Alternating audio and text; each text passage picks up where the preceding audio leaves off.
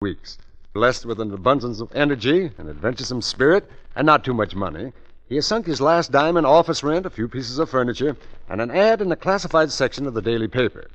Now, as he sits back in his swivel chair, waiting for the clients to form a line outside his office, the door bursts open. Mr. Lincoln? Yes? Mr. George Lincoln? That's right. I saw your ad in the paper. Do you have a crime that needs solving? Let George do it. Do you have a dog that needs walking? Let George do it. Do you have a wife that needs spanking? Let George do it. What are you, a client? Oh, no, Mr. Lincoln. I'm Sonny Brooks. What do you want, an interview for your grammar school paper? Oh, I graduated from grammar school. Congratulations. Thank you. That's all right. I'll get it. Hey, wait a minute. Good morning. Let George do it. How do you like that? Oh, I can make an appointment for you. Yeah, I'm Mr. Lincoln's confidential assistant. That's nice to know. Well, if you're that close, then come right up, Mr. Winters. Yeah, goodbye, sir. Now, look here, Bottom Button. You can call me Sonny. Well, now, look here, Sonny. Who hired you? Well, I come with the office. You see, Caleb the elevator man is my friend. He knew I was looking for a job, so he said, Sonny, whoever gets that office gets you, too. Well, isn't that just ducky? Oh, you'll find me very reliable, Mr. Lincoln. I have intelligence, initiative, a pleasing personality, and I'm Cuff. Cuff? What's that mean? C-U-F. Cool under fire. Oh, that's great. Well, tap two. What's that, sir? Take a powder, punk. Time's up. Yeah, but Mr. Lincoln... You're too young, Sonny. Things may get a little rough around here. Oh, that's okay, sir. I'm a very rugged character. Now then, Mr. Winters will be here soon. Winters? Yes, sir. Jonathan Winters. He just phoned. Oh. We can discuss my salary later. I'll go on the payroll as of today. Whether I like it or not. Well, I have a feeling you're going to become very fond of me, sir. I grow on people. Yeah, like a bunion. All right, Sonny, call an employment agency and get me a secretary. Well, that won't be necessary, sir. Why? Don't tell me you type, too. No, but my sister does. Your sister? Claire. She'll be here soon to start to work. Say, does your whole family go with this office? Well, I don't have much of a family. There's just Claire and me. Oh, well, that's tough, kid. Well, you like Claire. She's prettier than I am. Oh, that's perfect. It doesn't matter if she can type or take dictation, just so she's prettier than you are. Say, this is my lucky day. Mr. Lincoln? Oh, yes, Mr. Winters. Come right on in. Mr. Lincoln, I'm here because... Oh, well, it doesn't matter what the job is, Mr. Winters. I'm your man. Just throw your problem in my lap and I'll come up with the right answer. Mr. Lincoln, I'm about to be murdered. Well, now, don't take it too seriously. A lot of us... Murdered? Murdered? You're joking, I hope. I'm not joking. Well, that's a little out of my line, Mr. Winters. I mean, you see, Mr. Lincoln, I have been murdered. Holy Joe! Oh, well, don't stand there. Do something. Call somebody. The police, the fire department. I'll get a doctor. And Sonny. Yeah, Mr. Lincoln? Don't get excited. Look at me. I'm perfectly calm. You going up, miss? Is Mr. Lincoln's office in this building? 5th floor. Step in. Oh, thank you. Oh, you're Claire, aren't you? Well, how did you know? Family resemblance. You look like Sonny.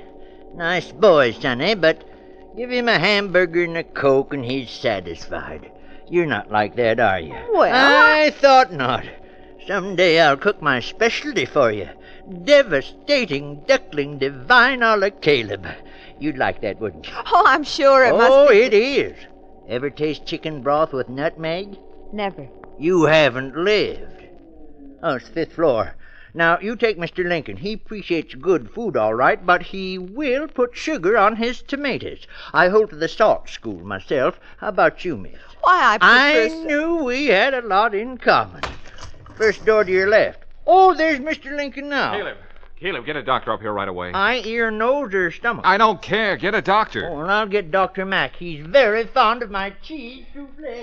Mr. Lincoln? Well... Is anything wrong? Oh, no, nothing trifling. Now, run along, sweetheart. If you're a client, come back tomorrow, will you? I'm Claire Brooks, Sonny's sister. You will come back tomorrow. Mr. Lincoln. Well? I spent 10 cents on bus fare to come here to interview you for a job. I'm going to have that interview whether or not you like it. Well, look, here's a dime. Now be a good girl and beat it. I certainly will. I wouldn't work for you if you offered me $1,000 a week to sit behind a desk and do nothing but powder my nose. You could stand a little powder at that. Oh, Now, oh, wait a minute. You had any experience as a secretary? Of course. Can you mend socks? Men's socks. Iron shirts, sew buttons, cook breakfast over a can of Sterno? Mr. Lincoln, are you looking for a secretary or a wife? Oh, a secretary. I'm still a bachelor. Knock on wood. Had one close call, though, but I got away from her. Lucky guy. Lucky girl. Okay, you're hired. Thank you. Now give me back my dime. What about salary? Oh, we'll discuss that after I collect from my first client. How do I know you'll ever get a first client? Client? Oh, I've got one now. I don't know what I'm going to do with him, but I've got him. Come on in and see for yourself. That gentleman stretched down on the floor is my first... Sonny! Sonny! Yeah, Mr. Lincoln? Well, where is he? Where's the body? Where's Mr. Winters? Holy Joe, Mr. Lincoln. He's gone.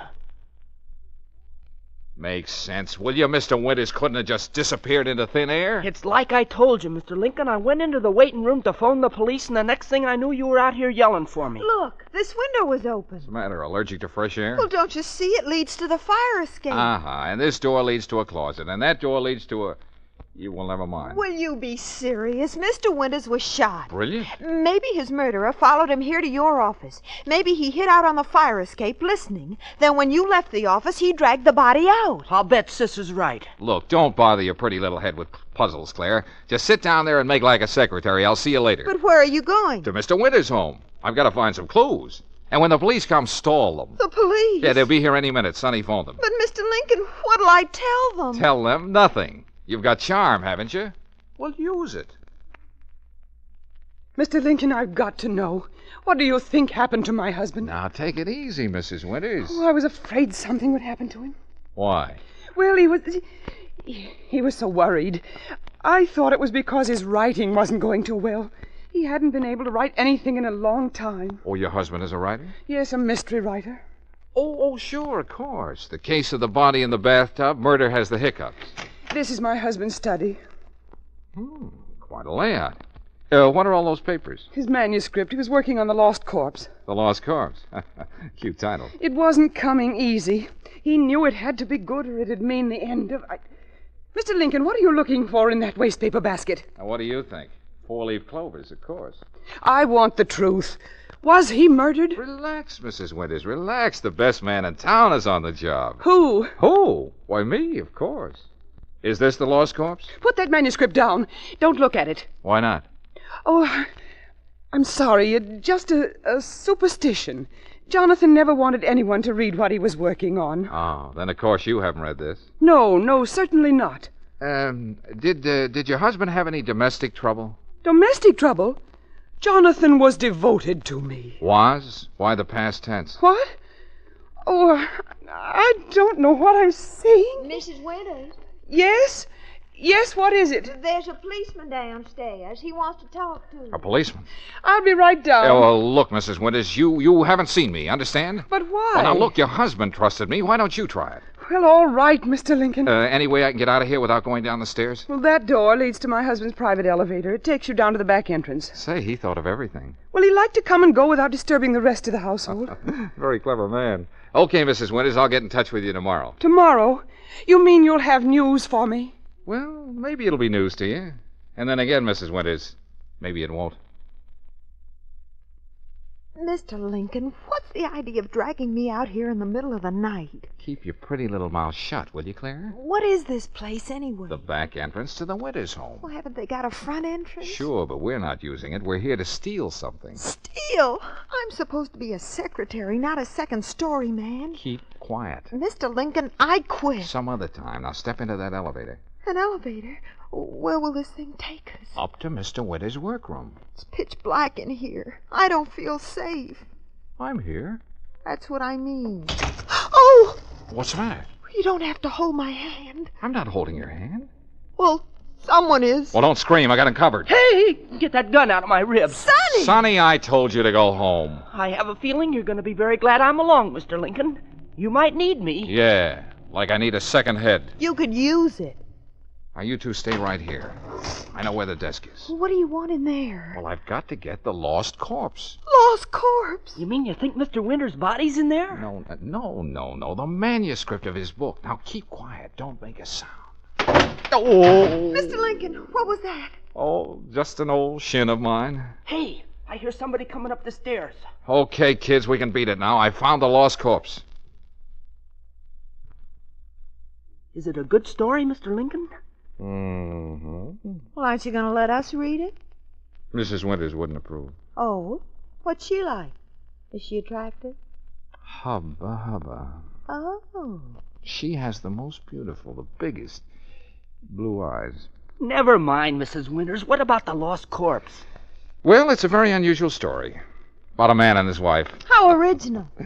The wife would like to give him the gate, but she hasn't any money of her own. However, she stands to collect a lot if her husband ever kicks the bucket. Is there a murder? Natch.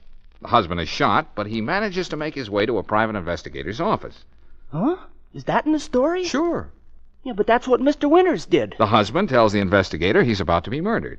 Hey, that's what Mr. Winters told you. Then he collapses. When the investigator steps out of his office, the wounded man disappears. Just like Mr. Winters did. That's what actually happened. It is? Well, what do you know about that? Well, go on, Mr. Lincoln. Then what?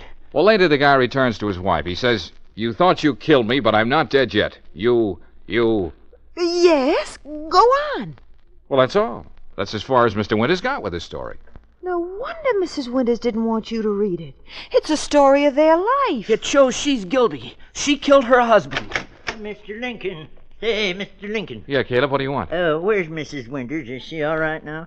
Mrs. Winters, what are you talking I about? left her in your waiting room. She came to see you. When was this? A few minutes ago, she acted kind of funny, like maybe she was sick. But I was cooking a mackerel on my hot plate downstairs, and you know you got to keep your eye on a mackerel. Never mind the mackerel. Where is she now? I just come up to see if she's all right. Do you want me to stuff the mackerel with cornbread? Caleb, are you sure you left Mrs. Winters here in my writing room? You know, some people like rice stuffing, but I prefer corn myself. Mr. Lincoln, look, on the table. A woman's purse. With initials on it. M.W. Marcia Winters. Do you think the same thing happened to her, Mr. Lincoln? Someone followed her here and hid on the fire escape? No, she heard us talking. She knew we thought she was guilty. Oh, of course. Say, how are you two at playing games? Games at a time like this? Look, Sonny, you be Sonny. I'll be George Lincoln, and Claire, you be Mr. Winters. Oh, what about me? What'll I do, Mr. Lincoln? You go stuff your mackerel. All right, Mr. Lincoln, I'll just go do that. Now, Claire, step outside the office, give us a few minutes, then come in and say you expect to be murdered. Oh, I get it. You want to reenact the crime. Smart boy. Okay, Claire, get going. First I'm a second story man, and now I'm an actress. I quit. Oh, go on, Claire. Be a good sport. Humor me. I said I quit. We haven't got time now. You can quit tomorrow. Oh, very well. But you can think of the silliest thing. Now what'll we do, Mr. Lincoln? Just exactly what we did when Mr. Winters first stepped into this office. Okay, Claire, come on in. I don't think she heard you. No. All right, Claire, we're ready. What's the matter with her? I'll get her. Claire, you can come in now. Claire! Where is she? Holy Joe. This is quite a problem. Now my sister's disappeared. Well, Lincoln doesn't seem to have gotten very far in his solution of this case. First, a murdered man disappeared from right under his nose. Then the murdered man's wife mysteriously departed. And now his secretary has vanished into thin air.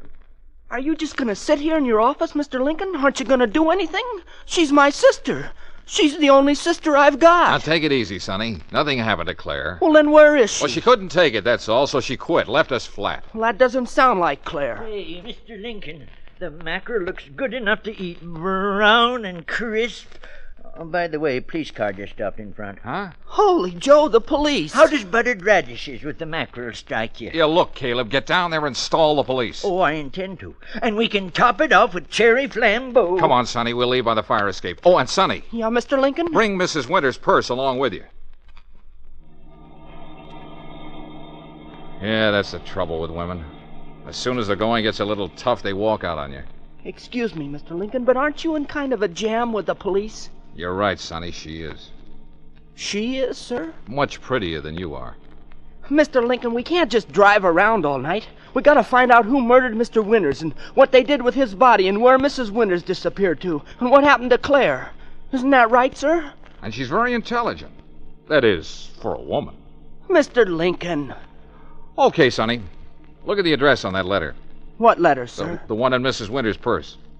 Is there a letter in here? Well, didn't you notice it when Claire opened the purse? No, sir. Oh, here it is. It's addressed to Mrs. Marcia Winters, 300 Pepper Tree Lane, Cedarhurst. Uh-huh. Hey, That's in the country. Yeah, they must have a country home, too. Cedarhurst. Yeah, that's out on Highway 6, right near... Hey, we're on Highway 6. We're headed toward Cedarhurst now. Oh, brilliant deduction, Sonny. I'll increase your ration of bubble gum. I filled her up, sir. Oil, water, No, thanks. wash your windshield. Oh, don't bother. I washed it once and I couldn't do a thing with it. Huh? Don't get many customers around here at night. Pretty deserted road. Uh-huh. I'll bet we're the first car you've seen this evening. That's right. Oh, except that there cab. Cab? With a woman in it? Now, how'd you guess? Hey, I'll bet it was Mrs. Winters. Hang on, Sonny. We're getting warm. Is this it, Mr. Lincoln? Careful, don't make any noise. There's a light inside the cabin. Yeah, and a woman. See her moving around? Oh, yeah. Yeah, I can make out her shadow now. Yeah, very shapely shadow. We gonna just walk right in? Oh, no, of course not. That's no fun. What would they do in a mystery show? They'd climb in the window. Then we'll climb in a window. Mr. Lincoln, she turned off the light. Shall I go in first? Stand back, son. This is a man's job. I'll grab her. Yes, sir. Oh, no, you don't. You'll stay right here. Let me go. Turn the light on, Sonny. Yes, sir. Let's see what we bagged. Claire! Well, if it isn't second story Clarissa. Did you have to be so rough? I'll bet you cracked 2 ribs. Sorry, I don't know my own strength. Well, now that you see who I am, you don't have to keep on holding me. Yeah, but it's fun. Claire, what are you doing here? Well, she saw the address on the letter, so she decided to follow the clue. Yeah, but why didn't she let us in on it? She thought I was a dope, Sonny, so she took over. You know all the answers, don't you? Not quite. What happened when you got here? Nothing. Place looked deserted. I crawled in the window, too. No one here? I couldn't see anyone, but, well, I've had the strangest feeling. Yeah? As though someone's been watching me. Well, stay here with Sonny. I'll look around. Holy Joseph, you sure had me scared. Oh, I'm sorry, Sonny, but Mr. Lincoln didn't seem to be making any effort to solve the case. Oh, don't kid yourself. He just keeps things to himself. Well, everything seems to be in order. Hey, that was a car. Look, Sonny, Claire, stand back there in the corner. I'll cover the door. Be careful, Mr. Lincoln. Do I detect concern in your voice? Well, good evening, Mrs. Winters. Oh, May I present my 2 assistants, Claire and Sonny Brooks? how did you know I'd come here? What do you want? Oh, just want to make talk. Mr. Lincoln, you've got to believe me. I'm not like the woman in his story. I love Jonathan. Uh-huh, and you're the girl who never reads his manuscripts until they're finished. Well, Oh, go ahead. Turn me over to the police. I don't care what happens anymore. Well, that's as good as a confession, Mr. Lincoln. I'm in no mood for confessions. Blow your nose, Mrs. Winters. We're going to play a little game. Oh, not again. Now, Sonny, you keep an eye on Mrs. Winters. Don't let her leave. Oh, don't worry. I won't try to run away. Look, Claire, you're the wife in the lost corpse. More acting? I quit. Tomorrow. Now then, I'll be the husband in Mr. Winters' story. Here are some lines for you to read, Claire. You came all prepared, didn't you? We'll skip to the part where I walk in wounded and say, you thought you killed me, but I'm not dead yet. You think you can follow those lines? I can read, if that's what you mean. All right, all set? Let's go. You thought you killed me, but I'm not dead yet. No, I didn't shoot you. I swear I didn't. But who'll believe you? The police? All the clues point to you. Do you mean? Yes, my dear. You wanted me out of the way. Well, you got your wish. I shot myself. No, I killed myself. But they'll think you're guilty. You'll pay for it. I'll get a doctor. Too late, too late. Goodbye, my dear. Goodbye for just a little while. Then I die. What a performance. I don't get it, Mr. Lincoln. You wrote this ending for his story, is that it? Well, of course. What's a story without an ending? I'll tell you what Mr. Lincoln is getting at. He's trying to prove that my husband shot himself. Shot himself in such a way that it would look as though I murdered him. Why would Jonathan do such a thing? He knew that I loved him. You don't have to put on an act for us, Mrs. Winters. Why don't you turn her over to the police? Now, keep your shirt on, Sonny. Okay, you come in now. You mean the police are here? The police? Well, how did you like my way of ending your story, Mr. Winters? Mr. Winters! Jonathan! He's here? It was very clever, Mr. Lincoln. Oh, Jonathan. Oh, I'm terribly sorry you were worried, darling. I tried to go home and explain, but the police were there. No, but I don't understand. Well, you see, the ending to The Lost Corpse was driving me crazy. You see, I knew that. when I searched his wastepaper basket. It was full of rejected endings. Finally, I decided to do just what the hero in my book did. Then, when he saw the police were questioning you, Mrs. Winters, he came out here to hide. I saw him in the closet, but I wanted to put on a show for him. Oh, Jonathan. Oh, forgive me, darling. Well, come on, kids. They don't need an audience. Wait a minute, Mr. Lincoln. I've got the ending to my story, thanks to you. And with all that publicity in the papers, it's sure to have a big sale. So, name your fee. Oh, well, I don't know, Mr. Winters. I haven't really thought about it. Suppose we say an even grand. I'll send you a check in the morning. Oh, no hurry. But I just happen to have a pen and a blank check with me. As a matter of fact, it's all made out. Just needs your signature, Mr. Winters. Huh? Oh, yes. I certainly. Holy Joe, $1,000. There you are. Thanks. Well, let's go, kids. Good night, Mr. Winters, and if you ever get stuck again... I'll remember. Good night. Good night. What a day. Now I feel like collapsing. Sonny, come here and put your arm around me. Whoa, sure, sis. Go away, Sonny. Let George do it. Next week at this time, George Lincoln has a difficult problem thrust upon him. You'll probably hear him saying something like this. All that money just to find you a wife, Mr. Peterson? Why, it's a cinch. Now, just a minute, Mr. Lincoln. I've got to have me a wife who'll love my little Annabelle. Annabelle? Yeah, and all her little brothers and sisters. All her brothers and sisters? How many have you got? 400. 400 children? No, 400 pigs.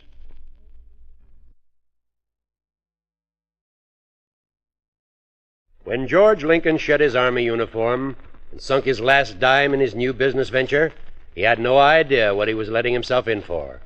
His offer to let George do it, if you have a problem to solve, has led him into many mysteries and adventures. Right now, as we pick up the story, George's secretary, Claire, and his self-appointed personal assistant, Sonny, are entering the office building and greeting Caleb, the elevator operator. Good morning, Caleb. Morning, Sonny. Morning, Claire. You're late, ain't you? We certainly are. Get us up in a hurry, will you, Caleb? Oh, did you try making my sardine omelet this morning, Claire? That what detained you? We had to sign a new lease on our apartment. For 2 years. Boy, oh boy, are we lucky. Wish I could find a new house. Why, Caleb, I thought you loved your place in the country. Stove's only got 2 burners. Now you take my receipt for macaroon trifle with hot butterscotch sauce. I put the macaroons to cook on one burner, the custard on the other, and there I am with hot butterscotch on my hands. You don't need a new house. You need a new stove. 5th floor. Gee, I wonder what Mr. Lincoln will say. He's not down yet. Oh, thank goodness. Come on, Sonny. Well, if you get hungry, I've got some sour milk pancakes downstairs with raisins. Thanks, Caleb. Hey, the door isn't locked. Why, I'm sure I locked it last night. And why is it so dark in here? Oh, the shades are drawn. Get 'em up, will you, Sonny? Maybe Mr. Lincoln came back and worked last night. On what? We haven't had a client in a week. Nobody wants him to solve a murder or find the missing pearls or... Sonny! What's the matter? Look, on the couch. Mr. Lincoln. Sound asleep. Sound asleep, my eye. I haven't slept a wink all night. And the first person who says good morning gets fired. Help me unfold, will you, Sonny? Yes, sir. Well, it's no laughing matter. It's a simple problem in mathematics. The couch is 5 feet 6 inches. I'm 6 feet 1 inch. That leaves 7 inches hanging over. After the 7 inches got numb, I tried tucking them under. But, Mr. Lincoln, after all, you have an apartment. Put that in the past tense. What do you mean? I shared an apartment with Dave Thorne. Well, last night something horrible happened to him. What happened? He got married. Oh. She moved in, I moved out. You see before you, Claire, a man without a bed. What a shame. Hey, Sonny, go ask Caleb if he has any donuts hanging around. Well, the donuts are sour milk pancakes with raisins, but I'll get them. Start the coffee perking, will you, Claire? I suppose this is hardly the time to mention that we're late because I had to sign a 2-year lease on my apartment. 2 years? May I touch you? 2 years. Is it furnished? Mm-hmm. How many rooms? 5. 5 rooms? Claire, will you marry me? Mr. Lincoln? Hey, where are those sour milk pancakes with raisins? I met this gentleman outside. This is Mr. Duncan. He's a client. Oh, well, come in, Mr. Duncan. Come right on in. Sonny, you beat it. Yes, sir. Well, sit right here, Mr. Duncan. Might as well call me Uncle Milt. Everybody else does. Besides, I'm going to call you George. Oh, that's fine. Uncle Milt, my secretary, Claire Brooks. How do you do? Terrible. Just terrible. George, I'll pay you any price you can name your fee if you just do one thing for me. Consider it done. Good. Brief and to the point. Man after my own heart. I want you to find an apartment for my niece. Certainly, I'll take care of it right. An apartment? Or a house or a couple of rooms or anything. Just get 'em out of my place. But, Uncle Milt. Now, look, George, I'm an old man, and all I want is to spend the rest of my days in peace and quiet. I have a nice house, a lovely house, but it has a guest room, and that's where I made my first mistake. What do you mean? Well, my niece Helen had the chance to sell her house at a profit. Uh-huh. They couldn't find any place to move, so she and her husband Roy and her baby Annabella moved in with me. How awful. Oh. Now, understand, young lady, I love babies, but not when they cry all night, not when they wake up at 6 a.m. sharp, and not when they sleep right off my room on the sleeping porch. Oh, you have a sleeping porch? Helen and Roy used the guest room. Uncle Milt, does this sleeping porch have a bed? I mean, besides the babies? Yeah, and it's the only bed in the house that isn't being used. Good, I'll move right in. What? You haven't got a place to live yourself? Now, how do you expect to help me? Oh, well, now, don't get excited. I just want to be there to look things over. You know, in on the ground floor. On a soft bed. Well, I don't care where you sleep or what you do, only for heaven's sake, find my niece and her family a place to live. And here's my card and my address. I expect results. You'll get 'em. See you later, Uncle Milt. Fine. Well, Well, that ought to bring us a good fee. Mr. Lincoln, you of all people ought to know the housing situation. Do you expect to work a miracle? Aren't you worried? What have I got to worry about? Tonight I have a bed to sleep in. Come in, George. Come in. Oh, Come in. thanks, Uncle Milt. Have you got good news for me? Did you find him a place to live? Not yet. I just came to leave my suitcase. Roy Finney, stop reading that paper and get up off that couch and help me move it. What's that? Read all day long. My niece, Helen. Oh. Hurry up, grab up one end of the couch. She's changing the furniture around. Oh. Helen. Uncle Milt, grab one end of the couch and help me move it. Who's that? Helen, this young man Never mind, is it doesn't George... matter. Young man, you grab up the other end of the couch. I want to move it where the piano is. We'll put the piano where the radio is, and we'll put the radio... Well, why don't you move the couch? Wouldn't it be easier to move if he'd get up off it? Roy, will you get up? He never hears me when he reads. We'll have to move him with it. Come on now. Oh, now you woke Annabelle, Uncle Milt. Look after her, will you? All right, Helen, all Couch right. is much too heavy for this side of the room. I'll go with you, Uncle Milt. Then we'll put the radio on the other side of the fireplace. If I could only move the fireplace. Talk all the time, just like her mother, my sister Sadie.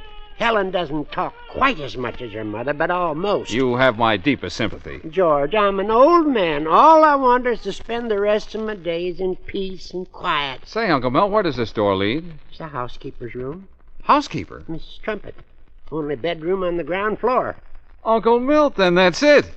What are you talking about? Well, look, this is far away from the sleeping porch, isn't it? Of course. You can't hear the baby down here. Don't you see? All you have to do is fire Mrs. Trumpet. Huh? Then you can take her room. Let Helen do the cleaning and cooking. She'll get so sick of it, they'll all move out. Wonderful. Magnificent. There's only one catch. What's that? Mrs. Trumpet. She's a very determined woman. She may not like being fired. Oh, nonsense. All right, then. You do it. What? After all, you're in charge. Okay. Just leave Mrs. Trumpet to me. I certainly wish you luck. I guess I'd better see about that. Mrs. Trumpet. Well, what do you want? Mrs. Trumpet, I'm George Lincoln. What do you want? Well, I'm handling Mr. Duncan's affairs for him now. What do you want? Well, it seems Mr. Duncan won't require your services anymore. He'll give you 2 weeks' notice, of course, but you won't have to work them out. In fact, you can leave right now. I'll help you pack. Oh, no, you don't. Well, you must have some place to go. You have a family, haven't you? I have a husband and a daughter. Fine.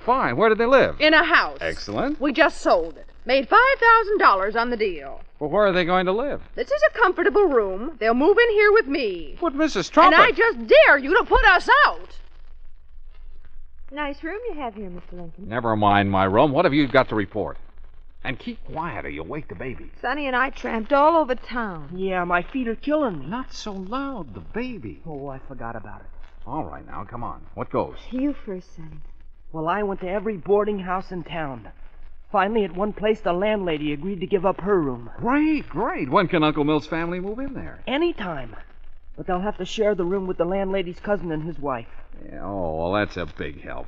Well, Clara, what about you? I tackle the hotels, all of them. I can get them one room at the Hotel Manning. That's great. In 2 months and for 2 days. Oh, great guns. Hey, but here's an idea, Mr. Lincoln. Huh? If the nephew should meet with an accident or happen to get sick... What are you talking about? He's perfectly healthy. Well, I thought you were desperate. Oh, all right, I'm desperate. Suppose he has an accident. Then I can get him in at the American hospital. They'll give him a cot in the corridor. Oh, Sonny. And about his family, they have a very comfortable waiting room at the hospital with a nice couch. And that's your report. Well, I told you we couldn't work a miracle. But there must be some place in town. Other people have apartments. They... Oh, Claire, Well, you like your job, don't you? You like it very much. it's all right. I knew you were crazy about it. Now then, you'd do anything to keep your job, wouldn't you? Explain. Well, I mean, if it meant giving up your apartment to hold your job, I'd you'd... quit. That's what I thought.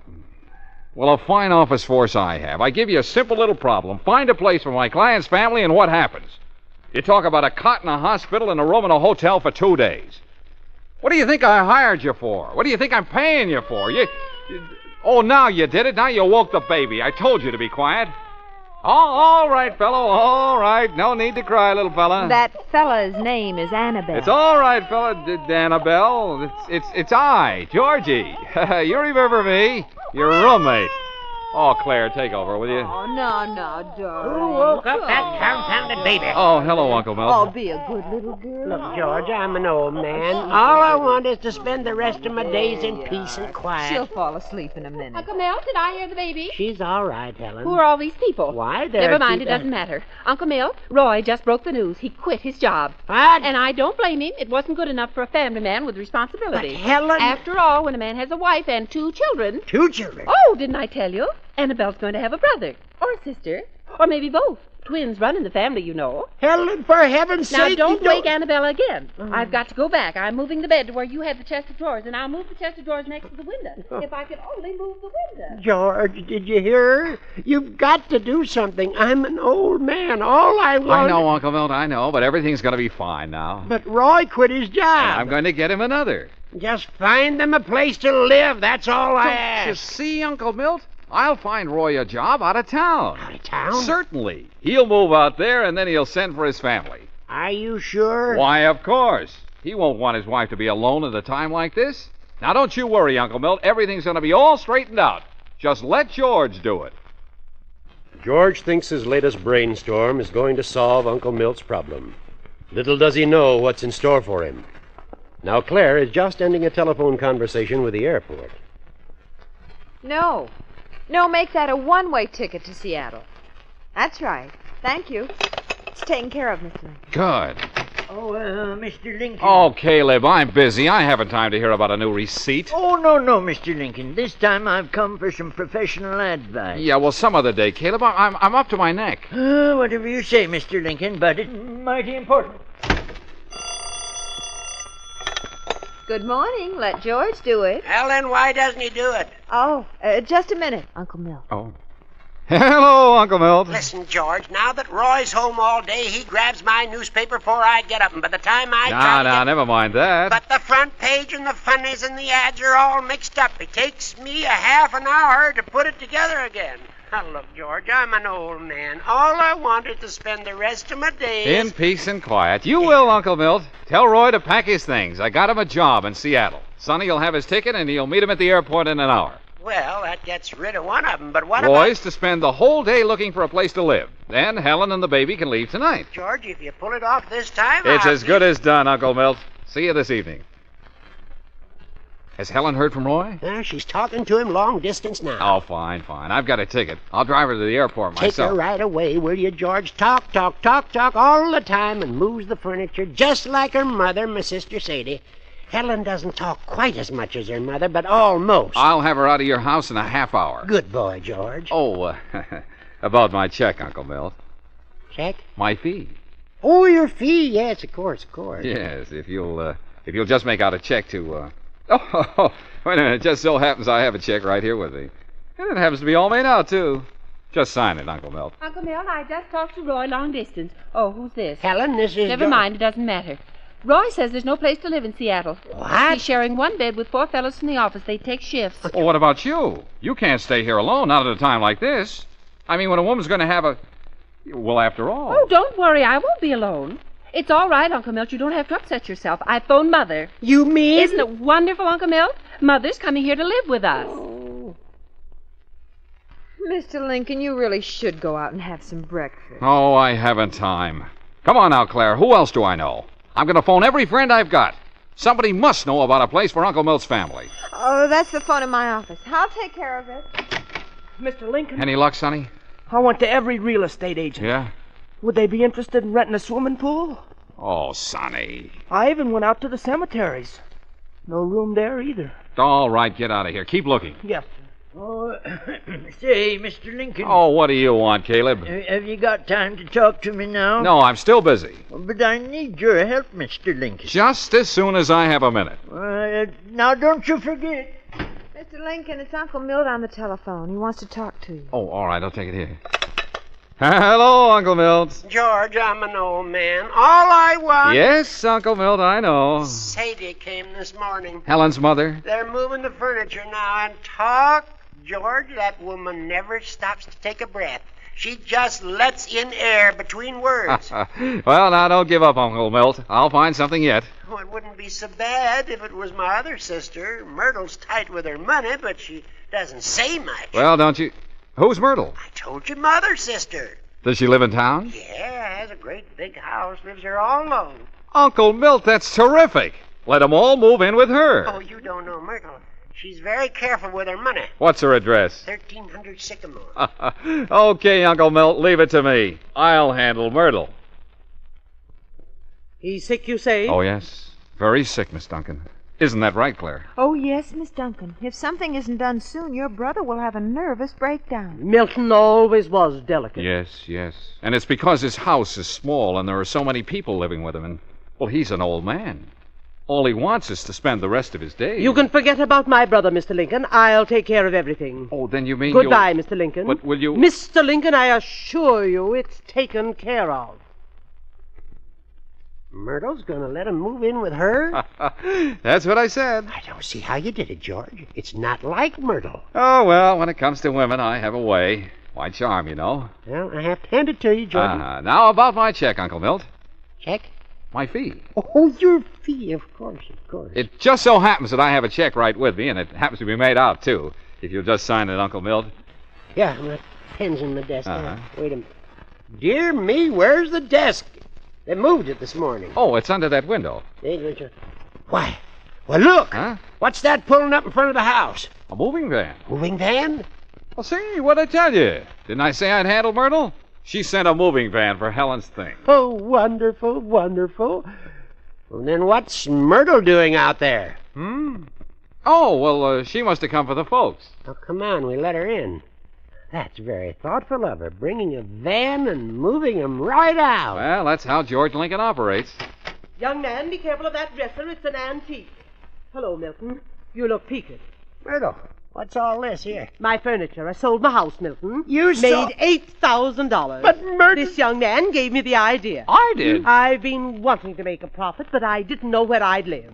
Then when he told me how sick you are, Milton, I felt it my duty to come here and nurse you. But, Myrtle, where will you sleep? I'll take your room. You can use the sleeping porch. The fresh air will do you good. Sleeping porch? With Annabelle? George? It's all right, Uncle Milt. I'll move my things out right now. Good morning. Let George do it. Let me speak to Mr. Dewitt. Oh, Uncle Milt. Oh. Hello.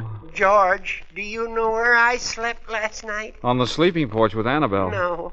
My sister Sadie took the porch. There isn't room with Helen because she has the guest room all fixed up with furniture for the new baby. Where did you sleep? On a cot in the garage. Oh, good heavens. George, I'm an old man. I know. I'm working on it, Uncle Milt. For heaven's sake, George, hurry up. I'm an old man. Oh, Claire, I'm about ready to call it quits. Well, maybe Sonny will find something today. I slept here again last night. Pulled a chair over to the couch for my feet. Claire, you're looking at a very discouraged man. Oh, now, Mr. Lincoln, don't say that. Does your head hurt? Yeah, terribly. Here, let me rub it for you. Feel better? Oh, don't stop. I won't. You know, Claire, you're a very sympathetic person. Well, right now you're a figure to arouse sympathy. And at the same time, you're very beautiful. Why, thank you. Claire, Yes? How about your apartment? So that's it. You can rub your own head. Claire. You're not going to soft soap me out of my apartment. Well, you can't blame me for trying, can you? Mr. Lincoln. Oh, Caleb, I told you I have troubles enough of my own. But, Mr. Lincoln, I just hate to go to somebody else for advice. Oh, all right. What do you want? Well, I hate to put you out in it. You see, I spend so much time in the room downstairs anyway that I was wondering, do you think you can help me rent my house in the country? House? Rent? I just moved my things right into the room downstairs. The stove's so much better there. Caleb, I love you. Mr. Lincoln. I love you dearly. Give me the keys to the house. Claire, get Uncle Mill on the telephone. Tell him we'll pick him up in 5 minutes. Tell him we found a house for his whole darn family. Do you think there might be room for Myrtle in it, too? Of course. Plenty of room. We didn't have time to talk to Caleb, Uncle Milt. We just grabbed the keys and ran. Yeah. And I was wondering if we could put up Mrs. Trumpet with him. You know, my housekeeper. Well, why do you want to do that? Well, now that Roy's gone, Mrs. Trumpet's husband always grabs my paper in the morning. I don't mind cooking for myself. I just want to live alone the rest of my days. We'll move them all out here, Uncle Milt. Every last one of them, bag and baggage. After all, the country, open spaces, plenty of room. 2234. Must be right on this corner. Huh? Yep, there it is. Is this it? Is this all there is to it? Oh, no. It's a narrow lot, that's all. Must go way back. Well, it doesn't look very big. In fact, it looks very small. Now, don't you know you can never tell by the front of a house? Probably very compact. Come on. How many rooms do you suppose it has? Oh, we'll see in a minute. Remember, there's Helen and Annabelle and Myrtle and Sadie and Mrs. Trumpet and her husband and her daughter, not to mention the new baby when it comes, and that may turn out to be twins. Uh-huh. I'll walk right in, Uncle Milt. After you, Claire. Oh. Oh. Well, suppose the living room is small. What of it? But, Mr. Lincoln, where are the other rooms? Well, you see doors, don't you? We'll start opening them. Oh, this must lead to one of the beds. Oh! Look out! In a door bed. Oh, I guess this is the bedroom. When that's pulled down, there isn't even room for a cot in here. Well, now don't get discouraged. Here's another door.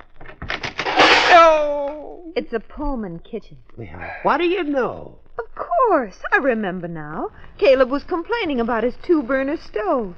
See, the bottom is an icebox. Yes. Well, I told you it was a compact place. And you were so right. If they take the Pullman kitchen out, they might have room for the baby's bed in here. That's right. Keep plugging. Say, Mr. Lincoln, is there I don't see it. Outside. In back of the house. Small, but compact. Oh, yeah. Uncle Milt, I guess I owe you an apology. What do you mean? Well, I'm sorry, sir. This is the first time I've ever failed a client. I've let you down, Uncle Milt.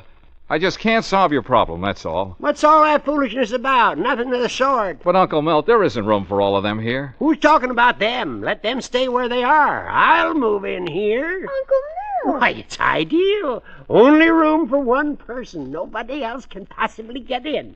Peace and quiet for the rest of my days. Well, sure, of course. What'd I tell you, Uncle Milt? Nothing's impossible for George Lincoln. If it takes a miracle, why, then I produce a miracle.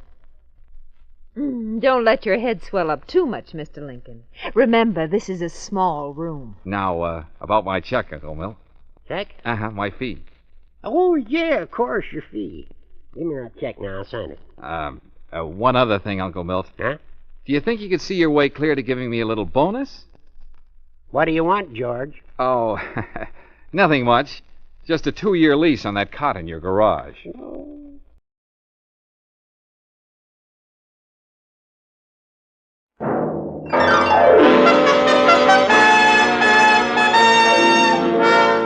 Standard of California invites you to... Let George do it. What's the quickest starting, smoothest running gasoline on the road today? Chevron Supreme. Faster pickup, too. Take a tip, friends, and fill up with Chevron Supreme at your nearest Chevron gas station, garage, or standard station. Start down the highway or in traffic, and you'll be thankful for a tank full of Chevron Supreme gasoline.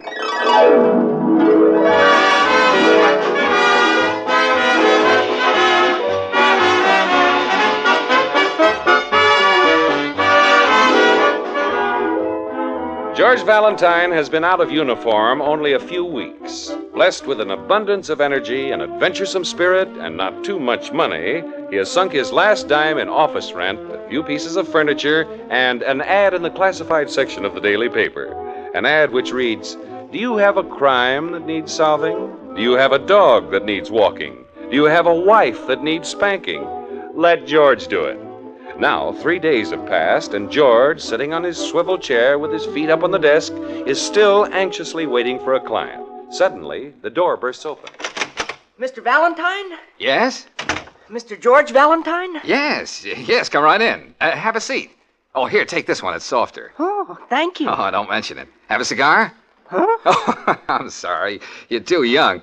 Wait a minute. Here, have a chocolate bar with almonds. Oh, thank you. Now then, what can I do for you? Well, I came to work for you. Work? Oh, I thought you were a client. Oh, no, sir. Well, that's all right. I'll get it. Hey, wait a minute. Good morning. Let George do it. How do you like that? Well, I can make an appointment for you. I'm Mr. Valentine's confidential assistant. That's nice to know. Well, if you're that close, then come right up, Mr. Winters. Goodbye, sir. Now, look here, Bottom Button. I'm Sonny Brooks. You can call me Sonny. Well, now, look here, Sonny. Who hired you? Well, I come with the office. You see, Caleb the elevator man is my friend. He knew I was looking for a job, so he said, "Sonny, whoever gets that office gets you, too." Yeah, well, you're too young, Sonny. Things may get a little rough around here. Oh, that's okay, sir. I'm a very rugged character. Now then, Mr. Winters will be here soon. Winters? The mystery writer? Yes, sir. Jonathan Winters. He just phoned. Oh. We can discuss my salary later. I'll go on the payroll as of today. Whether I like it or not, huh? Well, I have a feeling you're going to become very fond of me, sir. I grow on people. Yeah, like a wart. Okay, Sonny, call an employment agency and get me a secretary. Well, that won't be necessary, sir. Why? Don't tell me you type also. No, but my sister does. Your sister? Claire. She'll be here soon to start to work. Say, does your whole family go with this office? Well, I don't have much of a family. There's just Claire and me. Oh. Oh, well, that's tough, kid. But you're lucky. I haven't even got a sister. Tell you what, maybe we can sort of look after each other. How about it, huh? Oh, that'll be swell, Mr. Valentine. I'll be glad to take care of you, sir. You're okay, Sonny. Well, you like Claire, too. She's prettier than I am. Oh, perfect. It doesn't matter if she can type or take dictation, just so she's prettier than you are. Mr. Valentine? Oh, yes, Mr. Winters. Come right in. Mr. Valentine, I'm here because... Oh, it doesn't matter what the job is, Mr. Winters. I'm your man. Just throw your problem in my lap and I'll come up with the right answer. Mr. Valentine, I'm about to be murdered. Now, don't take it too seriously. A lot of people... Murdered? Murdered? You're joking, I hope. I'm not joking. Oh, well, that's a little out of my line, Mr. Winters. I mean, that is, well, Mr. Valentine, I have been murdered.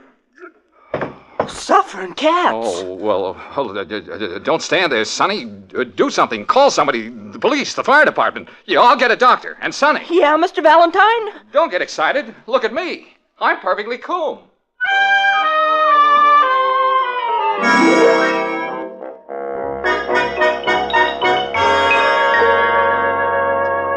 Going up, miss? Is Mr. Valentine's office in this building? 5th floor. Step in. Oh, thanks. You're Claire, ain't you? Why, how did you Oh, know? family resemblance. You look like Sonny. Nice boy, Sonny. I think so. Of course, I'm prejudiced. You know what sisters are like. Yes, I'm the same way about Georgie. Georgie? You don't mean Mr. Valentine? Of course I do. Known him for years. Used to work for his father. Georgie and me got to be good friends on account of his curls. Curls? He must have been all of 4 years. Had the prettiest long curls you ever did see. Really? Yes, I talked his ma into having them cut off. Georgie and me have been close friends ever since. I can understand that. Hey, you gonna go to work for him? Well, I'm going to apply for the job. Well, you keep an eye on him, hear me? Well, You know that boy never thinks to eat unless someone reminds him. Oh, this is the 5th floor. Oh. And don't let his talk fool you. He tries to act hard-boiled, but I know Georgie. Underneath it all, he's still a little boy with them pretty long curls. The first door to your left. Oh, there he is now. Caleb, get a doctor up here right away. Eye, ear, nose, or stomach? I don't care. Just get a doctor. I'll get Dr. Mack. He took very good care of you that time you had that cold, remember? Mr. Valentine. Well? Is anything wrong? Oh, no, nothing trifling. Now, run along, sweetheart. And if you're a client, come back tomorrow, will you? I'm Claire Brooks, Sonny's sister. Yeah, we'll come back tomorrow. Mr. Valentine. Well? You're going to interview me for the job whether you like it or not. I spent 10 cents on bus fare to come here. Look, here's a dime. Now be a good girl and beat it. I certainly will. I wouldn't work for you if you offered me $1,000 a week to sit behind a desk and do nothing but powder my nose. You could stand a little powder at that. Oh, you... Wait a minute. You had any experience as a secretary? Of course. Can you mend socks? Men's socks. Iron shirts, sew buttons, cook breakfast over a can of Sterno? Mr. Valentine, are you looking for a secretary or a wife? Oh, a secretary. I'm still a bachelor. Knock on wood. Had one close call, though, but I got away from her. Lucky guy. Lucky girl. Say, you're all right. Okay, you're hired. Thank you. Now give me back that dime. What about salary? Well, we'll discuss that after I collect my first client. How do I know you'll ever get a first client? My first client? Oh, I've got one now. I don't know what I'm going to do with him, but I've got him. Come on in and see for yourself. That gentleman stretched out on the floor is my first... Sonny! Yeah, Mr. Valentine? Where is he? Where's the body? Where's Mr. Winters? Suffering cats, Mr. Valentine. He's gone.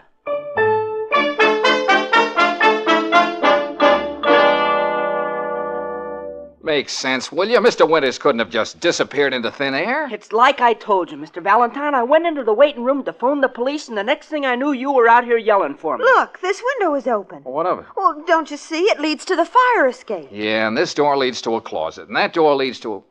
Well, never mind. Will you be serious? Mr. Winters was shot. Well? Maybe his murderer followed him here to your office. Maybe he hid out on the fire escape listening. Then when you left the office, he dragged the body out. I'll bet Sis is right. Sure. Oh, look, kids, we haven't got time to puzzle over it now. I'm in a jam. The police will be here any minute. The police? Of course. Sonny phoned them. I'll look pretty silly trying to explain that the body disappeared. My first case, and I make a mess of it. Oh, don't get discouraged, Mr. Valentine. Well, to tell you the truth, Sonny, I don't know what to do next. I haven't even got a clue. Still a little boy in curls. Curls? Oh, Caleb's been talking to you, huh? He's a swell old gentleman, but don't take him too seriously. Why not? Well, he thinks I know all the answers. And look at me. Mr. Valentine, why don't you go out and find a clue? Find one? Where? Well, did Mr. Winters have a family? Well, I don't. Hey, wait a minute. I've seen pictures of his wife in society papers. Good.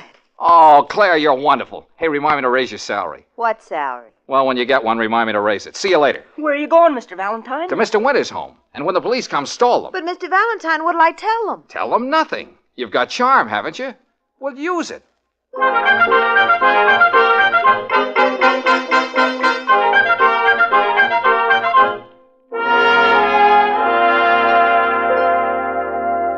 Mr. Valentine, I've got to know. What do you think happened to my husband? Now, just take it easy, Mrs. Winters. Oh, I was afraid something would happen to him.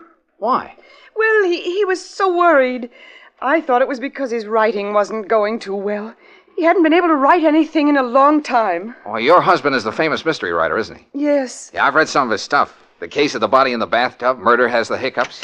And this is his study. Oh. Say, quite a layout. What are all these papers? His manuscript. He was working on The Lost Corpse. The Lost Corpse? Cute title. Oh, it wasn't coming easy. He knew it had to be good, or it'd mean the end of... Mr. Valentine, what are you looking for in that wastepaper basket? Well, I don't know exactly. I just got a hunch. I want the truth. Was he murdered? Relax, Mrs. Winters, relax. The very best man in town is on the job. Who? Who? Well, me, of course. Is this The Lost Corpse? Put that manuscript down. Don't look at it. Why not? Oh, I'm sorry. Just a superstition. Jonathan never wanted anyone to read what he was working on. Oh. Then, of course, you haven't read this. No, certainly not. Did your husband have any domestic trouble? Domestic trouble? Jonathan was devoted to me. Was? Why the past tense? Well, I don't know what I'm saying. Mrs. Winters? Yes, what is it? There's a policeman downstairs. He wants to talk to you. A policeman? I'll be right down. Yeah, well, look, Mrs. Winters, you haven't seen me, understand? But why? Your husband trusted me. Why don't you try it? Well, all right, Mr. Valentine. Look, any way I can get out of here without going down the stairs? Yes, that door leads to my husband's private elevator. It'll take you to the back entrance. Say, he thought of everything. He liked to come and go without disturbing the rest of the household. A clever man. Okay, Mrs. Winters, I'll get in touch with you tomorrow. Tomorrow? You mean you'll have news for me? Well, maybe it'll be news to you. And then again, Mrs. Winters, maybe it won't.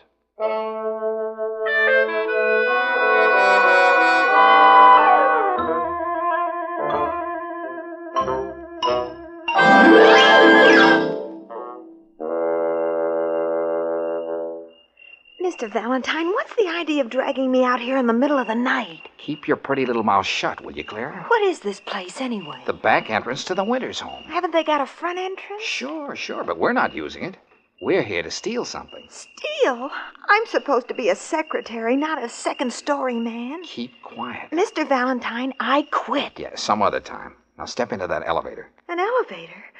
Where will this thing take us? Up to Mr. Winters' workroom. It's pitch black in here. I don't feel safe. I'm here. That's what I mean. Shh. Now keep quiet. Oh! What's the matter? You don't have to hold my hand. I'm not holding your hand. Well, someone is. Don't scream. I've got him covered. Put him up, you.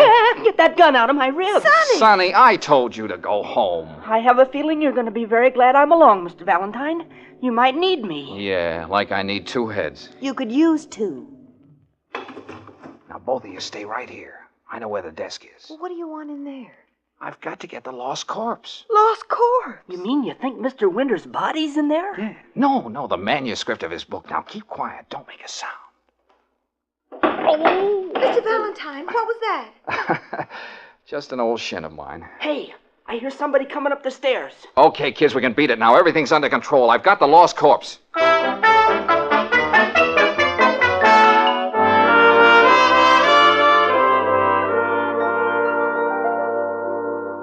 Is it a good story, Mr. Valentine? Mm-hmm. Aren't you going to let us read it?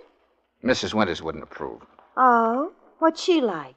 Is she attractive? Never mind Mrs. Winters. What about the lost corpse? Well, it's a very unusual story about a man and his wife. How original. The wife would like to give him the gate, but she hasn't any money of her own. Mm-hmm. However, she stands to collect a lot if her husband ever kicks the bucket. Is there a murder? Natch. The husband is shot, but he manages to make his way to a private investigator's office. Huh? Is that in the story? Sure. But that's what Mr. Winters did. The husband tells the investigator he's about to be murdered. Hey, that's what he told you. Then he collapses. When the investigator steps out of his office, the wounded man disappears. Just like Mr. Winters did. Well, that's what actually happened. It is? Well, what do you know about that? Well, go on, Mr. Valentine. Then what? Well, later the guy returns to his wife, and he says, "You thought you killed me, but I'm not dead yet. You... Yes, go on. Well, that's all. That's as far as Mr. Winters got with his story. No wonder Mrs. Winters didn't want you to read it. It's a story of their life. It shows she's guilty. She killed her husband. Georgie. Say, Georgie. Oh, yeah, Caleb, what do you want? Where's Mrs. Winters? Is she all right now? Mrs. Winters? What are you talking about? Well, I left her in your waiting room. She came to see you. Oh, when was this? A few minutes ago. She acted kind of funny, like maybe she was sick. Come on. There's not a sign of her.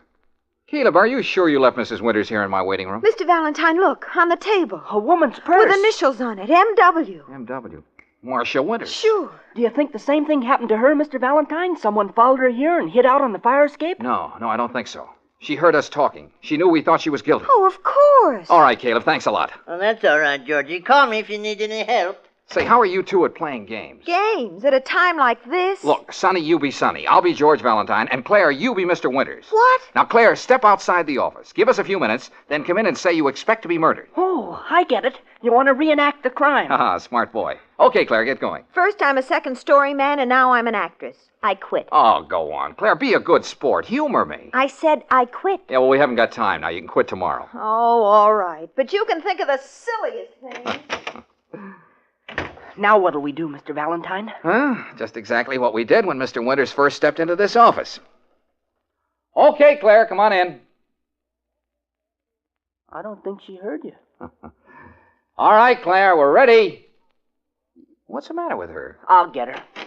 Claire, you can come in now. Claire, where is she? Suffering cats. What a mess. Now my sister's disappeared.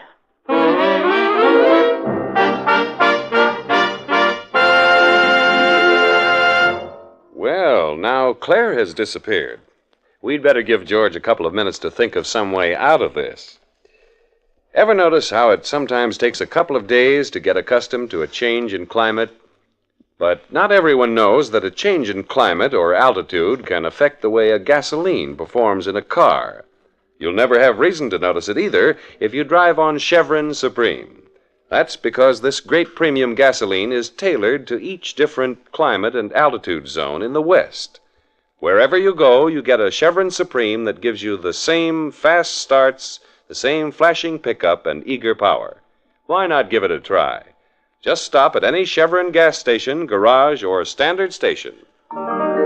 You'll be thankful for a tank full of Chevron Supreme gasoline. Faster starting, quicker pickup with Chevron Supreme gasoline.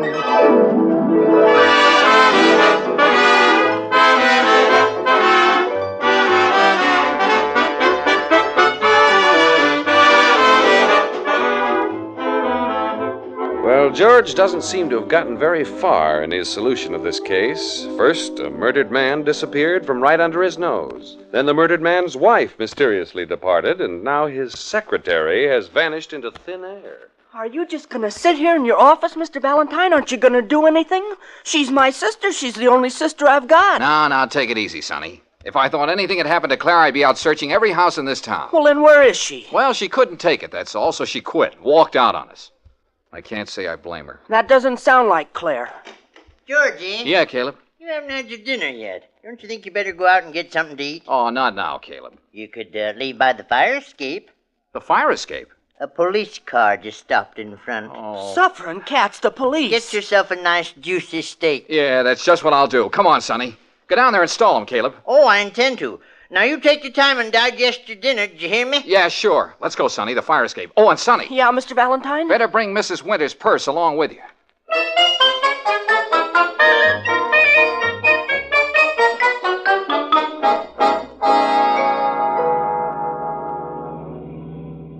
Excuse me, Mr. Valentine, but aren't you going to stop and get something to eat? That's the trouble with women. As soon as the going gets a little tough, they walk out on you. Didn't you promise Caleb you'd get yourself a steak? Boy, a big, beautiful steak. But you're right, Sonny. She is. She is, sir? Much prettier than you. Mr. Valentine, if we're not going to eat, we can't just drive around all night. We've got to find out who murdered Mr. Winters and what they did with his body, and where Mrs. Winters disappeared to and what happened to Claire. Isn't that right, sir? And she's very intelligent. That is, for a woman. Mr. Valentine. Oh, okay, Sonny. Look at the address on that letter. What letter, sir? The one in Mrs. Winters' purse. Is there a letter in here? Well, didn't you notice it when Claire opened the purse? No, sir. Oh, here it is. It's addressed to Mrs. Marcia Winters, 300 Pepper Tree Lane, Cedarhurst. Uh-huh. Hey, that's in the country. Yeah, they must have a country home, too. Cedarhurst. Yeah, that's out on Highway 6, right near... Hey, we're on Highway 6. We're headed toward Cedarhurst now. Brilliant deduction, Sonny. I'll increase your ration of bubble gum.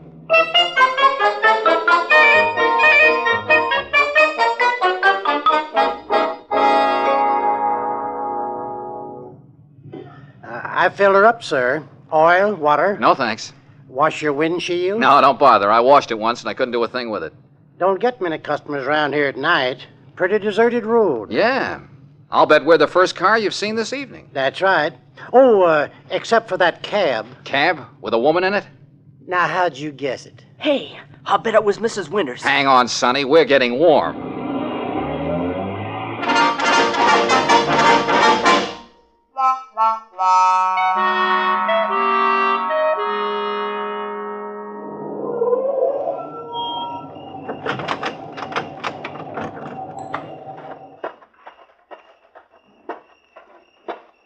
Is this it, Mr. Valentine? Now, careful. Don't make any noise. There's a light inside the cabin. And a woman. See her moving around? Oh, yeah. I can make out her shadow now. All right, Sonny, you stay out here. Mr. Valentine. I'm sorry, Sonny, but there may be trouble. I can't let anything happen to you. Oh, but I'm in this with you. Look, don't you remember? I was going to look out for you. Yeah, but you may need me. Jeepers, Mr. Valentine. All right, Sonny, you win. But stick close to me, understand? Yes, sir. Are we Gonna just walk right in? No, of course not. That's no fun. What would they do in a mystery show? They'd climb in a window. Then we'll climb in a window. Mr. Valentine, she turned off the light. Shall I go in first? No, you get in back of me. Let me handle this. Yes, sir. Take it easy, Sonny. I'm okay. Oh! I've got her. Let go! No, you don't. Just stay right here. You're hurting me. Turn the light on, Sonny. Yes, sir. Let's see what we bagged. Claire! Well, if it isn't second-story Clarissa. You have to be so rough. I'll bet you cracked 2 ribs. I'm sorry, I don't know my own strength. Well, now that you see who I am, you don't have to keep on holding me. No, but it's fun. Claire, what are you doing here? Well, she saw the address on the letter, so she decided to follow the clue. Yeah, but why didn't she let us in on it? She thought I was a dope, Sonny, so she took over. You know all the answers, don't you? Not quite. What happened when you got here? Nothing. The place looked deserted. I crawled in the window, too. No one here? I couldn't see anyone. Are you sure? Of course, but, well, I've had the strangest feeling. Yeah? As though someone's been watching me. Mm-hmm. Stay here with Sonny. I'll look around. Suffering cat, sis, you sure had me scared. Oh, I'm sorry, Sonny, but Mr. Valentine didn't seem to be making any effort to solve the case. Don't kid yourself. He just keeps things to himself. Well, everything seems to be in apple pie order. Hey, listen. Sonny, Claire, stand back there in the corner. I'll cover the door. Be careful, Mr. Valentine. Do I detect concern in your voice? Well, I don't want to see you get shot right in front of me. Then close your eyes. Good evening, Mrs. Winters. Oh, May I present my 2 assistants, Claire and Sonny Brooks? how did you know I'd come here? What do you want? Oh, just want to make talk. Mr. Valentine, you've got to believe me. I'm not like the woman in his story. I love Jonathan. Uh-huh. And you're the girl who never reads his manuscripts until they're finished. Well, Oh, go ahead. Turn me over to the police. I don't care what happens anymore. That's as good as a confession, Mr. Valentine. Well, I'm in no mood for confessions. Come on, we're going to play a little game. Oh, not again. Sonny, you keep an eye on Mrs. Winters. Now, don't let her leave. Don't worry. I won't try to run away. Okay, Claire, you're the wife in the lost corpse. More acting? I quit. Tomorrow. Now then, I'll be the husband of Mr. Winters' story. Here are some lines for you to read, Claire. You came all prepared, didn't you? Is this stuff that you wrote, Mr. Valentine? Well, of course. I'm a man of many talents. Now then, we'll skip to the part where I walk in wounded and say, "You thought you killed me, but I'm not dead yet." You think you can follow those lines? I can read, if that's what you mean. All set? Let's go. You thought you killed me, but I'm not dead yet. No, I didn't shoot you. I swear I didn't. But who'll believe you? The police? All the clues point to you. Do you mean... Yes, my dear. You wanted me out of the way. When you got your wish, I shot myself. No. I killed myself. But they'll think you're guilty. You'll pay for it. I'll get a doctor. Too late. Too late. Goodbye, my dear. Goodbye. Then I die. What a performance. I don't get it, Mr. Valentine. You wrote this ending for his story, is that it? Of course. What's a story without an ending? I'll tell you what Mr. Valentine is getting at. He's trying to prove that my husband shot himself. Shot himself in such a way that it would look as though I murdered him. Why would Jonathan do such a thing? He knew that I loved him. You don't have to put on an act for us, Mrs. Winters. Why don't you turn her over to the police? Now, just keep your shirt on, Sonny. And everybody stand where you are. Don't make a move. Understand? What are you going to do? You'll see. Mr. Valentine, why are you opening that door? Well, we're going to have some company. Company? Then somebody is hiding in here. Okay, you can come out now. Who are you calling? Hey, you mean the police are here? The police? You've set a trap for me. Come on out, Mr. Winters. Mr. Winters? Huh? How did you know I was hiding in there? Jonathan. Well, how'd you like my way of ending your story, Mr. Winters? It was very clever, Mr. Valentine. Oh, Jonathan, you're not hurt. You weren't shot. I'm terribly sorry you were worried, darling. Hey, I don't get this. Mr. Winters couldn't find an ending for his story, The Lost Corpse. But how did you know that? Searched his wastepaper basket, found it full of rejected endings. That's quite right. Finally, I decided to do just what the hero in my book did. So I went to Mr. Valentine. You see, I saw his ad in the paper. Said he could solve anything. Then, when he tried to go home and explain to you, Mrs. Winters, he saw the police there. So he came out here to hide. Oh. Right, Mr. Winters? Absolutely right. I knew I'd find him here. Then when I searched this cabin, I saw him hiding in the closet. Well, why didn't you say something? Oh, I wanted to put on a show for him. Oh, Jonathan. Oh, forgive me, darling. Well, come on, kids. They don't need an order. Now, wait a minute, Mr. Valentine. I've got the ending to my story, thanks to you. And with all that publicity in the papers, it's sure to have a big sale. So, name your fee. Oh, well, I don't know, Mr. Winters. I haven't really thought about it. Say an even grand. Huh? Oh, yes. I'll send you a check in the morning. Oh, no hurry, no hurry. I just happen to have a pen and a blank check with me, though. As a matter of fact, here it is, all made out. Just needs your signature, Mr. Winters. Oh, yes, of course, well, certainly. Suffering cats, $1,000. There you are. Thanks. Well, let's go, kids. Good night, Mr. Winters, and if you ever get stuck again... I'll remember.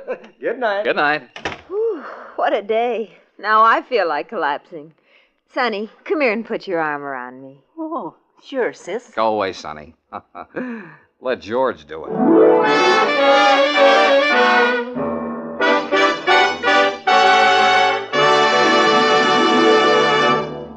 Tonight, I'd like to play a little game with you, too. A word game. It's very simple. I say a word, and you pop out with the first thing it brings to your mind. All set? Okay, I'll say oil.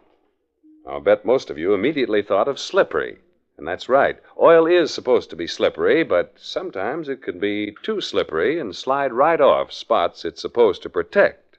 This can be awfully dangerous to cars, so we gave RPM motor oil a special non-skid ingredient that makes it cling to engine wear points. That's why it sticks to hot spots on upper cylinder walls that other oils often leave bare and exposed to wear. Other compounds in RPM gently remove carbon, prevent corrosion, and sludge. Try this all-around car saver. Ask for RPM motor oil at any standard station, Chevron gas station, or garage. And remember, fill up with Chevron Supreme, too. You'll be thankful for a tank full of Chevron Supreme gasoline. Faster starting, quicker pickup with Chevron Supreme gasoline.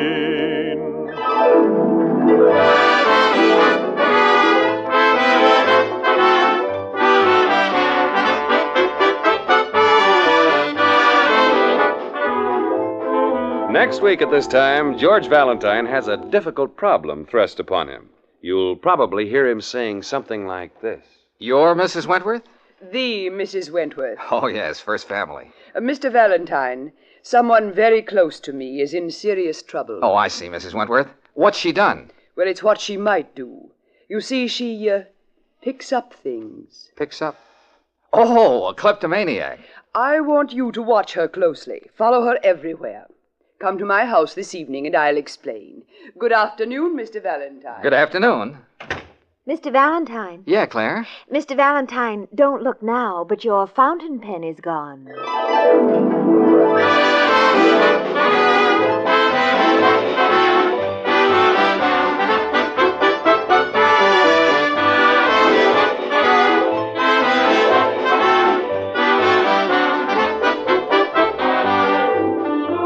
Let George Do It, starring Robert Bailey as George Valentine, is written by Pauline Hopkins and directed by Owen Vinson. Others in the cast were Shirley Mitchell as Claire, Eddie Firestone Jr. as Sonny, Joe Kearns as Caleb, Georgia Backus as Mrs. Winters, Howard McNear as Mr. Winters, and Horace Murphy as the filling station attendant. The music was composed and conducted by Charles Dant. Your announcer, John Heaston. Be with us next week when Standard of California invites you to Let George Do It.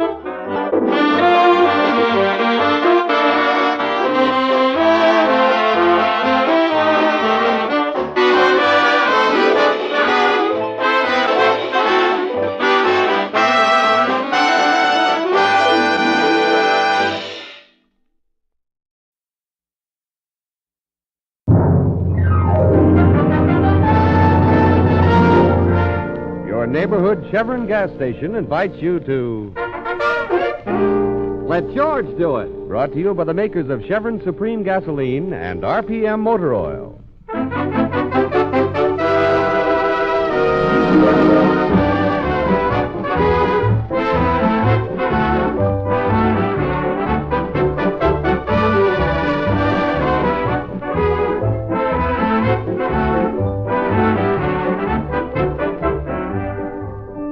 George Valentine has been out of uniform only a few weeks.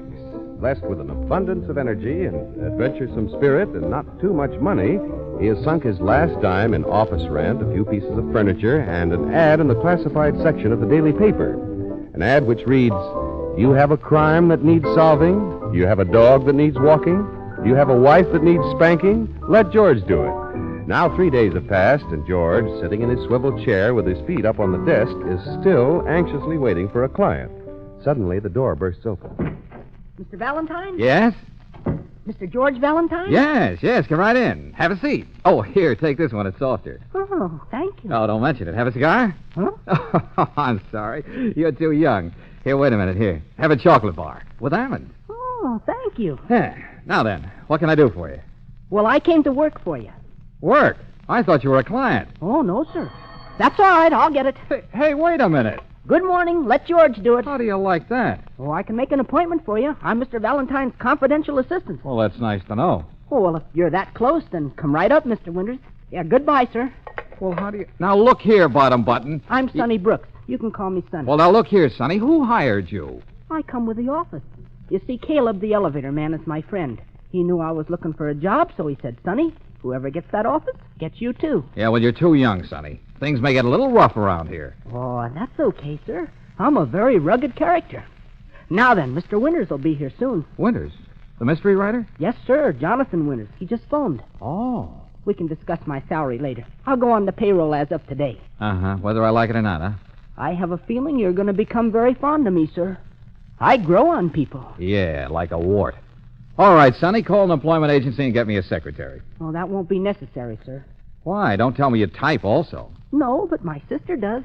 Your sister? Claire. She'll be here soon to start to work. Well, say, does your whole family go with this office? Oh, well, I don't have much of a family. There's just Claire and me. Oh, well, that's tough, kid. But you're lucky. I haven't even got a sister. Tell you what, maybe we can sort of look after each other. How about it? Oh, that'll be swell, Mr. Valentine. I'll be glad to take care of you, sir.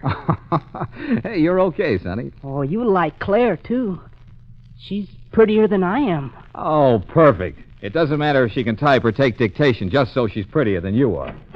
Mr. Valentine? Hmm? Oh, yes, Mr. Winters. Come right in.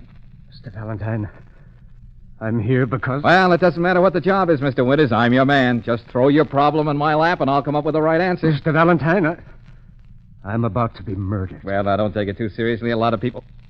Murdered? Murdered? You're joking, I hope. I'm not joking. Oh, well, that's a little out of my line, Mr. Winters. I mean, Mr. Valentine, I have been murdered. Oh. Suffering cat. Yeah, well, don't stand there, Sonny. Do something. Call somebody. The police, the fire department. Yeah, I'll get a doctor. And Sonny. Yeah, Mr. Valentine? Don't get excited. Look at me. I'm perfectly cool.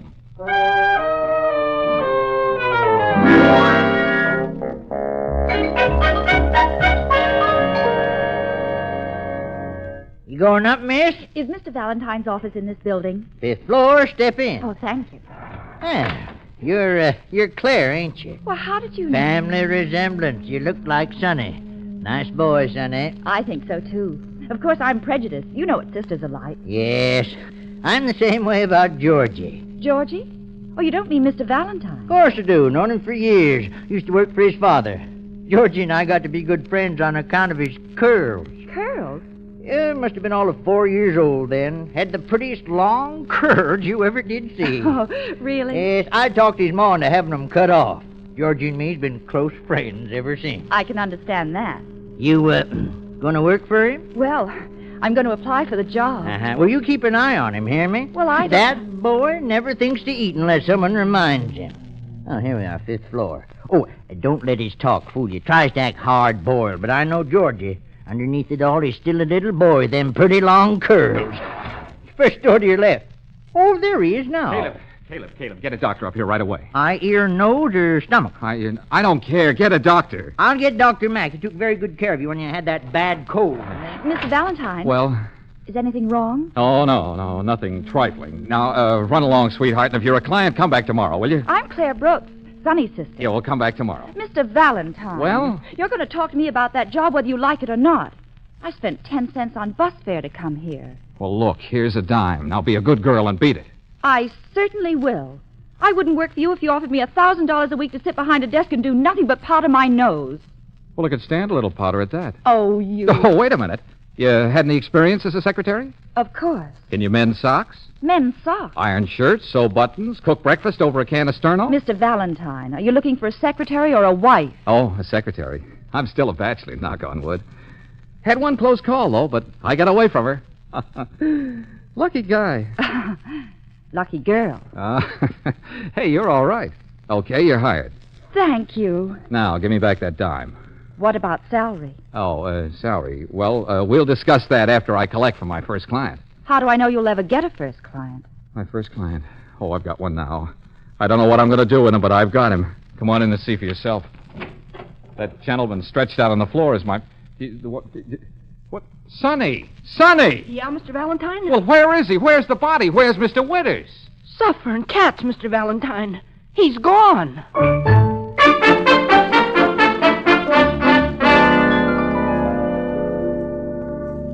Now, make sense, will you? Mr. Winters couldn't have just disappeared into thin air? Well, it's like I told you, Mr. Valentine.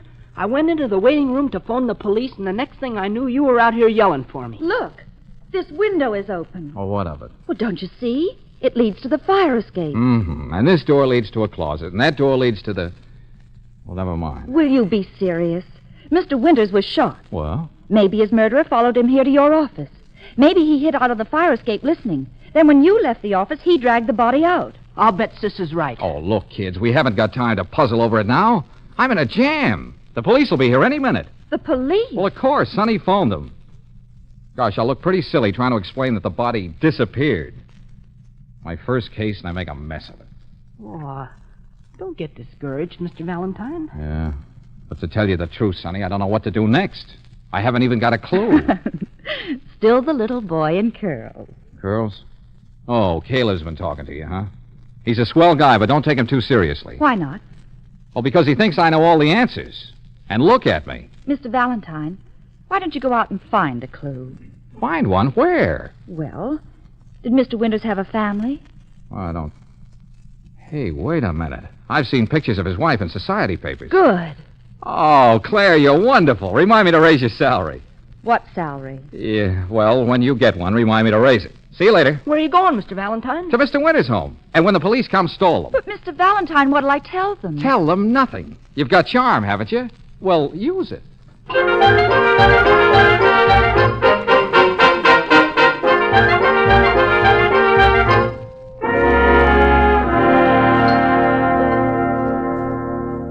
Mr. Valentine, I've got to know. What do you think happened to my husband? No, just take it easy, Mrs. Winters. I was afraid something would happen to him. Why? Well, he was so worried. I thought it was because his writing wasn't going too well. He hadn't been able to write a thing in a long time. Uh-huh. Your husband is the famous mystery writer, isn't he? Yes. Yeah, I've read some of his stuff. The Case of the Body in the Bathtub. Murder Has the Hiccups. This is his study. Say, quite a layout. What are all these papers? His manuscript. He was working on The Lost Corpse. The Lost Corpse. Cute title. It wasn't coming easy. He knew it had to be good, or it would mean the end. Mr. Valentine, what are you looking for in that wastepaper basket? Well, I don't know exactly. Just got a hunch. I want the truth. Was he murdered? Oh, relax, Mrs. Winters, relax. The best man in town is on the job. Who? Who? Why, me, of course. Is this the Lost Corpse? Put that manuscript down. Don't look at it. Why not? Well, sorry. It's just a superstition. Jonathan never wanted anyone to read what he was working on. Oh, then of course you haven't read this. No, certainly not. Did your husband have any domestic trouble? Domestic trouble? Jonathan was devoted to me. Was? Why the past tense? What? Well, I don't know what I'm saying. Miss Winters? Yes? Yes, what is it? There's a policeman downstairs. He wants to talk to you. A policeman? Well, I'll be right down. Look, Mrs. Winters, you haven't seen me, understand? But why? Your husband trusted me. Why don't you try it? All right, Mr. Valentine. Any way I can get out of here without going down the stairs? Oh, that door leads to my husband's private elevator. It'll take you to the back entrance. Say, he thought of everything. Well, he liked to come and go without disturbing the rest of the household. A clever man. Okay, Mrs. Winters, I'll get in touch with you tomorrow. Tomorrow? You mean you'll have news for me?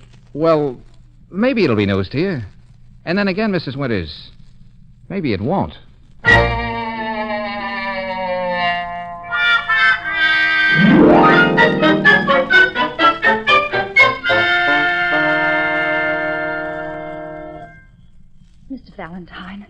What's the idea of dragging me out here in the middle of the night? Keep your pretty little mouth shut, will you, Claire? What is this place, anyway? The back entrance to the Winters home. Haven't they got a front entrance? Sure they have, but we're not using it. We're here to steal something. Steal? I'm supposed to be a secretary, not a second-story man. Shh, keep quiet. Mr. Valentine, I quit. Yeah, some other time. Now step into that elevator. An elevator? Where will this thing take us? Up to Mr. Winters' workroom. It's pitch black in here. I don't feel safe. I'm here. That's what I mean. Shh. Now keep quiet. Oh! What's the matter? Oh, you don't have to hold my hand. I'm not holding your hand. Well, someone is. Well, don't scream. I got him covered. Put him up, you. Hey, get that gun out of my ribs. Sonny, I told you to go home. Well, I have a feeling you're going to be very glad I'm along, Mr. Valentine. You might need me. Yeah, like I need a second head. You could use two. Now, both of you stay right here. I know where the desk is. What do you want in there? Well, I've got to get the lost corpse. The lost corpse? You mean you think Mr. Winters' body's in there? Yeah, it's about... No, the manuscript of his book. Now, keep quiet. Don't make a sound. Oh! Mr. Valentine. Oh, what was that? Oh, just an old shin of mine. Hey, I hear somebody coming up the stairs. Okay, kids, we can beat it now. Everything's under control. I've got the lost corpse.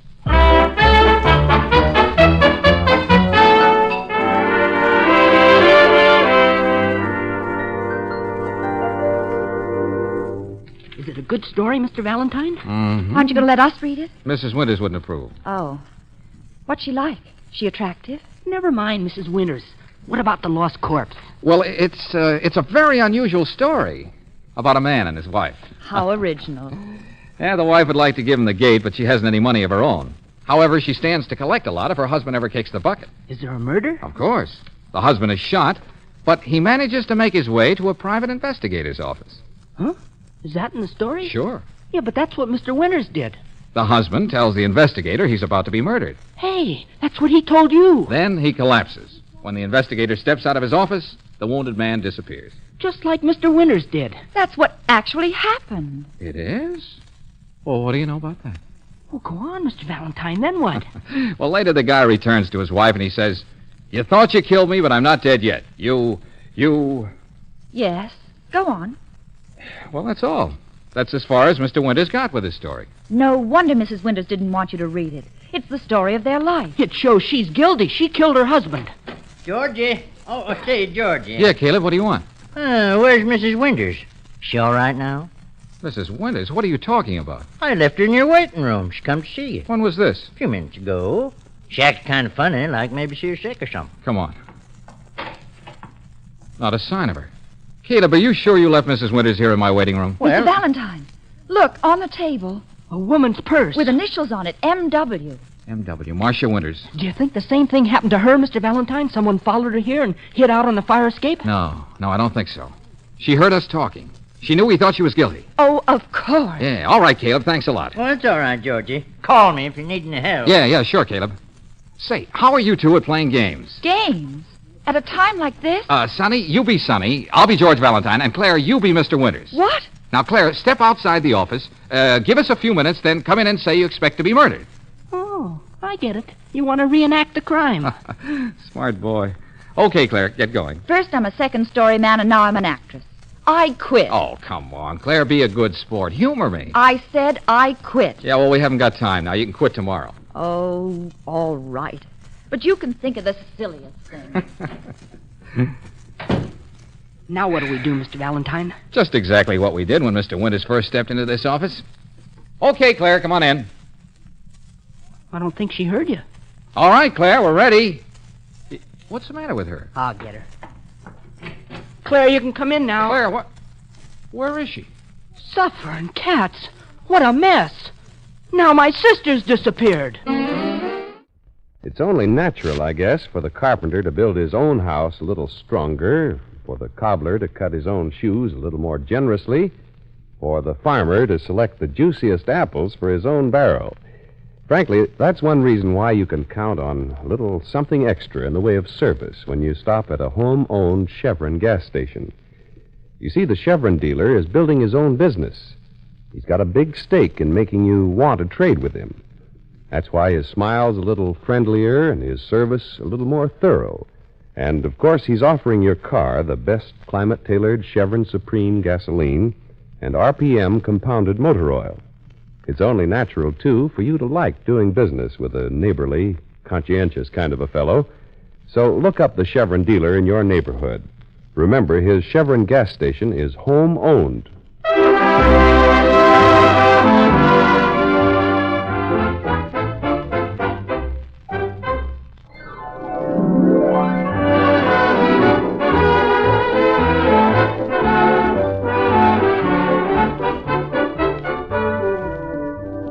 George doesn't seem to have gotten very far in his solution of this case.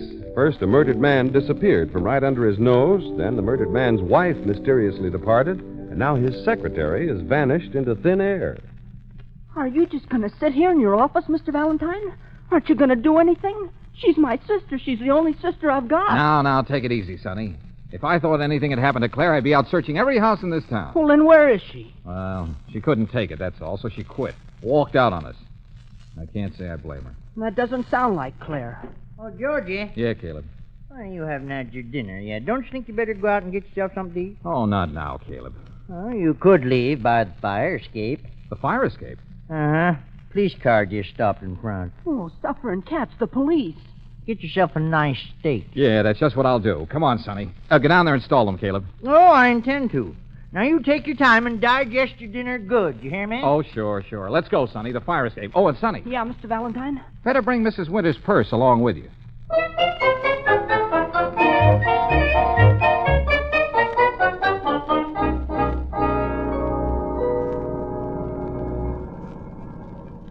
Excuse me, Mr. Valentine, but aren't you going to stop and get something to eat? That's the trouble with women. As soon as the going gets a little tough, they walk out on you. Didn't you promise Caleb you'd get yourself a steak? Boy, a big, beautiful steak. But you're certainly right, Sonny. She is. She is, sir? Much prettier than you. Mr. Valentine, if we're not going to eat, we can't just drive around all night. We've got to find out who murdered Mr. Winters and what they did with his body, and where Mrs. Winters disappeared to, and what happened to Claire. Isn't that right, sir? And she's very intelligent. That is, for a woman. Mr. Valentine. Oh, okay, Sonny. Look at the address on that letter. What letter, sir? The one in Mrs. Winters' purse.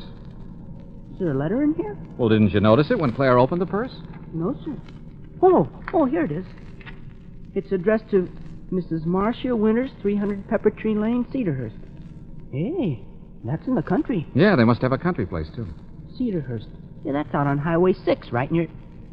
Hey, we're on Highway 6. We're headed toward Cedarhurst now. Oh, brilliant deduction, Sonny. I'll increase your ration of bubble gum.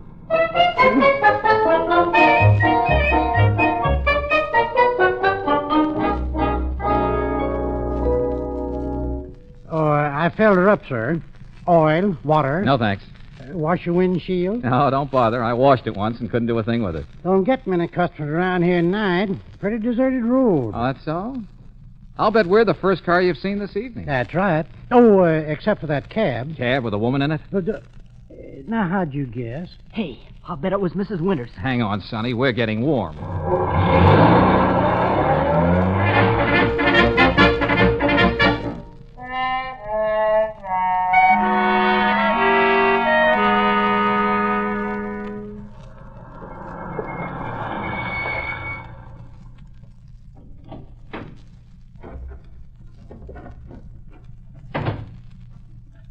Is this it, Mr. Valentine? Yeah, now careful. Don't make any noise. There's a light inside the cabin. Uh-huh. And a woman. See her moving around? Oh, yeah. I can make out her shadow now. All right, Sonny. You stay out here. Oh, Mr. Valentine. Sorry, Sonny, but there may be trouble, and I can't let anything happen to you. Yeah, but I'm in this with you. Don't you remember? I was going to look out for you. Yeah, but you may need me. Jeepers, Mr. Valentine. All right, Sonny, you win. But stick close to me, understand? Yes, sir. Are we going to just walk right in? No, of course not. That's no fun. What would they do in a mystery show? They'd climb in a window. Then we'll climb in a window.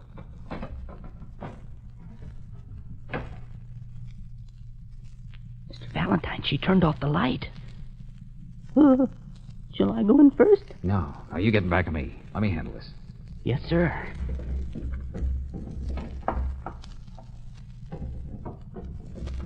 Now, take it easy, Sonny. I'm okay. Oh. I've got her. Let go. No, you don't. You'll stay right here. You're hurting Turn me. the light on, Sonny. Yes, sir. Let's see what we've bagged. Claire! Well, if it isn't second story Clarissa. Did you have to be so rough? I'll bet you cracked 2 ribs. Sorry, I don't know my own strength. Well, now that you see who I am, you don't have to keep on holding me. No, but it's fun.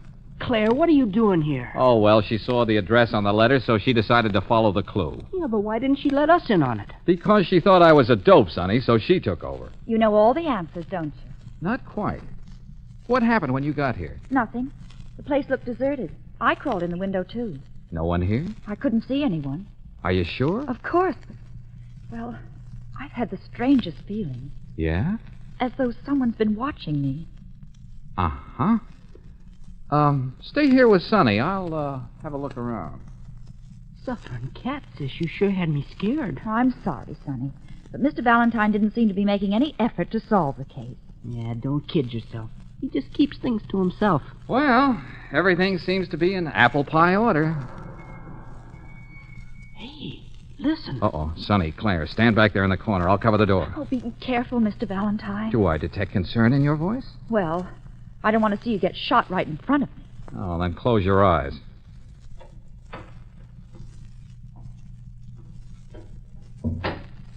Well, good evening, Mrs. Winters. Oh, May I present my 2 assistants, Claire and Sonny Brooks? how did you know I'd be here? What do you want? Just want to make talk. Mr. Valentine, you've got to believe me.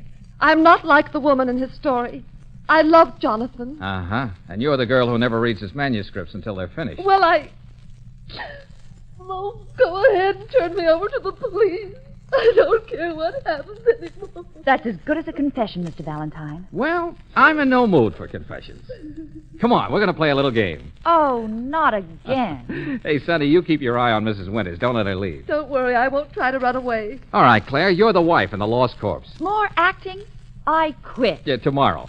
Now then, I'll be the husband in Mr. Winters' story. And here are some lines for you to read, Claire. You came all prepared, didn't you? Is this stuff that you wrote, Mr. Valentine? Well, of course. I'm a man of many talents. Now then, let's see. Oh, we'll skip to the part where I walk in, wounded, and say, you thought you killed me, but I'm not dead yet. All set? All right, let's go. You thought you killed me, but I'm not dead yet. No. I didn't shoot you. I swear I didn't. But who'll believe you? The police? All clues point to you. Do you mean... Yes, my dear. You wanted me out of the way. Well, you got your wish. I shot myself. No. I killed myself, but they'll think you're guilty. You'll pay for it. I'll get a doctor. Too late. Goodbye, my dear. Goodbye. Then I die. What a performance. I don't get it, Mr. Valentine. You wrote this ending for his story, is that it? Sure, of course. What's a story without an ending? I'll tell you what Mr. Valentine is getting at. He's trying to prove that my husband shot himself. Shot himself in such a way that it would look as though I murdered him. Why would Jonathan do such a thing? He knew I loved him. You don't have to put on an act for us, Mrs. Winters. Yeah, why don't you turn her over to the police? Now, just keep your shirt on, Sonny. And everybody stand where you are. Don't make a move. Understand? What are you going to do? You'll see. Mr. Valentine, why are you opening that door? We're going to have some company. Company? Then somebody is hiding here. Okay, you can come on now. Who are you calling? Hey, you mean the police are here? The police? You've set a trap for me. Come on out, Mr. Winters. Huh? Mr. Winters? How did you know I was hiding in there? Jonathan. Well, how'd you like my way of ending your story, Mr. Winters? Oh, I was very clever, Mr. Valentine. Jonathan, you're not hurt. You weren't shot. I'm terribly sorry you were worried, darling. Yeah, I don't get this. Well, Mr. Winters couldn't find an ending for his story, The Lost Corpse. But how did you know that? Searched his wastepaper basket, found it full of rejected That's endings. quite right. Finally, I decided to do just what the hero in my book did. So I went to Mr. Valentine. You see, I saw his ad in the paper. Said he could solve anything. Then when he tried to go home and explain to you, Mrs. Winters, he saw the police there. So he came out here to hide. Right, Mr. Winters? Absolutely right. I knew I'd find him here. Then when I searched this cabin, I saw him hiding in the closet. Why didn't you say something? Oh, I wanted to sort of put on a show for him. Oh, Jonathan. Oh, forgive me, darling. Oh, come on, kids. They don't need an audience. Oh, wait a minute, Mr. Valentine. I've got the ending to my story, thanks to you. And with all that publicity in the papers, it's sure to have a big sale. So, name your fee. Oh, yeah, well, I don't know, Mr. Winters. I hadn't really thought about it. I say an even $1,000. $1,000? $1,000? Oh, I'll send you a check in the morning. Oh, no hurry. I just happen to have a pen and a blank check with me, though. As a matter of fact, here it is all made out. Just needs your signature, Mr. Winters. Huh? Oh, yes, why, certainly, of course. Suffering cats, $1,000. There you are. Oh, thanks. Well, let's go, kids. Good night, Mr. Winters. And if you ever get stuck again... I'll remember. Good night. What a day. Now I feel like collapsing. Sonny, come here and put your arm around me. Oh, sure, sis. Go away, Sonny. Let George do it.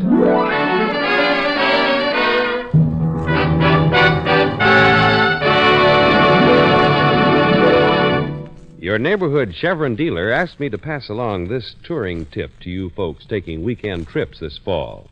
He wants me to remind you that a Chevron credit card makes a mighty handy traveling companion. If you don't have one, you can apply at any Chevron gas station. If you do have one and haven't been using it, don't forget these credit card advantages.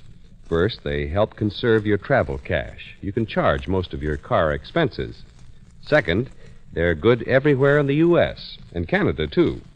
Third, they wrap up all car expenses into one convenient monthly bundle. Chevron credit cards are good at home-owned Chevron gas stations all over the West. So watch for those cream, green, and burgundy stations on the road this weekend and use your Chevron credit card.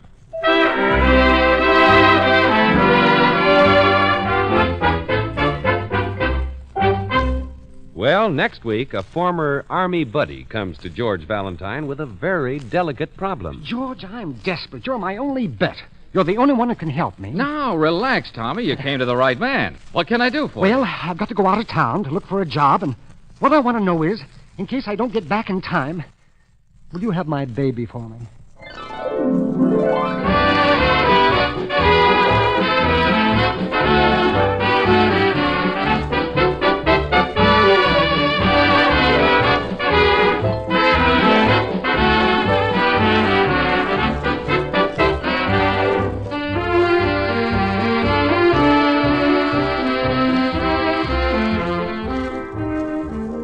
Chevron gas stations all through the West invite you to be with us again next week for another chapter of Let George Do It, brought to you by the makers of Chevron Supreme Gasoline and RPM Motor Oil.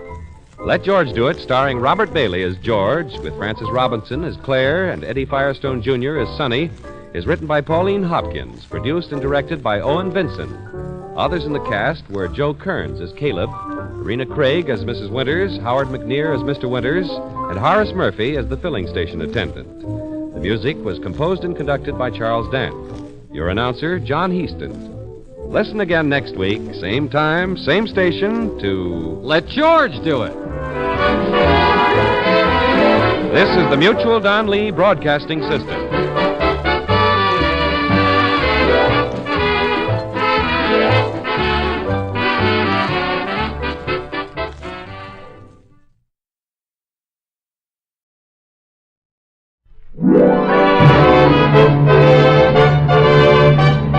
Your neighborhood Chevron gas station invites you to Let George Do It. Brought to you by the makers of Chevron Supreme Gasoline and RPM Motor Oil.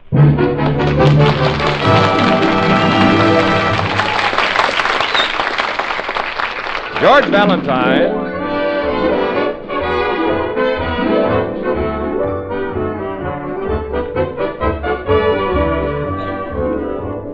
Yes, George Valentine, fresh out of uniform and eager to put his many talents to work, as well as to earn a living, ran an ad in the local paper.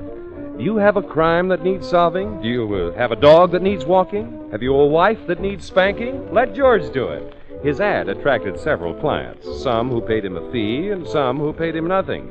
His secretary, Claire Brooks, worries about the mounting pile of bills. But George, as he sits in his office with his feet on his desk, is occupied with more important matters.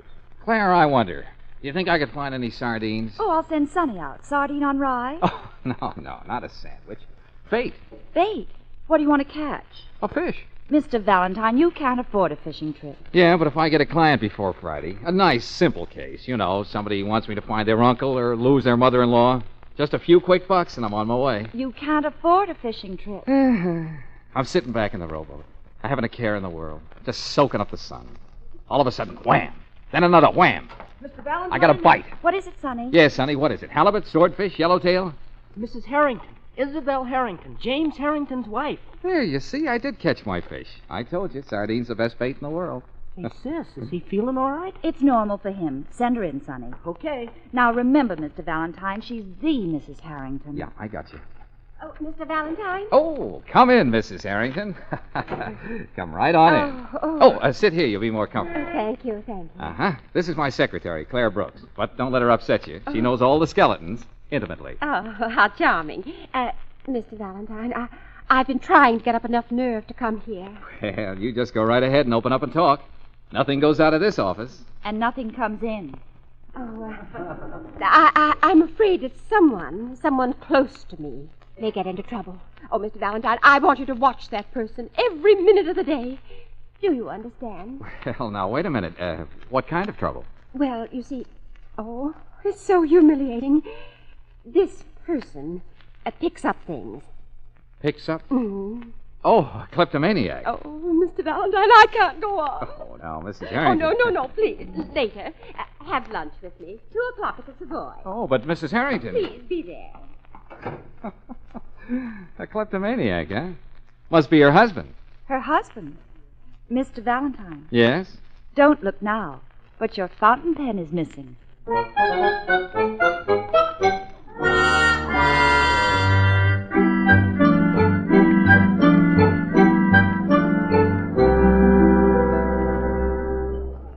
Well, look, Mrs. Harrington, the food is fine and the company excellent, but what do you say we get down to cases? Give me back my fountain pen. Your fountain pen? Look in your purse, Mrs. Harrington. Oh, then you know everything. Well, I'll be quite frank. I'm under a doctor's care. He expects to cure me in a month or two, but meanwhile, my husband is running for alderman. Oh, I see. Does your husband know that you pick up things? Oh, no. And you must never find out. Oh, please promise me. Don't worry, Mrs. Harrington. You see, Melvin Gordon is running against my husband. You know Mr. Gordon. Gordon's department store, Mr. Valentine. Oh, yes. Well, just forget about it, Mrs. Harrington. The election is tomorrow, and I'll stay with you until your husband's elected alderman. Oh, Mr. Valentine, if you'll protect me from myself, I'll pay you well. I promise. Oh, well, we'll discuss that later. Now, suppose you run along home, and I'll be there this afternoon. Oh, that's wonderful. I have a little shopping to attend to, and then I'll go straight home. Oh, good. That's fine. See you later. Goodbye. Bye. Well, how about that, Claire?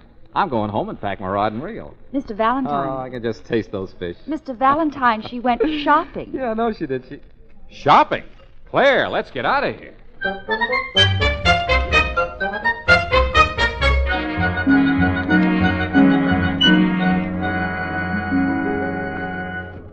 Why come here? What makes you think she shops in Gordon's department store? Because she'd be in most danger here. You heard her. Gordon is running against her husband for alderman. Still, Mr. Valentine. Where? There. Compacts. Compacts? Straight ahead. Oh, what's she got in her hand? Gold compact. Uh-huh. With stones. How much? About $50. Oh. Did you see that? In her pocket. Come on. What are you going to do? Well, you look at compacts and stay close to me. You got it? But, Mr. Valentine... Shh, do as I say. Oh, all right. Well, hello there, Mrs. Harrington. Oh, Mr. Valentine. Yes, a lovely store, isn't it? Oh, yes, I've often told Mr. Gordon that he can be proud. I beg your pardon, madam, but may I have that compact? A compact? What compact?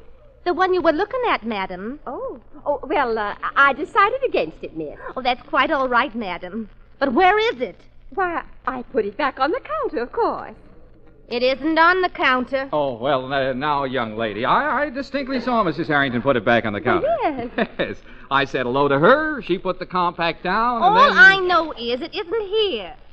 I think I ought to call the store detective. Oh, no, don't do that. He'll take you upstairs to have a little talk with Mr. Gordon. Mr. Gordon? Now, wait a minute. The compact isn't here, mister. Oh, well, why not search that young lady there? What?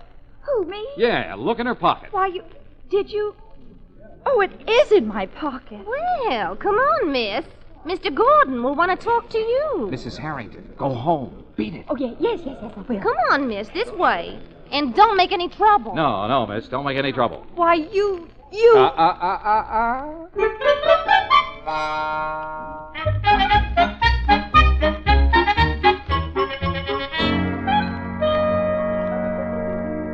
No. You're wasting your time, young man. But, Mr. There Gordon... have been too many things disappearing from my store. I'm going to make an example of this young woman, and I can't be talked out of it. Now, you get that? Mr. Gordon, are you married? I certainly am. Then you have a wife? I certainly do. Mr. Gordon, do you love your wife? Is the door closed? Yes. I love my wife. Then you must know how I feel. This girl is your wife? Mr. Gordon, don't listen to him. It's all right, Claire. In spite of everything you've done, I'm not ashamed. Oh! Look, Mr. Gordon, here's $50 for the compact. Does that cover it? I guess so. Oh, I promise you, it'll never happen again. All right, take her home. Oh, thanks, Mr. Gordon. Darling, thank him. Let me out of here. Yes, darling, of course. Goodbye, Mr. Gordon. Good luck, young man. Oh, Clara, listen. I hate you. It was the dirtiest trick you've ever played on me, and I hate you. You'll never get a chance to play another trick because I quit, understand? I definitely quit, and I definitely hate you. Oh, Claire, honey. Now, look, you like your job. I know you do. Now, forget it, darling. It's just part of the game. Now, come on. Wipe your eyes and powder your nose. Here, use the compact. And just to show you the kind of a man I am, you can keep it.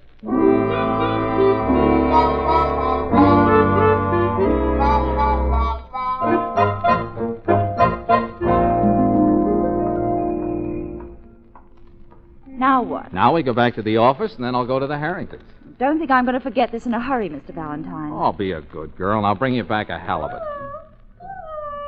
Someone's trying to attract your attention in that car. Mr. Valentine! Oh, it's Mrs. Harrington. Mrs. Harrington, I told you to go home. Well, I'm going now, Mr. Valentine. I was worried about Miss Brooks. Oh, well, everything's fine. Oh, you were superb, Mr. Valentine. And whatever my bill will be, I want you to double it. Well, thanks a lot. Now go on home. I'll be expecting you. Goodbye. Goodbye.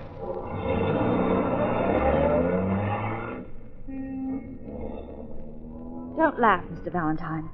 Maybe you don't believe in a woman's instinct, but I wish you'd drop this case. I have a feeling that... Mr. Valentine, what are you doing with that fur scarf? She did it again. A silver fox. Claire, think. Was she wearing a silver fox when we had lunch with her or while she was shopping? Oh, no, I couldn't have missed it. I noticed it in the car just now while we were talking to her. She must have picked it up when we were with Gordon. A silver fox.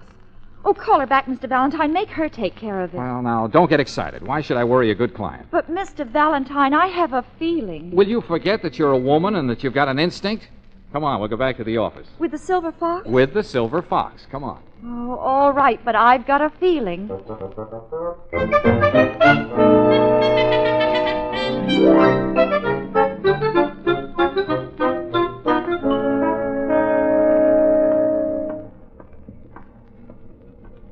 Oh, my feet are killing me. The least you could have done was to hail a cab. I just put out $50 for that compact. Only one more block. Mr. Valentine? It's Sonny. Well, why did you leave the office? I've been looking all over for you two. What's up? Mrs. Harrington phoned. Yeah? She says when you go out to her house this evening, don't worry if you bump into a cop. A cop? It seems that last year on her birthday, her husband gave her an animal to drape around her neck, and somebody stole it this afternoon out of her car. Say that again, Sonny, and slowly. Somebody stole her fur scarf. It was a silver fox, black, with... Hey, like that. You've got it. Yep, I've got it. Mr. Valentine, what are you going to do with it? Take it to Mrs. Harrington. Oh, but there might be a cop around her house. Well, I'll sneak by him. I'll find a cab and we'll go right out there. Here, Claire. What? Meanwhile, wear it around your neck. No, thank you. I'm not wearing any hot fox. It's not fashionable this season. Then here, Sonny, wind it around your head. Huh? You know, like Daniel Boone. I don't want to be Daniel Boone. Then be Buffalo Bill. I don't want to be Buffalo Bill. Sonny. I want to be Van Johnson. Never mind. I'll stuff it inside my shirt. Mr. Valentine, I've got a feeling... Sweetheart, shut up, will you? Here comes a cab. Hey, taxi! Mr. Taxi! Valentine, wait! Taxi! Come on! It's a police car. Uh-oh. Jeepers. Can I do something for you, sir? Oh, I beg your pardon, officer. I thought I was hailing a taxi. Oh, that's quite all right, sir. Very understandable. Can I give you a lift? Oh, no. I wouldn't think of troubling you. No trouble at all. Step right in, sir. Oh, no, officer. I just can't let you do it, but Thanks anyway. Goodbye. Would you mind telling me your name? My name? Valentine. George Valentine. Mr. Valentine, pardon me for mentioning it, but, what is that sticking out of your shirt? My shirt?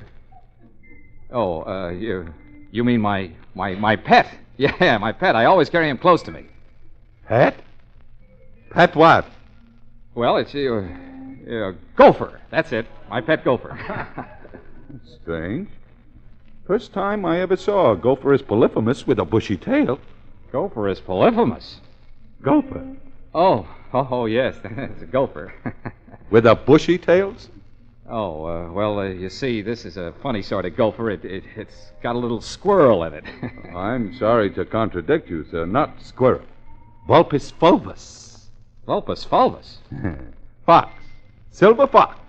Hop in, Mr. Valentine. But, officer... And there's plenty of room, so bring your friends with you.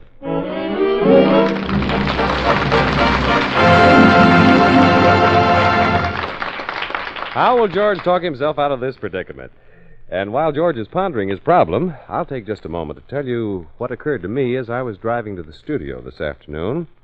I was thinking that every Chevron gas station should wear a sign reading, "Local boy makes good."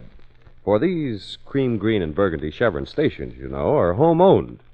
Generally, the Chevron dealer is a fellow who worked hard and in many cases learned the business from the ground up before he branched out for himself.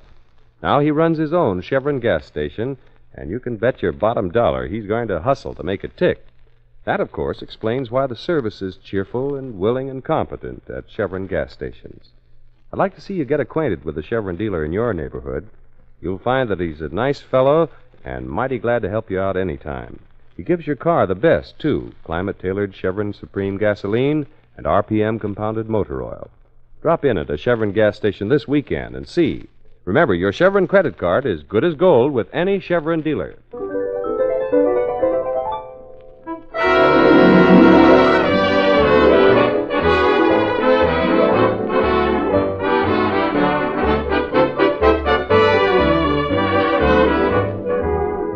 Well, it looks as if George is really in a jam this time, and with the law, too. Right now, George, Claire, and Sonny are cruising along in a squad car.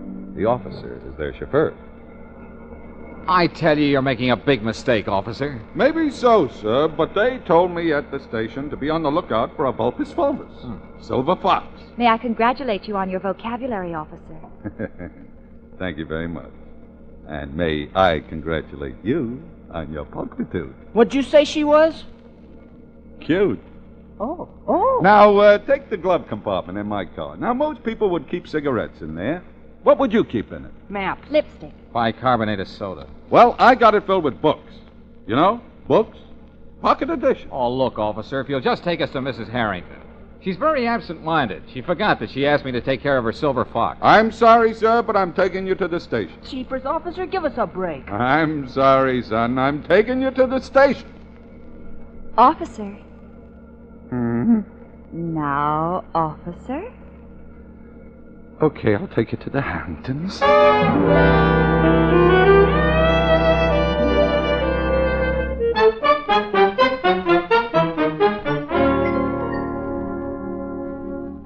There doesn't seem to be anyone at home. I know Mrs. Harrington is home. I told her to stay home. Wait a minute. There's someone coming. Now, if you don't mind, I'll handle this in my own way.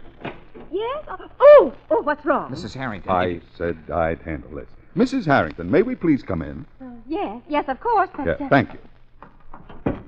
Mrs. Harrington, it's about your Vulpes fulvus. Oh, there must be some mistake, officer. There's no one here by that name. He means your silver fox. Oh. The servants are out. I'll have to answer the phone. Go right ahead, Mrs. Harrington. Maybe I shouldn't mention this, but she doesn't appear to be a close friend of yours, Mr. Valentine. Hello? But you didn't give her a chance to say anything. Well, there's a policeman in my house now, well, Captain you Moore. see... Captain Moore, let me talk to him, Mrs. Harrington.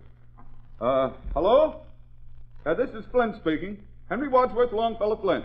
Mr. Valentine, what's wrong? Get this, Mrs. Harrington. I have your scarf. I took it out of your car. Why? Well, I thought it was something you'd picked up. Oh, good heavens. Well, I captured somebody already, Captain. Now, it'll be all right. Just tell the officer that I'm a good friend of yours. Yeah, he has it on him. If only my husband stays Yes, I know. upstairs. What's he got to do with it? Well, I forgot to tell you. You see, my husband is very jealous. Oh, great.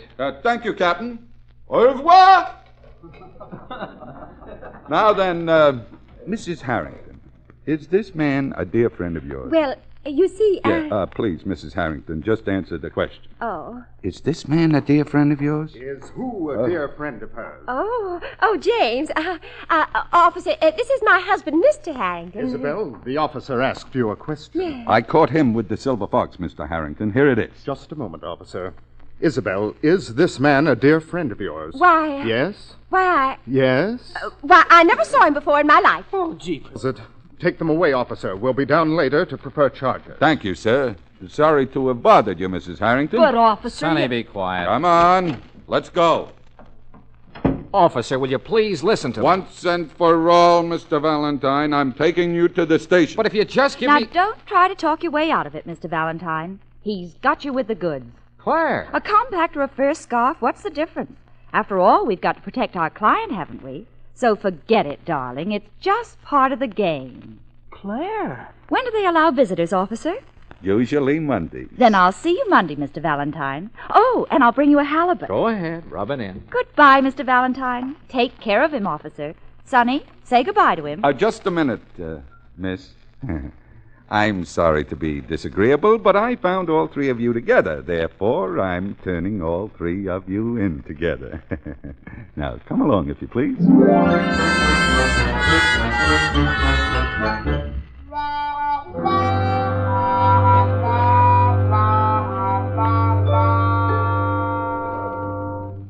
Jailbirds. Cut it out, will you, Sonny? Jailbirds behind bars. Well, we're just being detained until Mr. and Mrs. Harrington get here. Yeah, then they'll put us away for good. What do you suppose they did to my sister? Poor Claire, Poor Claire, my eye. She was glad it happened. Well, if she saw me now, she'd probably laugh out loud. Claire! Claire, where are you? I'm your next door neighbor.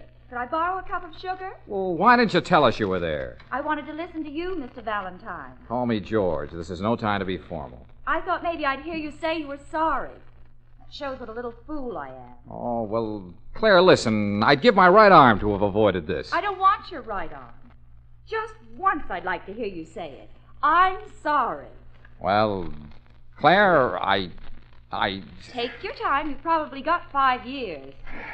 Well, look. I'll tell him you two had nothing to do with this. And when you're out of here, if you're smart, you'll never see me again. You'll have nothing more to do with me. Will you promise? No. Claire. I'd miss you. Oh, hey. You do like me, don't you? Oh, I guess I do. Then why didn't you smile at that copy to let us go? Oh, now it's my fault. Everybody all right? Everybody healthy and happy? Oh, sure. Just one big happy family. Hey, he's unlocking our cell. Just a minute, miss. I'll have you out, too.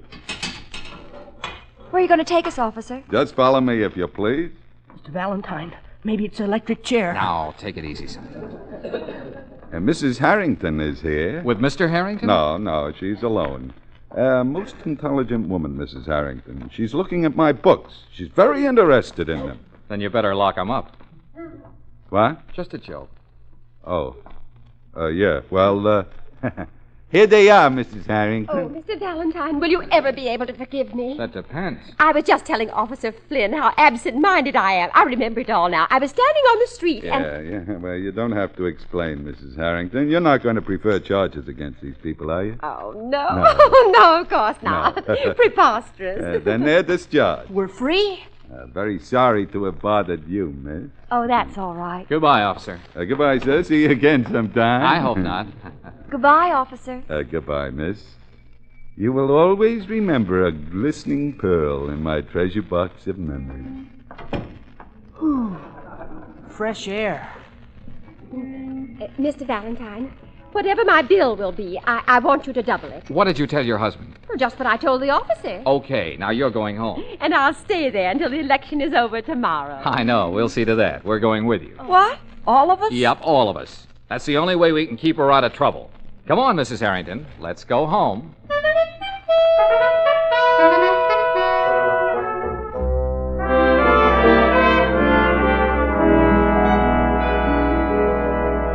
George. I thought I told you to stay with Mrs. Harrington. Sonny's with her. They're having breakfast.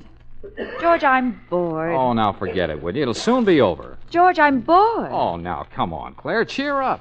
Let's have a big smile. I don't feel like smiling. Well, put some lipstick on. You'll feel better. Guess I could stand a little. All this hanging around it. Oh. What's the matter? She did it again. My lipstick's gone. Oh, well, never mind. I'll buy you another one. Mr. Valentine, okay if I run out and buy a magazine? Sonny, you were left in charge of Mrs. Harrington. Yeah, but Mr. When Valentine... you're left in charge, you're supposed to stay with her, understand? Yeah, but Mr. Wherever Valentine... she goes, you follow her. Yeah, but I can't follow her everywhere. Oh. Well, all right. What time is it? My watch is always fast. Oh, mine keeps perfect time. It's exactly... Hey! Hey! Now what? I know I was wearing my watch. Oh, never mind. I'll buy you another one. Mr. Valentine! Mr. Now, Valentine! take it easy, Mrs. Harrington. What's wrong? I was looking through my closet and I found this. My silver fox. Well, of course. Don't you remember? I had Oh, it. I don't mean that one. I mean this one. This one. Oh, don't you understand? There are 2 silver foxes in my closet. Suffering Mr. Valentine. You were right all along. Oh, I must have picked it up. Yeah, well, now, don't go to pieces. We haven't time for hysterics. But that's not all. Mr. Gordon just phoned. He wants to see me immediately. Oh, Mr. Valentine. All right, Mrs. Harrington. Give me that silver fox. I'll handle Gordon.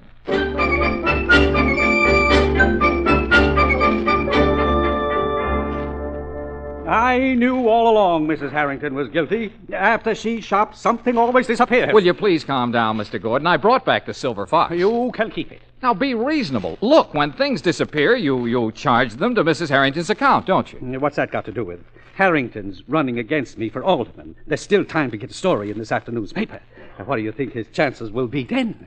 It'd be a dirty trick, Mr. Gordon. Look, Valentine, just between us, Harrington's the best man. He should be alderman, but if I'm made alderman, my wife will think I'm wonderful. You'd wreck Mr. Harrington just to make your wife think you're wonderful. You bet I would. Darling. Mildred, sweetheart, come in. Oh, sweetheart, this is Mr. Valentine and my wife, Miss Gordon. How do you do? Hello. Well, darling. Well, darling? Is that all you have to say? Oh, you look wonderful, sweetheart. I knew it. I'll never forgive you. Mildred, angel. Of course, a great big executive like you, so busy running a store and running for alderman, you haven't time to remember a little thing like a birthday, have you?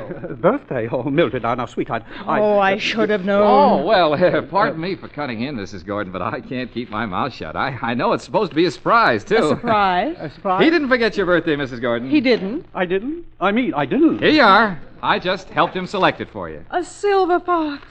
Oh, darling. Oh, I'm going to give you a great big kiss. Well, I'll run along. That is, unless you have something else to discuss, Mr. Gordon? Oh, no. No, not a thing. Good, good. Happy birthday, Mrs. Gordon. I hope you'll enjoy the Vulpus Fulvus.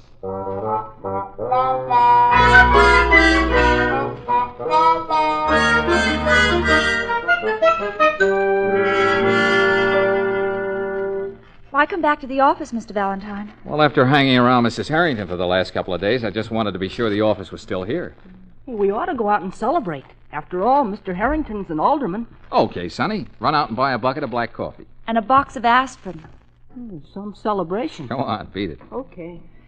Well, I suppose I should congratulate you, Mr. Valentine. Well, she hasn't paid me yet. Hey, Mr. Valentine, Mr. and Mrs. Harrington are here. Oh, no. All right, send them in. Mr. Valentine, you're through with the case, understand? But, Claire, Either that or you're through with me. You see, Isabel, I told you he'd be here. You were right, James. Mr. Valentine, my wife has told me everything. Everything? Everything, yes. I simply had to. I'm glad you did, Mrs. Harrington. We came to thank you for all that you've done for us, Mr. Valentine, and whatever the bill will be, I want you to double it. Oh, well, thanks a lot. Send it to my office. Oh, no need to bother you. Oh, it's no bother. Well, I mean, mailing and all that. If you happen to have your checkbook with you. Checkbook? No hurry, you understand, but if you want to sit right here at my desk. Oh, well. Here you are. Here's a pen. Oh, thanks. We just came from my doctor. He thinks I'm cured. Really, Mrs. Harrington? Oh, yes, my dear. This last experience, I mean, James' career at stake and all. Oh, it was such a shock. Well, it brought me back to Earth again. Oh, I'm so happy for you. Here you are, Mr. Valentine. This okay? Oh, thank you. Oh, thank you, Mr. Harrington. Well, I'm the one who's indebted. You'll come to see me, Miss Brooks? Of course, Mrs. Harrington. And you too, Mr. Valentine. Yep, you bet. Come, Isabel. Yes, James. Goodbye. Goodbye, Mrs. Harrington. Good night. Good night. Good night. Well, Claire, I'm on my way. I'll pick up a can of sardines and my fishing tackle. See you Monday. How much, Mr. Valentine? $1,000. What? Mhm. $1,000? Oh, I don't believe it. Well, then see for yourself. The check's right there. Where? I don't see it. Well, I distinctly remember. I put it right under that paperweight, you see? No. Well, go ahead and look. It's right under this. It's right. It. Mr. Valentine. Oh, no, she did it again.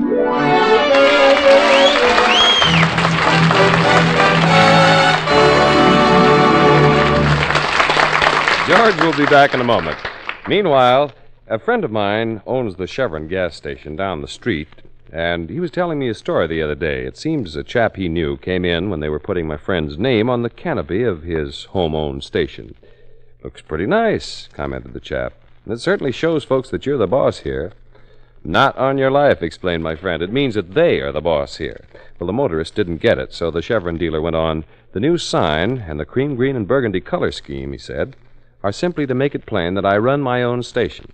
Since I'm in business for myself, how well I get along depends pretty much on how well I treat my customers. And that makes the customer strictly the boss at my Chevron gas station. Well, my friend might have said at all Chevron gas stations, because the friendliness, the cheerful, expert service you run into at Chevron gas stations is the best way any Chevron dealer has of making his home-owned business useful to you and to the community.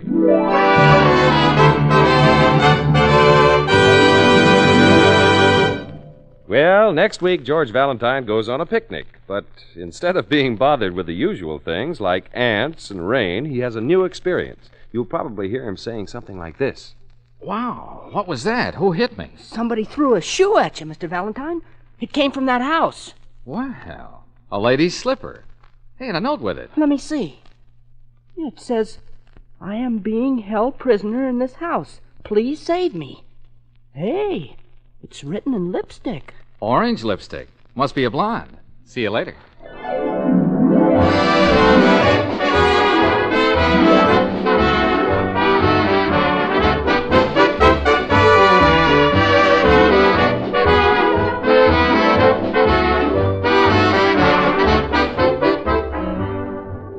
Chevron gas stations all through the West invite you to be with us again next week for another chapter of Let George Do It, brought to you by the makers of Chevron Supreme Gasoline. Let George Do It, starring Robert Bailey as George, with Frances Robinson as Claire, and Eddie Firestone Jr. as Sonny, is written by Pauline Hopkins, produced and directed by Owen Vinson. Others in the cast were Sarah Selby as Mrs. Harrington, Stanley Waxman as Mr. Harrington, Joe Gilbert as Mildred, Herbert Butterfield as Mr. Gordon, Ed Max as the officer, and Margaret Brayton as the salesgirl. The music was composed and conducted by Charles Dant. Your announcer, John Heaston. Listen again next week, same time, same station, to Let George Do It.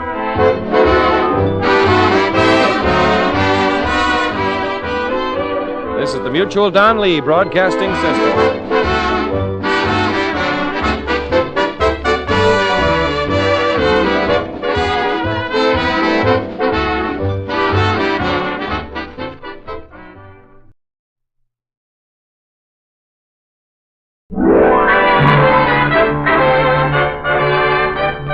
Your neighborhood Chevron gas station invites you to Let George Do It, brought to you by the makers of Chevron Supreme Gasoline and RPM Motor Oil.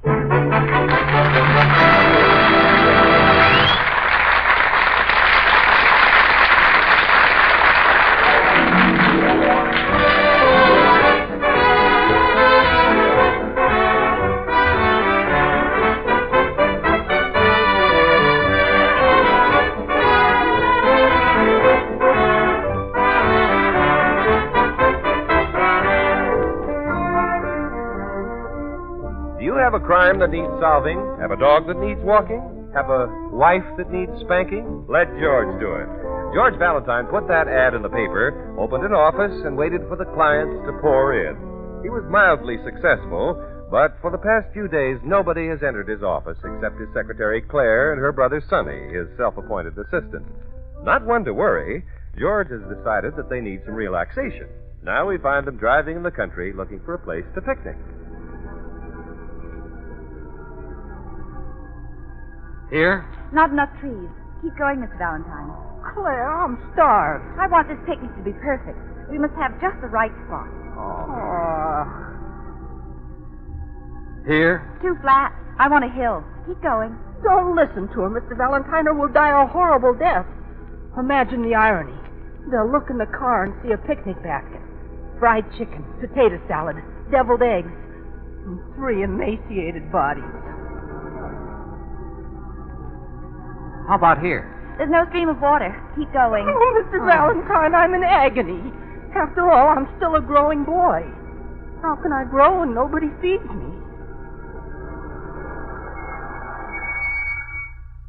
Why are you stopping? Because we're going to have our picnic right here. All right, last stop. Everybody out. Mr. Valentine, you can't be serious. Picnic in somebody's front yard? Well, why not? There are trees, grass, a hill, and if you want a stream of water, just ring their doorbell and tell them you're thirsty. I think it's a swell idea. I won't get out of the car. Well, suit yourself. Hand me the basket, Sonny. You bet. Mr. Valentine, I promise. We'll stop at the very next place that looks good. There's nothing wrong with this spot. I like it. But it's private property. We'll be chased off. The place is deserted. Didn't you notice, Claire? It's all boarded up. Nobody home. The perfect spot for a picnic. Chicken leg, Sonny. Wait a minute. I fixed that lunch. Well, then come on and join us. And if you behave yourself, I may even let you sit next to me. Oh, give me that basket. I'll serve. All right, then snap into it. Oh, all right. Nick? Not on an empty stomach. Mr. Valentine. Care for wings? Make that 2 wings and you made a sale. There's nothing I like better than chicken wings. You know, when I was a kid, Ow! What's the matter? Hey, somebody hit me. Come on now, which one of you is guilty? Who hit me? I don't know what you're talking about. Hey, look. Somebody threw a shoe at you. I told you we shouldn't have stopped here. Well, how do you like that? A lady's slipper. Where do you suppose it came from? Oh, from the house, of course. Look up there on the 2nd floor. I don't see anything. Well, there's a window open over to the right. Hey, and I thought the place was deserted. Mr. Valentine, there's a note tied to this slipper. Hey, what does it say? Yeah. A note written in lipstick. Intriguing.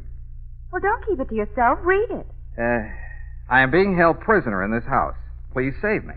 Well, a maiden in distress. Now that's silly. Cute little slipper. 5 AA. Petite. Somebody's trying to play a joke on you. Written in orange lipstick. Hey, she must be a blonde. See you later. Mr. Valentine, where are you going? To rescue the maiden, of course. Yeah, but do you think it's on the level? I don't know, but I'm going to find out. Now, Mr. Valentine, somebody's trying to make a fool out of you. Well, I'm in the mood for it. Wait a minute. You must go, then I'm going with you. You may need help. You may be up against a gang. Are you thinking of the gang or the orange lipstick? What are you thinking of? That's the leading question. Come on, to the rescue.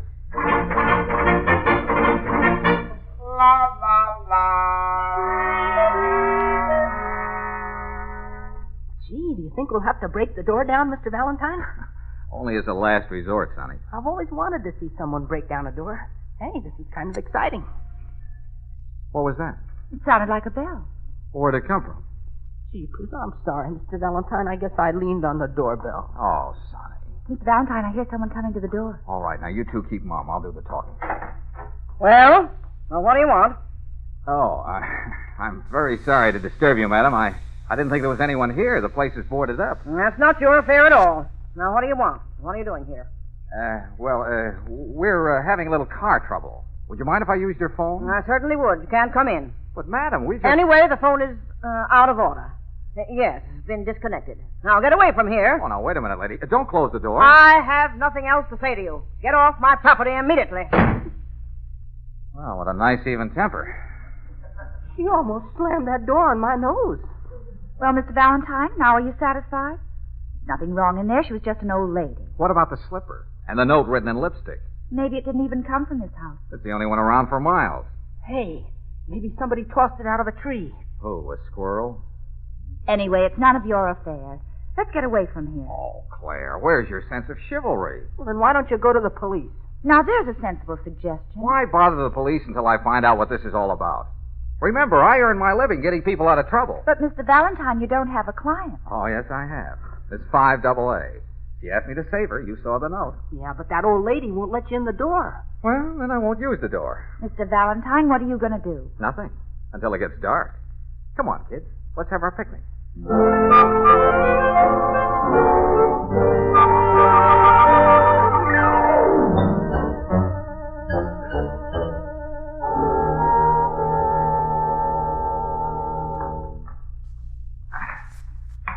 Now be careful. Yep. Quiet. I'm all right. Yeah, but do you think the trellis will hold you? You're full of chicken. Gotta hold me. Climbing up a trellis at your age. Very romantic. I feel like a cross between Romeo and Robin Hood. Mr. Valentine, Just a little slippery. how do you know you can get in that window? Oh, I'll get in. I used to be a vacuum cleaner salesman. What are we supposed to do while you're selling a vacuum cleaner? Just stay there. If I don't come out in half an hour, get the cops. It's all right. It's not locked.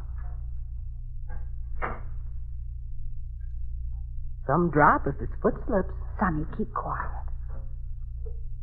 He'd be splattered all over the flagstone walk. Sonny. He'd make quite a splash. Sonny. It's all right. He got in. I don't like this. Breaking into someone's house. Oh, you gotta hand it to him, sis. He's pretty brave at that. It's the orange lipstick. Too bad it wasn't a man's shoe. He'd have kept right on eating chicken. I wonder what he's doing now. Probably looking for the other slipper. Maybe it belonged to that old lady.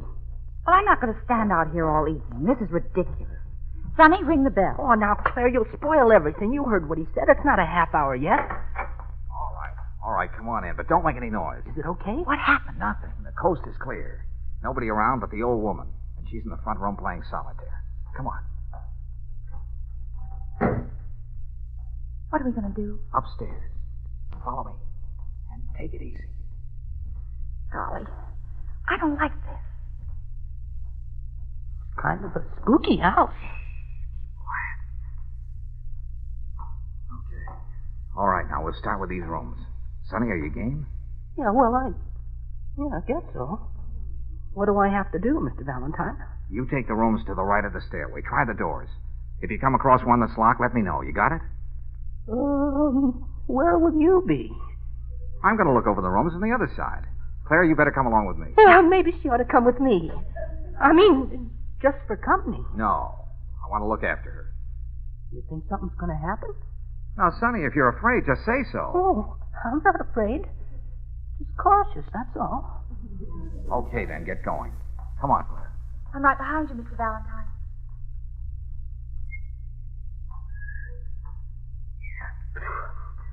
Oh, I wish I could whistle. Well, here's the door. Go on, Sonny, open it. Just put your hand on the knob and turn it. Oh, it would be a squeaky door.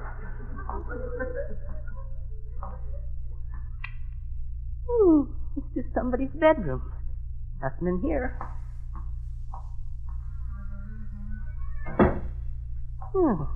Let's take another door. This is pretty easy. Well, go ahead, Sonny. Open it. It's locked. Well, there's a key in the door. Darn it. Come on, Sonny. Unlock it. Be brave.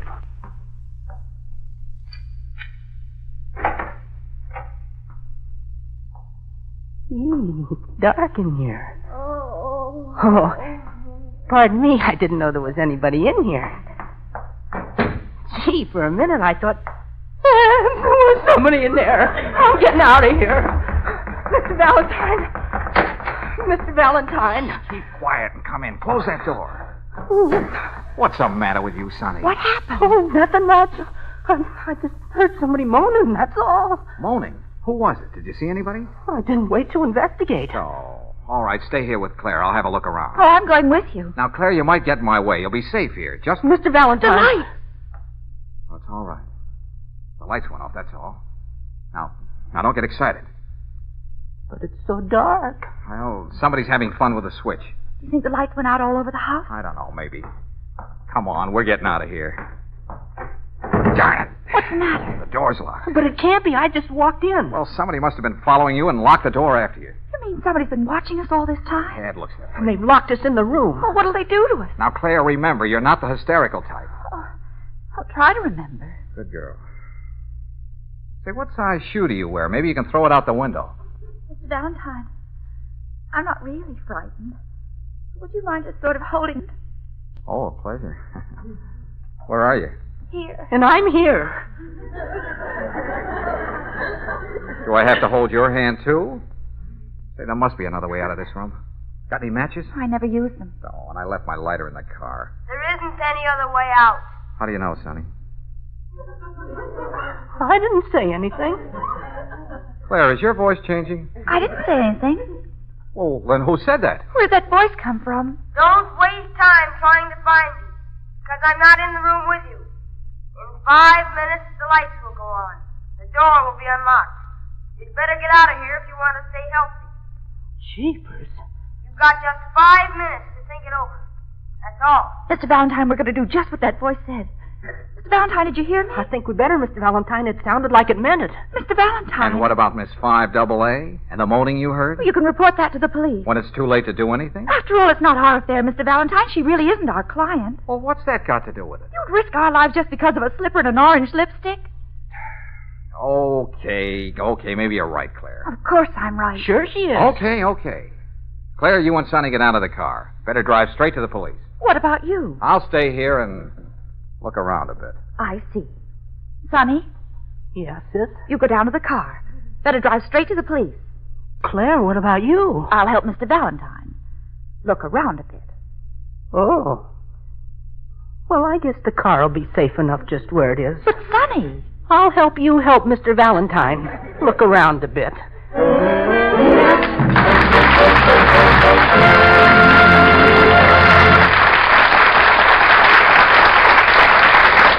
Well, looks like George is in a tight spot this time. While he looks around a bit, and while Claire and Sonny help him, let me bring you an interesting bit of information. They tell me that surveys are all the rage these days. Anytime a businessman runs into a problem, he just runs a survey and gets all the answers from his adding machine. So I thought I'd run a little one-man survey of my own and find out why people like to do business at Chevron gas stations. Well, it turns out that folks find Chevron dealers mighty nice to do business with. First, they like the friendly, competent service they get at Chevron gas stations. And second, they know that they can get famous Chevron Supreme gasoline and RPM motor oil at Cream, Green, and Burgundy stations all through the West. Just one thing I'd like to add. The Chevron dealer in your neighborhood operates his own business. He's on his own, and his success depends on keeping you a satisfied customer. That's your best guarantee of a warm welcome when you stop at a Chevron gas station this weekend.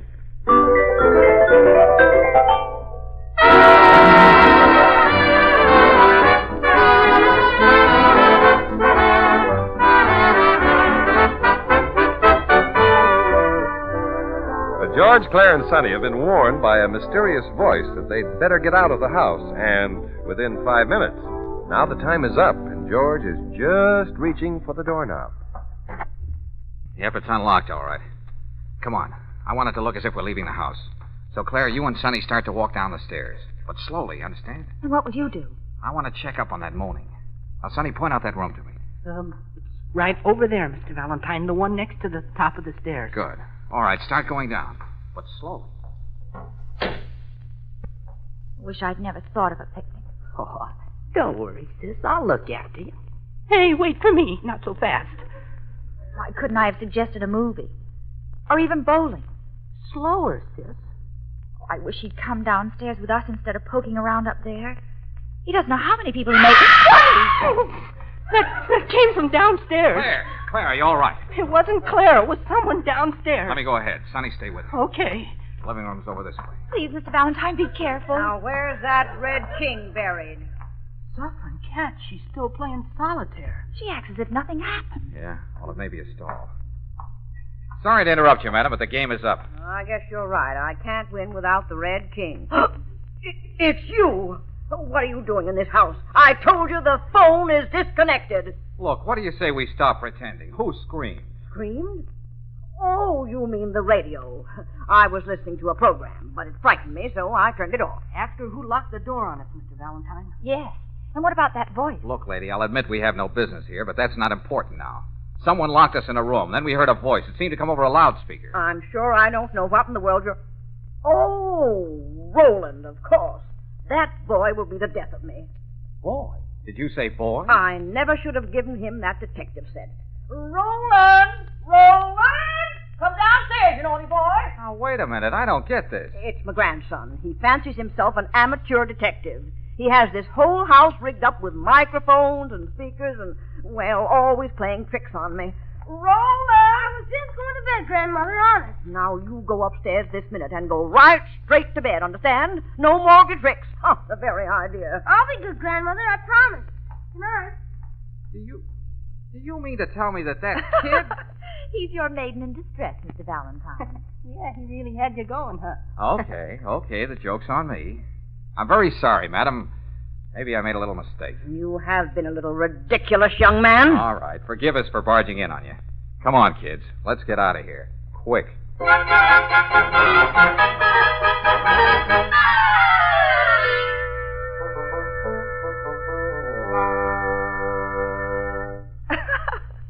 And to think you even climbed a trellis to rescue her. All right. Go ahead. Have your fun. I still say the whole thing is pretty fishy. Some mystery. Just an old lady and a little boy who likes to play tricks. Uh-huh. Think so? Mr. Valentine, what do you mean? Aren't you satisfied yet? No, I'm not satisfied at all. What about the note? It was feminine handwriting, I'd swear to that. Maybe the note came with his detective set. Uh-huh. I wonder if his detective set included a big black cigar. Cigar? Sure. Didn't you notice it on the ashtray in the living room? Well, there's no accounting for some people. Maybe it belonged to the old woman. She didn't look the type. And why are they living in a house that's boarded up? What do you say we talk about it on the way home? Oh, no, Claire. I have a better idea. Suppose you two wait in the car for me. Oh, Mr. Valentine, you're not going back in that house again. This time I'm going around the back way and have a look. Then I'm going with you. Well, here we go again. Count me in, too. Okay, but you got to be quiet. I hope no one sees us. It would be a moonlit night. The moonlight is very becoming to you, Claire. On you, it looks nice. Hey, this is no time for that kind of stuff. I'm always in there pitching, though. Hey, careful now. Stay behind this tree. The light coming from somewhere. Yeah, the kitchen. Hey, there's someone in there, Mr. Valentine. Uh-huh, I see him. Well, it's the boy detective, Roland. Hey, look at him. My, what a sweet, innocent little child. Smoking a cigar. How awful. Doesn't he know that'll stunt his growth? Not his, Sonny. He'll never grow any taller. Do you mean Mr. Valentine, he's a midget. A midget? Of course, I knew it all along. He turned out the light. He's going in the other room. Come on, let's see about this window. Hey, we're in luck. It's not locked. Mr. Valentine, are you sure you want to go in there? Of course, can't give up now. What do you think you'll accomplish? I'm surprised at you, Claire. Don't you remember your fairy stories? Here's the slipper. I'm Prince Charming. So, gotta find Cinderella.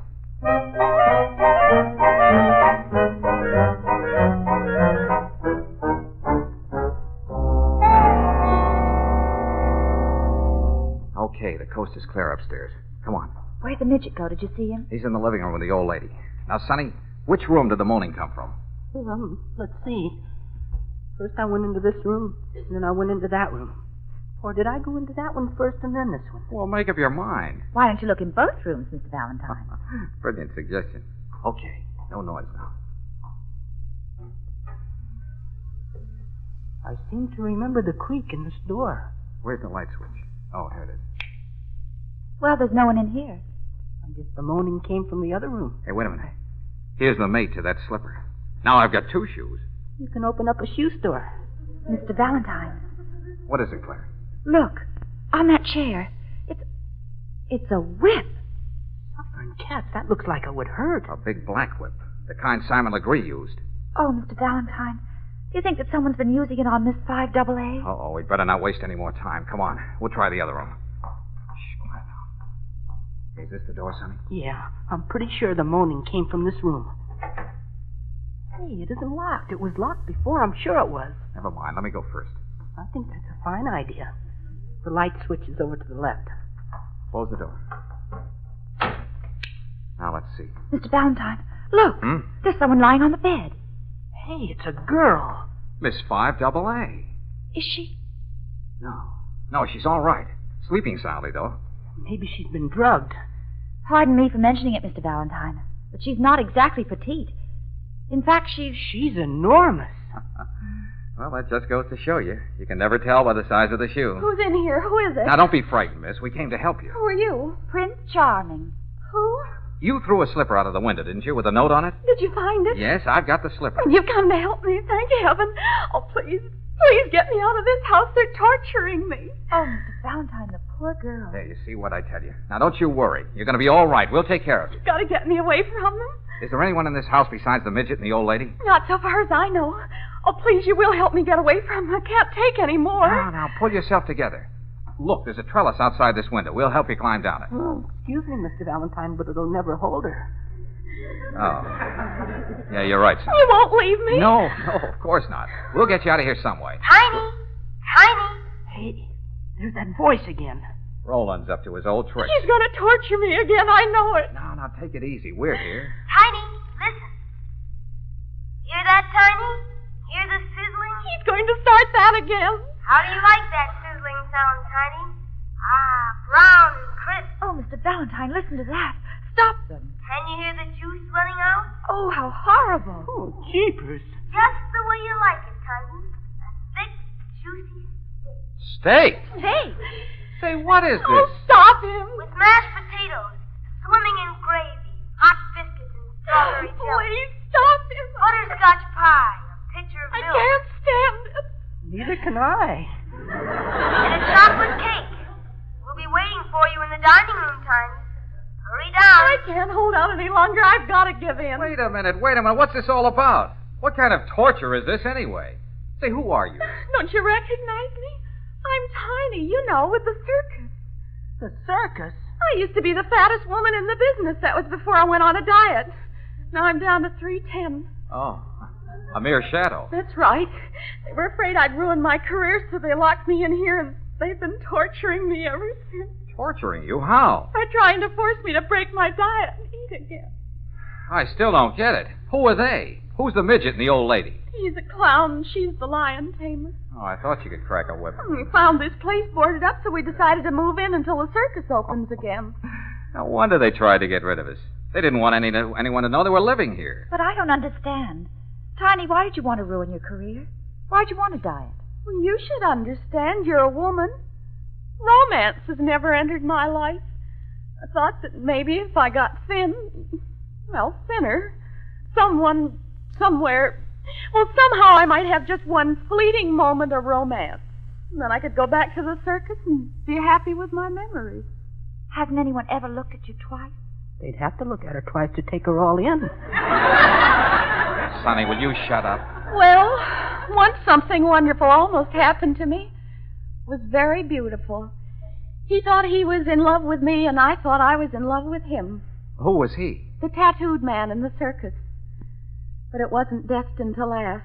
Oh, why not? Well, you see, he said that when he fell in love, he was going to have the girl of his dreams tattooed on his chest. Yes? His chest wasn't big enough. Oh, Tiny. That was my only experience with romance. Oh, well, I wouldn't exactly say that, Tiny. I know a man who risked his life for you. You're joking. Joking? Listen, I climbed a trellis and almost broke my neck. I was locked in a room. I was threatened. But I stayed anyway, just to bring you your slipper. Why were you so anxious to bring it to me? Well, because it's the most beautiful slipper I ever saw. You have very dainty feet, Tiny. Dainty feet? Well, that's the nicest thing anyone's ever said to me. It's something I can treasure all my life. Well, then, there's your memory. Yes. Whenever I'm unhappy, I'll think of what you said. Dainty feet. Now can you go back to your career? Of course, I can start eating again. For one little moment, romance entered into my life. I'll never forget you. Oh, that's all right. Oh, my Prince Charming. Oh, now, wait a minute. I've got to reward Hey, you. watch out. Don't be shy. Ouch. My Prince Charming. Claire, help!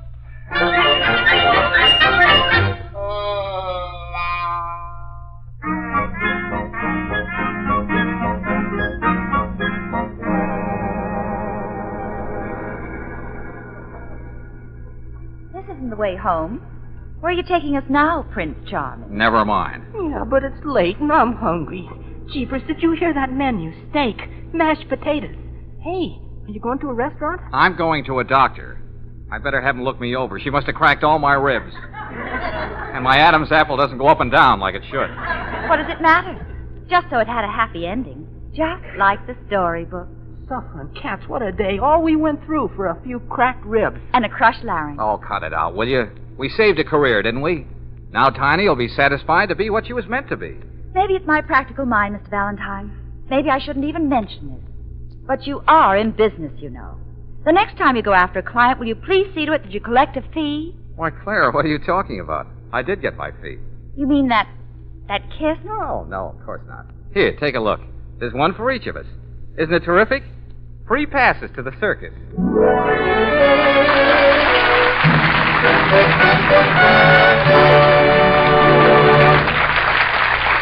George will be back in a moment. Meanwhile, since I was knee-high to a gopher, I've been told that it takes all kinds of people to make a world. But I've been finding out for myself lately that a lot of the best of them are doing business under a Chevron gas station sign. All through the West, I've found that you can pretty generally count on smart, cheerful service when you swing into a Chevron gas station. The reason is simple.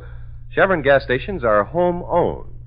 Chances are the fellow who waits on you is the owner. Naturally, he's going to be mighty careful to give you the best his business has to offer. And there's another good reason for stopping at the cream, green, and burgundy stations. They all handle climate-tailored Chevron Supreme gasoline and RPM compounded motor oil.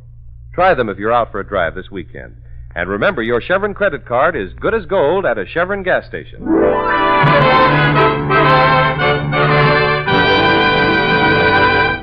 Next week at this time, George Valentine has an unusual problem. You'll probably hear something like this. Why are you so excited, Mr. Valentine? All you have to do is find Mr. Williams a wife. Yes, but it's got to be a wife who'll love his little Dolores. Dolores? Yes, and all her little brothers and sisters. All her brothers and sisters. A big family, huh? How many has Mr. Williams got? 57. 57 children? No, 57 pigs.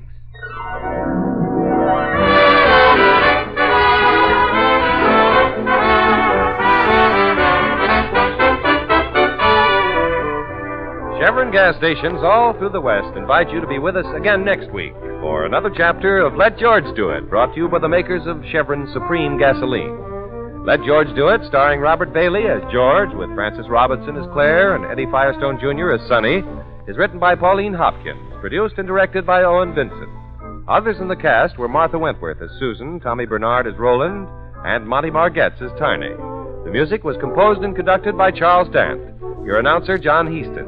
Listen again next week, same time, same station, to Let George Do It.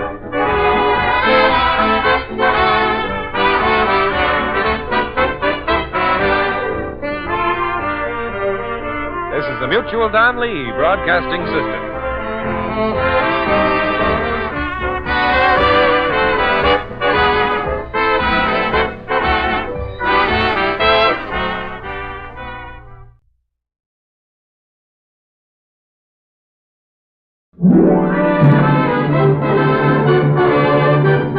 Your neighborhood Chevron gas station invites you to Let George Do It. Brought to you by the makers of climate-tailored Chevron Supreme gasoline and RPM compounded motor oil.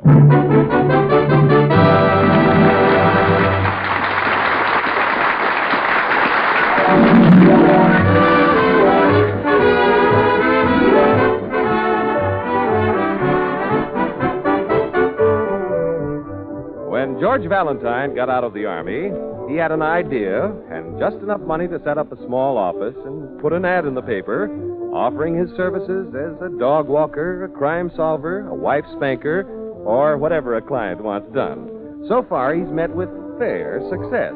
He's had plenty of clients, but not all of them paid off. That hasn't discouraged George. He's an optimist. Right now, he's striding up to the side door of his office, the door that lets him into his private office without going through his waiting room. Good morning, Sonny. Sonny? Claire? Hey, where is everybody? Oh, good morning, Mr. Valentine. We were in the waiting room. We've been kind of busy. I've been taking him up and down the elevator. He never rode in one before. And now Claire's pointing out the tall buildings Hey, to him. look, wait a minute, Sonny. Slow down, will you? What are you talking about? Your new client. Oh, have I got a new client? Yes, sir, and this is his first visit to the city. Oh, great. Where's he from? 3 Oaks. 3 Oaks. 3 Oaks. Hey, that sounds familiar. Oh, I bet you'll like him, Mr. Valentine. He's very nice. 3 Oaks. Oh, I know. My mother had some cousins living in 3 Oaks. His name is Jeff Williams. Jeff Williams. Cousin Jeff. Hey, is he your cousin? Yeah, that's right. Haven't seen him in 25 years. He's probably married and has a dozen kids. Is he really your cousin, Mr. Valentine? Why, he isn't a bit like you. He's very nice. Oh. Thanks a lot, Sonny. All right, carry on with the office work. I'll see about Cousin Jeff. Yes, sir. Oh, good morning, Mr. Valentine. Good morning, Claire. Well, Cousin Jeff. Hello, Cousin George. Say, it's been a long time, Jeff. How are you? I never felt better in my life, George. Your cousin was telling me that this is his first visit to the city, Mr. Oh, Valentine. is that so? Sit down, Jeff. Oh, after you, ma'am. Oh, thank you, Mr. Williams. You're welcome, ma'am. Well, I guess you're surprised to see me, George. I've been looking forward to this trip for a long time, but that farm sort of kept me tied down. But, Jeff, how'd you know where to find me? Am I, famous, even in 3 Oaks? Oh, I saw your advertisement, George. I have the newspapers mailed to me. Rural Route 4. Oh, I see. Well, what's on your mind, Jeff? Well, it's like this. I had a little extra egg money put aside. Egg money? Mr. Williams has chickens. He sells the eggs. Oh. Oh, my chickens are sure good to me this year. I figure after I pay my hotel bill, I'll have about $100 for you, George. What do you mean? Why give me $100? Well, like this, George, I like my farm, you know. I was born and raised there, but it's pretty lonesome, especially winters. Oh, I'm way ahead of you, Jeff. You want me to find you a wife. Oh, I figure on doing my own courting. Only trouble, I can't find a girl to court. Really, Mr. Williams? Well, you see, ma'am, most of the women in 3 Oaks is already married, and those that aren't are spoken for. Oh, I find the girl and you court her. Well, that's fair enough. But I got to meet her by Wednesday night. Got to get back home. Have to start my corn husking. Did you have any special type in mind? Well, hope you'll forgive me, Miss Brooks, but I'd like a pretty girl like Miss Brooks. Claire? Claire, what are you doing next Wednesday? I quit. Well, don't worry, Jeff. I'm sure I can help you. Well, there's only one other thing, George. She's got to be a girl who'll love my little Dolores. Dolores? And all her brothers and sisters. All her brothers and sisters? How many have you got? 57. 57 children? No, 57 pigs. Pigs? Pigs. He raises pigs, Mr. Valentine. I hope you won't think I'm loony, but those pigs mean a lot to me. I'm fond of them, and they're fond of me. Okay, Jeff. Just leave everything to me. I'll find a girl for you, all right? Someone who'll love Dolores and all her brothers and sisters. All 57 of them.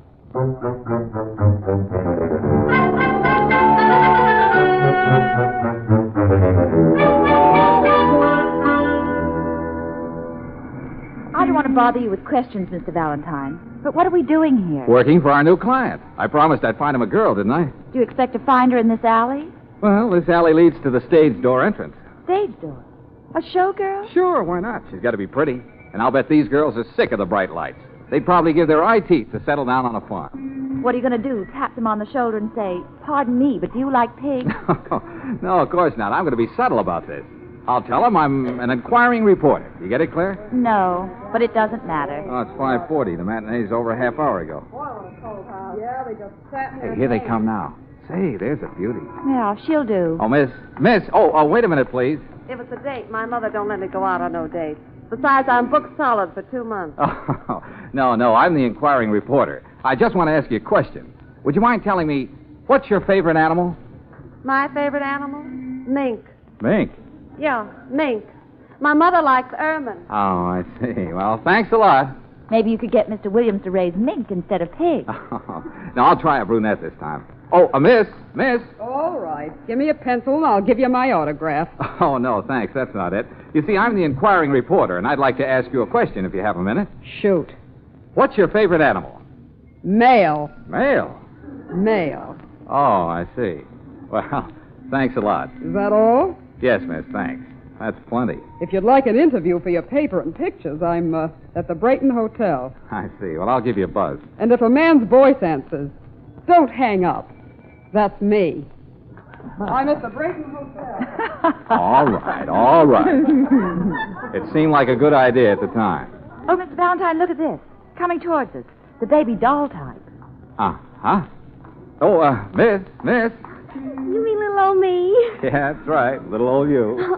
They call me Kathy Phillips. What do they call you? Well, they call me the inquiring reporter, and I'd like to ask you a question, if you don't mind. Oh, I think that's just darling of you. What do you want to know? Well, I wish you'd tell me, what's your favorite animal? My favorite animal? That's right. Promise not to laugh. I promise. Cross your heart, hope to die. Hope to die. Well, then, don't you dare tell a soul, but I'm just mad about piggies. Oh, well, that's a nice thing. Piggies. Claire, we found her.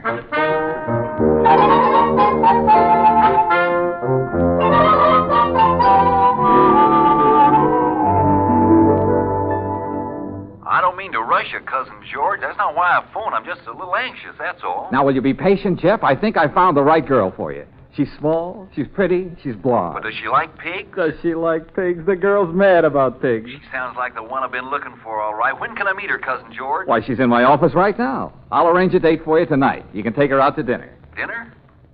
Say, maybe I better get my hair cut. Yeah, you do that, Jeff, and I'll call you later. Goodbye. Bye. Sonny. Yes, sir? Send Kathy Phillips in here, will you? I want to talk to her. Okay, Mr. Valentine. Mr. Valentine wants to see you, miss. You want to see little old me, Mr. Valentine? Yeah, sit down, Kathy. I want to talk to you. Did I win some sort of contest? Is that what this is all about? Never mind. You'll find out soon enough. Kathy, do you like farms? Oh, Mr. Valentine, I adore farms. Of course, I've never been on a farm, but then when you adore something, well, you just adore it, that's all. Oh, yeah. Well, it doesn't matter. Just so you like pigs. Can you cook? Cook? You mean mix up things in the kitchen? Yeah, well, that's sort of the idea. Oh, I don't think anyone can mix up things in the kitchen like I can. Yeah, I'll bet. Well, never mind. Just so you like pigs. I brought my collection down for you to see, Mr. Valentine. Collection? What collection? It's in this box. Go ahead, open it. Yeah, well, what is it? Oh, they don't hurt you, silly. Go on, open it. All right, I'll buy it. What in the name of heaven are these? I told you, I just adore piggies. Great Caesar's ghost. Piggy Banks.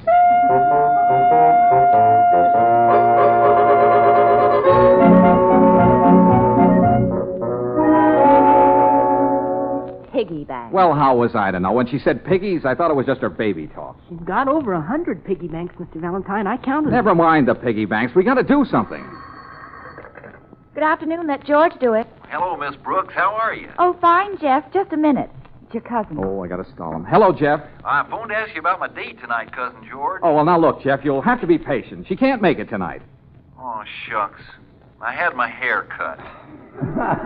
Well, Jeff, it'll keep. She'll have dinner with you tomorrow night. Now, this girl is worth waiting for. I don't want to rush her, but I have to get back to start my corn husking. Yeah, you'll make it. Now, don't worry. Goodbye, Jeff. Yeah, goodbye. Mr. Valentine, I don't like this.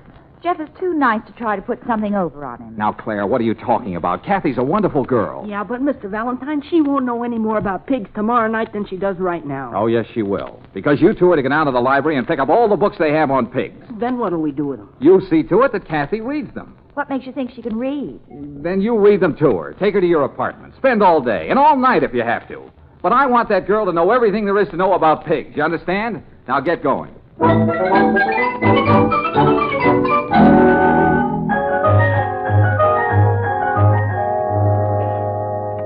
Chandler Bookshop. Hello, this is Sonny Brooks. Is it too late to send out some books to us right away? Why, no, I don't believe so. We went through all they had in the library, but she still doesn't know anything about pigs.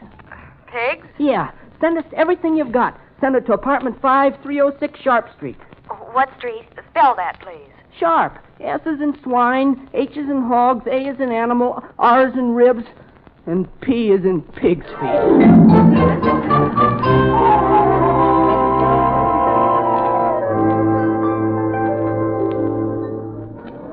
Where's that waitress? Why doesn't she take our order?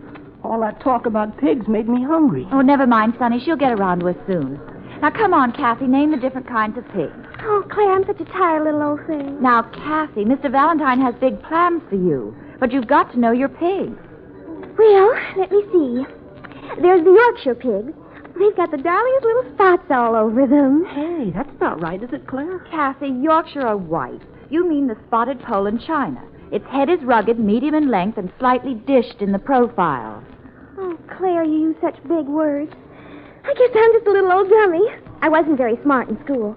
I never will forget the trouble I had in 5th grade. You mean you got to the 5th grade? Sonny. If you could only talk to someone who really knows pigs. Well, what'll it be, folks? Can I take your order? You order for us, Sonny. Well, we might as well stay in the spirit.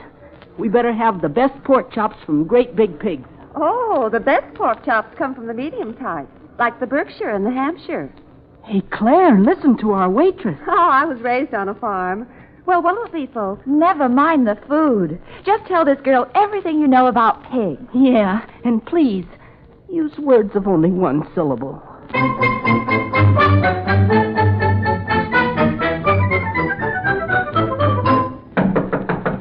Come on, open up.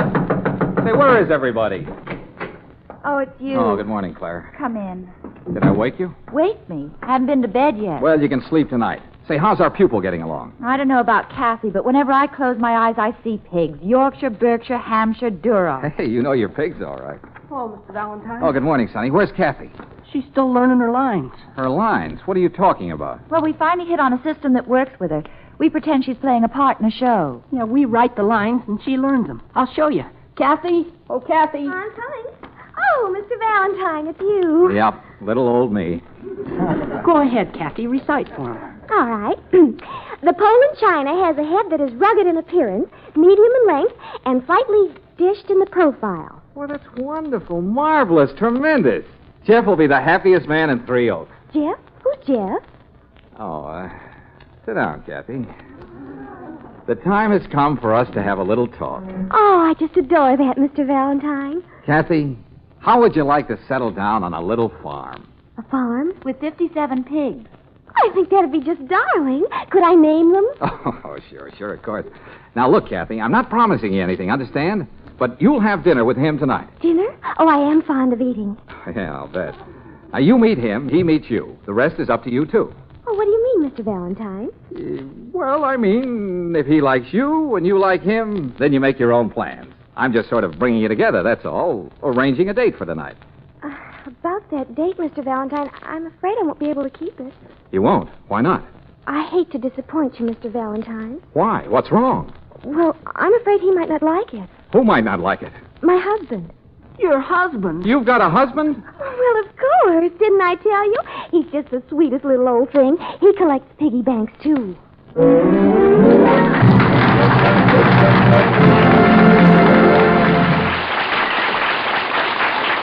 Well, George certainly finds himself in an embarrassing situation now. While he's figuring out an answer, I'd like to have a little talk with you. You know, most folks are alike. We all enjoy doing business with the neighborhood grocer, the druggist, or the hardware man who gives us a friendly smile when we come in. Kind of a chap who asks about the kids when he wraps up our package. That's one reason why many folks like to trade at home-owned Chevron gas stations. They're run by local men who've made good, friendly, capable fellows who know most everyone in town and know their cars equally well. They're all mighty nice people to do business with. That's why you always feel at home when you stop at a Chevron gas station. There's another thing you can count on finding at Chevron gas stations. They all carry that climate-tailored Chevron Supreme gasoline and RPM compounded motor oil. All of them honor your Chevron credit card, too. So whenever you're on a trip, make it a habit to stop at Chevron gas stations.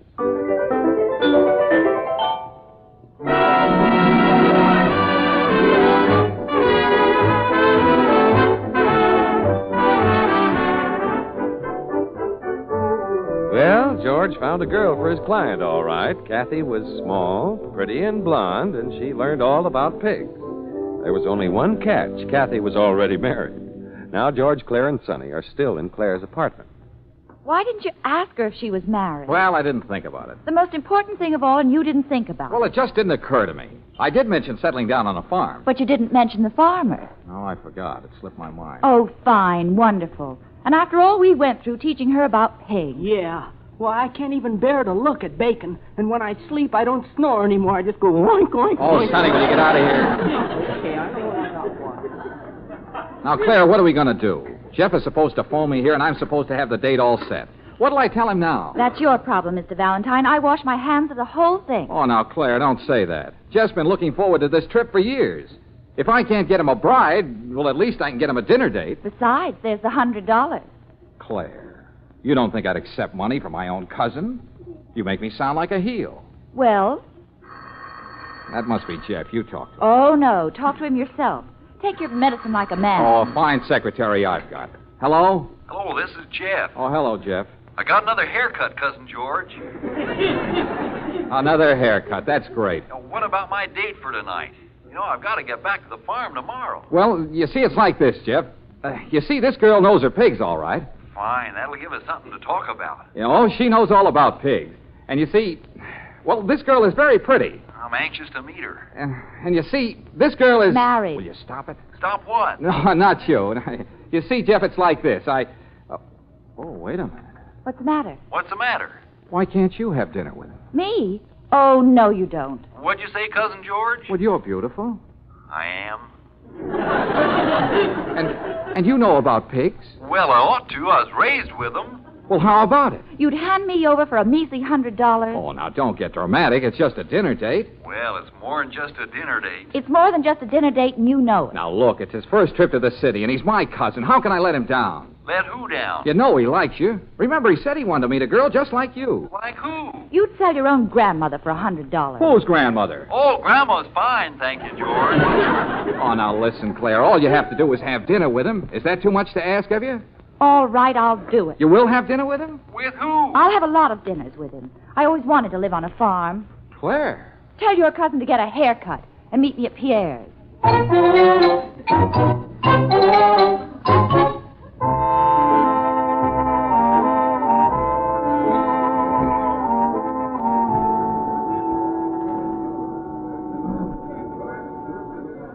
It sure is nice of you to have dinner with me, Claire. It's nice of you to think it's nice of me. I won't try to figure that out. No. I like it. You like what? Your haircut. Yeah, I had it cut twice. Say, maybe we ought to eat something. Yes, sounds like a good idea. Well, let's see what's on this bill of fare. Oh, What's the matter? they don't spell very good. Huh? Oh, it's in French. You know, that's one thing I didn't learn on the farm. Never mind, Jeff. I don't like this place anyway. It's much too expensive. Oh, that's all right. You're forgetting about my egg money. Now, look. Those chickens didn't go to all that trouble just so you could throw your money away on me. Come on. Oh, where'll we go? There's a restaurant in my neighborhood that has good food. And it's cheap, too. See, you're saving my money for me already. How'll I ever be able to thank Cousin George? You won't have to thank him. Just give him the $100. That's all he's interested in. Come on, Jeff. Let's go someplace where they know how to spell.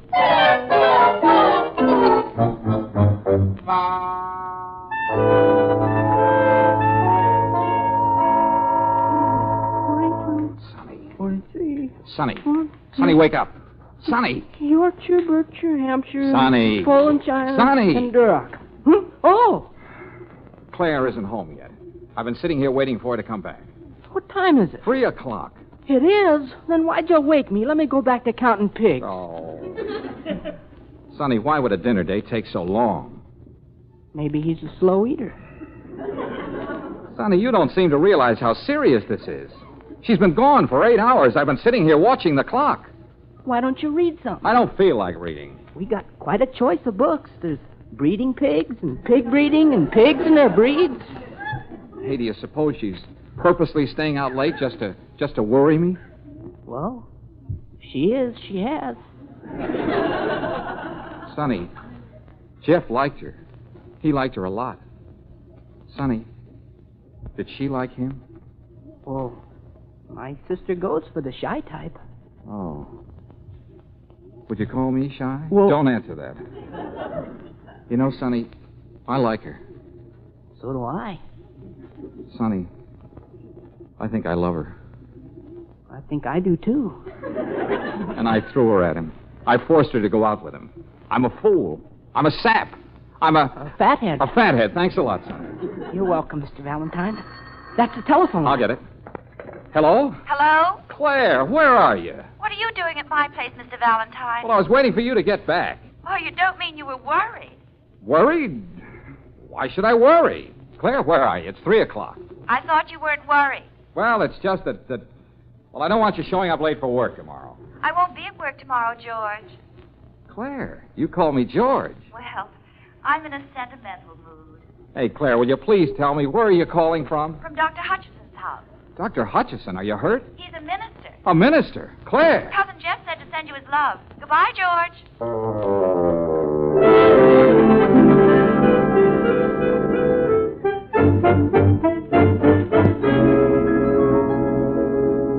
Eloped. Are you sure, Mr. Valentine? Sonny, will you get dressed and shut up? Yeah, but where are we going? We're going to annul the marriage. Mr. Valentine. You don't want Jeff for a brother-in-law, do you? And how'll I get along without her? What'll happen to me? What'll happen to me? I don't want to go to Three Oaks and live with pigs. No. Here's his address, Dr. Hutchison, 310 G Street. Come on. Yeah, but what'll we do there? He can tell us where they went. He can tell how to find her. I'm not giving her up, Sonny. Not without a fight.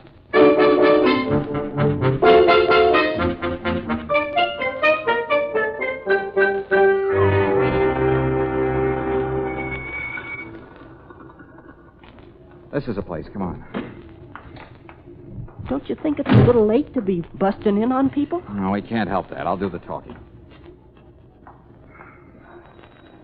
Don't you think it's a little late to be ringing doorbells? Well, we've got to find her before he takes her to Three Oaks.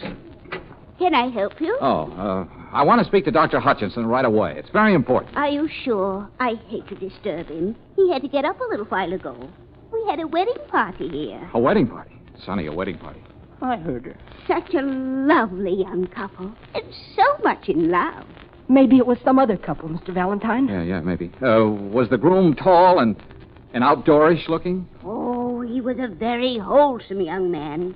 He told me all about his pigs. Oh, pigs. It's the right people, all right. I never saw a happier bride in all my life. And I've seen a lot of brides. Are you sure she was happy? She was all smiles. She was all smiles, Mr. Valentine. Well, maybe it was just an act. Oh, no. At the end of the ceremony, when they kissed, well, I never saw such a kiss in all my life. And I've seen a lot of kisses. Oh. Now then, what did you want to see my husband about? Oh, nothing. Nothing at all. Come on, Sonny. Goodbye. Goodbye. Goodbye.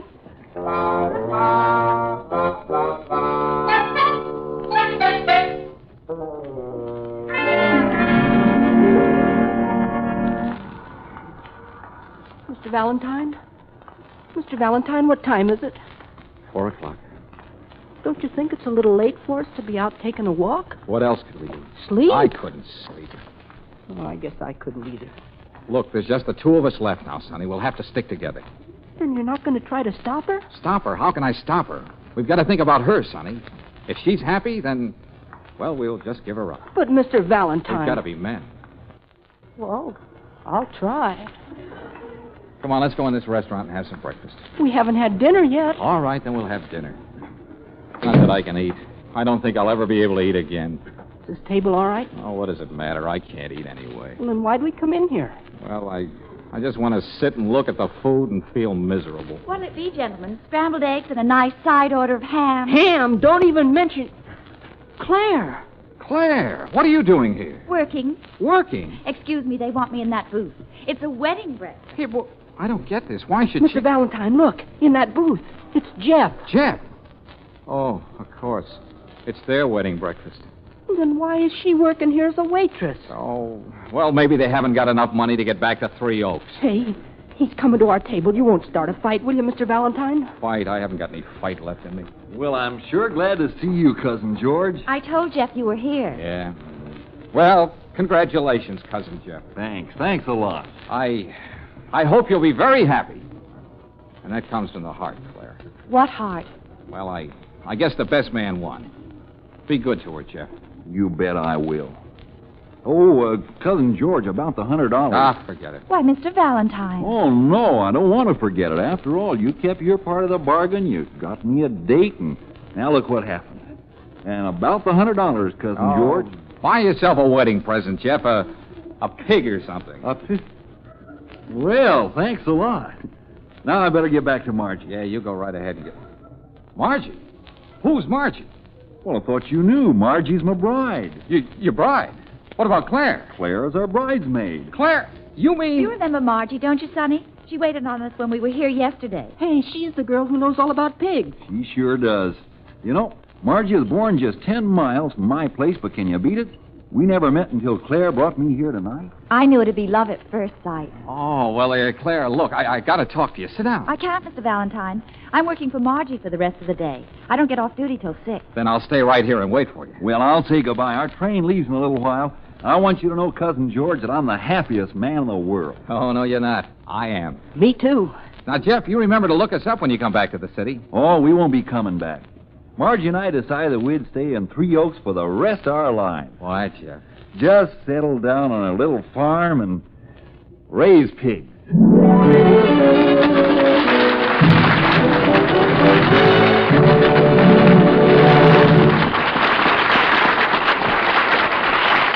You'll hear George's voice again in just a moment. In most parts of the West, motorists are facing the time of year that's hardest on cars. Cooler weather and rain or snow always bring with them some annoying car troubles. Most of these can pretty well be avoided, however, by a checkup trip to your neighborhood Chevron dealer. He'll put the right grade of RPM compounded motor oil in your car's crankcase, see that its transmission and differential have the right kind of grease for the season, and he'll check your battery and accessories like windshield wiper blades, spark plugs, and lights. You can depend on getting a good job of winter checking at a Chevron gas station. Chevron dealers, you know, are in business for themselves. They've had plenty of car service experience before branching out on their own. So you can count on a competent, conscientious job. See about that winter checkup this weekend. Talk it over with your neighborhood Chevron gas station man.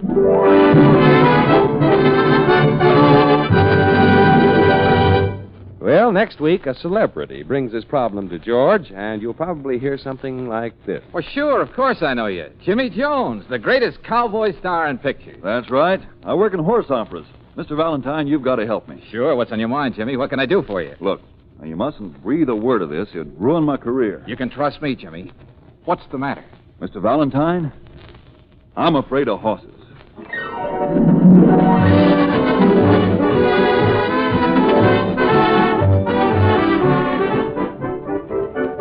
Chevron gas stations all through the West invite you to be with us again next week for another chapter of Let George Do It, brought to you by the makers of Chevron Supreme Gasoline and RPM Compounded Motor Oil. Let George Do It, starring Robert Bailey as George, with Francis Robinson as Claire and Eddie Firestone Jr. as Sonny, is written by Pauline Hopkins, produced and directed by Owen Vinson.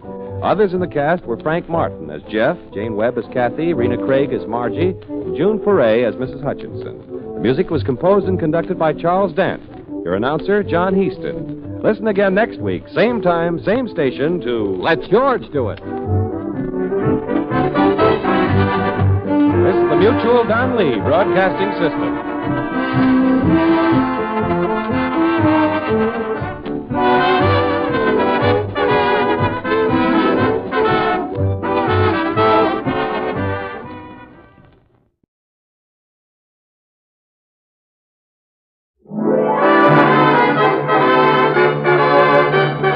Your neighborhood Chevron gas station invites you to Let George Do It, brought to you by the makers of climate-tailored Chevron Supreme Gasoline and RPM Compounded Motor Oil.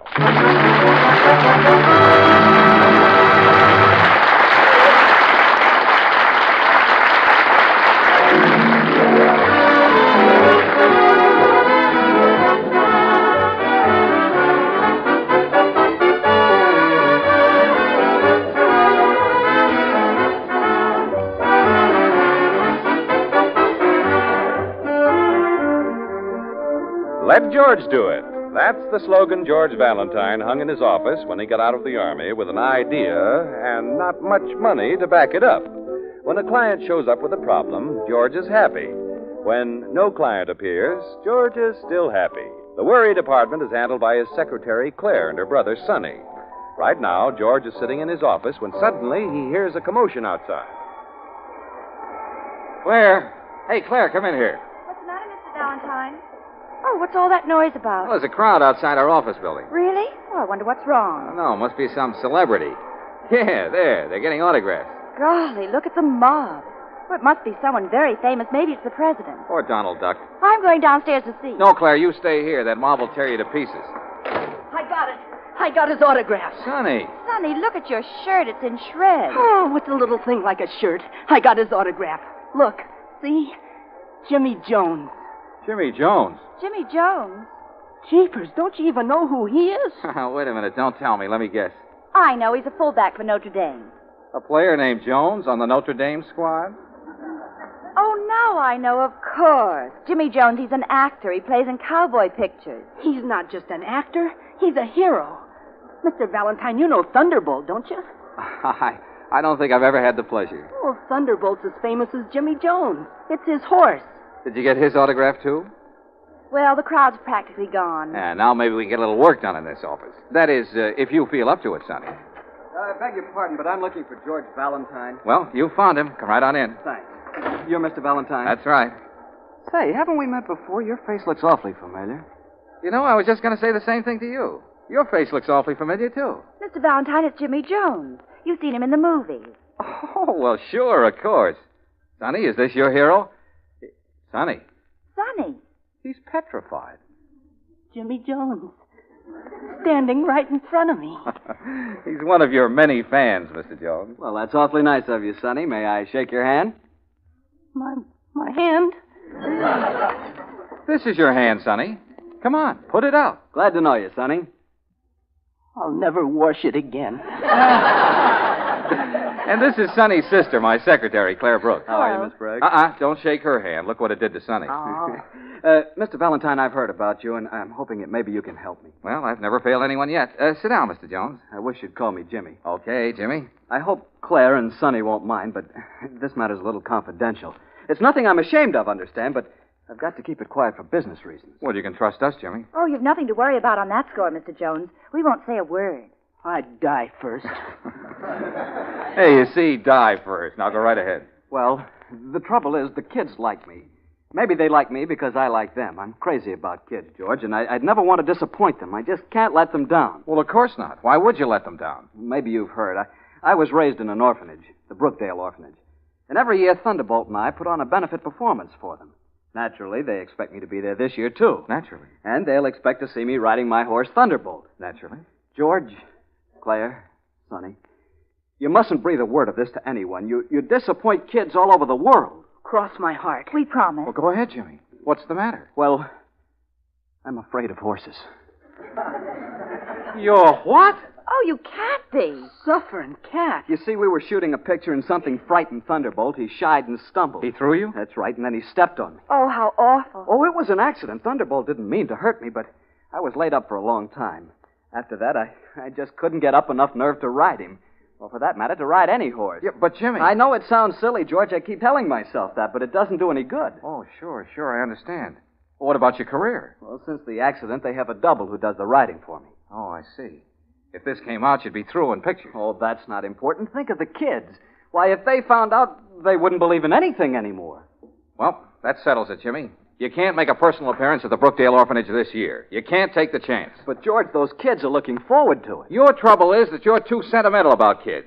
Now, you have nothing more to worry about, Jimmy. I'm in complete charge. I was hoping you'd say that. I'll tell them you had a nervous breakdown or something. You can send Thunderbolt with one of his trainers. Oh, but they want to see me ride him. The kids will never forgive me. Now, you leave that to me, will you, Jimmy? I'll take care of them. I know just how to handle kids.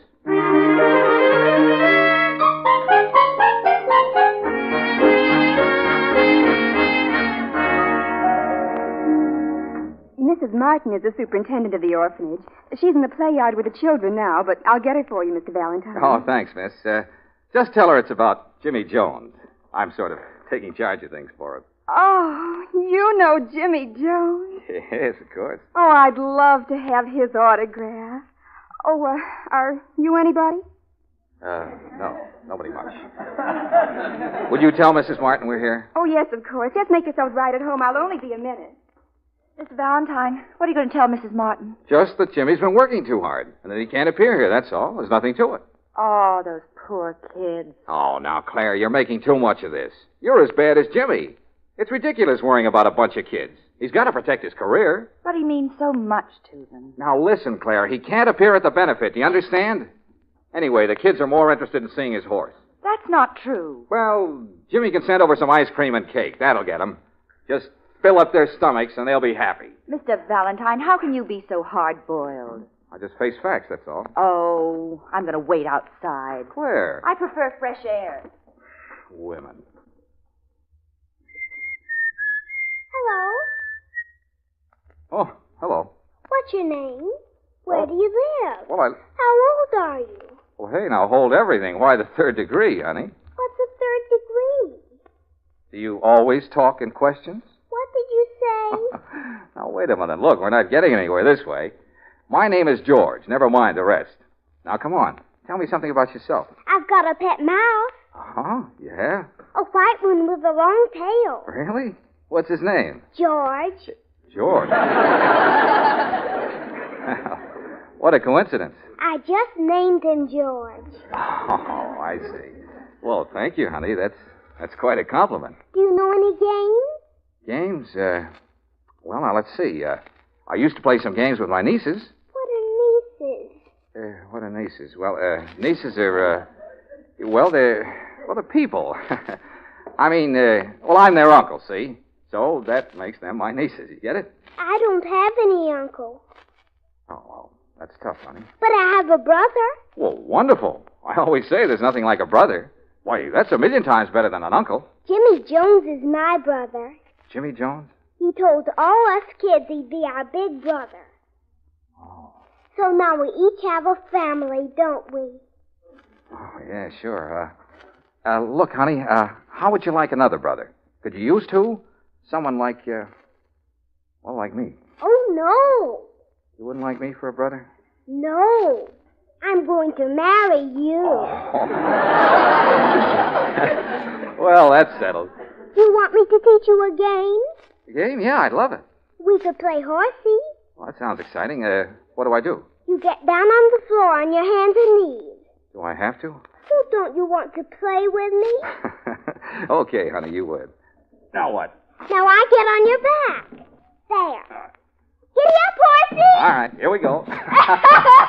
Hang on now. Hang on, honey. Hard-boiled Mr. Valentine. Oh, Claire, we're playing horsey. You make a beautiful horse. Oh, thank you. Claire, this is the girl I'm going to marry. Oh, congratulations. Mr. Valentine, Mrs. Martin will see you now. She's in her office if you'll just follow me. Okay, thanks. Bye, honey. Goodbye, George. See you in about 16 years. Don't forget now. Don't forget now. Cute kid. Isn't she? Her office is on the other side of the play yard. This way. Oh, miss, wait a minute. Look, I won't bother Mrs. Martin. You give her a message for me, will you? All right. Just tell her that I personally guarantee that Jimmy Jones will be here for the benefit. And furthermore, he'll be on his horse, too.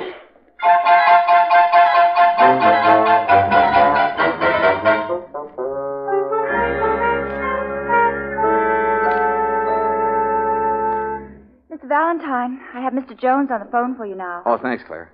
Hello, Jimmy. Hello, George. What's on your mind? Now, listen, Jimmy, you can't let those kids down. Why, they believe in you. Why, they think you're their big brother. Sounds as though you've been out to the orphanage, George. Well, now, look, you know me, Jimmy. I'm not sentimental or anything like that, but, well, I can't have her disappointed. She named her mouse after me. Her what? Yeah. It's the first time I've ever had a mouse named after me. George, what are you talking about? Just this. You've got to ride Thunderbolt at the benefit. But, George, I told you since the accident, every time I see a horse, I shake. What'll that do to the kids? Oh, gosh. You're right, Jimmy. No, we can't let them see you that way. Hey, wait a minute. In the movies, you use a double, don't you? What about him? Oh, I thought of him, but it won't work. He's built like me, but he doesn't look like me. The kids will get wise. Well, then all we have to do is to find a double that looks like you. It's a cinch, Jimmy. Leave it to me.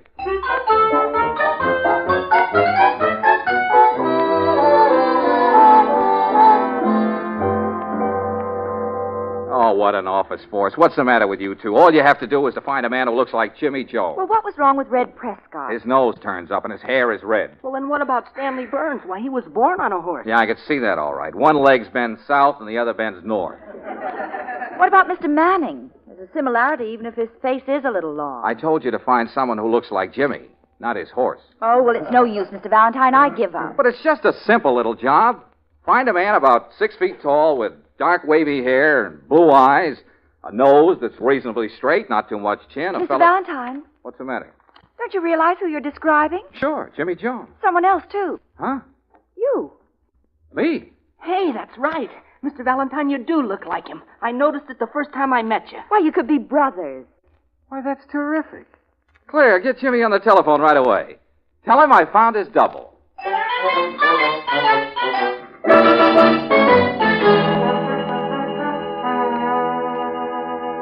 You really think you found the right person, George? I know I found the right person. But is it someone we can trust? Trust? Why, this man is the soul of honor. And what's more, he's got plenty of courage. And a heart of gold. Pure gold. Say, sounds tremendous. Well, I don't like to brag, Jimmy, but if you were to pin me down, I'd say he is tremendous. Who is it? Me. You! Sure. Remember how familiar we look to each other? I look like you. Oh, that's where I saw you. Yeah, of course. Well, that's wonderful, George. You don't know how relieved I am. Well, I told you I'd come through with flying colors, Jimmy. Now be at my office tomorrow morning. Okay, thanks a million, George. So long, Jimmy. Well, it's all set. See, there ought to be a good fee in this for me. Oh, I'm sure there will be, Mr. Valentine. Jeepers, Mr. Valentine, I can hardly wait for the benefit. I can just see you dashing into the arena on Thunderbolt. Yeah, it'll be a big moment, all right. The kids will be clapping and yelling their heads off. Then I'll come dashing into the arena riding on Great Caesar's ghost. Mr. Valentine, what is it? What's the matter? I just remembered. What's wrong? I've never been on a horse in my life.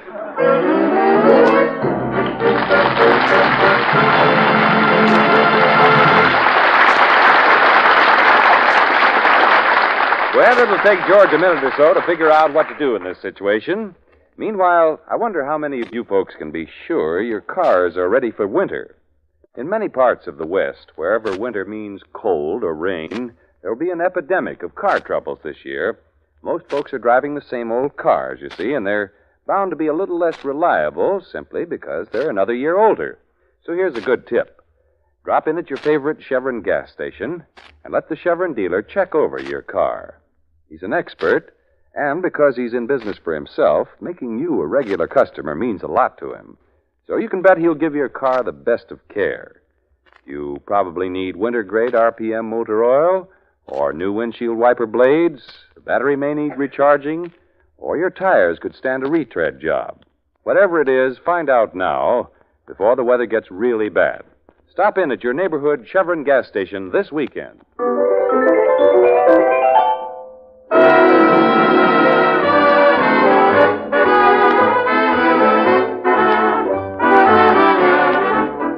Well, George had to find a double for Jimmy Jones, someone who looked like Jimmy and could ride Thunderbolt. It finally dawned on all of them that George himself resembles Jimmy, but then he suddenly remembered that he's never been on a horse in his life. Now it's a few minutes later.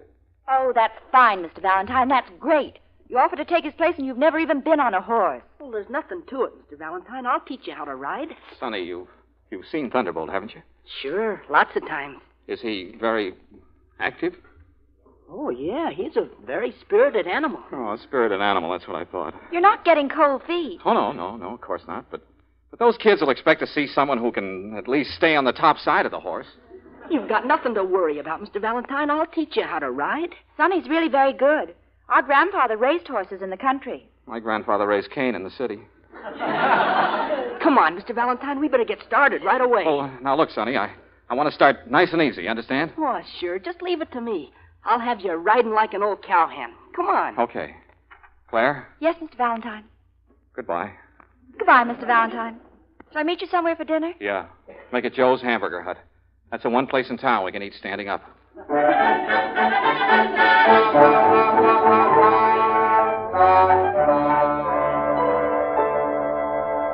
Yes, sir. Something in toys for the young man? Oh, no. Not for me. For him. For him? A toy for the gentleman? Yeah, he wants a... Sonny, not so loud. People are listening. Oh, I'll whisper it. Mr. Valentine wants a... He does? Yeah, I just want him to get the feel of it. Oh, I see. Well, very well. Second aisle to the left. Tricycles, scooters, kiddie cars, and hobby horses.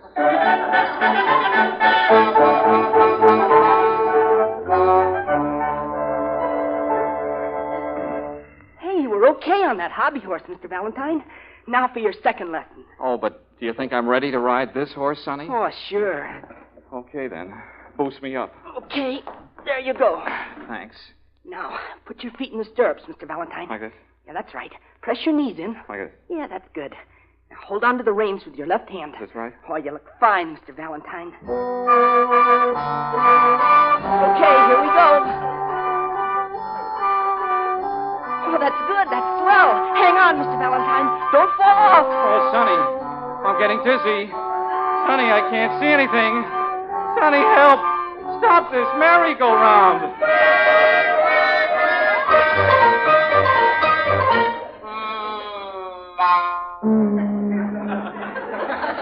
Oh, he's a beautiful animal, isn't he, Mr. Valentine? Yeah, cute.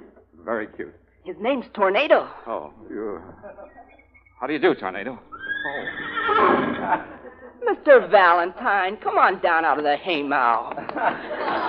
He won't hurt you. Oh, Sonny, I don't think he likes me. Oh, now, don't be silly, Mr. Valentine. Come on.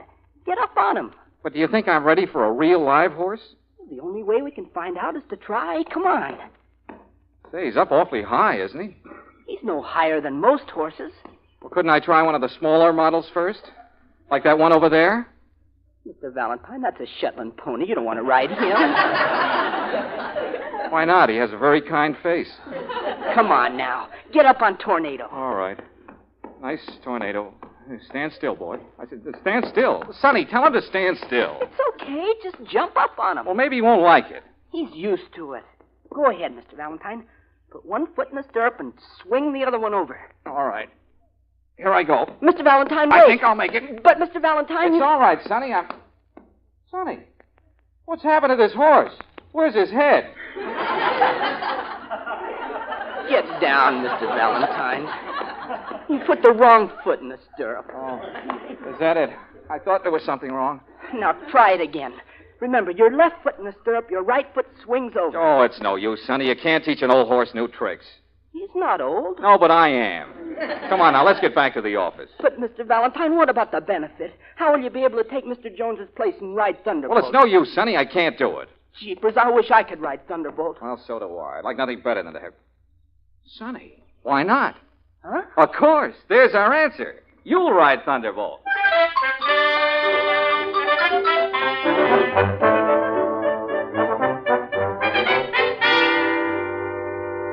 But, George, I don't get it. You do look like me, so why can't you take my place? Why don't you tell him, Mr. Valentine? Now, Claire, I'll handle this in my own way. Jeepers, Mr. Jones, please let me ride Thunderbolt. I can handle him honest. Just ask my sister. Will you keep quiet, Sonny? You see, Jimmy, I'm afraid that someone might catch on that I'm not you. Oh, do you think so? Well, I suppose there'll be reporters there. Yeah, I imagine so. And what if they find out? It'd ruin everything. Please, Mr. Jones. I know Thunderbolt and I'll get along okay. Yes, Sonny's very good with horses. He's been riding since he was a baby. But how can we work it? Sonny certainly doesn't look like me. Well, Jimmy, I got this all figured out. Now, look, it's simple. You walk out and talk to the kids. You know, make a speech. Yeah? Then I imagine they'll begin yelling for Thunderbolt. Oh, you can count on that. Well, fine, fine. Now then, when that happens, you say you brought Thunderbolt along, all right, but that you'd like to feel like a kid again and sit in the audience with them. Go on, then what happens? Well, then you say, how about one of you kids riding Thunderbolt? Who'd like to try it? Uh-huh. Now then, Sonny is sitting right in the front row. You can't miss him. And when you say, who'd like to ride Thunderbolt, Sonny jumps up and yells, let me, mister, let me. Let me, mister, let me. Yeah, that's the idea. And, Jimmy, no matter how many kids yell, you choose Sonny. Understand? Oh, of course. I wouldn't dare take a chance on someone who didn't know horses. Now, how does it sound, Jimmy? It sounds okay, George, but you're sure nothing will go wrong? Listen to him. Now, Jimmy, I tell you, it can't miss.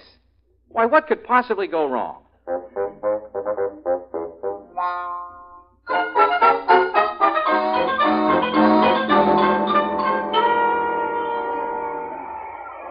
Did you ever see so many children in all your life, Mr. Valentine? It looks as if all the kids in town are here. All except Sonny. Now, stop worrying about Sonny. He'll show up. But he should be here now. What's happened to him? Well, I know he went to a movie early this afternoon. Then I think he planned to buy some riding boots. Riding boots? I can't save this place for him much longer. Why can't he be on time? Oh, just be patient, Mr. Valentine. But they're getting ready to start the show. Oh, where is that boy? Well, it's not like Sonny to be late. Well, it's your fault, Claire. You should have brought him over with you. That's right. Blame me for it. I always get... Oh, Mr. Valentine, they're going to begin. Here comes Jimmy Jones now. Howdy, kids. Oh, where's that Sonny? Well, I can't imagine what's keeping him. Now, hold it, kids. Hold it. First, I want to tell you how much it means to me to be here again. You know, every year I look forward to my visit to the Brookdale Orphanage because it's just like coming home again for me. Where is he? Where's that Sonny? Oh, what if he doesn't show up? But I didn't come here to make a speech. I just wanted to say hello to all my friends, to all my little brothers and sisters. Mr. Valentine, you'll have to ride Thunderbolt. Oh, that's impossible. I don't even know on which side to get on. Now, is there anything I can do for you, kid? Mr. Valentine. Claire, think of something. You can't let one of them ride him. It would be dangerous. Well, it would be dangerous for me, too. Now, take it easy, kids. Take it easy. Take it easy. That's it. Thunderbolt is here, all right, but look, I'm sort of tired of riding. I want to sit down there with the rest of you, with my friends. Here it comes. How about one of you riding Thunderbolt? Mr. Valentine. Who'd like to ride it? Mr. Valentine. Come on, who wants to ride Thunderbolt? Mister, here's someone who wants to ride Thunderbolt. Go on, George, go on. Claire, stop pushing me. You've got to go now, George. There's no other way out. Oh, now, Claire. Come on, you've got to do it. What a spot you put me in. George. Hello, Jimmy. How do you feel? What's happened to Son? He just didn't show up. But, George, what are we going to do? The kids are waiting. Somebody's got to ride Thunderbolt. George will ride. Now, Claire. I guess you'll have to, George. I'm sorry, Jimmy. I'd like to. Really, I would. But I just can't. Now, George. What do you mean? What are you talking about? What's the matter with you, George? Nothing. Except that I've never been on a horse in my life. Oh, you've never been on a horse in your life? That's right. Oh, this is a fine time to tell me. What about all these kids? They're waiting. Listen, Jimmy, I'd never be able to get up on But, George, and you if I said did get up on him, I'd never be able to stay there. But you said and if that I did stay there, I'd die of fright. Oh, I ought to wring your neck. Now, that won't help any. But what am I going to do? Well, tell him you just noticed that Thunderbolt is indisposed. Yeah, tell him he has a headache. Who ever heard of a horse with a headache? Well, he's a very unusual animal. These kids believe in me. Why, they've been looking forward to this day for months. Then why don't you ride Thunderbolt? Me? Yes, you. All right, I will. Mr. Jones, you can't. I can't let these kids down. I'll ride him if it kills me. Mr. Valentine, stop him. Oh, Mr. Valentine, he's getting up on Thunderbolt. Mr. Valentine. Oh, I can't look.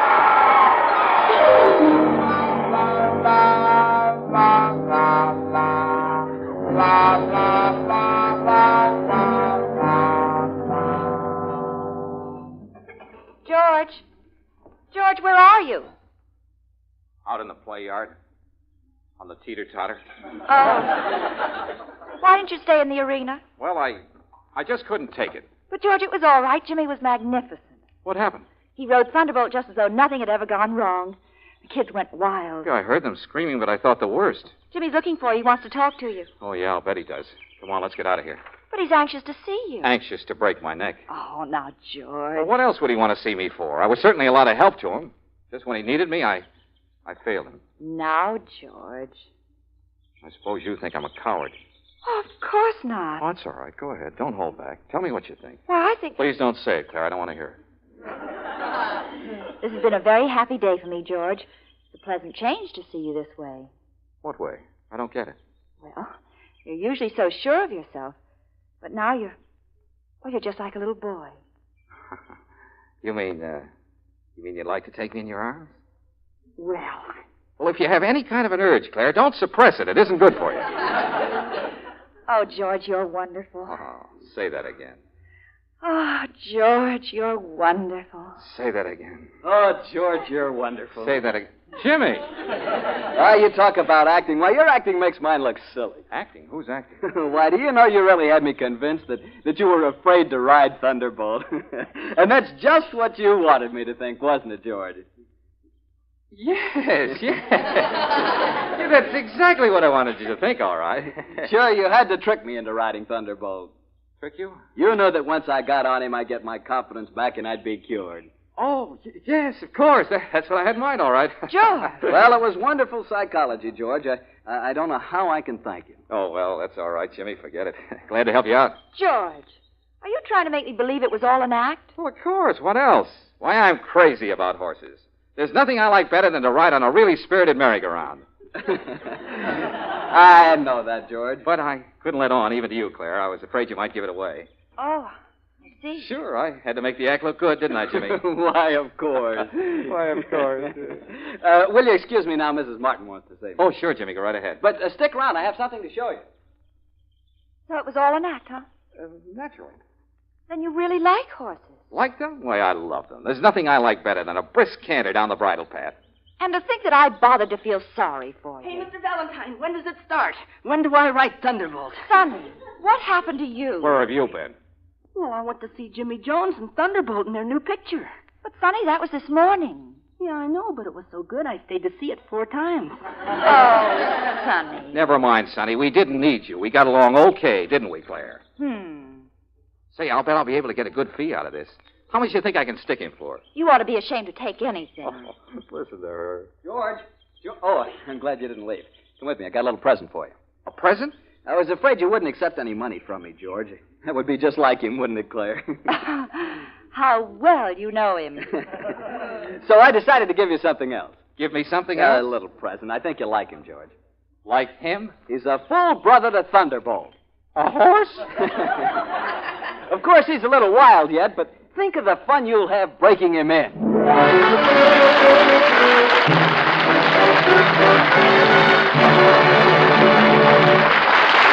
George will be back in a moment.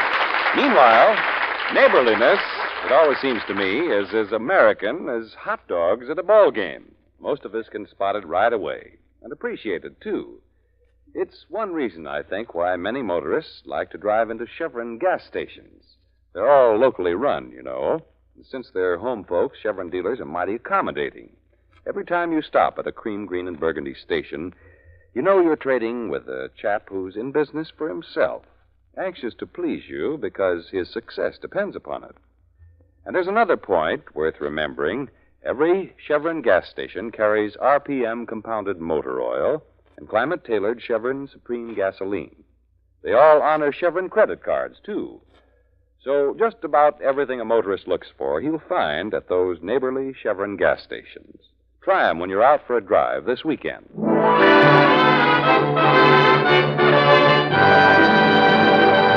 Well, next week, George finds himself in the middle of a lot of excitement. You'll probably hear him say something like this. Mr. Valentine, Yes? how are you feeling? Oh, fine, great. Never felt better. Yeah? Well, enjoy your health while you got it. It won't last. That so? Get out of town, Mr. Valentine. Mr. Valentine, what was that all about? What was it? The same fellow who's been phoning me right along. He's still worried about my health.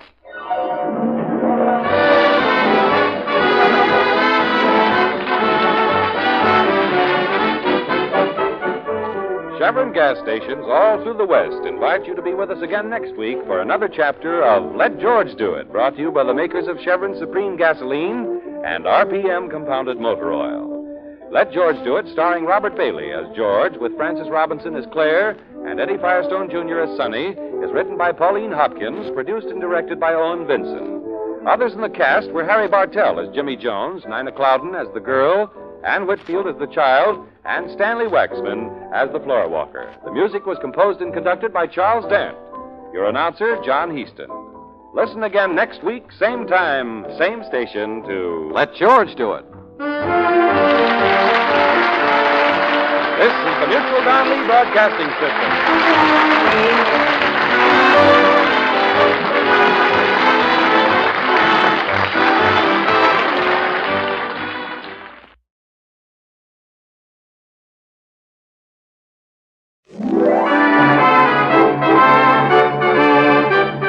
Your neighborhood Chevron gas station invites you to Let George Do It. Brought to you by the makers of climate-tailored Chevron Supreme Gasoline and RPM Compounded Motor Oil.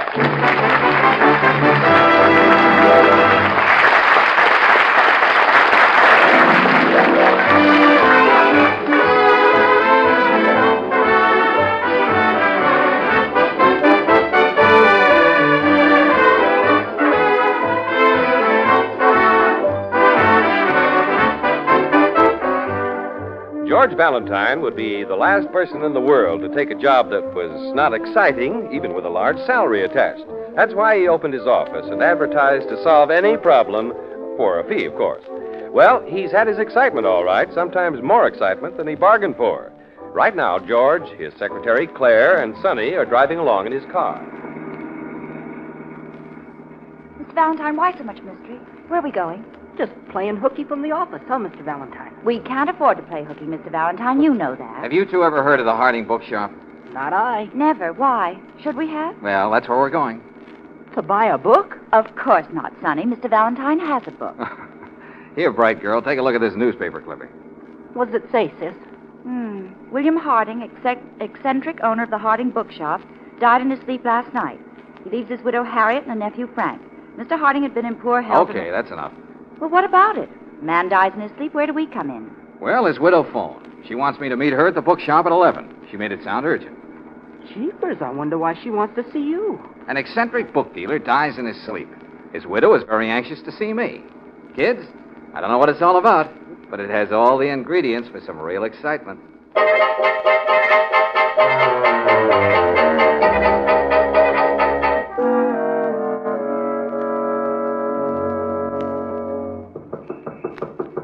Oh, it's no use, Mr. Valentine. The bookshop's closed. Maybe Mrs. Harding hasn't arrived yet. Wait a minute. I think I hear someone in there. I'm sorry, but we're not open for business. The shop is closed. Oh, Mrs. Harding, I'm Mr. Valentine, and these are my assistants. Oh, of course. I've been expecting you. Come in. Suffering cats, look at the place. Books scattered all over. Yeah. Somebody been searching for something, Mrs. Harding? You can see why I called you. Someone broke in here last night. Did you phone the police? No, no, I didn't. No? Why not? Because I think it was an inside job. The windows were securely locked. They don't look as though they'd been tampered with. Someone unlocked the door and walked right in. I see. You suspect someone in your family. That's why you didn't phone the police. Mr. Valentine, I won't try to keep anything from you. I suspect my husband's nephew, Frank. Did he have keys to the shop? As far as I know, my husband and I had the only keys. But you must have some reason for suspecting Frank. Well, he's always been a wild boy. I never had any use for him. My husband was fond of him. He even had Frank helping here in the shop. Mrs. Harding, just what was this person looking for, do you know? Money. Money? I'm not sure, of course, but I think my husband had some money hidden away here. Uh-huh. You may have heard my husband was, well, he was odd. It would be like him to hide the money in his shop. Then he mentioned some money to you? He always said that we'd be well taken care of in our old age, and yet he died penniless. I see. And just what do you want me to do? If there's any money here, I want you to find it. I'll pay you, of course. Oh, of course. But the shop's already been searched. Maybe the money's been found. I don't think so. You see, I frightened the person away. Oh, then you saw someone. I just caught a glimpse of someone running away. It was dark, but I think it was a man. Mm-hmm. Why did you come down here last night, Mrs. Harding? I wanted to look around myself. Oh, yes, of course. All right, Mrs. Harding, I'll keep in touch with you. Come on, kids. I'll be waiting to hear from you. Let's go, kids. What do you make of it, Mr. Valentine? Say, quite a girl, isn't she? Her husband dies, and that same night she's down at his shop looking for any money he may have hidden. Well, why don't we stay here and search the shop? Because someone beat us to it, Sonny. Besides, I want to know a little more about this case. And a little more about Harding's death, too. Mr. Valentine, do you think he was murdered? I'm just guessing. Come on, let's go to the car. Hey, wait a minute. I want a word with you. Jeepers, I wonder who that is. Must be the nephew. I just want to warn you not to believe half of what my aunt tells you. She's not herself. She's hysterical. Oh. Well, I don't agree with you, Frank. Your aunt seems unusually calm, considering. Calm? She called you in, didn't she? She knew what she was doing. Why would she call in a private investigator? How did you know I'd been called in? Well, you were, weren't you? Suppose she told you there's some money hidden away. That's a lot of baloney. Is it? You're just wasting your time. They said some money disappeared after my father died, too, but we never found any. There's always that kind of talk when someone eccentric dies. Just when did your father die? 5 years ago. Uh-huh. Frank, were you with your uncle when he passed away? No. It was during the day. I was in the shop with my aunt. Miss Barry phoned us. Miss Barry? Alice Barry, the nurse. My uncle's known her since she was a child. Of course, she's a young woman now. Very attractive, too. Okay, Frank. See you again sometime. No, you won't. I'm going to tell Aunt Harriet to call you off. Yeah, do that. Do you think she'll listen to him, Mr. Valentine? No, she doesn't trust him.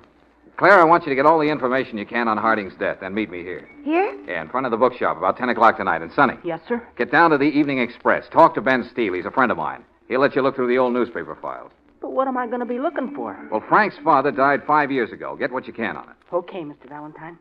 Hey, what are you going to be doing? Oh, he's going to talk to the nurse, of course. Why, Claire, how did you guess? Oh, she's young and attractive. Naturally, you'd want to investigate that yourself, Mr. Valentine.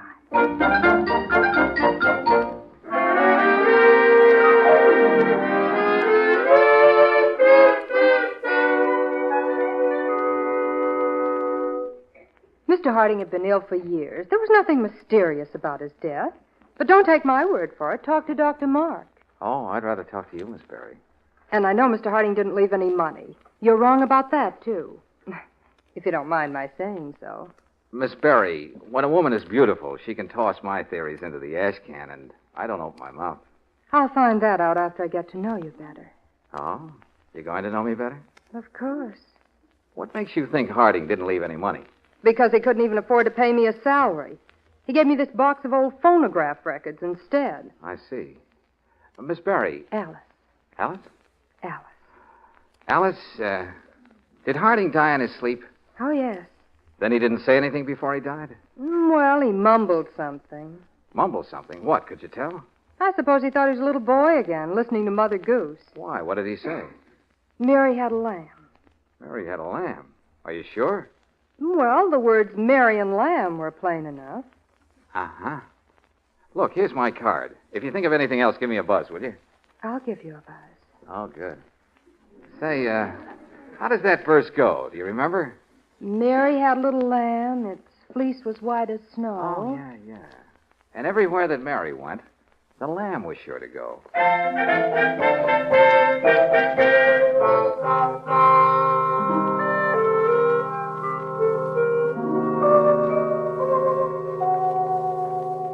You're late. I was detained.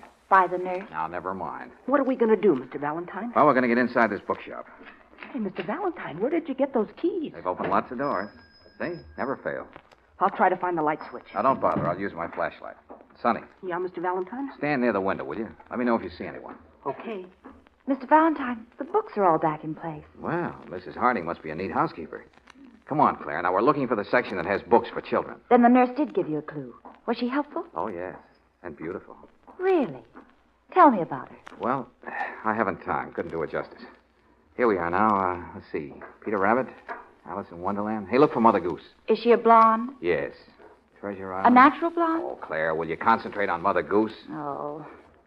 Is this what you're looking for? Yeah, good.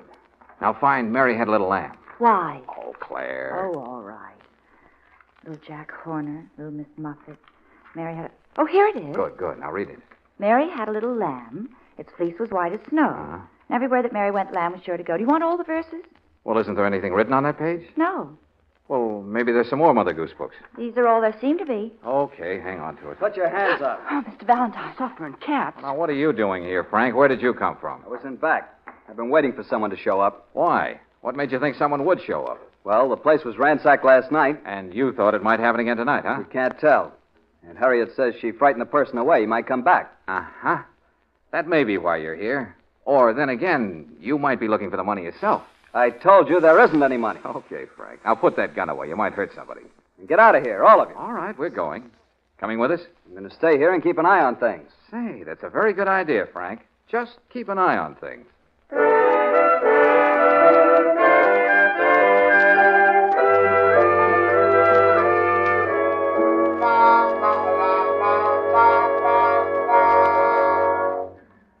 Mary had a little lamb. Its fleece was white as snow.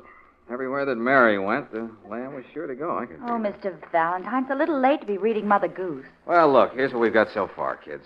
Harding's brother, who's supposed to have money, dies, but he doesn't leave anything. On the other hand, Harding, who's supposed to be poor, tells his wife they'll be provided for in their old age. Oh, I see. You think he had his brother's money. And he hid it in his bookshop. That's what Mrs. Harding thinks, and so does Frank. Well, go on. Well, this Mother Goose rhyme should lead us to the money. Why? Because Harding tried to tell Alice about it before he died. Alice? The nurse. Oh, first name. Oh, definitely. Hey, who'd be phoning at this hour? Hey, get it, will you, Claire? Hello? Is Mr. Valentine there? Yes, who's calling? Alice Barry. Oh, just a minute. Your nurse. And she's not a natural blonde. I can tell by her voice. Have it your way. Hello, Alice. Mr. Valentine, maybe I can help you after all. Yeah, what's up? Would you remember that Mr. Harding left me a box of records? Yes? Well, I was looking through the box of phonograph records when suddenly I... Oh! Hello, Alice. Mr. Valentine, what's the matter? Something's happened to her. I've got to get over there quick.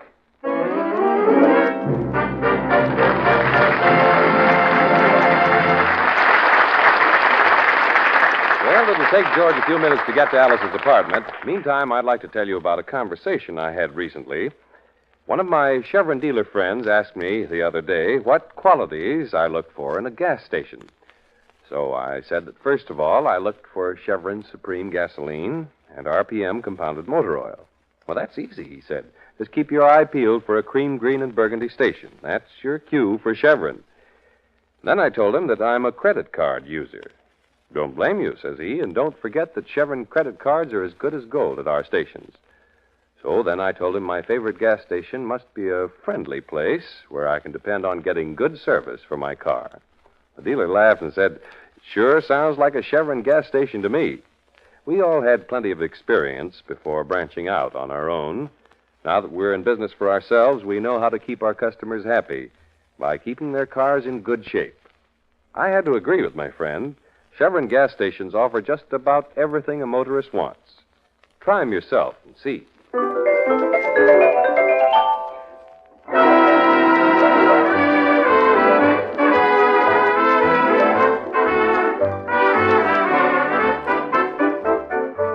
George was about to get some important information.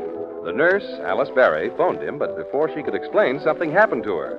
Now it's a few minutes later. George is opening the door to her apartment. Alice! Alice! Oh, you poor kid. Here, let's get you up on that couch. Oh. Now, take it easy. You're going to be all right. Oh, Mr. Valentine. Wait a minute. I'm going to put you down here. There you are. Now, you better lie still for a few minutes. I'll get you a drink of water. No, please don't leave me. Now, don't be frightened. Hey, you've got a nasty-looking bruise on your forehead. Otherwise, you seem to be okay. How do you feel? Oh, like I've got two heads. Yeah, I'll bet. Want to tell me what happened? Well, there isn't anything to tell. I was talking to you on the phone, and then it happened. Somebody took a sock at me. Well, who was it? Don't you know? No, he must have crept up and hit me from behind. From behind? Yes. Oh, you didn't see him at all, huh? No, for all I know, it might have been a woman. Yeah, it might very well have been a woman. What about the records? No, I guess they're gone. They were on that table over there. That's bad luck. Oh, don't worry about them. It was just an old bunch of records. Believe me, if all those endearing young charms, Who is Sylvia, and a few more like that. But I thought you discovered something about them. I guess the person who stole them thought so, too.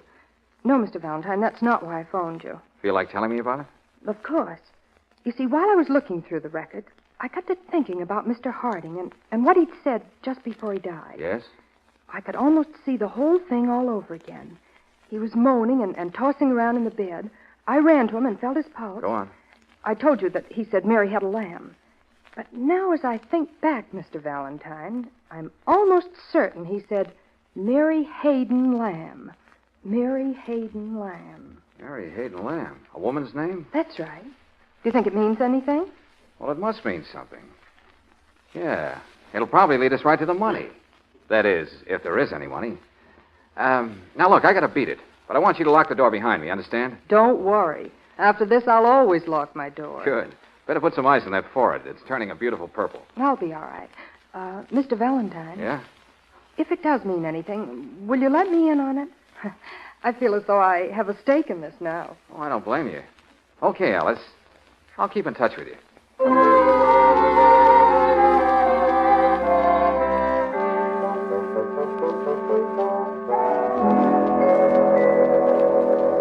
Hey, open up. Hey, Mr. Ward. Mr. Ward, hey, open up. Wait a minute. You out of your mind? What are you doing here at this hour? I want to buy a book. Well, go away. We're closed. Come back in the morning. Oh, now, wait a minute. Don't close the door, Mr. Ward. I got to have something to read tonight. You realize it's after 11? I know. I'm terribly sorry, but let me in, will you? Oh, all right. Come in. Other people have sane customers, but I suppose it's got to be a mystery with at least 6 murders in it. Mr. Ward, did you ever hear of a book called Mary Hayden Lamb? Never, no. Are you sure? I came here because you have a reputation for knowing every book that's ever been published. There's never been a book published by that name. Now, however, if you were to ask if there were ever a novelist by that name, I'd give you a different answer. A novelist? Hey, of course. Why didn't I think of that? Well, tell me about it, will you? Well, she was a local writer, and to my knowledge, she wrote but one book, thank heaven. Why do you say that? Because it's by far the worst trash it's ever been my bad luck to read. I see. What's it called? Isle of Love. It's about a girl and an island and a man, and if you want something to put you to sleep, I'll personally guarantee you your money back. Then you've got a copy, huh? One. Almost sold it this afternoon. Almost sold it? Is that so? Someone wanted it, huh? Well, asked me about it anyway. But evidently I had the good taste to turn it down. I Found it on the counter when I was putting my books away. Well, who asked to see the book, Mr. Ward? Do you remember? Certainly not. I do a big business, young man, and I can't keep track of every customer who walks into my shop. Unless they make a special impression by getting me out of bed at this unearthly hour. Okay. Anyway, you've made a sale. I'll take Isle of Love. No, you've made a bad choice. Yeah, here you are. Marked down to 89 cents. And, young man, believe me, I'm cheating you.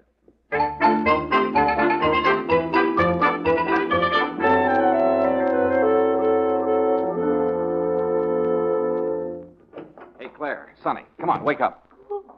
Oh, hello, Mr. Valentine. May we go home now, slave driver? Oh, I'm sorry, kids. I know it's late, but we can't stop now. Don't dare take the chance. Somebody may be getting desperate. What do you mean? What do you expect to happen? Well, nothing if I can beat them to it. Now, Claire, I've got a job for you. How are you in the charm department? Charm? Yeah, that's right. Have you got any? Don't answer that. Whom do I have to charm? Frank. The nephew? I quit. Hey, I knew he was suspicious. As soon as I saw him, I said to myself, now there's Shut up, a guy... will you, Sonny? Claire, I want you to get Frank out of the bookshop tonight. So that you can get in there without his seeing. That's the idea. Think you can do it? Oh, it should be simple, even if my hair isn't blonde. Oh, don't worry, Mr. Valentine. I'll take care of Frank.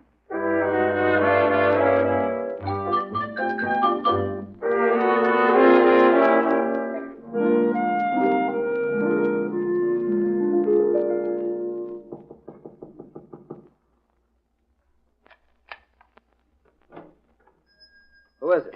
Oh, put that gun down, Frank. It's Claire. Oh. You're Mr. Valentine's assistant, aren't you? What do you want? Well, Mr. Valentine's just down the street at your aunt's house. What do you want? Well, I was with them, but then they wanted to talk alone, so, well, they sort of left me stranded. Don't I look stranded? Yeah. Well, your aunt was giving Mr. Valentine an earful. She's not very fond of you, is she? You can't forget that I was once a wild kid. I've straightened out since then. Oh, I can see that. What do you want? I want to come in. Use the phone to call a cab. Why didn't you stop at a drugstore? Oh, well, all right if that's the way you feel about it. Good night. Wait a minute. Hmm? Pretty late for you to be wandering around. Ah, I knew you had fine instincts, Frank. Oh, all right. Come on. I'll take you in my car.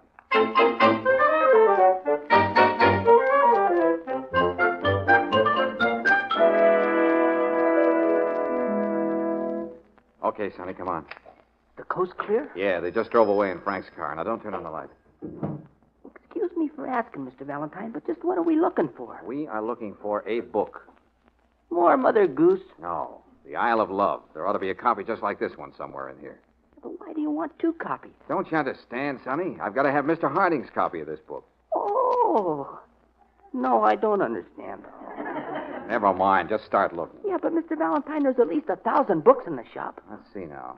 Mary Hayden Lamb was a local writer. Now, why would Harding choose her book unless... Hey, wait a minute. I think I got it, Sonny. He must have known her. Well, what of it? That means it would be Harding's personal book, see? Oh. No, I don't see.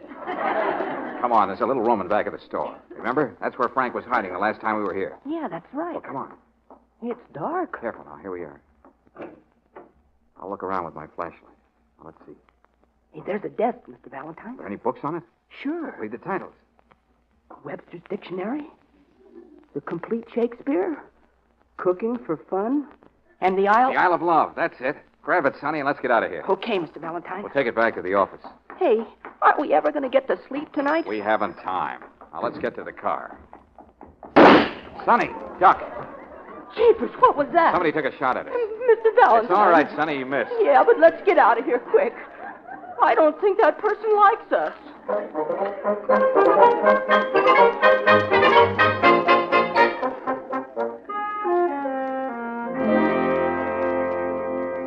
And then somebody started shooting at us. Oh, it was plenty exciting, sis. You're lucky. Frank's a bore. This conversation is brilliant. It's either yes or yeah. I guess it was Mrs. Harding shooting at us, huh, Mr. Valentine? Because Frank was with Claire. Not for long. No? No, he just took me to a cab stand. I see. Run out of charm? Oh. Jeepers, Mr. Valentine, you've just about taken that book apart. Well, there's nothing in here. No secret compartment, no writing on the pages. I can't find a thing. Well, then let's go home and get some sleep. No, we can't stop now. Okay, kids, make yourselves comfortable. What are you going to do? Well, I'll have to start reading the book. Aloud? Certainly. I might miss something. You gonna read all of it? That's right. Here we go. The summer sun was setting in a blaze of glory, casting its light like a shimmering ribbon of golden orange across the lake. On the bank, her wavy hair streaming from her uplifted head, stood Jennifer. Oh, I can tell this is going to be a classic. Perhaps her dream of love was to become a reality, for coming toward her was a canoe, and in the canoe was a man. Mr. Valentine, do you think Sonny's old enough? Oh, keep quiet, will you? Jennifer sighed longingly. Sonny. Perhaps her stay on the island was at an end. Her face was alive with expectancy.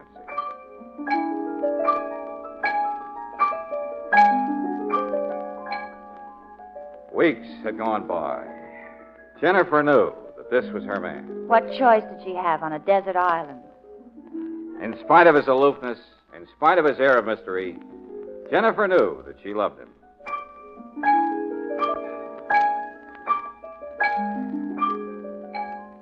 And then a wonderful thing happened. He knelt beside her and kissed her. Well, it's about time.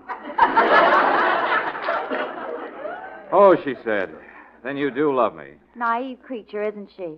Yes, he answered. I love you with all my heart. If you don't believe me, look carefully when the grandfather's clock strikes the hour of midnight. And I love you, too, she told him. Wait a minute. What was that again? And I love you, too, she told him. No. Go back to where he loves her. Oh, yes, he answered. I love you with all my heart. If you don't believe me, look carefully when the grandfather's clock strikes the hour of midnight. Hey, that doesn't make sense. Hey, wait a minute. The printing on this page looks a little different. Yeah, and so does the paper. Claire, get my copy of the book. Here it is. Okay, turn to page 82. Come on. Okay, now read that part. Yes, he answered. I love you with all my heart. I swear it, Jennifer. That's enough. This is it, kids. Mr. Harding printed this page himself. Look carefully when the grandfather's clock strikes the hour of midnight. Mr. Valentine, there's a grandfather's clock in the bookshop. That's right, Sonny. And there's where that money must be hidden. Claire, get Mrs. Harding on the phone. Tell her to meet us at the bookshop right away. At this hour? And then phone Frank at the shop. Tell him to expect us. All right. Oh, and Claire, phone Miss Berry, will you? She wanted to be in on the kill. Oh, now you've got me phoning your blondes for you. Well, whatever you say, Mr. Valentine.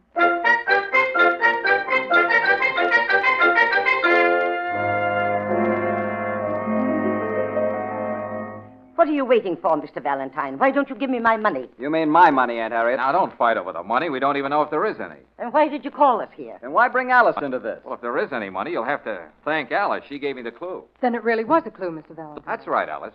It led me to a book. And in the book, I found some words that Mr. Harding printed. It said, look carefully when the grandfather's clock strikes the hour of midnight. The grandfather's clock. I'm going to see about that. Now, take it easy, Frank. Now, Frank, that's not your property. Get away from that clock. There's nothing in here. The clue didn't say there was something in the clock. It said, look carefully when the grandfather's clock strikes the hour of midnight. Well, it's striking 12 now. Well, what's different about the clock when it strikes 12 than at any other time? When it strikes 12, both hands point up. Smart girl, Claire. Sonny, hand me that chair. Okay. You think there's something on top of the clock? No, above it. On the wall here. Yeah, you see? There's a false panel. Need any help?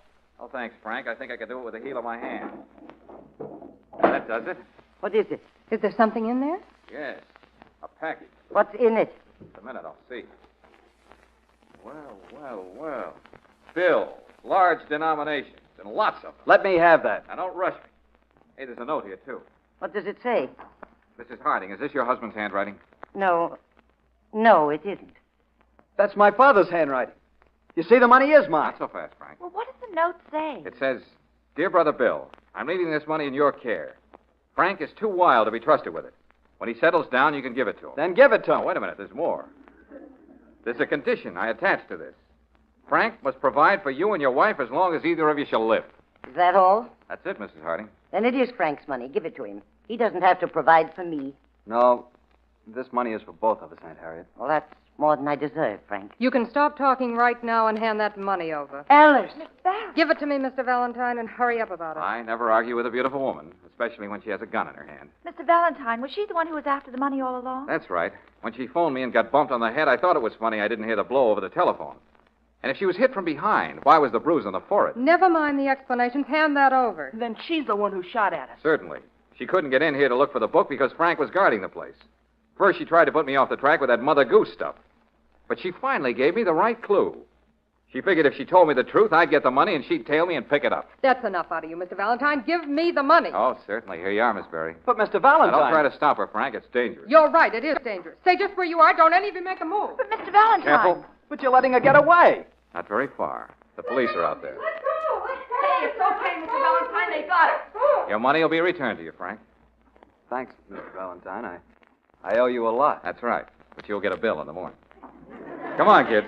Good night, Mr. Valentine. Good night. Good night. Well, I'm really going to sleep tonight. Yeah, so am I. Oh, too bad. Too bad it had to end this way. Huh? What do you mean? He's thinking about the nurse. Aren't you, Mr. Valentine? You know, Claire, I believe she was a natural blonde after all.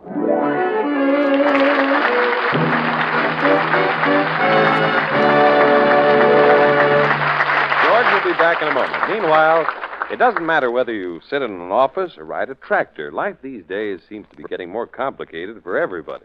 Any convenience that makes living a little simpler is always as welcome as spring. Your Chevron dealer knows this, as any friendly businessman should. So he tries to make you his friend by making his cream, green, and burgundy station as convenient and efficient as he can. He'll make it a point to know your car and the grade of RPM compounded motor oil you use. He'll urge you to use a Chevron credit card because he wants to save you time. He handles Chevron Supreme gasoline because he knows it'll give you good going wherever you drive. He takes the trouble to know the country nearby so that he can give you good travel tips. When you get right down to it, at Chevron gas stations, you get the same sort of convenient service you expect from any other wide-awake home-owned business. Get acquainted with the one near you. You'll like it.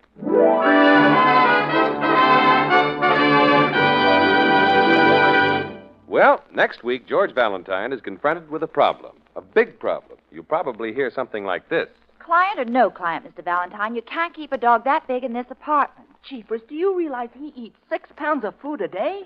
6 pounds? What kind of food? I'm not sure, but he seemed awfully fond of my head. Okay, Sonny.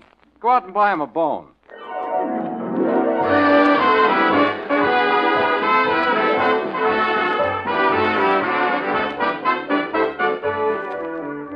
Chevron gas stations all through the West invite you to be with us again next week for another chapter of Let George Do It, brought to you by the makers of Chevron Supreme Gasoline and RPM Compounded Motor Oil. Let George Do It, starring Robert Bailey as George with Francis Robinson as Claire and Eddie Firestone Jr. as Sonny, is written by Pauline Hopkins, produced and directed by Owen Vincent. Others in the cast were Jane Morgan as Mrs. Harding, Harry Bartell as Frank Harding, Evelyn Scott as Alice Barry, and Paul McVeigh as Mr. Ward. The music was composed and conducted by Charles Dant. Your announcer, John Heaston. Listen again next week, same time, same station, to Let George Do It.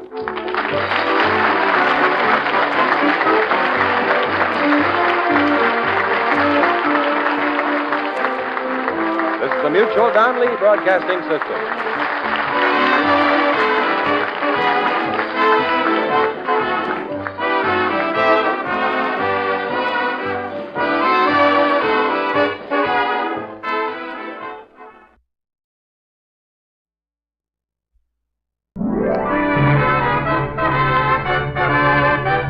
Your neighborhood Chevron gas station invites you to Let George Do It, brought to you by the makers of climate-tailored Chevron Supreme Gasoline and RPM Compounded Motor Oil.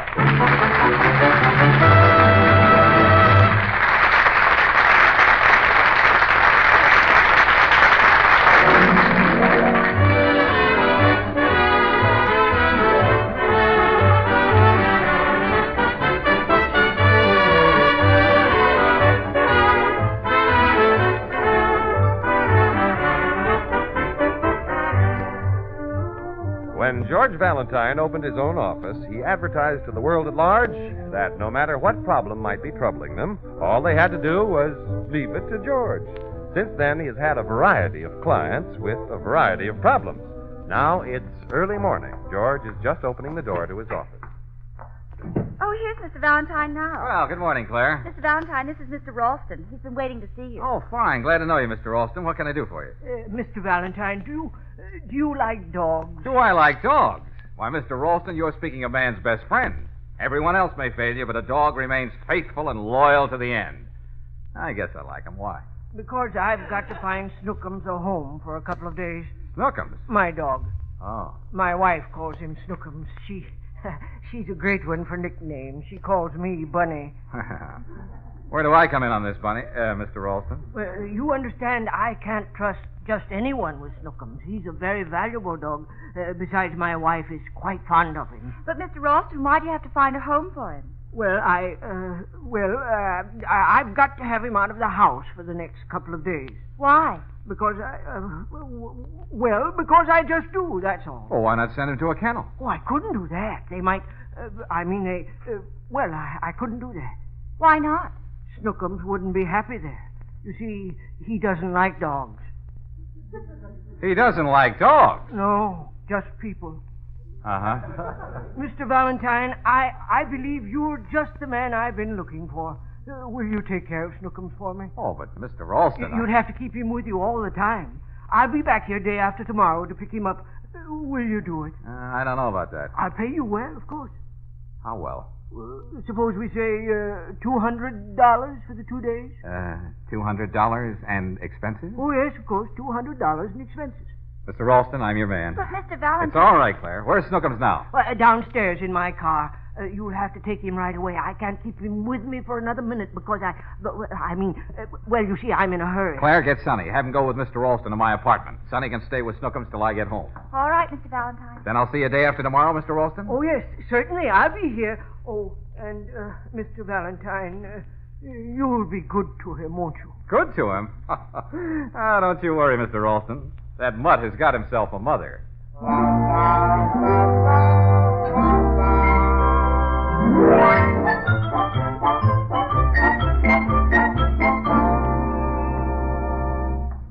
Okay, Claire, let's go. I bought Snookums something for supper. What'd you get? Quarter pound of hamburger. Oh, do you think that'll be enough? Well, it ought to give him 2 good meals anyway. What kind of a dog is he? Well, to tell you the truth, Claire, I forgot to ask Mr. Ralston. He was in such a rush. He certainly was. Yeah. Snookums. Must be a lap dog with a name like that. Think so? Yeah. Probably a Pomeranian or a Pete. Mr. Valentine, I don't like to keep bringing up a woman's instinct, but I wish you hadn't gone ahead with this. Now, what's the matter with you, Claire? Why, what could be softer? $200 in expenses just to have a dog for a roommate. Yes, but there was something about Mr. Ralston. He seemed to be keeping something from you. Oh, women and their imagination. Come on, hurry up. Snookums must be getting hungry. I hope Sonny's been nice to Snookums. Oh, you don't have to worry. Sonny's always been crazy about kittens and rabbits. Yeah? I suppose he likes little dogs, too. I hope so. Yo! Hey, look out! Mr. Valentine, it's a horse! Down! Now, don't be afraid, Claire. It's just a great day. Just a great... Mr. Valentine! Down, Snookums! Down! He wants the meat. Well, I'm trying to give it to him. Get down! Get away from me. Mr. Valentine, give him the meat. But he wants my arm, too. Well, throw the package on the floor. Oh, here, Snookums. Yeah, there. Phew. Okay, Claire. Oh, look at your apartment. Oh, you mean what's left of it. Now, why would Sonny let him chew up the furniture? You'd think he'd have enough sense to take care of him. You'd think you'd have enough sense to ask what kind of a dog it was. Oh, where is that kid? That's funny. I wonder what... Oh, Mr. Valentine, you don't think... Now, Claire, don't be silly. He's a friendly dog. Too friendly. Sonny, where are you? On top of the mantel. Sonny. Well, what are you doing up there? He kept knocking me down. I had to get away. Oh, Sonny, you're a coward. He's bigger than I am, Mr. Valentine. I didn't mind when he knocked me down and licked my face, but I got a little nervous when he started putting my head in his mouth. All right, come on down. Now while he's there. Claire, put Snookums in the kitchen. Put him there yourself. You're his mother. Oh, great. Here, Snookums. Snookums. Oh, follow me, Snookums. You run, he'll follow you. He will? Okay. Come on, Snookums. Mr. Valentine, what happened? He followed me. Now stay in there, you big mutt. All right, Sonny, you can come down now. Okay. A little lap dog. Well, how was I to know? I've got news for you, Mr. Valentine. He eats 6 pounds of food a day. 6 pounds? What kind of food? I'm not sure. He seemed awful fond of my head. Okay, I'll get him a bone. Mr. Valentine, if you listen to me, you'll take that dog right back to Mr. Ralston. Now, Claire, I promised to take care of him, didn't I? Anyway, I don't even know where Mr. Ralston lives. You see, there's something awfully fishy about the whole thing. Maybe it isn't even his dog. Will you stop it? All right, have it your own way. But I'm not staying. See you in the morning. Yeah. Good night, Mr. Valentine. Sonny, wait a minute. Where do you think you're going? Oh. Oh, no, you're not. You're going to stay here and help me take care of Snookums. But, Mr. Valentine. You heard me. Where will I sleep? Well, you can sleep with me. And where will Snookum sleep? In the kitchen. Okay. But you tell him, will you? Well, good night, boys, and sweet dreams.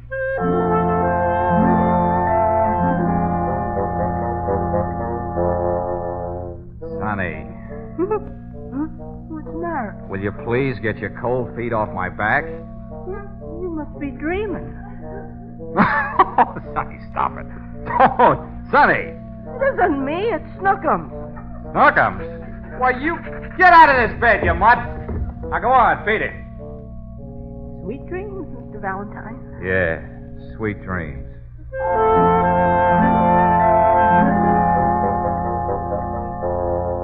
Mr. Valentine. Mr. Valentine. Huh? Snookums. What? It's your turn, Mr. Valentine. Oh, not again.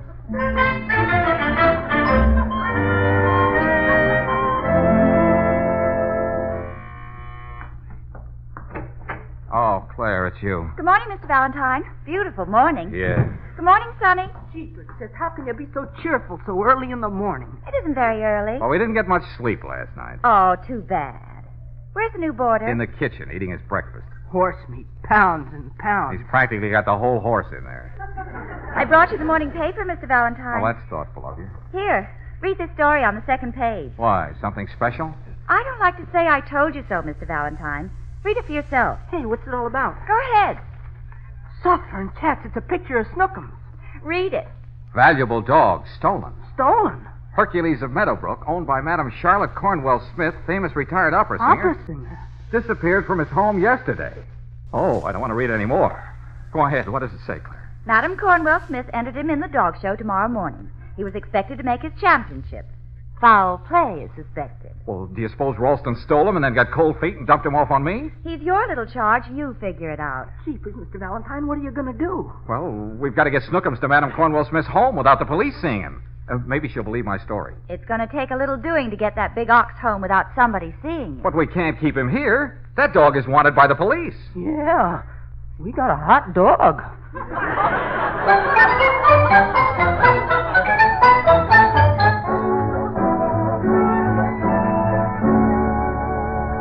Down, Snookums, down. Okay, Sonny, open the front door and see if the coast is clear. All right, Mr. Valentine. Claire, where'd you park my car? Around the corner, I couldn't get any closer. Well, if the coast is clear, we'll make a dash for it. You and Snookums make the dash. I'll catch up with you. Mr. Valentine. What's the matter?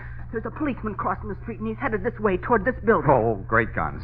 Come on, we got to get him back upstairs. You haven't got time. Then we got to hide him. Have you got a piano box handy? Oh, wait a minute. Look, in front of Mrs. Jones' apartment. A buggy. A baby buggy? Yeah, come on, Sonny, help me. But, Mr. Valentine... Mrs. Jones won't mind if we borrow it for a few minutes. Sonny, get his feet. He keeps wiggling them. Claire, help him. I'm trying to. Now, give him a shove. Be a good dog. Yeah, there it is. Okay, cover him up. You wheel him, Claire. You wheel him. He's your baby. Oh, thanks. Now, come on, fast. And don't stop to talk. Open the door, Sonny. I've got all my fingers crossed. He's coming this way, all right. Oh, Lady Luck, stay with us. Well, good morning, folks. Out to give the baby an airing? Oh, that's right, officer. Come along, sweetheart. Can I take a peek? I'm just crazy about babies. Oh, He's sleeping, officer. Oh, too bad. Who does he look like? Just like his mother. Isn't that nice? You're too modest, darling. Officer, he's the image of his father. Really now? Oh, yes. He has his father's ears. Now, come on, Claire. Goodbye, officer. Say, did you hear a dog last night? We got several complaints from this building. A dog? Well, we were awfully busy last night, officer. Snookums kept us up. I know how that is. I got 6 just like yours.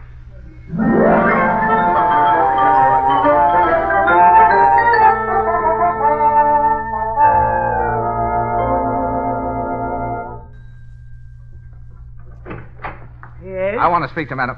Why, it's you. Oh, hello, Mr. Valentine. I want to talk to you. Not so loud. Come in. Well, what are you doing here anyway? Why, I live here. You live here? Certainly.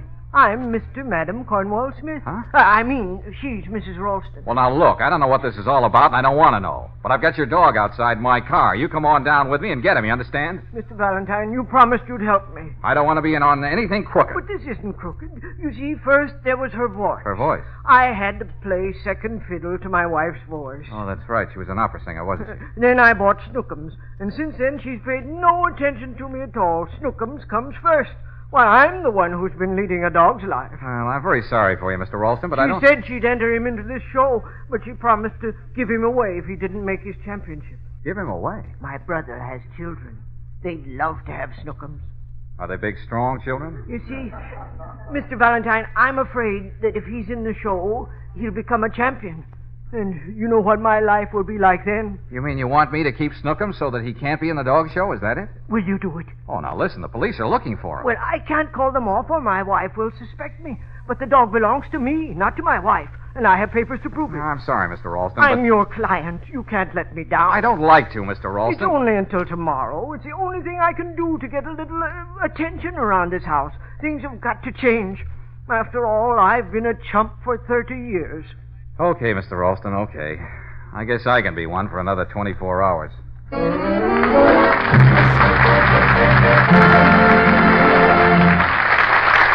Well, George seems to be having a lot of trouble with his latest client, a Great Dane. We'll see what happens in a minute. Meanwhile, I'd like to talk about two of the best things in a motorist's life that are free. Sure, you guessed it. I mean free air and free water. And my point about these familiar conveniences is very simple. They really are free at a Chevron gas station. The Chevron dealer never wants you to feel that just because you want a tire checked, you have to buy a quart of RPM compounded motor oil or some Chevron Supreme gasoline. No, sir. He welcomes the chance to fill your radiator to check your tires. It lets him prove that he really is alert and cheerful about his service. All Chevron gas stations, you know, are home-owned. And the best way these local businessmen have of making good is to treat you right. Just remember that next time your radiator or tires need checking. Look for a cream, green, and burgundy Chevron gas station. You're always welcome. And your Chevron credit card will be good as gold.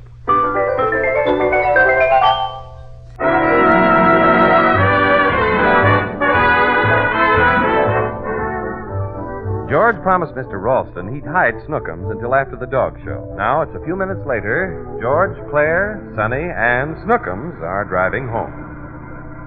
Of all the crazy fool jobs, this takes the prize. Playing nursemaid to a dog, I quit. Now, Claire, will you stop it? We'll get to my apartment soon, and all I have to do is keep him there until tomorrow. Hurry, will you, Mr. Valentine? There's not much room in the back of this car for both Snookums and me. Now, Sonny, with Snookums on the floor, you've got the whole back seat to yourself. Yeah, we started out that way, but now our positions are reversed. Mr. Valentine, don't pull up in front of the building. What's the matter? That policeman again. Oh, no. He's talking to some woman. Mrs. Jones, we borrowed her buggy. What are you going to do? Oh, drive around to the back of our building. Sonny, you take Snookums up the fire escape. But, Mr. Valentine... Claire and I'll wait until the coast is clear, then we'll go up the front way and let you in. Why do I have to be the one to take Snookums? Now, Sonny, follow orders.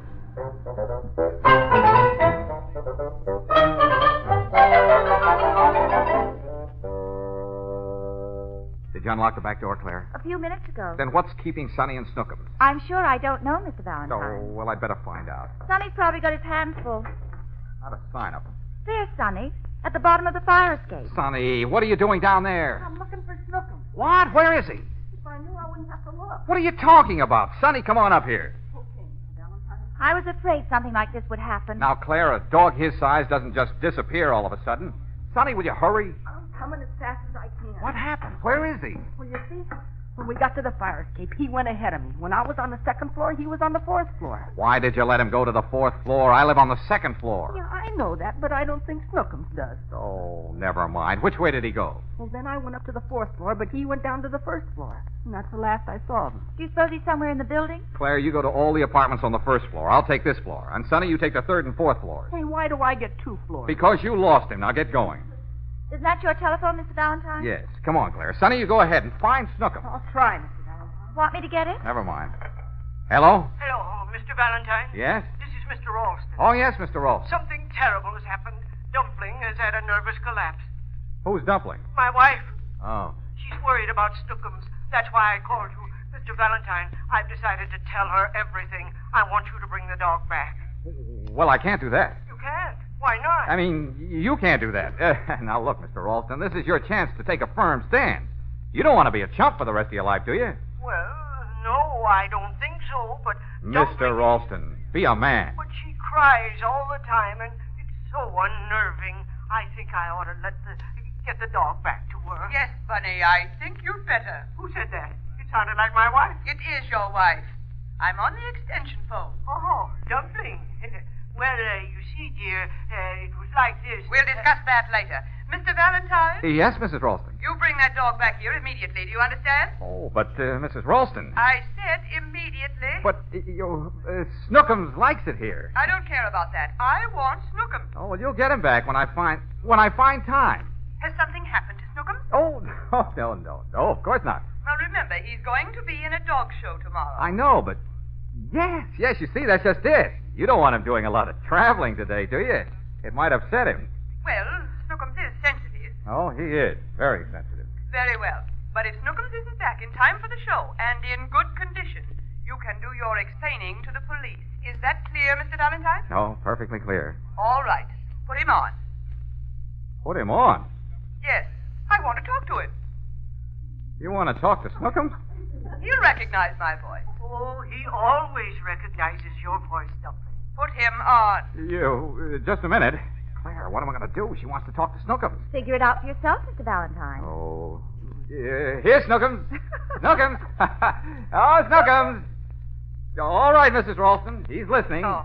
Go ahead and talk. Snookums. Hello, my precious. Hello, my angel.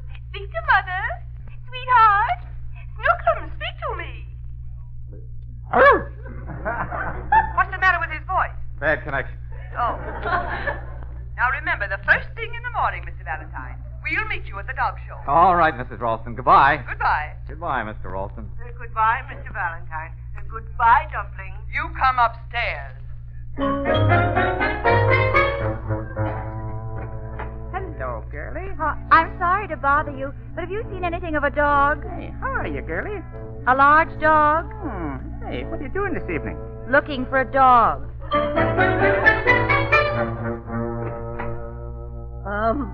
Pardon me, but have you seen anything of a dog? A dog? Yes, ma'am, a dog. He just got home from work. He's eating his supper.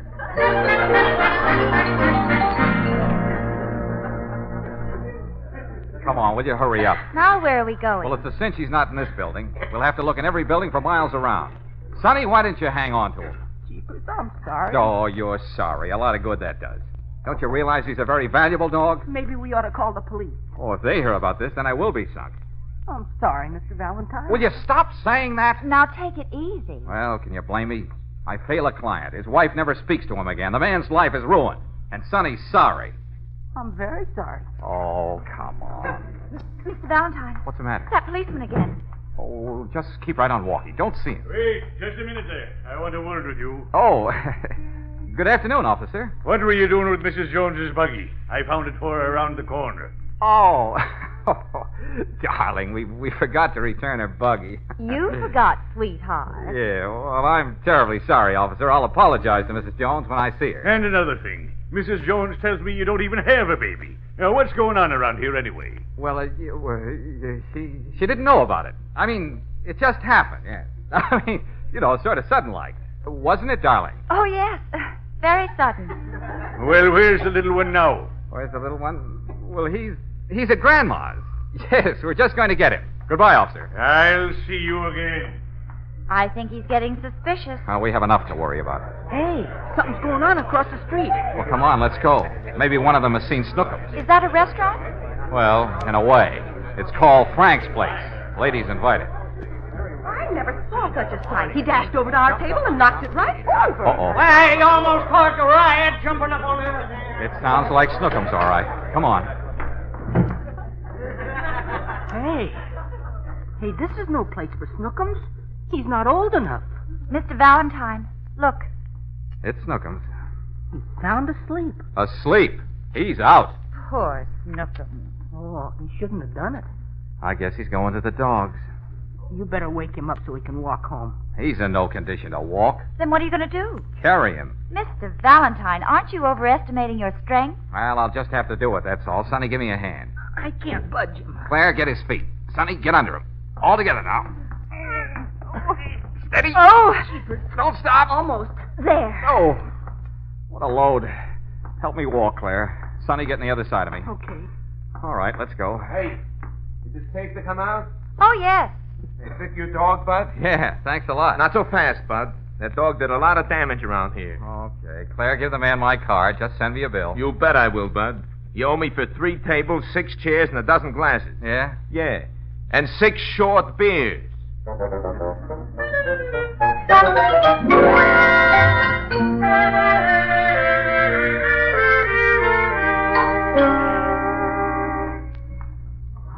I don't know if I'll ever be able to make it. We're almost there, Mr. Valentine. I'll never be the same again. Uh-oh. Now what? That same policeman. Outside your building. Oh, cover Snookums up, Claire. With what? Use your coat. Oh, no, you don't. I just bought this coat. Hurry up. I'll get you another one. With a fur collar? And ermine tails. Come on, cover his face, too. Now, come on, walk fast. He's looking our way. Well, don't pay any attention. Hey, you. What have you got there? Oh, hello, officer. Just bringing baby home again. I thought it was a new baby. That's an awful big load you've got. Well, you see, didn't we tell you? Tell me what? You tell him, darling. Oh, no. You tell him, sweetheart. Well, somebody tell me. Twins. Twins? You didn't say anything about twins? Well, I didn't want to brag. Twins. What do you know about that? Now I've just got to have a peep. Oh, Claire. I'm sorry, officer. Night air, you know. Bad for them. Yeah, they're so young. We can't uncover their faces. It'd be very unhealthy for us. For them. Yeah, sure. We better get them right in, sweetheart. Yes, darling. What was that? Burp. It was Oh. And what was that? That was his brother.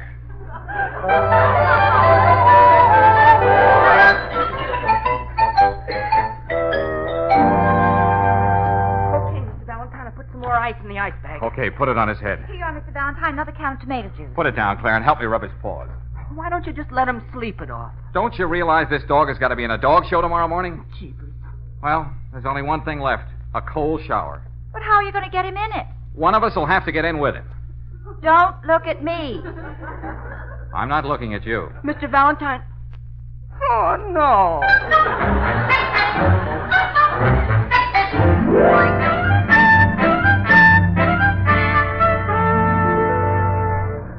Well, folks, the judge has apparently made his decision. You know, this is the winner's class of the Great Danes. Now the judge is ready. He's walking over to one of the handlers. He's giving the ribbon to Madam Charlotte Cornwell Smith, owner and handler of Hercules of Meadowbrook. Best of breed.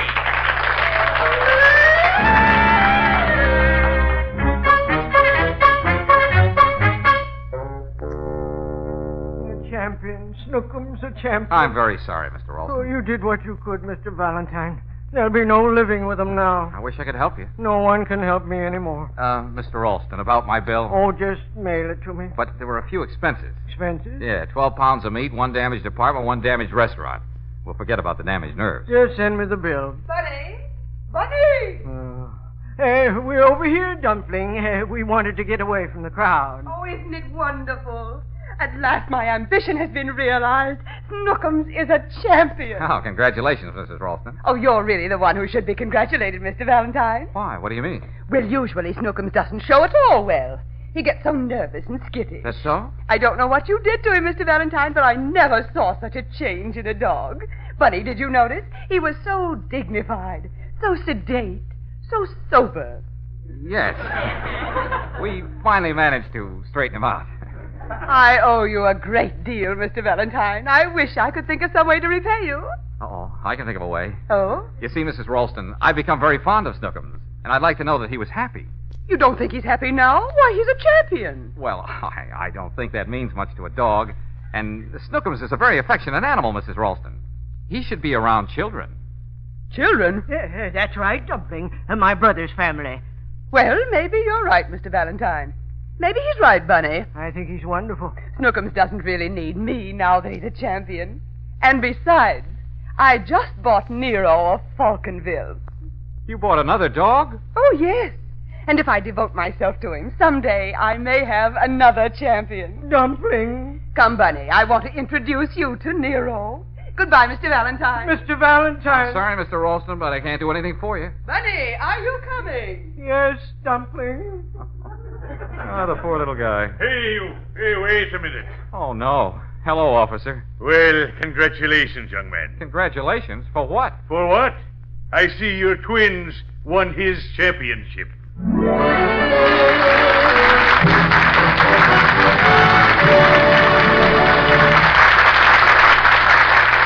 George will be back in a moment. Meanwhile, most everyone, I suppose, has heard of the hit show Harvey. It's all about a rabbit that no one ever really sees. Well, your neighborhood Chevron gas station has a Harvey, too. Only instead of a rabbit, it's a welcome mat. And as a matter of fact, this welcome mat isn't so very invisible if you look real close. There's welcome, for instance, in the smile of the attendant at a Chevron gas station. That clean, bright, cream green and burgundy paint job seems to say welcome, too. It's in the accommodating way the Chevron man checks your tires or wipes your windshield. And in the way he gives you street directions or says thanks a million when he returns your Chevron credit card. Naturally, there's a good reason for the friendliness you meet at Chevron gas stations. You see, they're all home-owned. They're local businesses that depend upon keeping folks pleased to keep their trade. And remember, all Chevron dealers carry RPM compounded motor oil and Chevron Supreme gasoline.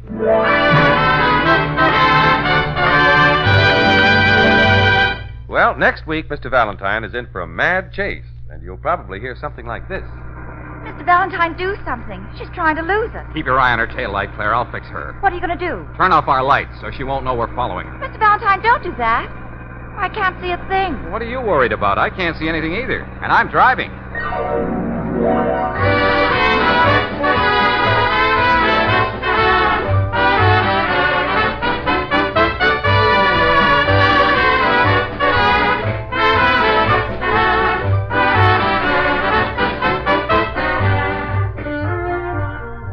Chevron gas stations all through the West invite you to be with us again next week for another chapter of Let George Do It, brought to you by the makers of Chevron Supreme gasoline and RPM compounded motor oil. Let George Do It, starring Robert Bailey as George with Francis Robinson as Claire and Eddie Firestone Jr. as Sonny, is written by Pauline Hopkins, produced and directed by Owen Vincent. Others in the cast were Junius Matthews as Mr. Ralston, Georgia Backus as Mrs. Ralston, Willard Waterman as the policeman, Herman Waldman as the bartender, and Ed Harper as the woman, and Snookums was played by Earl Keane. The music was composed and conducted by Charles Dant. Your announcer, John Heaston. Listen again next week, same time, same station, to Let George Do It.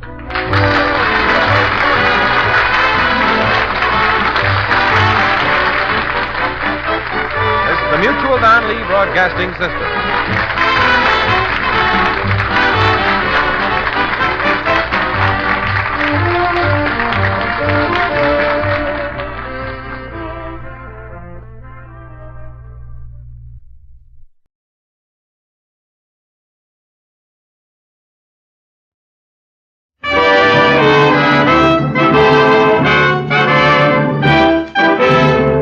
Of Chevron Supreme gasoline and RPM compounded motor oil invite you to Let George Do It. The Adventures of George Valentine, brought to you on behalf of Chevron gas stations and standard stations throughout the West.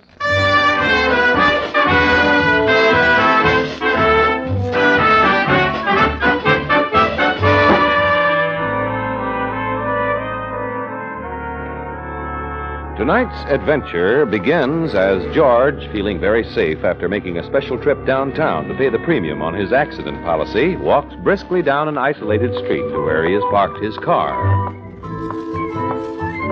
Suddenly, from the open stairway of a building, a cascade of small round pellets bounces to the pavement, followed closely by a young woman in great haste. There is a collision, and George hits the sidewalk with the force of a blockbuster.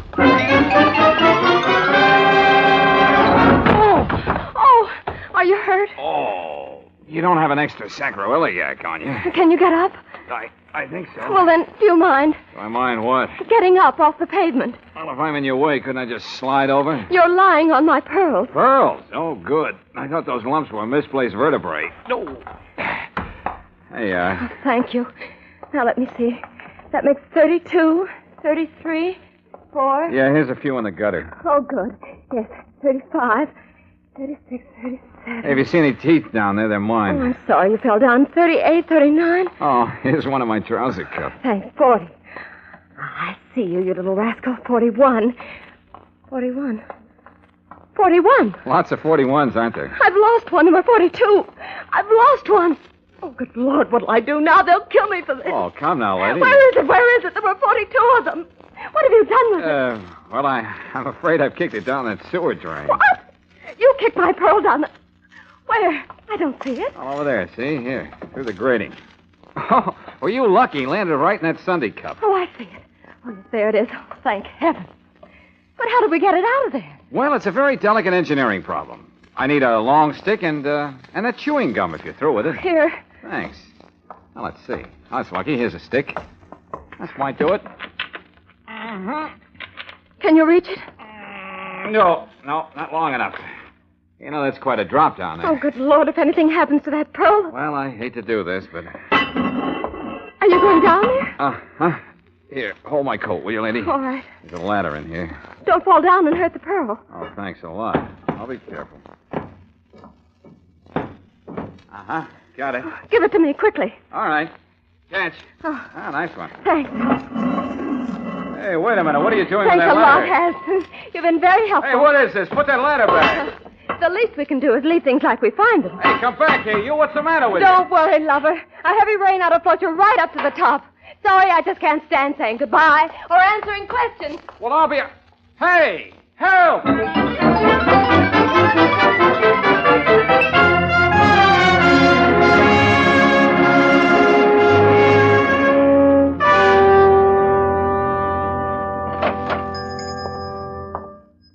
Yes? Something for you, sir? Yeah. This looks like the right place. Are you Mr. Zaghetti? To be precise, Bela Zaghetti. I am he. Oh, Mr. Zaghetti, I can see by the layout here you're a jeweler. Now, I wonder if... To be precise, I am not a jeweler. I manufacture artificial gems.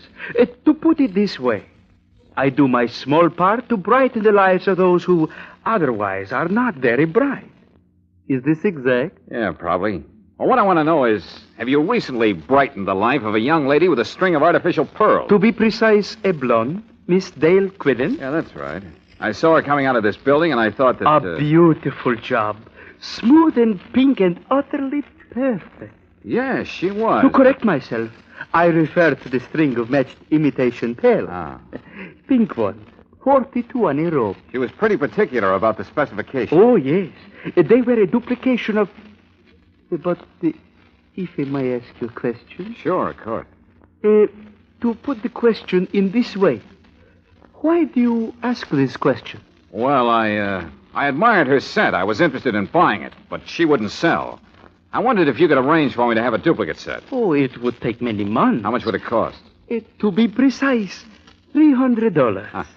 Well, that's a little too precise. She told me you made hers for $200. But no, it was the same. The price is not different. Oh, well, maybe I misunderstood. But I'd like to check. Not that I distrust But no, you. there is no doubt. I am an honorable man. Please, verify this. Yeah, I'll do that, if you'd like to give me her address. But, of course, I have a record of my sales. You will find out. That's all I want, Mr. Zaghetti. I just want to find out.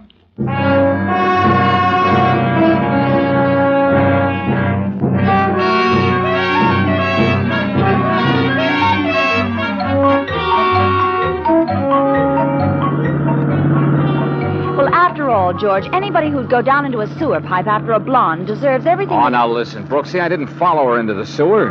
I was doing my good deed for the day, and she ran off with my coat and wallet.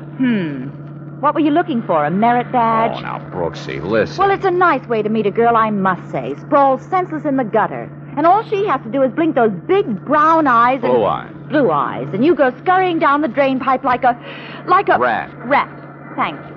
And then because you're caught in your own trap... Well, that'll teach me to keep my trap shut. You come cringing back to me like a... Good puppy. Puppy. And you expect me to feel sorry for you. So she jilted you. Good for her. What were you trying to prove anyway? Well, I guess I was just trying to prove I was willing to start at the bottom and work up. Brooksy, What? you're not mad. Oh, George, of course not. But I hate to see a woman make a fool out of a man like you. Another woman, that is. Well, don't you worry. I'm going to prove to her I'm nobody's fool. I know you're not, darling. Yet. Huh? But I'm working on it. Hey, wait a minute. Here we are. Yeah, you're right. There's the number. 7700. Uh-oh, he's right. Sure you want me to come along? Unless you're afraid of the competition. What? Oh, aren't you smug? Lead on, McDuff.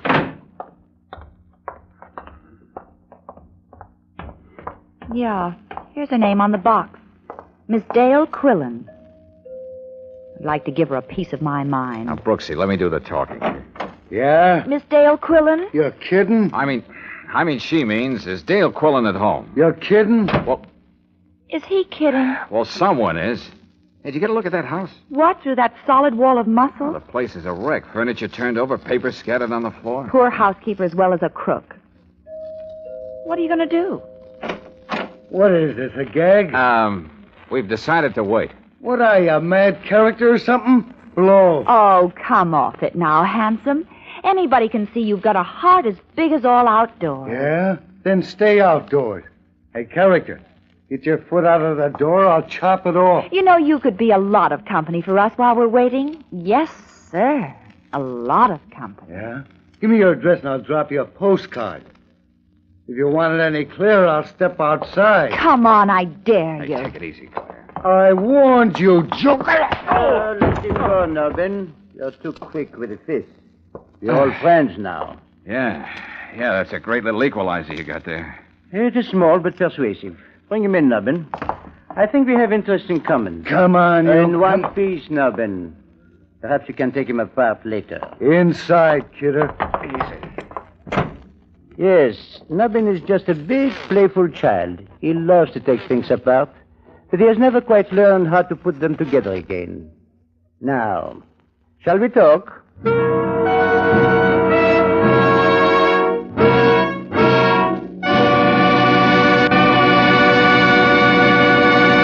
We'll return to tonight's adventure of George Valentine in just a moment. Meanwhile, let's go from assault and battery to just plain battery. For thousands of Western motorists, October means a lot of weekend driving, like football games and hunting trips. But for the battery in your car, October means extra work and power drainage because of the colder weather and lots of stop-and-go driving. So let me give you a two-way economy tip. First, depend on the men at your standard station or independent Chevron gas station for periodic battery checkups. They have all the equipment and know-how for keeping up your battery's maximum power and for giving it longer life.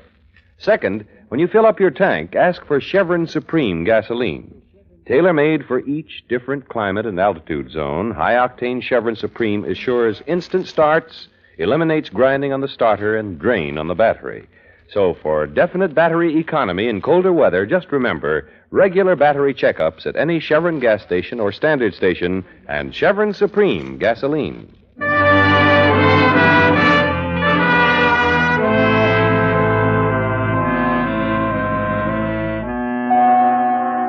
And now back to the second part of 42 on a Rope, tonight's adventure of George Valentine. Well, it seems that George's curiosity following his strange encounter with a mysterious girl and a broken string of pearls has landed him in a tight spot. For minutes now, Baptiste and Nubbin have been questioning George and Claire until... I've told you everything I know. This girl, this Dale Quillen, made me look silly, so I came here for an explanation. Now I feel even sillier. You have come here looking for something. So have we. Naturally, we are all sincere people. Perhaps we can help one another, Monsieur... Valentine. George Valentine. And that depends on what we're looking for. Naturally. Pink pearls, no? 42 on a rope, is it not? We're looking for Dale Quillen, remember? Naturally. Because when we find Miss Quillen, Baptiste Lavon also finds his pearls, n'est-ce pas? I wouldn't know. Who's Baptiste Lavon? Oh, my apology. It is I. Oh, I see. Well, what makes a string of phony oyster fruit so important anyway? Phony? I do not know this phony. Ringers, fakes, dupes. Artificial, counterfeit, paste. Ah, the replicas. You refer to this fraudulent string, huh? Huh? Yeah, that's it. Where'd you get them? They were left by Miss Quillen at the check room of the Union Station. She sent me the claim check. At the same time, no doubt, boarding a train for some distant city. Why would she do that? Because they are worthless. Good imitations, no more. Value perhaps $300. As you say, phony. You're trying to say she pulled a switch on you? Ran off with the real pearls, your pearls, and left you the ringers? That is correct. As always, Baptiste Lavon was sincere. I trusted her with 42 exquisite gems. Gems collected by no other than Louis XIV to give to his Antoinette. Tell me, Lavon, where did you get hold of Marie Antoinette's choker? Spoils of war, Monsieur Valentine. As an officer of the Vichy government in France, my job was to appraise and catalogue war prizes for the victorious Nazis. Naturally, the sincerity and integrity of Baptiste Lavon were above approach. Naturally. So you held out the match picks? Naturally. Oh, when the fortunes of war were reversed, Baptiste Lavon reversed too. Miss Quillen came to Paris with an entertainment unit, and we became friends. And she smuggled them into the States for you. That is correct. That'll teach you not to be so sincere. Are you kidding? Well, hello. Now, you are friends of Miss Quillen. You see my predicament. I must know where she is. You will tell me? I've told you. I don't even know the girl. Your mode of entry contradicts you. You are her confederate. We are not quite fools here. Yeah, we ain't no dopes, you know. You do not help, Navin. Well, they're stubborn. Now you may take the man apart. The girl adores him. She will weaken first. You may proceed. Yeah. I'll loosen him up first with my belt. Then I'll get technical. No, don't. He doesn't know anything. Let go of my arm, lady. Stop it. Let him alone, you fool. Can't you see he doesn't know anything? You won't let go, Baptiste? I would advise you to do as Nabin said. Claire, better sit this one out, honey. I won't let them. Who's that? I don't know. It seems to be a messenger of some sort with a package. Package? I will not insult your intelligence by warning you to keep quiet. Answer it, Nabin. Yeah. I've got a package here addressed to Handsome. Handsome, that's all the name it's got. That's me. I'm handsome. You? Are you sure? You kidding? Give me the package. Well, can you identify yourself? Sure. Take a good look at me. Now, wouldn't you say I was handsome? Yes, sir. You got pretty eyes, too. Okay, give me the package and dust. Handsome, is it? This is surely not Nabin, nor is it Baptiste Lavon. Handsome, then, is Monsieur Valentine. Oh, no, not me. No, it's... Oh, yes, Monsieur Valentine. I will open the package for you. Sacre bleu. They're not here. It's nothing but a map. Yes, but a large map of the city, with 4 small crosses marked on it, and these words, X marks the spot. But there are 4 X's. Yeah, one at High and 23rd. And one at Elm and Valley. And 14th and Underhill. And Cast and Granite. 4 spots marked with X. What does this mean, Monsieur Valentine? Well, how should I know? Oh, go ahead, Handsome. Tell them. They'll find out anyway. What? What do you... Oh, yeah, okay. Well, it's obvious, isn't it? She planted the 42 real pearls in different places. So even if you found one hideout, she'd still have 3/4 of them hidden away at other places. Excellent. You know these hiding places? Naturally. Excellent. We will all go hunting. Nabin, the young lady, you and I, and the gun. Please do not forget the gun.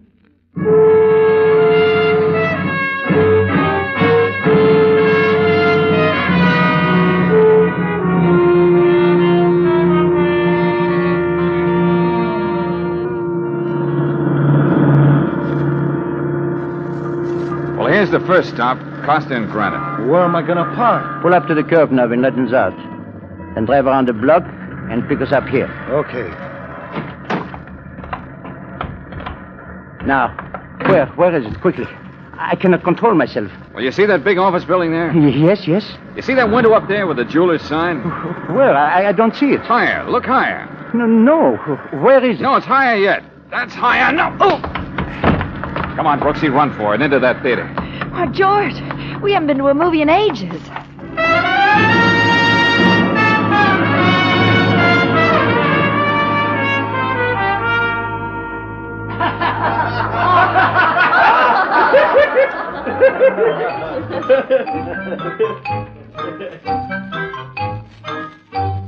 Oh, it's a cartoon. Good, I could stand a laugh. We didn't come in here for laughs, Brooksy. Do you think LeBon saw where we went? I don't know. Pretty dark in here. Can you see? Oh, a little. It's crowded. Maybe we'd better take singles. You leave me alone and I'll scream the place down. Okay. Hey, that looks like two in the middle there. Good. Excuse us, will you? Pardon me. I beg your pardon. Oh, this is fine. We can hold hands. Oh, George, are you all right? I think so. Oh, did you see that? That was very funny. The mouse was run over by a steamroller. I know just how he felt. What's it all about, George? What did those 4 X's on the map really mean? I don't know, but I'm working on it. You think we're safe in here? Well, there are 4 exits, and we're right in the middle. Wait a minute. Shh. Quiet, I got it, Claire. That's it. The 4 X's and us in the middle. Shh, quiet. What, you two? No, look, George. There's LeBon coming down the aisle. Yeah, Nubbin's coming down the other aisle. I don't think they've seen us. Let's get out of here. Oh, George. Oh, gosh, now I'll never know how the mouse got out of the cement mixer.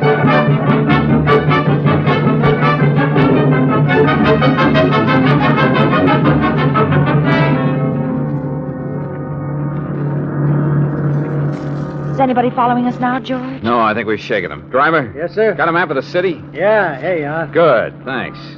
Say, pull over to the curb a minute, will you? Sure. What is it, George? I only hope LeVon doesn't figure it out as fast as I did. Hey, you got a pencil, Brooksy? Yeah, an eyebrow pencil. Good. Thanks. Hey, now look. You remember the 4 intersections where the X's were? Yes. Now, I fold the paper here. Yeah. And draw a straight line from this X to this X. Fold it again and draw another from here to here. And you get a big X. Yeah, Brooksy. X marks the spot, intersecting at DeLong and King Avenue. And that's where we'll find Miss Dale Quillen.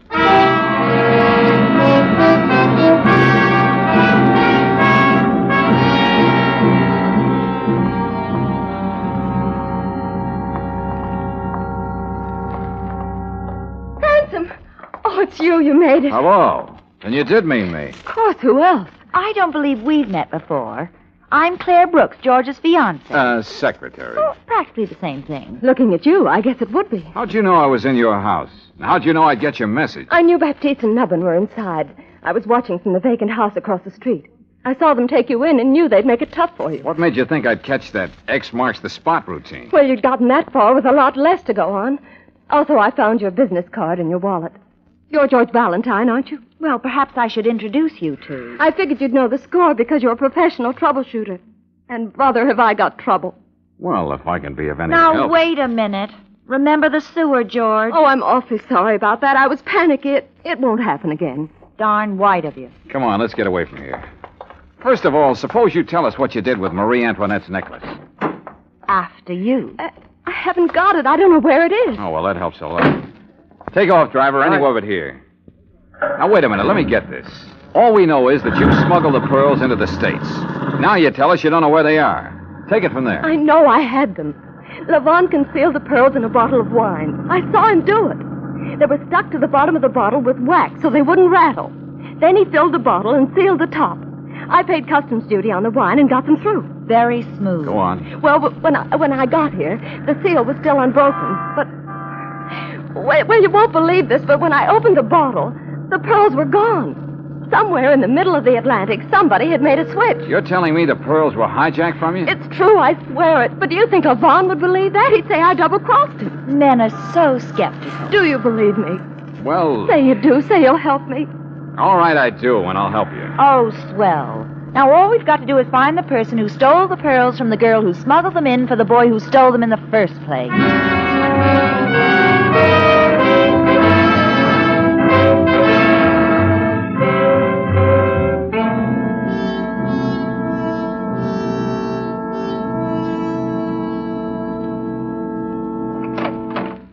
It's okay, Dale. This is my office. You'll be safe here. Yes, I'll see to that. Come on in, Claire, and shut the door. Better lock it.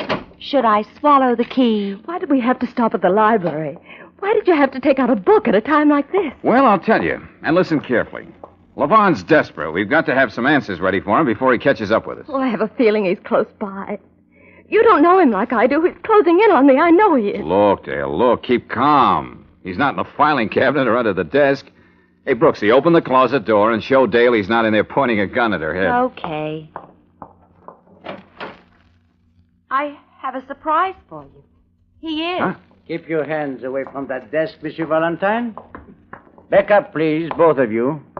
Miss Quillen, remain where you are. Oh, no. No, I knew it. I knew it. Face the wall, both of you. Your hands high. Higher. Nubbin? Yeah, Baptiste? Keep them covered. If either one makes a move to interfere, squeeze the trigger twice.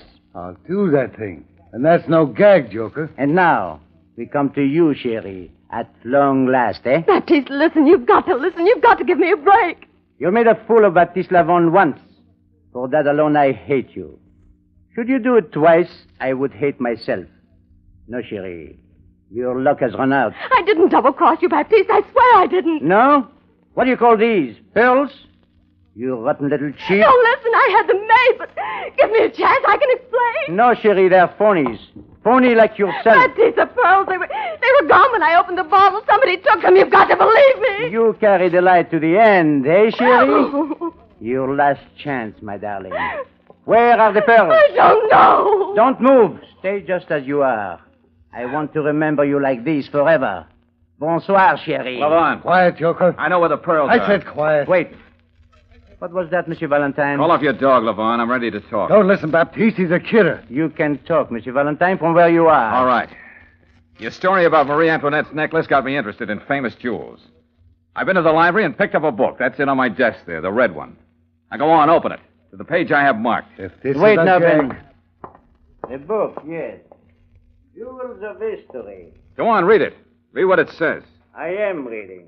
What is it, George? It's Dale's life insurance, Claire. Uh-huh. I have read it. Well?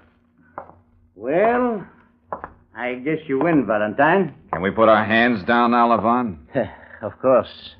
Let them alone, Nabin. You have very nearly made a tragic mistake. I thank you, Monsieur Valentine. Baptiste Lavon thanks you. I don't get this, Baptiste. Come, Nabin. We've worn out our welcome. Monsieur Valentine, we will trouble you no more. You will never see us again. Bonsoir, chérie. Now I will remember you always as you were in Paris.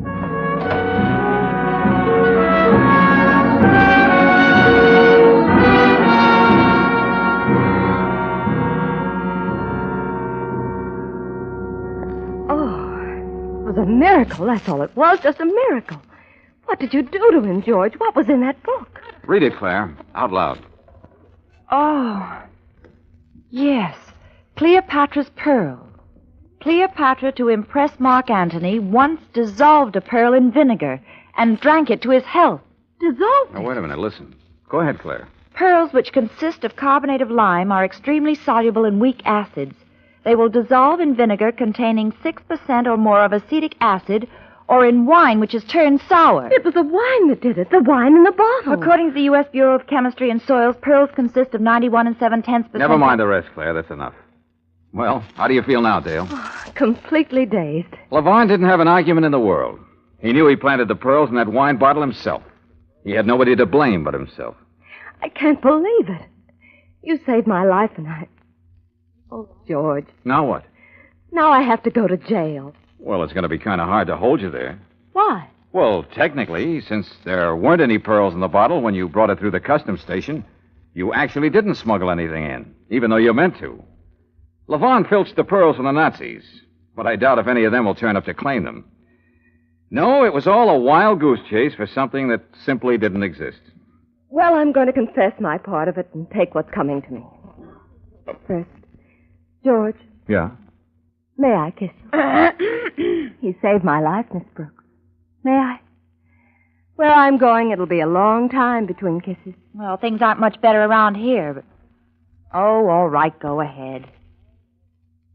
Honestly, I think I must be going loony. Goodbye, George.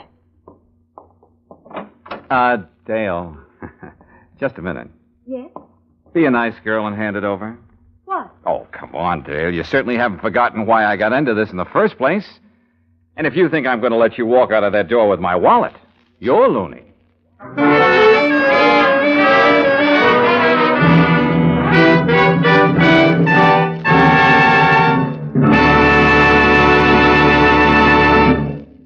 If your family car is the kind that does all-around duty, like taking mother shopping, dropping the children off at school, picking up father after work, you can't choose your tires too carefully. That's why I'd like to talk to you tonight about Atlas Grip Safe tires. The Atlas tire has a specially designed tread that actually grips the road and brings you to a sure, safe stop whenever you apply the brakes. Tomorrow, ask at your independent Chevron gas station or standard station about the built-in safety features of Atlas tires. Then try them on your car for extra protection and extra riding comfort. Best of all, when you buy an Atlas passenger car tire, you get a written 1-year guarantee against the cuts, bruises, and blowouts that threaten the life of ordinary tires. While you're talking tire safety and comfort at the standard station or independent Chevron gas station, ask for those two other motor car friends, Chevron Supreme Gasoline and RPM Motor Oil.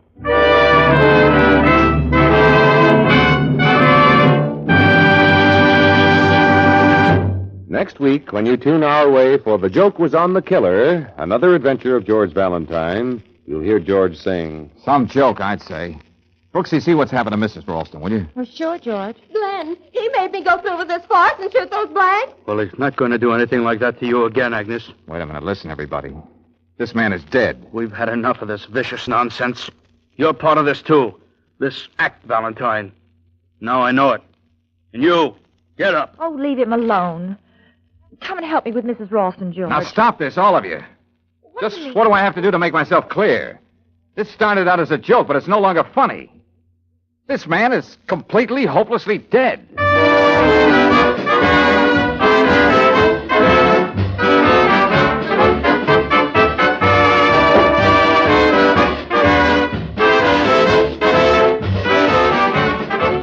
Clinic care, hospital care, a visiting nurse in your home. They are made possible by funds from Community Chest. Thousands of persons, old and young, benefit each year from health services of Community Chest. So give generously this October for your community's health and welfare. Chevron gas stations and standard stations throughout the West invite you to be with us again next week for The Joke Was on the Killer, another adventure of George Valentine, brought to you by the makers of Chevron Supreme Gasoline and RPM Compounded Motor Oil. Let George Do It stars Robert Bailey as George with Frances Robinson as Claire. Tonight's story was written by Doug Hayes and directed by Don Clark. Also heard in the cast were George Sorrell, Jim Nusser, Betty Moran, Jack Crucian, Victor Rodman, and Dick Ryan. The music is composed and conducted by Eddie Dunstetter. Your announcer, John Heaston. Listen again next week, same time, same station, to Let George Do It.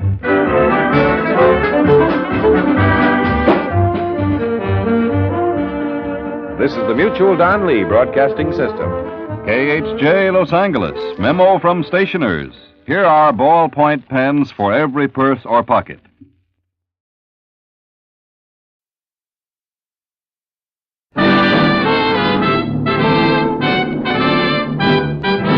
Standard of California, on behalf of standard stations and independent Chevron gas stations throughout the West, invite you to Let George Do It. Another adventure of George Valentine. Personal notice. Danger is my stock and trade. If you need the kind of help you couldn't get from a cautious man, then you've got a job for me. George Valentine. Write full details. Dear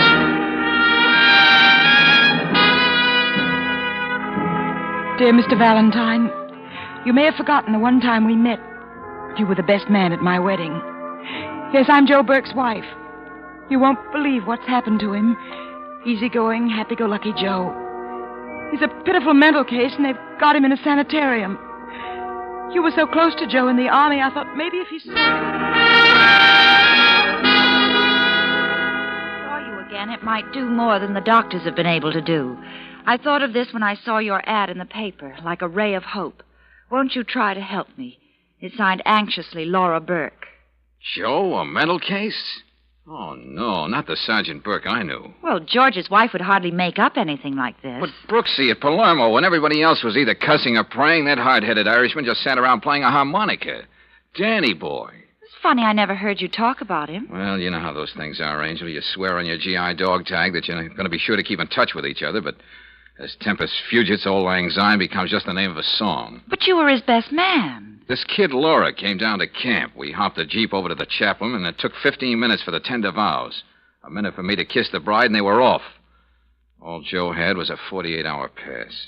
Golly, she sounds so desperate in this letter. Yeah. What's that address, Brooksy? We'd better get right over there.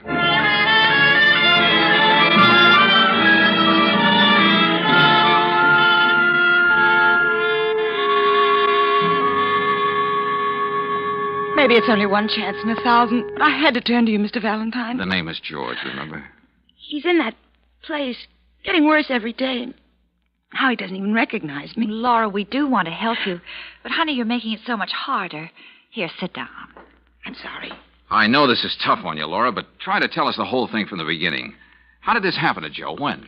About a month ago, they brought him home from Egypt. Egypt? What was he doing there? Well, after he got out of the army, he got a job with an export company, Kessling Limited. The money was so good he couldn't refuse it. He planned to keep it for 2 years so we could put some money aside. Oh, it must have been terrible being separated again. Did Joe begin to lose his grip while he was abroad? Oh, he sent letters regularly, wonderful, cheerful letters about the future. And a couple of months ago, he stopped writing. Yes, Laura? And then one day he walked in with Dr. Taruk. Wait a minute. Who's Dr. Taruk? Some kind of psychiatrist the company sent back with Joe to take care of him. Mr. Kessling, he's the president of the company. He's been very kind. What did they say happened? Some kind of an explosion outside the city. Joe happened to be around, and when he came to in the hospital, he... Now, take it easy, Laura. Hey, you want to knock off and have a cup of coffee? No, go on, I'm all right. I'll never forget it. Dr. Taruk left us alone for a minute. Joe just stood there, right where you are, looking at me, looking through me. He tried to talk, but it seemed to hurt too much, so he just kept staring and staring. Oh, George. Yeah. He took a box of face powder from his pocket and handed it to me. Powder? I guess he meant it as a gift. So pathetic. A box of cheap powder. It was horrible to watch. Okay, Laura. I think we've heard enough to begin with. Where have they got Joe? The Hillcrest Sanitarium. His company's paying all the expenses, and Dr. Taruk says in time he hopes Joe will be all right. Yeah. But he's getting worse, you see.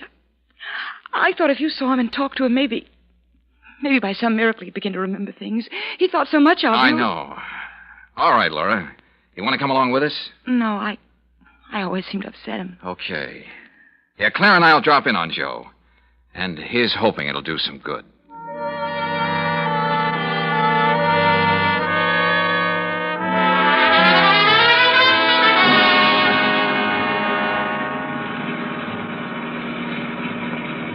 A sanitarium should have peace and quiet, but they should build it where people can find it. Yes, it is out of the way. Gosh, and every time I look down into that valley, I get dizzy. Kind of unusual, isn't it, Brooksy? What? A company going to quite so much trouble for one of their people? Sanitarium special psychiatrist who seems to stay on and on? Well, darling, maybe the milk of human kindness doesn't curdle as easily as most people think. Maybe not. Brooksy, I've been in some tough spots. But I think seeing Joe like this is going to be just about the toughest.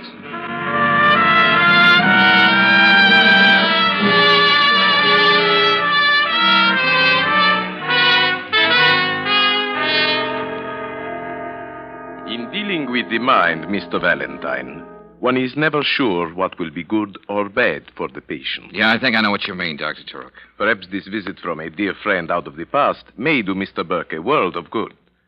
However, on the other hand... Will we be able to see him soon? In a few moments.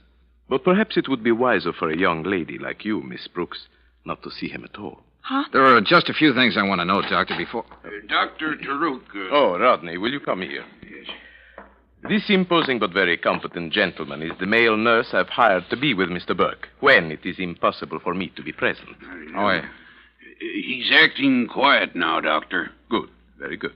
We can go in this way, Mr. Valentine, Miss Brooks. Okay.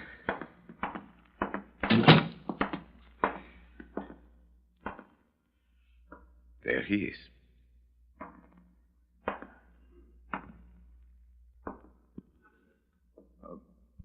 Hey, Joe. Danny boy. Don't you have anything to say for yourself? What did you do? Lose your harmonica? Oh, George. Yeah. Rodney, wipe Mr. Burke's forehead. Yes, Doctor. You can see, Mr. Valentine, what an effort it costs your friend to try to speak. I'm not blind, Doctor. Permit me to explain. The blow he must have received in that accident has injured the tiny wires that crisscross in the brain. His thoughts cannot get through, a form of motor aphasia. Well, that's good to know, but it doesn't help Joe. Doctor, does he know what we're talking about? I am quite sure he does not. You see, the wires of the brain that are blocked make it more difficult for him to get his thoughts through. The theory is... Okay, Doctor, but look. Yes, Mr. Valentine. I'm quite sure you're a very competent psychiatrist, but I know you won't mind if I have Dr. Hunter, a friend of mine, come in and have a look at Joe. Just a consultation. Very well, if you feel that way. And it might help to look a little more into that accident. Anything to help your friend, Mr. Valentine. Rodney. Yes, Doctor? The other case downstairs I was so interested in, I think the crisis may come even before I expected. Would you mind being there to do what is necessary? Then let me know exactly what happens. I'll take care of everything, Good. Dr. Turtle. Try talking to him again, George. Hey, look, you big oaf. Stop holding out on me. You know who I am. Hey, we got a lot of old times to talk about. You know me, Valentine. Oh, I suppose it's no use. Hey, how is it, Dr. Taruk, that Joe was able to walk when he came home to his wife, and now he's flat on his back and can't use his hands or his legs? I thought he was being cured. It is my hope to arrest the progress of the paralysis. Yeah? To shield him from emotional disturbances.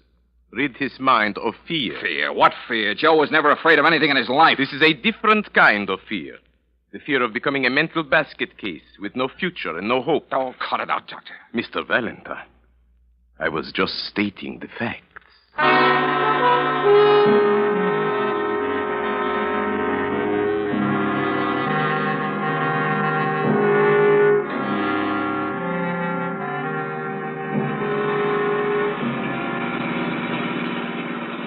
To have and to hold from this day forward, till death us do part.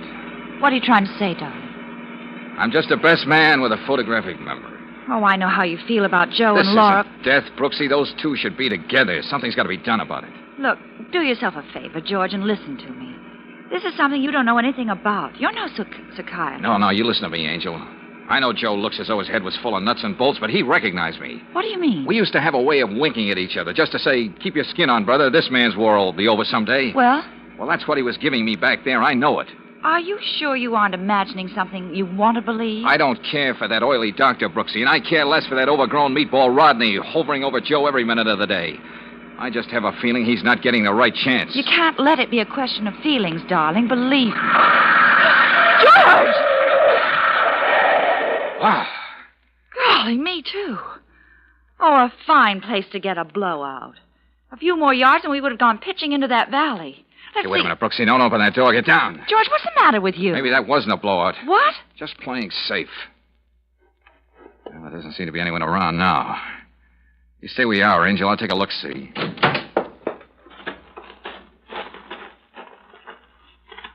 you find anything? Yeah. A neat bullet hole in our tire. What? Somebody shot at us from those rocks up there. But who could it be? It'd have to be somebody who knew we'd be coming back this way. Brilliant deduction, Brooksy, but we'll go into that later. Right now, we fix a flat and then get back to town.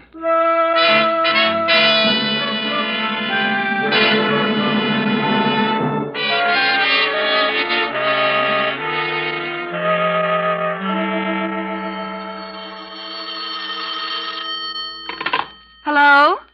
Yes, he's here. Just a moment. It's Walker, financial editor of the Bulletin, returning your call. Good. Yeah, uh-huh. You hold it a second, Walker, huh? Look, take this down as I give it to you. Okay. Go on, shoot. Uh-huh, yeah. Kessling, export and import, fined $50,000 6 weeks ago. Smuggling, diamonds. What? And a shipment of face powder. Since then, out of business, gave up corporate charter. Yeah, thank you, Walker. That was very helpful. Goodbye. George, what have we gotten into? A very touching little situation, Brooksy. The great big corporate heart of Kessling Limited bleeding for one of its employees who was hurt. Yeah. In fact, it keeps on bleeding now, long after it ceased to exist. Because it was caught smuggling diamonds, no less. Well, how do you think Joe fits into all this? I don't know yet. But right now, we're picking up Dr. Hunter and going back to Hillcrest Sanitarium. Let him take a look at Joe.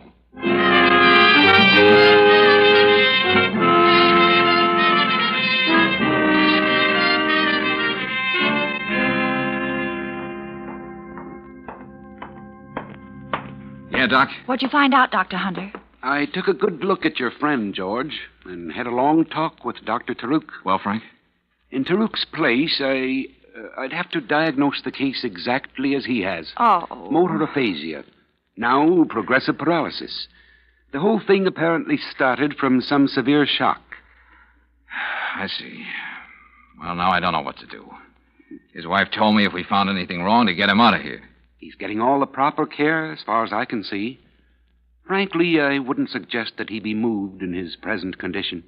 Okay. Okay, Frank, you know what you know, and I know what I know. Now, Maybe George... I'm wrong about Taruk as a doctor, I mean.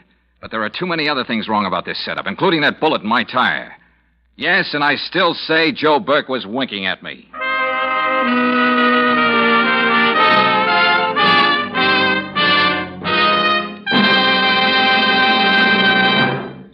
We'll return to tonight's adventure of George Valentine in just a moment. Meanwhile, a word about the great American pastime. Batter up, it's baseball season again. And here's a seasonal gift for you. It's a 48-page handbook of baseball. The title is Batter Up. To get your free copy, just ask for Batter Up at any standard station or independent Chevron gas station.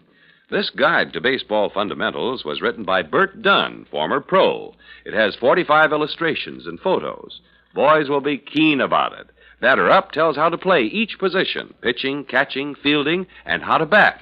Girls will go for the chapter on softball.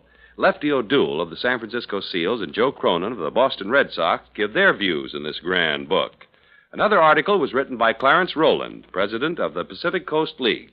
Here's baseball written by a recognized authority. Get your free copy tomorrow. Batter Up is available at independent Chevron gas stations and standard stations where they say and mean, we'll take better care of your car.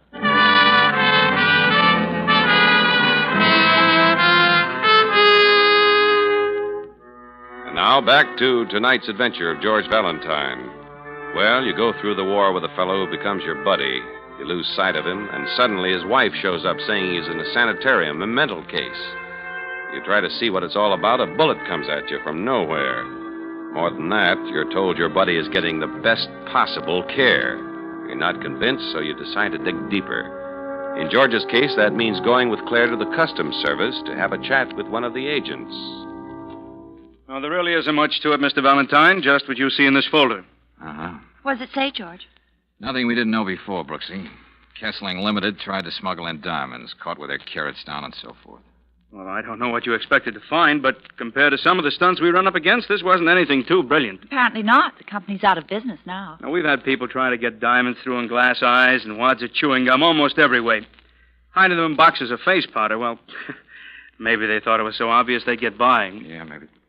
Face powder, Brooksy. Why didn't it hit us before? Of course. Joe gave Laura a box of face powder. What's that? Yeah, it's not important, at least not yet. Say, tell me something, Craven. Yes? What happens to the rest of the cargo when you catch people smuggling? We have regular customs sales like an auction. In fact, there's one tomorrow. Oh, that's very interesting. It'll be held in one of those loft buildings down on Fayette Street. There's a public notice in the papers today. Good enough. Come on, Brooksy. Thanks a lot for your trouble. Oh, don't mention it. George, I think when Joe gave Laura that box of powder, he was trying to tell her about the smuggling his company was doing. Could be, Brooksy, could be. But maybe we'll know more about that tomorrow. Young lady, you and I are going to an auction.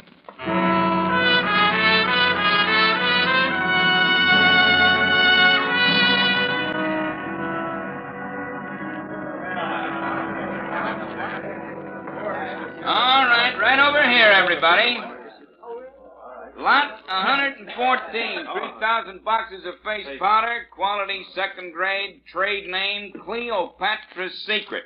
Sorted shades. Now, what do I hear for? The whole lot isn't worth $100, Brooksy, but here I go, and we'll see what happens. $300, Mr. Auctioneer. How much did you say? $300. If you get stuck with all that powder, I don't know how we're going to get it out of here. Well, I don't suppose there'll be any more bids, so, 400. George. Yeah, no, Angel. I'm going to hit it again just to make sure. 500. 600. The gentleman who said 500, you got another bid, sir? Not me. Count me out. Okay, if the gentleman who bid 600 will just stand right over No one ever did find out Cleopatra's secret, Brooksy. What do you say we go downstairs and see if we can't make history?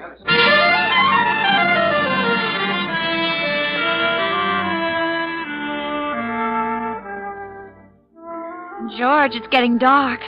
Let's make believe it's dinner, and I'll go down to that lunch wagon and get us a couple of containers of coffee. Okay, but... Hey, hold it, Brooksy. Huh? That little black truck over there. They're loading something into it. Cleopatra's Secret. Hey, you see any name on the truck? I can't. Oh, no, there isn't any name. Oh, I should have known better than to ask. They would have thought of that. Okay, take it away. Brooksy, we're off again.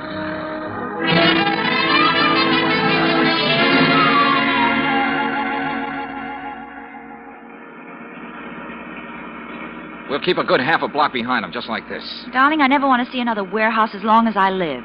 They could at least put some lights in the windows. Yeah, and some fluffy organdy curtains. The only light I'm interested in right now, Angel, is that little red one up ahead. It's turning the corner. Hey, a dead-end street, no truck. But we were right behind them. Truck can't just disappear into thin air. There's only one warehouse on this whole street. Yeah, and it's all boarded up. Hey, that big overhead door could have been up, just waiting for that truck to get in and then closed down. I can't think of any other explanation except magic. Yeah, well, we're not going to go ringing any doorbells and tip our mitt. Look out! Anyway, we're getting out of here. That shot came from that warehouse. This is getting monotonous, being used for clay pigeons twice in 2 days. Hey, Brooksy. Yes? Take a good look at that street sign under the lamp, and remember it.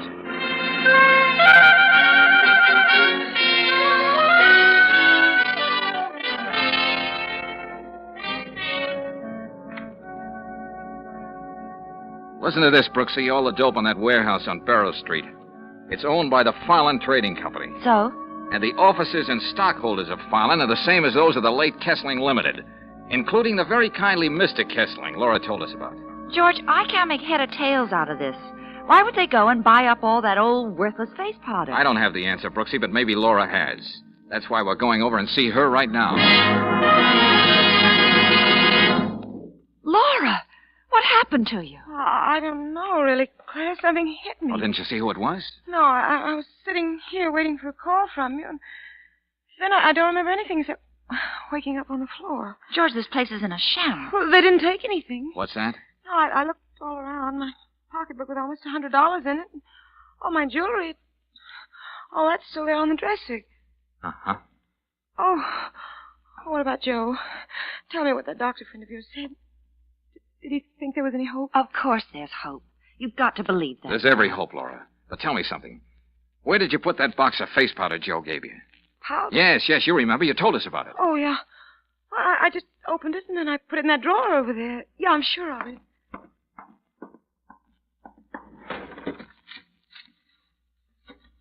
It isn't here now. Laura, listen. That firm Joe worked for was a smuggling ring. Diamonds. What are you saying? Joe'd never be mixed up in anything like that. We didn't say he was.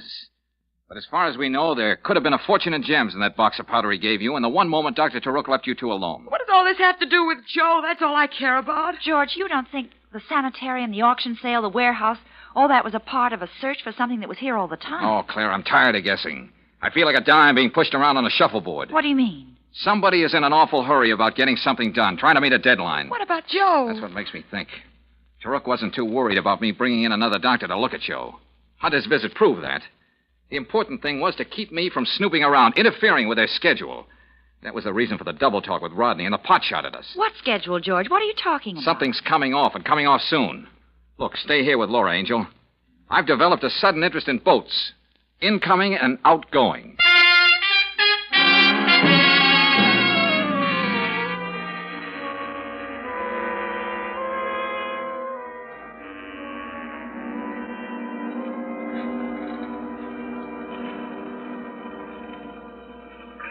Oh, you again, Valentine. Yeah, Craven, the Customs Service and I are getting to be just like that. I'll be right with you as soon as I clear this manifesto. All right, Doherty, you can put that shipment through. Hey, look, fella, this is really important, and time is what we don't have the most of. Huh? Oh, if you've still got that Kessling deal on your mind, No. Same people, but a different name. As far as you know, is there anything coming through for the company known as Farland Trading? No, I don't know, but I can soon find out. Here, just a minute. Farland. Oh. Well?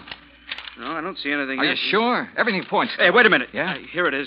I missed it because the boat's already in. Uh-huh. It's anchored out there in the harbor. Has the cargo been cleared yet? No, that's scheduled for tomorrow.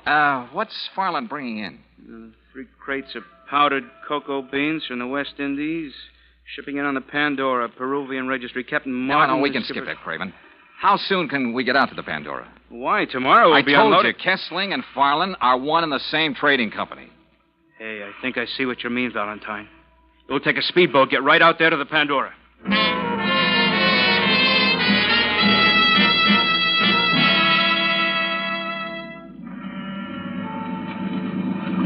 Ahoy there! Custom service, Captain. We're coming aboard. Come on, Valentine. Yeah, what can I do for you? I thought you weren't ready for us until tomorrow. Something special turned up, Skipper. Yeah, specifically powdered cocoa beans for Farland Company. Lead us Lord, to it. this trip. Those are some of their crates right here on deck. Okay, let's try this one for a starter.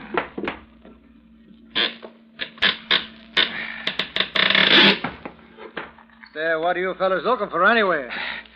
Carrots, Captain. Huh? Are you kidding? Diamonds, Captain. Oh, Now, you feel around that side, Valentine. I'll take this. Okay. Ireland, eh? I thought I knew them all. That's new one on me. All right, Craven, here we are. Huh? Yeah, it's a beauty, too. Take a look at it. Hey! Oh, nice size. I wonder how many more we're going to find. Oh, just enough, but not too many. What's that supposed to mean? Look, Craven, can I take a sample of this cocoa? Just enough for a cup, let's say? Sure, go ahead. Help yourself. I doubt if they'll miss it when we auction the stuff off. Thanks again for the tip, Valentine. Oh, you're very welcome. But don't be surprised if I get in touch with you again.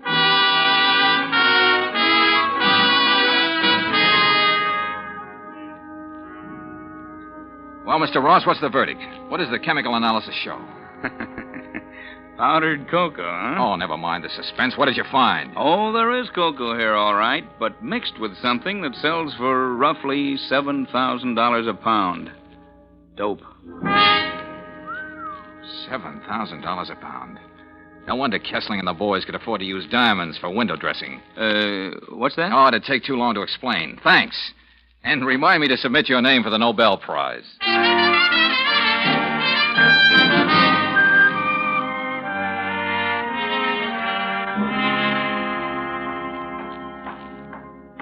What do you want, Valentine? Out of my way, Rodney. You can't go in there. Nobody sees Burke. Dr. Taruk's orders. You're a sucker for Taruk's orders, aren't you? You shouldn't have missed me when you took a shot at my car on the road yesterday. Huh? I was just waiting for that big yap to open like that so I could... Wait! Rodney, what is all this? Greetings, Dr. Taruk. What have you done, Mr. Valentine? The scene should speak for itself. And if you don't want to join Rodney, you'll just sit right down on that bench. Maybe you should be a patient here, Mr. Valentine. Oh, yeah, sure. I got a persecution complex. I can't rest. I can't sleep. I see things, have bad dreams. I'm afraid there's no hope for me until I hear you and your friends try to explain more than $1 million worth of dope. I have nothing to say. When the police and the customs men get here, Dr. Taruk, you'll have plenty to say.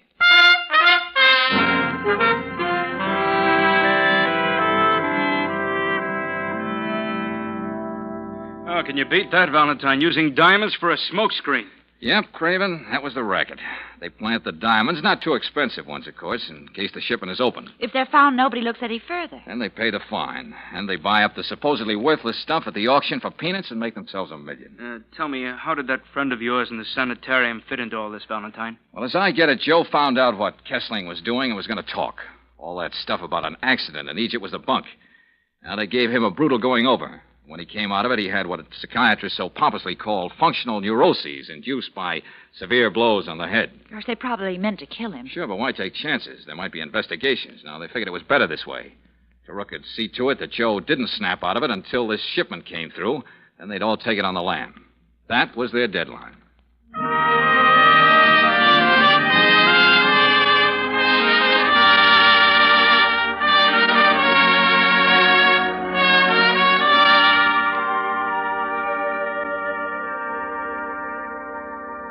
Well, how do you like your new barracks, soldier?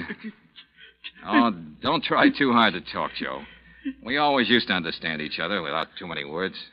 I don't know how we'll ever be able to thank you and Claire.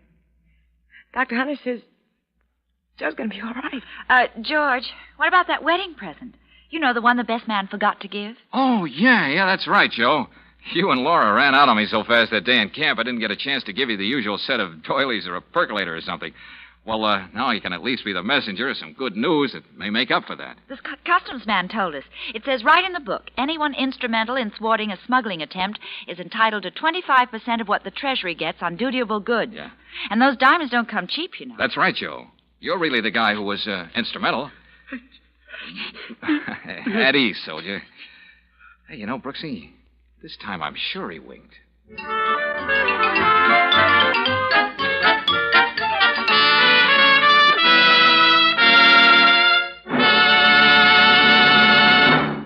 And now, a message of importance to motorists. It's a safe bet that along with these first days of spring, a young man's fancy lightly turns to thoughts of love, but it's also a safe bet that every motorist's fancy has already turned to thoughts of the open road. If you're making weekend trips at this season with frequent starts and stops for the family car, here's something worth knowing. When you've got Chevron Supreme gasoline in your tank, you get instant action every time you press the starter. It's a premium gasoline that's tailored to the season of the year and to each different altitude zone in the West. Besides saving you a lot of grinding, starting wear, Chevron Supreme gives your car speedy pickup in your stop-and-go traffic, and it assures full power for rugged hill climbing. Best of all, you're never far from Chevron Supreme gasoline. Throughout the West, you can get it at standard stations and independent Chevron gas stations, where they say and mean, we'll take better care of your car.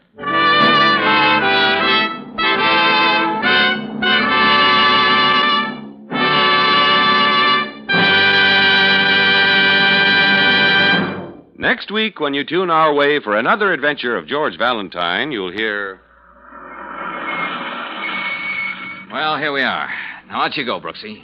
You know what you're supposed to do. Yes, George. But you don't know what you're asking of me. That Renee woman brings out the fishwife in me. Anything can happen. Well, go on now, Angel. That gal in there didn't tell us half what she really knows. Maybe because you do rub her the wrong way, we can find out some more. Well, okay.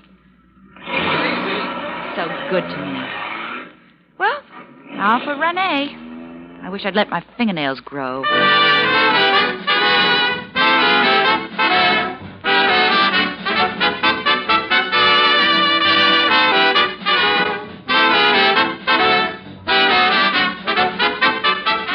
Tonight's adventure of George Valentine has been brought to you by Standard of California on behalf of independent Chevron gas stations and standard stations throughout the West. Let George Do It stars Robert Bailey as George with Frances Robinson as Claire. Tonight's story was written by David Victor and Herbert Little, Jr. and directed by Don Clark.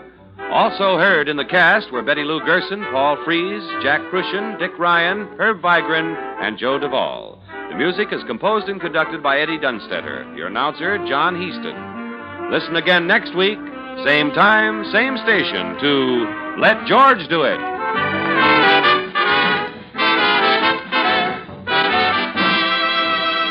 This is the Mutual Don Lee Broadcasting System.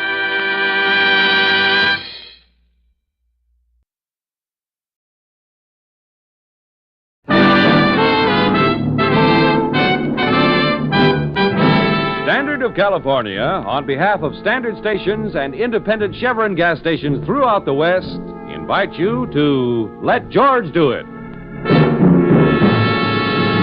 Another adventure of George Valentine. Personal notice. Danger is my stock and trade. If you have something that must be handled with complete confidence, then you need me, George Valentine. Write full details.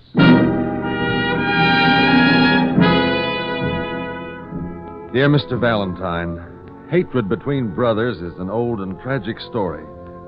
More tragic in my case because in all the years we haven't seen each other, my brother Phil hasn't been exactly a model of virtue. I feel I'm at least partially responsible, and I'd like to make it up to him somehow. I think I Finally succeeded in locating him, but at this point I need your help. You can reach me at the Hotel Stapleton, and it's signed Sincerely Yours, Martin Bettner. Gosh, I think in a way this is, well, touching. One brother realizing his error and trying to... Brooksy, you're a dyed-in-the-wool sentimentalist. I bet you still have your first doll and your first dance program stashed away somewhere. Yes, along with some other sentimental relics I've collected since I met you. Oh? A blackjack, an old and faded poison pen letter, one sawed-off Touche, shotgun. Angel, touche. Now, what do you say we call this Mr. Bettner at the Stapleton and see just what he has on his mind?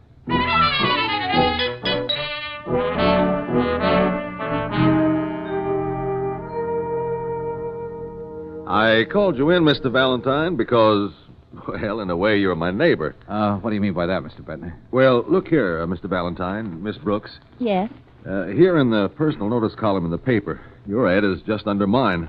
Oh, yes, now I remember your ad. You've been running this for a week or so. That's right, Miss Brooks. I just didn't tie it up with your letter. Oh, let me see that.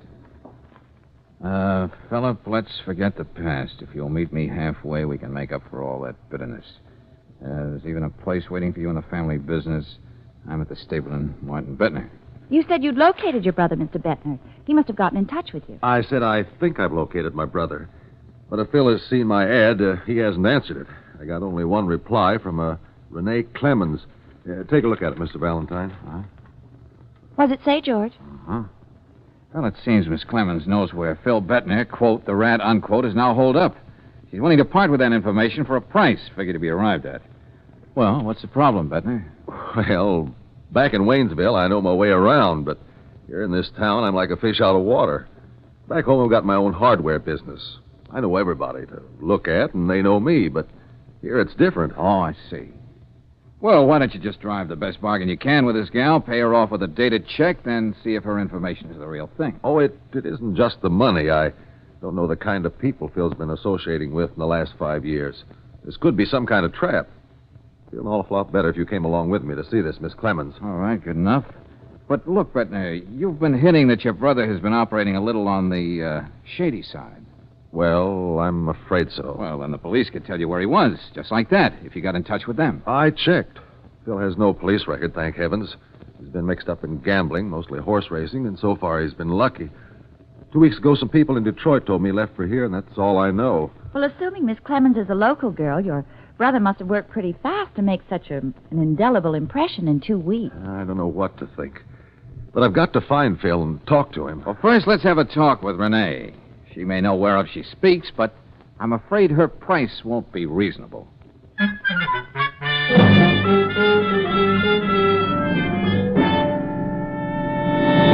It'll cost you $500. Now, wait a minute, sister. The name is Miss Clemens. And I should up the price, seeing that all of a sudden I'm dealing with 3 people. Please, Miss Clemens, I asked Miss Brooks, Mr. Valentine, to come along with me. $500. But Mr. Bettner only wants his brother's address. He doesn't want to make a down payment on the house. Oh, I see we've got a Vassar girl here. All right, ladies, enough of this banter. The price is too high, Miss Clemens. Sorry. Come on, Bettner. Yes, Let's but get going. Wait a minute. Well? What kind of a deal would you go for? Well, I'll tell you. I'll be lavish with Mr. Bettner's money. $250 cash. I have that much right here with me. What do you say? Well, Miss Brooks still doesn't seem to approve of the price.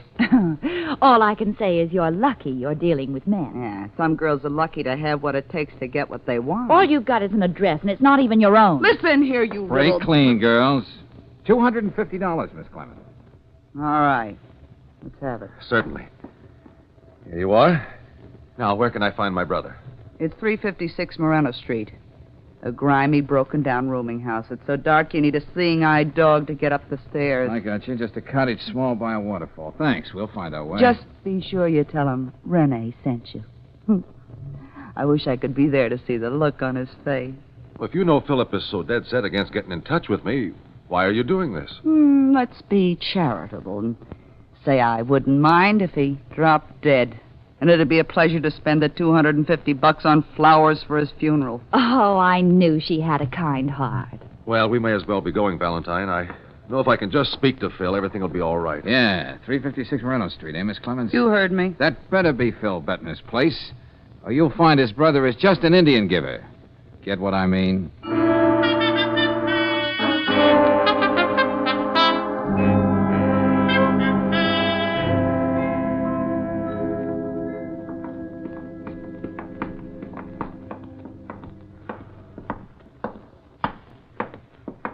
Well, this is it. Number 7. He's got his card tacked up on the door. Philip Bettner, investments. Who's kidding whom? Oh, this is worse than I thought. Looks like nobody's home. We'll wait right here till he comes back. I don't think that'll be very comfortable. Do you mind paying for a lock, Bettner? What? What do you mean, George? Just this. Wait a minute. Please sit down.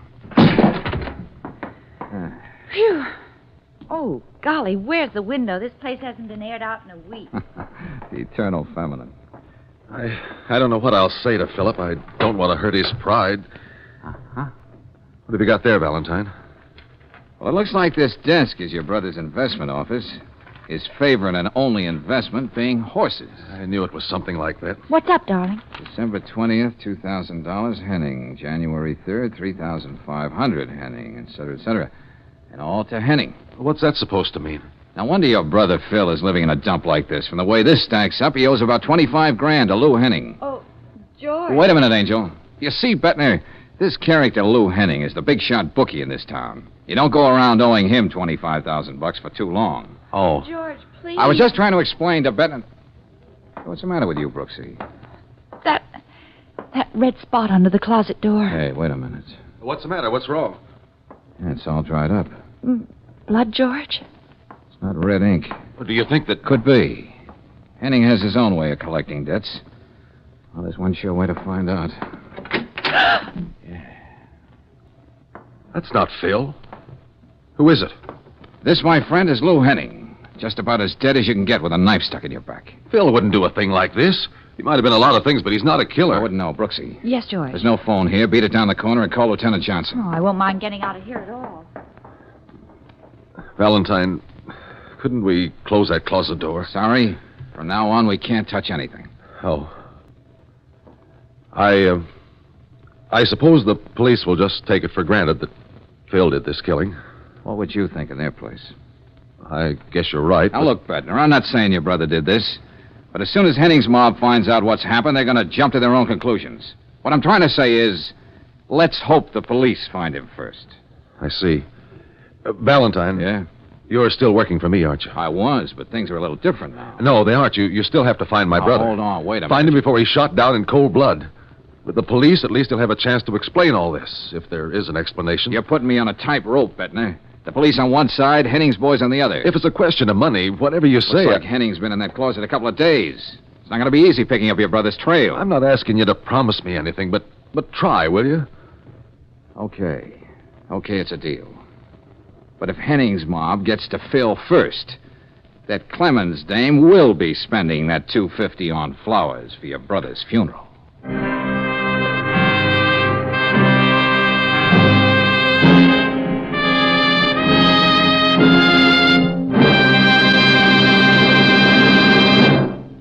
We'll return to tonight's adventure of George Valentine in just a moment. Meanwhile, a word about gears. Most folks just couldn't say whether the gears in their cars are spur, worm, spiral, or hypoid, but the men at standard stations and at independent Chevron gas stations know the minute you drive in.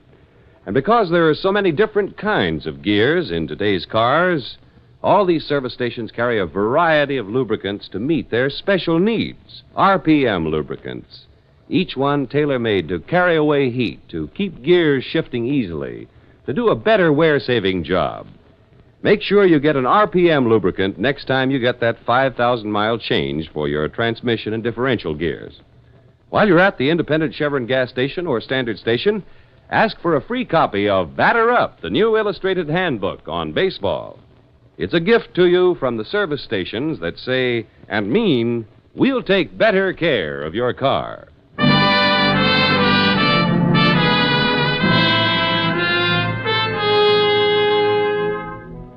And now back to tonight's adventure of George Valentine. Am I my brother's keeper? Martin Bettner thought so, and hired George to help him locate his black sheep brother, Philip. But when they arrived in Phil Bettner's room, they found a body in the closet. The body of Lou Henning, a big shot bookie. George has just sent Claire to the corner drugstore to call Lieutenant Johnson. Be reasonable, Bettner. I promised you I'd look for your brother, but I can't leave until Lieutenant Johnson gets here. He's going to have an awful lot of questions to ask. But Phil won't have a chance if Lou Henning's men get to him first. You said so yourself. I know. All right, there's one thing I will do, though. Make a phone call. I think I know just the character who might be able to give me a lead on Phil.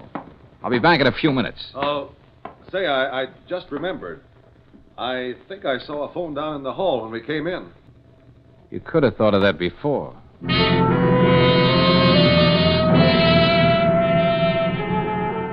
I wouldn't be calling you, Outpost, if I wasn't willing to pay for the information. Yeah, the name's Bettner, Phil Bettner. Doesn't mean anything to you, huh? Now, look, Outpost, you're my favorite pawnbroker. You know everything that goes on in this part of town. He's probably hiding out. Okay, I'll drop around your place in an hour or so.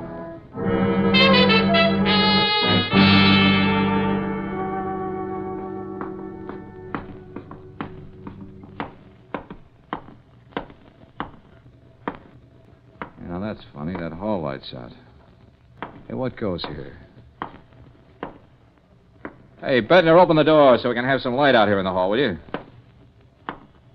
Come on, before I break my neck. Hold up. Wait a minute. Oh! There.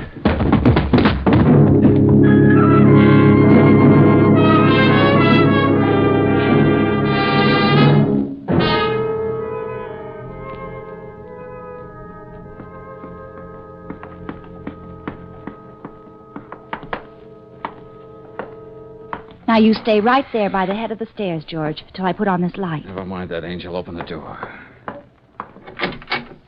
George! Mr. Bettner, he's... Yeah. Looks like he got the same treatment I did. Hey, see how he is, will you, Brooksy? I couldn't bend down now to pick up a $1,000 bill. Mr. Bettner. Mr. Bettner, are you all right? Oh. Good. At least he's making a noise. George, he was knocked out, too. It was Phil. I was standing there, and he came in the door, and then... Let me help you get up, Mr. Bettner. Yeah. Wait a minute. Are you sure it was Phil? I tried to talk to him, but he picked up that desk lamp and hit me with it. You better sit down. Thank you. Your brother. So that's the one who threw me down the stairs. Why did he come back? What was he looking for? Valentine, at least we know that Phil can't be very far from here. That should help you find him. I mean, you're still interested in finding that brother of yours? He didn't know what he was doing. He didn't even give me a chance to talk to him. You stay here in the hall, Hennessy. Okay, Lieutenant. Say, what is this? The St. James Infirmary? Oh, Lieutenant Johnson. Yeah, I get your point, Lieutenant. Bettner here and I took a little of the worse for the wear. But we managed to outlive the corpse. Where is it, Valentine? Over there. Yeah, what do you know? It is Henny. Let you in on a little secret, Miss Brooks. I didn't believe you when you called me. Why do you think I kept screaming at you over the phone? Oh, Hennessy. Yeah, Lieutenant? Get the fingerprint boys and the photographer, and we'll go to work. Yes, sir. Still can't believe it. Believe what? Lou Henning with his $25 silk shirts, and look at him. Folded up like a jackknife in the bottom of a closet in a crummy rooming house and killed by a cheap little gambler. Oh, Lieutenant, I don't think you heard. This is Philip Bettner's brother, Martin. Oh, I'm sorry. Well, that's all right. Lieutenant, I know there's only one thing you can think, but I still insist my brother didn't kill this man. Look, I may as well tell you, Mr. Bettner, we've got a general alarm out for your brother. Yes? I suppose, as usual, Mr. Valentine, you've got an altogether different theory about this thing. On the contrary, Lieutenant, I'm in complete agreement with you for once.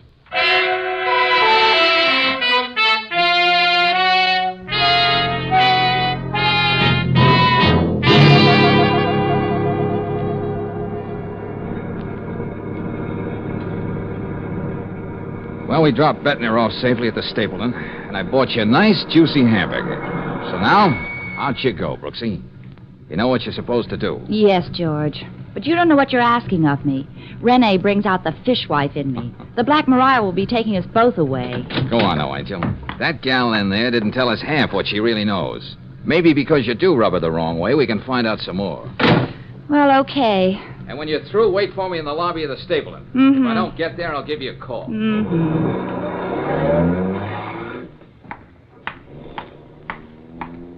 He's so good to me. Well, now for Renee. Wish I'd let my fingernails grow.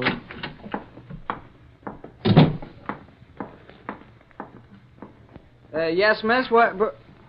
Well. Now all you have to do is whistle. Yeah? And I'll send you my grandfather's OU Kid button. Huh? Oh, never mind, Bogart. Get on your switchboard and call Miss Clemens. Tell her I'm coming up to see her. Sorry, miss, she just left. I'll be leaving in an hour myself. Does that mean anything to you? Listen, Junior. Did Miss Clemens say where she was going, and was there anybody with her? Sorry, I don't know a thing about the affairs of our tenants. Oh, I get it. Oh, now a bright, good-looking boy like you must notice everything. I could tell that the way you looked at me as soon as I came in. Well, knowing yourself as you do, can you blame me? Oh, if you keep saying those things, you're going to spoil me, sure thing. The name's Tommy. Yes, Thomas. Now, about Miss Clemens.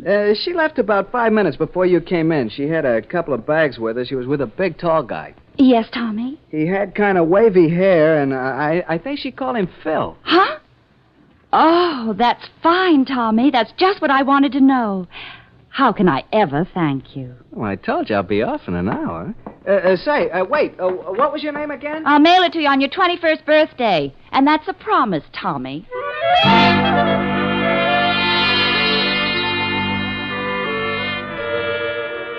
Now look, Atvos, why are you making like a clam all of a sudden? Is that what I was doing? Oh, don't give me that. You've been selling information about people for years. Why the sudden... Oh, I get it.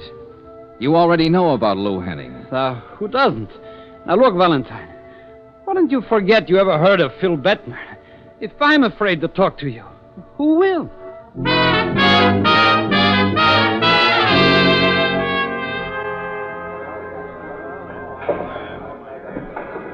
Side pocket, 3-ball.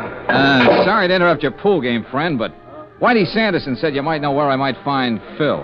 Look, brother, you're a stranger to me. Let's keep it that way.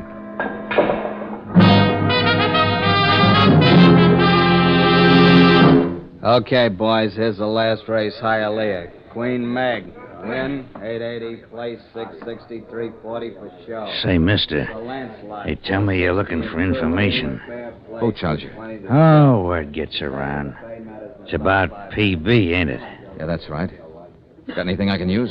If you're willing to pay for it. What do you say we step out here?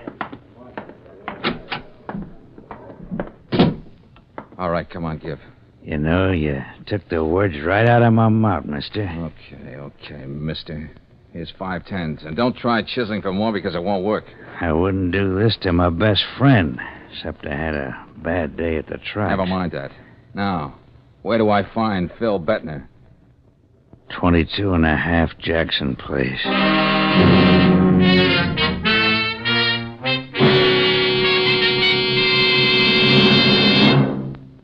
Okay, Valentine.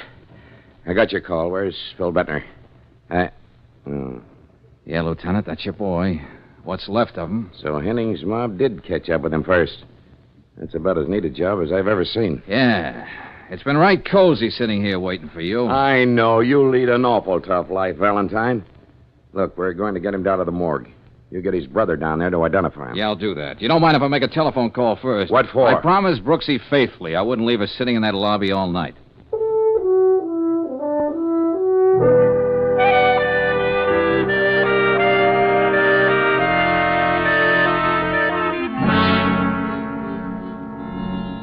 And he's on his way to the morgue, Brooksy. So that just about washes it up. Then I suppose what I wanted to tell you isn't too important now. Renee left her apartment with Phil a few hours ago. Yeah, but look, Angel, tell Martin Bettner to meet me at headquarters. He has to identify his brother.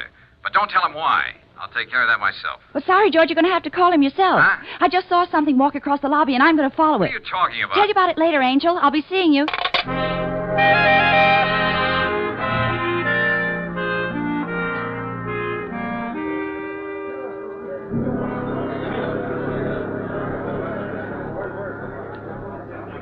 Bus leaving for Hamilton, Jonestown, Phil's Junction. Going somewhere, Miss Clemens?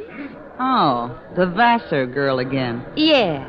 Now, look, dearie, how about you and me going to the morgue together? What are you talking about? Oh, they'll probably want to ask you some questions about Phil. And I'd hate to see you take this bus and have to come all the way back. I'm taking this bus. You're just making things very difficult. And what are you going to do about it? Oh, I'm just going to tear your hair out and scream all over the place. Then they'll slap us both in jail for disorderly conduct. And the jail is right next door to the morgue. You wouldn't dare. Oh, no? Ah! Stop it. Okay, you win. I knew you'd be reasonable.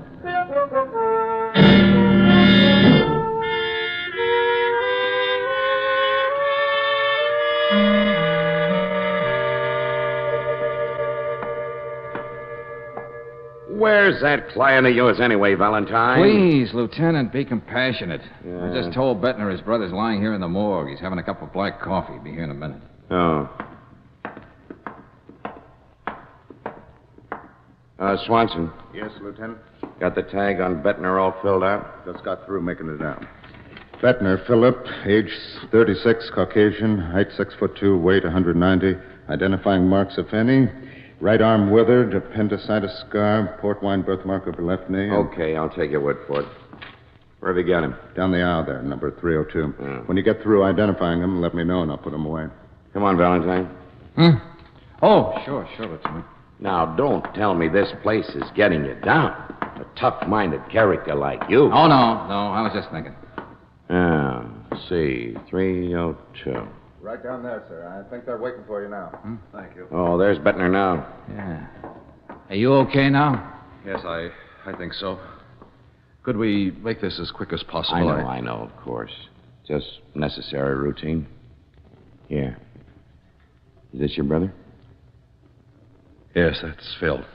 Well, that's all there is to it, Mr. Bettner. We'll just put the sheet back over. Lieutenant Johnson, he's down there, miss, but... wait a minute, miss. Talk this way, Miss Clemens. Now what gives? Yeah, what is it, Brooksy? Look who I found, George. Well, we meet again, Miss Clemens. So that's what you saw walking across the lobby. Who's this? She's the young lady who gave us the information about my brother. Oh. Well, you might as well identify him too, miss. Just for the record. Oh, Phil. I guess that clinches it. I tried to tell him he wouldn't have a chance against Henning, but he wouldn't listen to me. How am I going to go on without him? I can't. Isn't this a sudden reversal, Miss Clemens? Not long ago, you were willing to sell him out to his brother for $250. Yes, and even spend that money on flowers for his funeral. What's that? I didn't know what I was saying. I was sore. I guess I loved him too much. He said he was going to walk out on me, and... well, that's why I answered that ad of yours, Mr. Bettner. It doesn't really matter now, does it? Lieutenant Johnson, I suppose I can call down here and make all the necessary arrangements about the body. Just talk to Swanson, that's all. I'd like Phil to be buried in Waynesville in the family plot. Don't worry about a thing. You don't look too well. You better get back to your hotel. Get some rest. I'll see you about the bill before I leave, Valentine. Oh, we won't have to wait for it that long. I got it for you right now. Hey, Valentine! What are you doing? Yes, I didn't make myself very clear. Oh, George, did you hurt him? What's the matter with you? Are you crazy? Come on, get up, Bettner. Hey, what's the idea? A nice 38 you're packing, bub. Is this what you mean by the hardware business? Well, Are you going to do some talking, or do I have to knock your ears off with this gun? Phil, don't let him. Shut up, you fool. Yes, baby. It is Phil. What's that? Then who's this guy on the slab? Martin Bettner, I think, huh, George? Right, Brooksy. And what do you got to say to that, Phil? Nothing. Okay, then I'll put the words in your mouth. You had a fight with Henning and you killed him. You knew that between the police and Henning's boys, you were as good as dead. Oh, Phil. But you also knew your brother, Martin, was in town looking for you, the brother you always hated. So you got in touch with him, killed him in gangster style in that room on Jackson Place, then hired me for this fancy runaround. You don't know what you're talking about. It's beginning to make sense to me. Go on, Valentine. You outsmarted yourself, Phil. You should never have put that light out and thrown me down those stairs. You see, that's something Martin couldn't have done in a million years. Why, what are you See for talking yourself, about? his right arm. We heard the report of Swanson. There was nothing wrong with Phil, but Martin Bettner had a withered arm.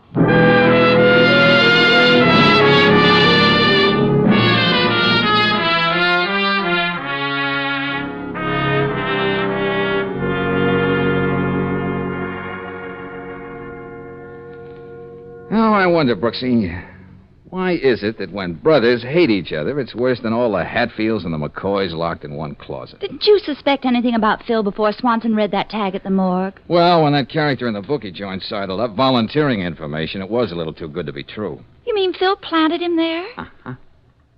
But, Sweetface, blood is thicker than water. Brothers should love each other. Well, I can't- thought it was pretty unfeminine for Renee to rat on Phil one moment, then leave with him the way Tommy told me she did. You didn't even listen to me, did you, when I was telling you about that on the phone? Well, maybe with one ear. Then when I saw her in the lobby of the same hotel where Martin was staying, well, I had a hunch, too. Oh, of course, it wasn't one of those scientific hunches you get. Yeah. But about brothers, Brooksy, do you think it's familiarity that sometimes breeds such mayhem? Oh, not necessarily. Now, look at husbands and wives. Huh? They go on for years and years living together, and, well, they never think of murdering each other. Oh, Brooksy, you just haven't lived.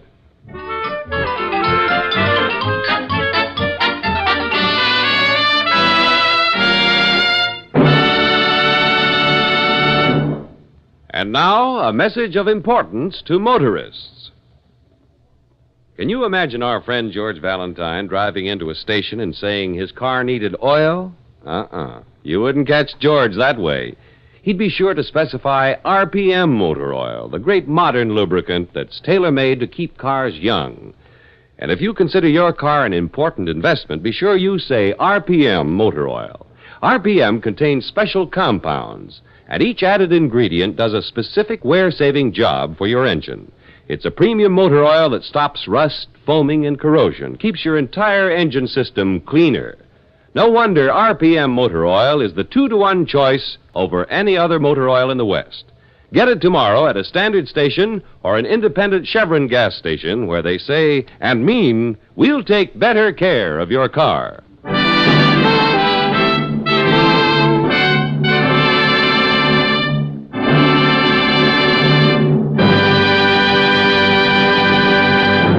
Next week, when you tune our way for another adventure of George Valentine, you'll hear... George, do you think if Dr. Wormsley is right and he did see a man pushed off the roof, he'd be... Nothing like checking, Brooksy. Now, wait a minute. The river's behind that high board fence and only windows from the elevator shafts on this side of the building. That would mean that... Wait a minute. George, that's a man. I mean, it was. Yeah. Past tense is putting it mildly. Well, Brooksy, it wasn't just Dr. Wormsley's imagination. And the odds are this is the body of our Mr. Dunlap.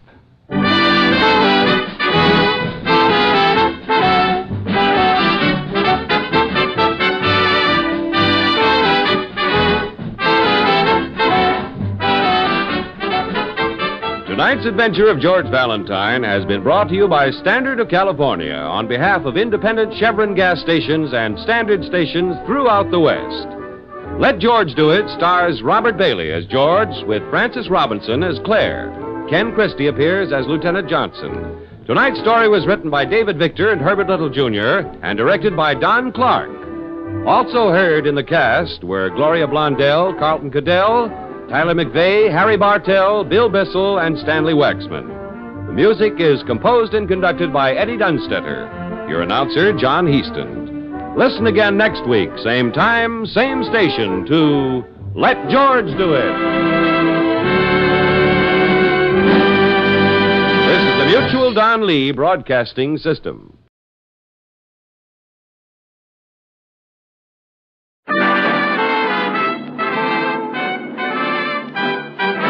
Standard of California, on behalf of standard stations and independent Chevron gas stations throughout the West, invite you to Let George Do It. Another adventure of George Valentine. Personal notice. Danger is my stock and trade. If the trouble you're in is way off the beaten track and you need help that's strictly confidential, you've got a job for me. George Valentine. Write full details.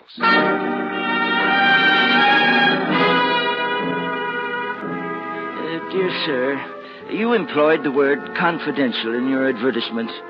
Well, I need confidential help. My enthusiasm for birds has led me into a predicament. I was watching starlings, but I saw something that was never meant to be seen, and it keeps haunting me, if I really saw it. Unless my eyes deceive me... Deceive me. I was the witness, the only witness to an outrageous crime. There's nothing more I can say in a letter. Please contact me at once, and it's signed Elliot, Wormsley. Wormsley. That sounds like a name out of Dickens. Elliot Wormsley, MS, PhD, Statistical Services, Baxter Building. Birdwatcher, huh? Mm-hmm. What kind of canaries is this statistician interested in anyway? Oh, stop kidding, George. That's a pretty grim phrase. I was the only witness to an outrageous crime. Yeah, and he's in a predicament. That's a twist. What was it he could have seen? I don't know, Brooksy, but let's see what we can see. Let's drop in on Dr. Wormsley.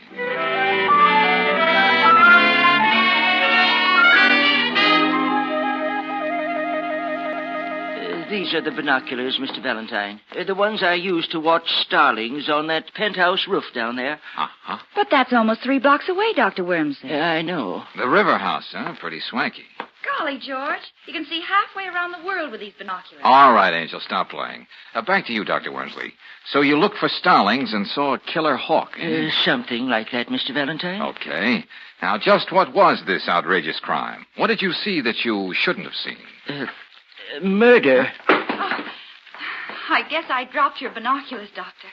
Did you say murder? I can't be sure, but I just trained my eyes down there, as I've been doing for weeks. And in that instant, I'm almost certain I saw a man push another man off the roof. Of course, he had his back to me. What do you mean, almost certain, Dr. Wormsley? Well, it was over in a second, and I didn't expect to see what I think I saw. Besides, statistics show that the element of error in visualization over 100 yards is 14 to 1,000. Yeah, well, we'll take your word for that. But why didn't you go to the police with this story? Oh, no, Mr. Valentine. I'm a modest man, and I don't like publicity. Besides, I'm coming up for the presidency of my club. And, so many people think bird watching is, a little peculiar. Yes, I know. You wouldn't make it. But murder is a very serious business. Mr. Valentine, if I'd seen any mention of what I suspected in the newspapers, I would have volunteered this information to the police. But as it is, no crime has been reported. Well, that's right, George. I didn't see anything about it. Still, the picture of those 2 men keeps haunting me. I'm thinking of my reputation, but I do have some public spirit, and I have to make sure. My conscience wouldn't let me rest if I didn't. Oh, I see. And you want me to check at the river house and soothe your conscience? That's it, young man, precisely. It shouldn't take you more than a day, and I'm willing to pay your usual fee. Okay, it's a deal, Wormsley. Oh, Brooksy. Yes, George? Just on a hunch, get down to the Bureau of Missing Persons. See Finley. Okay. Find out if anybody's been reported missing from the river house. You will keep my name out of this, won't you? Oh, yes, we'll do our best, Professor. I'll meet you back here later, Brooksy. Okay, George. I'm going over to the river house.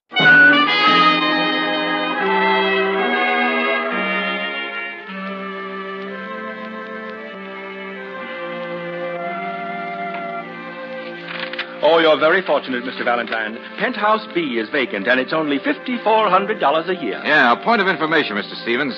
As I get it, the sun deck of this wing facing the river is for the exclusive use of Penthouse A and B. Oh, it's very private. And Penthouse A is occupied by the Dunlaps, Philip Dunlap, the broker. So that would put you in very good company, and only $5,400 a year.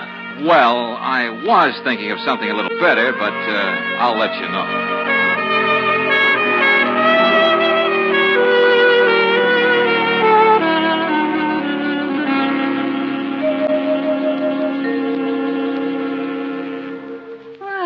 Look who went and rang my doorbell. Wouldn't be the full of brush man, would you? Not unless my samples are showing. Oh, come on in anyway. I hope you'll pardon the sunsuit. I wasn't expecting company. No, it's nothing at all. I mean, practically. I was out on the roof, sunbathing. I'm Mrs. Dunlap? That's right. Well, I'm the chap It's been a dull afternoon. Suppose we wait a while before you tell me what you want. Well, as a matter of fact... You aren't going to stand there, are you? Here, sit down. The truth is, Mrs. Dunlap, I may be your next-door neighbor in Penthouse B. Oh? Well, that would be the first improvement they've made in River House without raising our rent. I thought it'd be a nice gesture to sort of drop in on my possible neighbors and introduce myself. There is a Mr. Dunlap, isn't there? Yes, but you needn't worry about him. He hasn't been home for 2 days. Oh, just like that, huh? Oh, there's Philip for you. Thank heavens. He must have decided to go up to our cabin in the mountains to brood. Or he may be staying at his club. But as I said, this looked like a dull afternoon. We're not going to let it be one, are we? Oh, fine. That wouldn't be Philip. He has his key. Well, whoever it is, just explain I'm looking at the penthouse next door. Hal. Listen, Paula, we haven't heard from Philip yet, and there are letters and contracts he has to sign downtown. All right, Hal. I'm not my husband's keeper. Oh, just the same, I thought you might be worried. Oh, I didn't know you were having company. Well, this gentleman may be our next-door neighbor, I hope. Mr. The name's Valentine. Really, Paula? At least now you know his name. Oh, Mr. Valentine, this intense young man is my husband's secretary, Hal Sterrett. How do you do? I don't know what you're going to do, Paula, but I'm going to call the police and report Philip missing. Please do that, Hal. I'd feel so much better. Lord, how I hate righteous men, especially when they're young. So petulant. Now, where were we, Mr. Valentine? I was just about to leave. A mood is a very fragile thing, isn't it? Oh, you've been right neighborly, ma'am. Goodbye. I don't think it's goodbye. Anyway, it was very nice, even not having known you.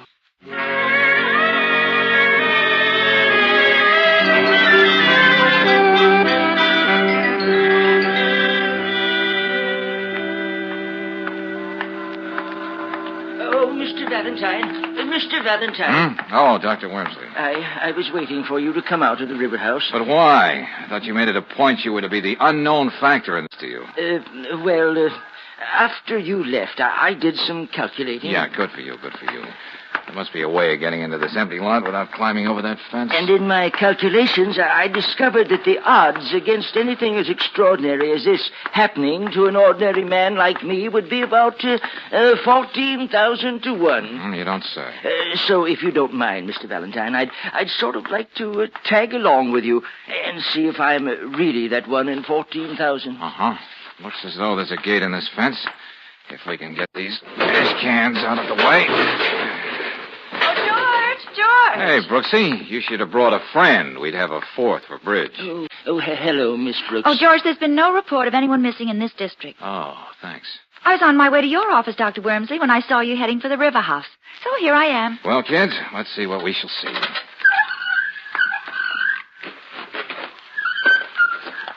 It's just an overgrown lot. That's right.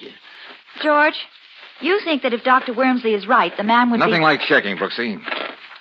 Dr. Wormsley, you did say that when you saw a man pushing another one off the roof, his back was towards you? If I saw what I thought I saw. That's right. Uh-huh. That would mean he was facing away from you, toward the river. Yes. Well, there's the river behind that high board fence. And on this side of the building, there are only the windows and the elevator shafts and the stairway. So no one would have seen him fall. Mr. Valentine, over here, look. Huh? That's a man. I mean, it was. Uh-huh. Past tense is putting it mildly. Oh, George. Then it wasn't my imagination after all. No, Dr. Wormsley, it wasn't. And just to quote a few more odds, it's at least 1,000,000 to 1 this is the body of Philip Dunlap.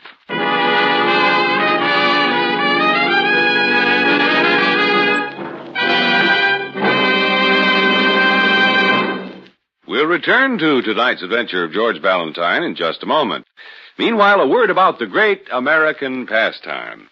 If you're a baseball fan, check these 2 tips for getting the most out of this season. Number 1, when you're driving to and from the game, use fast-starting Chevron Supreme gasoline.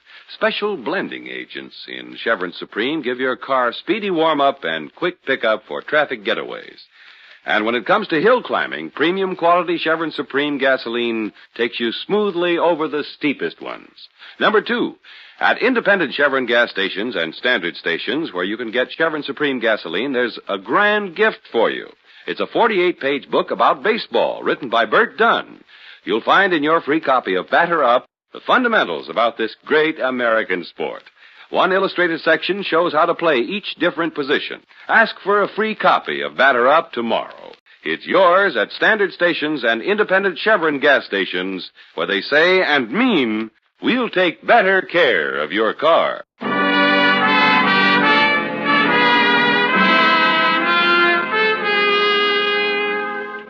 And now, back to tonight's adventure of George Valentine. It's only natural for a member of the Bird Watchers Society, even when he's a professional statistician like Dr. Wormsley, to be watching starlings on a penthouse roof. But when instead his binoculars revealed one man pushing another off that self-same roof, Well, that's just sort of a case George would get involved in. It's about an hour since George found Philip Dunlap's body in the weed-covered lot back of the apartment building. And now we find George and Claire talking to Lieutenant Riley at Homicide. Yeah, what is it? Lieutenant Riley, Donnelly just brought Hal Starrett in. Do you want to see him now? No. Let him cool his heels out there a while with Mrs. Dunlap. Yes, sir. How about Dr. Wormsley, Lieutenant Riley? Okay, Valentine, okay. When Lieutenant Johnson turned the case over to me, I didn't know what I was getting in for, but I'll do my best to keep your client's name out of the case. Oh, you're a pal. Well, as a matter of fact, Lieutenant, you owe our little bird watcher a debt. He did uncover a murder. Miss Brooks, I don't want to appear ungrateful. Oh, no. I can always use a new murder. Oh? I'm overjoyed that when you and Valentine stumbled over this homicide, you were thoughtful enough to let me know about it. Oh, well, it's nothing at all. If you hadn't, I'd lock both of you up and throw the key away. Well, now that you're back your own sweet self, would you mind telling us what you found out from Mrs. Dunlap? Well, she said she was out shopping all that afternoon, and the doorman is alibying her. When she got back, this kid, Starrett, was still there, waiting to see his boss, Mr. Dunlap. He hung around a little longer and then beat it. Did Mrs. Dunlap suggest that there might have been any bad blood between Starrett and her husband? Well, she wasn't too anxious to admit it, but it seems young Starrett was being fired. Yeah, but what was the reason? Bad spelling or making Google eyes at the boss's wife? I wouldn't know, not yet. Mrs. Dunlap was too broken up to go into every little detail. Broken up, huh? I can just see her tears flowing like wine. What do you mean by that? Well, just thinking out loud. Yes, Lieutenant? You can send Starrett in here now. Yes, sir. Well, it looks to me as though Mr. Starrett has some explaining to do, or else. Well, we know that he was there that afternoon, and your Dr. Wormsley saw a man push Dunlap off the roof. Come in, son. Come in. Lieutenant, I don't understand any of this. Oh, you. Hello, Starrett. What are you doing here? Just a neighborly interest in the fate of your late employer. Say, what is this? Yes, George, I didn't know you two had met. Well, never mind. Now, what's this about Dunlap deciding to fire you, Starrett? Well, Why? He didn't like my work, I guess. That's the usual reason, isn't it? You'll save a lot of time if you tell us the truth. You asked me a question, and I gave you the only answer you're going to get. You had a fight with your boss, didn't you? No. In the struggle, you pushed him off the roof. No. A man saw you from an office building. He couldn't have. Oh, Lieutenant. Yes, Donnelly? Can I see you a minute? Yeah, okay. I'll be right back. Hey, tell me something, Starrett. Yes? If you were already fired, why were you so worried about Dunlap? Even going to the Bureau of Missing Persons yourself? Because he was the best friend I ever had. It hardly jives with the story Lieutenant Riley is building up. Say, Starrett. Yes? You're a college man, aren't you? Oh, what of it? Syracuse, 1942. What? Why, yes, but how did you know? This, Phi Beta Kappa, too, aren't you? That's right. But what are you driving at, Lieutenant? Well, this Phi Beta Kappa key. The medical examiner found it clenched in Dunlap's fist.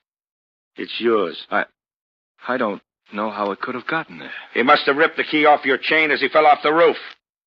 Okay, Starrett, I'm arresting you on suspicion of murder.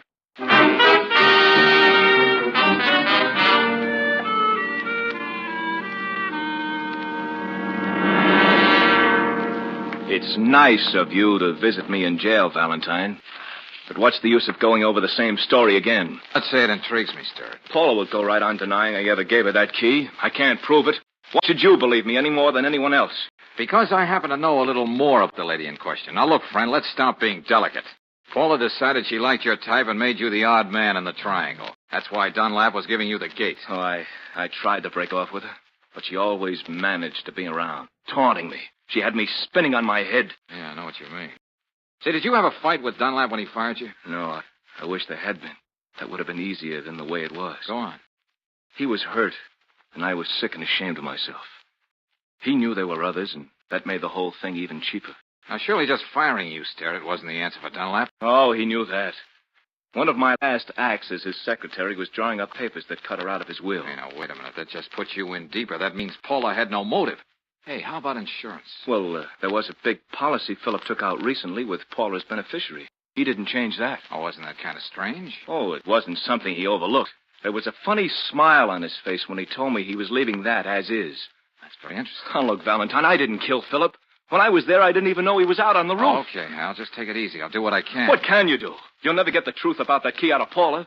And Dr. Wormsley swears there was a man out there struggling with Philip. What man? A burglar? One of Paula's ex-boyfriends?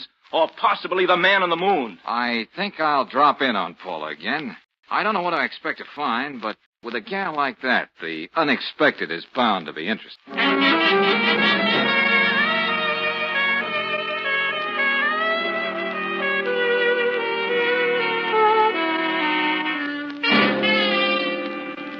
Well, if it isn't my next-door neighbor. What now? Cup of sugar? Couple of eggs? Well, maybe I did make a little fib, but you didn't believe me anyway, did you, Mrs. Dunlap? Paula. Okay, Paula. Too bad about young Sterrett, isn't it? What a thing to say to a grief-stricken widow. Can I get you anything? We may as well make ourselves comfortable. You've got a head start in those lounging pajamas. They're really something.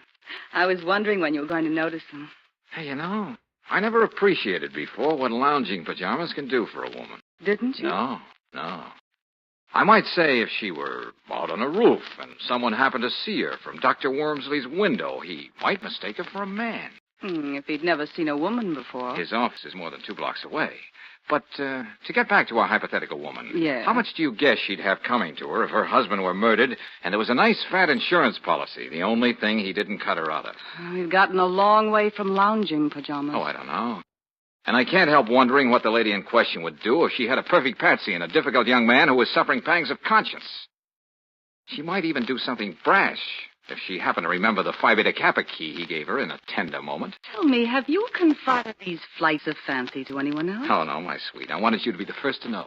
And you, my sweet, will ruin your eyes reading all those pulp magazines. There's another angle to this lady of the rooftops. Oh, what's that? With all the insurance money she's sure to get. With an admiring eye for a certain broad-shouldered character who seems to know what it's all about. Oh, she might make life very pleasant for him. Very. You couldn't say he knew what it was all about if he fell for a pitch like that, now, could you? Oh. I'd better get my cigarette before we go on with this little game. Or you can quit playing any time you want to. My dear old father used to play a lot of poker. He used to say the game was never over till the last bluff was called. Uh-huh. Didn't your old man tell you that even one of those effeminate-looking automatics make a loud noise and leave holes when they go off? I have a permit for this gun. Uh-oh. Come on now, Paula.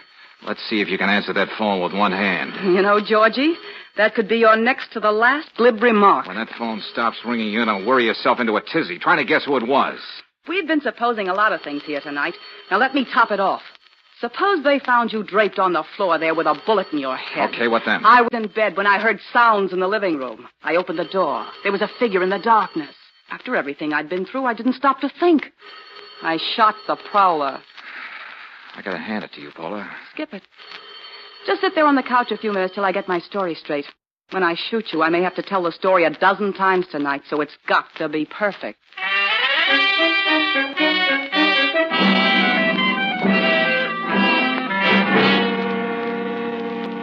Okay, you stalled too long. You missed your chance, beautiful.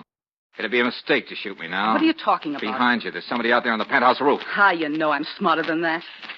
Whoa, who's it? I'll take the toy now. Oh, you Drop let it. go of that, you. Oh, George, there you are. I tried to call, and then I remembered about the empty penthouse next door and the adjoining sun deck, and... Oh, for Pete's sake, somebody say something. Oh, just a little parlor game, Brooksy. Yes. I was just showing Mr. Valentine how I almost mistook him for an intruder. Oh? Lieutenant Raleigh will probably find it very amusing when we tell him about it. Oh, that ain't the way I seen it. For the time being, Angel, we have to see things Paula's way. But more important right now is to see if we can get a man out of bed.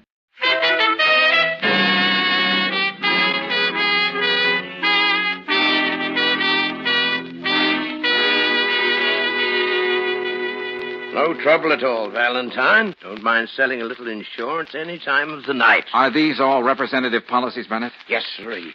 Anything you want, we've got it. Life, accident, comprehensive liability, tornado insurance, plate glass. Any insurance against fatality during parlor games? What's that, Miss Brooks? Just a private joke. This life insurance policy. Oh, any amount you want. Just a simple physical Well, these examination. clauses at the beginning, they're pretty standard in all life insurance policies, aren't they? Yes, indeed. Each one of them meant to protect policyholder and the company. What's up, George? Well, thanks a lot, Bennett. You've been a great help. Yeah, but look, old man. Sorry, shopping around, but I'll keep you in mind. Let's go, Brooksy. Now, Brooksy, first thing in the morning, I want you to check with all the druggists in this section of town around River House, Dr. Wormsley's office, 20 or 30 blocks in each direction. Oh, my aching I'm going to be feet. with Lieutenant Riley. I hate to think of his blood pressure when I mention one little word.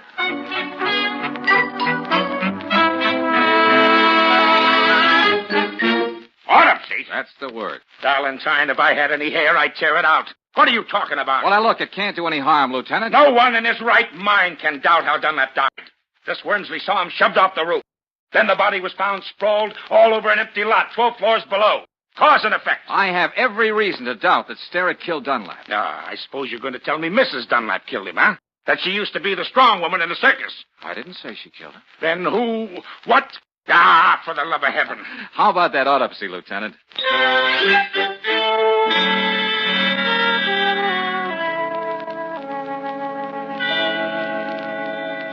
All right, Doctor. Will you tell Valentine here that he's just been wasting our time? I wouldn't say that, Lieutenant. Huh? What'd you find? Enough poison in Dunlap to stop an army dead in its tracks. All right. All right, I can't argue with the laboratory. But I don't get it, Valentine. How many times do you kill a man, poison, throw him off the roof? Ah, it's a wonder we didn't find a knife in his back, too. Doctor, just how does this particular poison work? Instantly. Every muscle in the body becomes rigid all at once and stays that way. Uh-huh. Then it's possible that after a couple of days, the effects of the poison could be mistaken for rigor mortis. Not only possible, Mr. Valentine. It seems just what happened. Hey, wait a minute. Wait a minute. If Dunlap's fist was clenched like that the moment the poison took effect, how did that Phi Beta Kappa key get in his hand? That's the point, Lieutenant. It was forced into it. And certainly Hal Sterrett didn't do it. That does it. That does it. I'm going to have Paula Dunlap picked up, and she'd better have all the answers.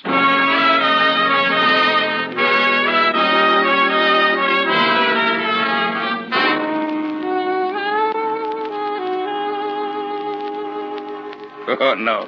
No, Mrs. Dunlap, you're going to have to do better than that. I know how it looks, Lieutenant Riley, but you're wrong, believe me. Paula, you had to be the one who put that key in your husband's hand. Sterrett wouldn't sign his own death warrant. I know, but Here are the facts the jury will hear.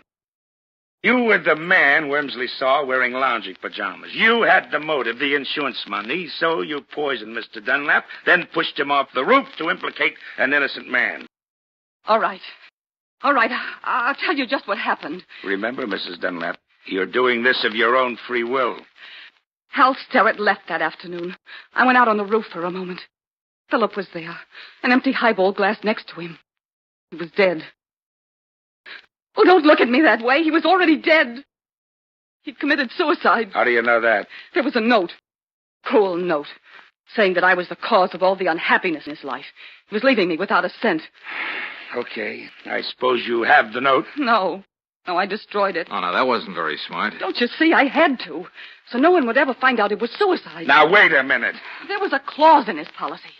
It's in most policies, saying that if he killed himself within the first year, the beneficiary wouldn't get a cent. That much is true, Lieutenant. What I did was wrong, but I wasn't going to let Philip leave me without a cent. That'll stand up in court, won't it? Even though I did destroy the note, they'll believe me, won't they? Since you asked my opinion, the answer's no. But my job is finished now. Oh, no. George. Hey, how goes it, Brooksy? What luck? You were right. I found out what you wanted to know at the Gotham Pharmacy on Morton Boulevard. Now what? What am I going to do? I've got to find a way to prove I'm innocent. This isn't fair. Remembering that gun you held in my face and Hal Sterrett, I'm tempted to keep my mouth shut and let you stew in your own juice. What do you mean? Me and you both. I don't know what charge you're going to hold her on, Lieutenant, but it won't be murder. What? Did you hear what he said, Lieutenant? What are you talking about, Valentine? Brooksy just found out that Philip Dunlap bought that poison himself at the Gotham Pharmacy. On a doctor's prescription he forged. Oh, George. Oh, how can I ever thank you? Oh, that's easy. The next time you're up on that roof alone, see if you can prove the law of gravity really works.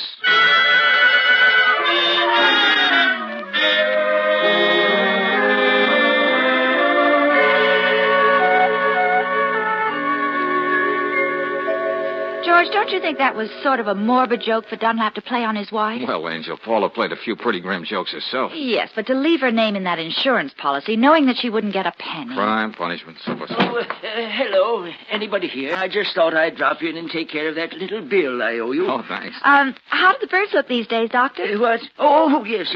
That reminds me. I must thank you, Valentine, for keeping my name out of the Dunlap case. After all, I was the key witness, and I... Oh, dear. Well, that's all washed up now. Thank goodness. Oh, yes. Mrs. Dunlap isn't living there anymore, you know. No? It seems 3 young ladies are sharing that apartment now. And yesterday... Why, Dr. Wormsley, what kind of birds are you watching now? Oh, well, they were very wild canaries. Oh, goodness, what am I saying?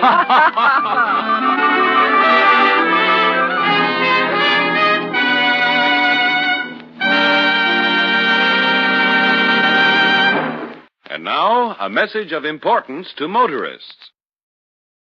If this is the time of year your family gets travel-minded, it's probably the time you start thinking about new tires. And you know which make of tire gives you a written warranty against ordinary road hazards? The answer is easy. Atlas Tire. That's right. Each new Atlas passenger tire is warranted for 12 months against blowouts, cuts, and bruises that might happen to ordinary tires. And each Atlas tire has a double warranty. First, by the manufacturer, and second, by the distributor. Another thing to keep in mind when you're buying tires is that 2 or 4 wear better than an uneven number. Give you softer riding and easier car handling. For that extra margin of safety, get Atlas tires at standard stations and independent Chevron gas stations where they say and mean, we'll take better care of your car.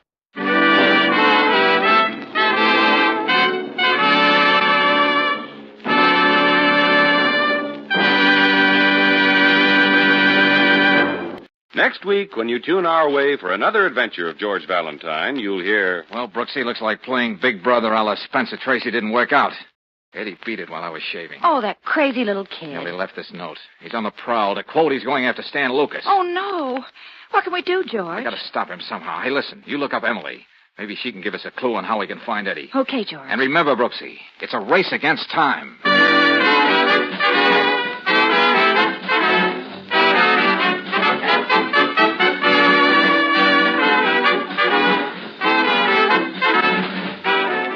Tonight's adventure of George Valentine has been brought to you by Standard of California on behalf of independent Chevron gas stations and standard stations throughout the West. Let George Do It stars Robert Bailey as George, with Frances Robinson as Claire. Wally Mayer appeared as Lieutenant Riley. Tonight's story was written by David Victor and Herbert Little, Jr., and directed by Don Clark. Also heard cast were Louise Arthur, Fred Howard, Peter Leeds, Charles Seal, and Charles Lund. The music is composed and conducted by Eddie Dunstetter. Your announcer, John Heaston. Don't forget to listen again next week, 1 hour earlier, over the same station, to Let George Do It. This is the Mutual Don Lee Broadcasting System.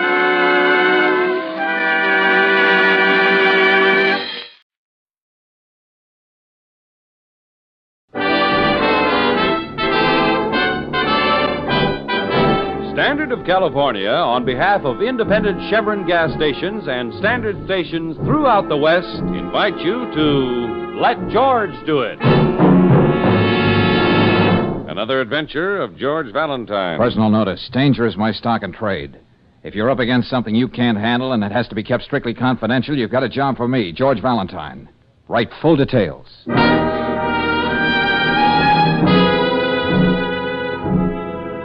Dear Mr. Valentine, the day after tomorrow, a boy 16 is getting out of a work camp after a year. Instead of trying to get a new start, he swears he's going to do something that'll take him right back there again, or even worse. You've got to help him. You've got to save him from himself. I don't have much money. I'm only 16, too. Only 16, too. But I'll work the rest of my life paying you if you'll do everything you can to help Eddie. I'll be waiting for you tomorrow morning at 7 in front of the Lincoln statue in Chelsea Square Park. It's just signed Emily, George. Yeah. Chelsea Square Park, huh? Brooksy, that's right in the middle of that slum jungle where those so-called wolf packs have been running wild. Yes, and kids just about this age. Always good for an editorial. Young hoodlums, a challenge to society. And that's where it usually ends. Brooksy, looks like we're going to be on the job early tomorrow morning.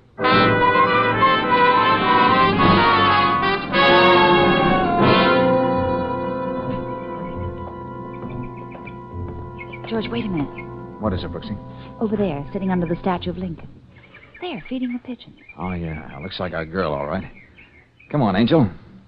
Let's see how unlike an editorial we can be when we talk to her. Now, that's all the crumbs I have. No use hanging around. Go on, scoop, go on. Emily? Yes? Oh, Mr. Valentine? Yeah, that's right.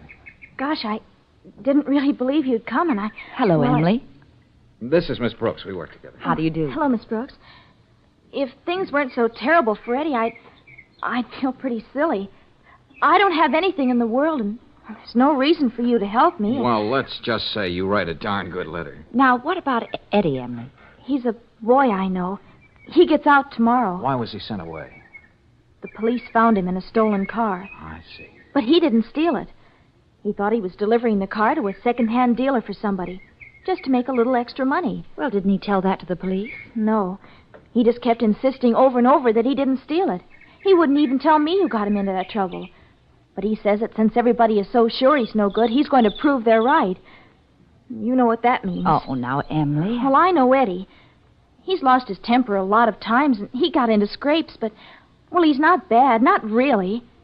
Emily, you're pretty sure of that, aren't you? I suppose when you believe in somebody, you just do, that's all. All right. Now let's see what we can do. He has no place to go, Mr. Valentine. What do you mean? He only has his father, and Eddie was supporting Mr. Prokosh, selling papers. Yes? Well, when Eddie was arrested, Mr. Prokosh told him he never wanted to see him again. And Eddie's very proud. He'd never go back home now. Well, people change a lot in a year. Do they? My mother and father haven't. They still think Eddie's no good. And even now, when I went to help him, I have to meet you in the park before I go to school. All right, Emily, suppose you leave Eddie to me. I'm going to secretarial school now, and in another year I'll start working. And if you don't mind waiting, I could... suppose you leave that to Mr. Valentine, too. Then you mean you'll do everything you can? That and a little more, Emily. Now, suppose we go and have some breakfast so you can tell me all about Eddie. Then I'm going to have a talk with his father.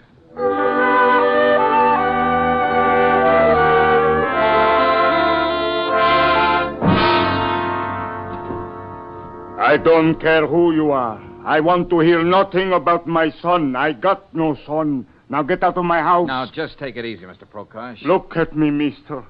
You see this crippled leg? I got that making honest living. Honest living. I know. That's dreadful, Mr. Prokosh. But there's still Eddie to think about. I get few pennies from the company every month. I even bite my tongue and take charity from the Morrissey Association. But better I should hate myself than take one dirty penny my son steals. I don't need it. But maybe your son needs you. I told you, lady, I got no son. Okay, let's just call him another boy, age 16, a boy in trouble and headed for more. But not everybody's sold off in the way you are, his own father. You know, Mr. Prokosh, you can worry so much about being right that you can be wrong. Right? Such fancy talk I don't understand. Hey, Prokosh, I want... Oh. So you got company, huh? What you want in my house? Tell these characters a blow. There's something I want you to tell me. Just who is this imitation Bogart? His name is Dan Lucas. He's the worst hoodlum of them all. Look, Pop, Eddie's time's about up. When's he getting out? I gotta know. I tell you nothing. You heard me. I gotta know, and you're gonna tell me all right. You what? Let go. That flashy tie you're wearing. You don't knot it half tight enough, so I'm gonna help you. And it's not good manners for a tough guy like you to be pushing helpless people around. Stop it, will you? Now, you see what I mean, Stanley? George, look out! I'll take that. See the kind knife he carries? Yeah. Not the kind you peel potatoes with. Why, I ought to... George, let go of him. I just got one thing to say to you, mister. Stay out of this neighborhood after dark if you want to live. Which way do you want to go downstairs, on your head or on your feet? I ain't through with you. You need a Prokosh. Beat it. Take that collapsible stiletto with you. Let's hope the cops find it on you. Still have nothing to say to us about Eddie, Mr. Prokosh? Nothing.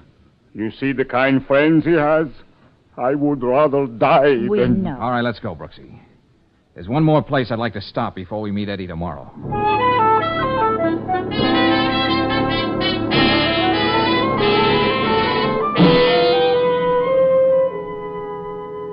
What do I know about Eddie Prokosh? Just about everything, Mr. Valentine. Good, good. That's why we dropped in to see you, Mr. Morrissey. Mr. Prokosh says you and the Chelsea Square Association have been helping him out every month. Well, Miss Brooks, we're sort of a political club, as you know. But we believe in really taking care of our own down here. So I understand. Naturally, we hope to win votes. But in a tough neighborhood like Chelsea Square, there are other things that are more important. Giving out turkeys come Thanksgiving and arranging a boat ride in the summer just aren't enough. Oh, we do much more than that. We cooperate with the police. Even get to the judge when one of our boys gets into trouble. We've been talking about putting up a playground, too. Well, I could get the bare facts of what happened at juvenile court. But I thought a man like you, whose business it is to know what's going on, could tell us more than that. We understand Eddie didn't even try to defend himself on that stolen car charge. Yeah, I know, but I'm afraid there was very little he could say. He was caught red-handed. Very unfortunate case. But I'm afraid not at all unusual. Say, tell me, Morrissey, why would a young hooligan like Stan Lucas be interested in knowing when Eddie gets out from the work camp? Lucas? Oh, that one. There's really a neighborhood problem. I can imagine. But Stan's almost a man now. I don't see what he could have had to do with Eddie Prokosh. Apparently he had a lot to do with him, Morrissey. But it looks as though we won't get the real picture of Eddie till we talk to the boy himself.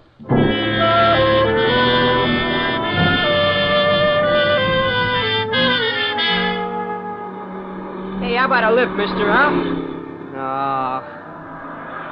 Hey, you going into town? How about a... All right. Why knock yourself out, kid? I'm going back to town. I'll give you a lift. What? Oh, I didn't see you parked under that tree.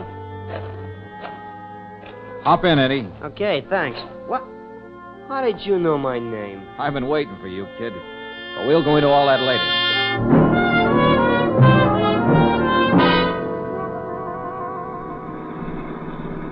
I don't listen to Emily. She's just a crazy kid.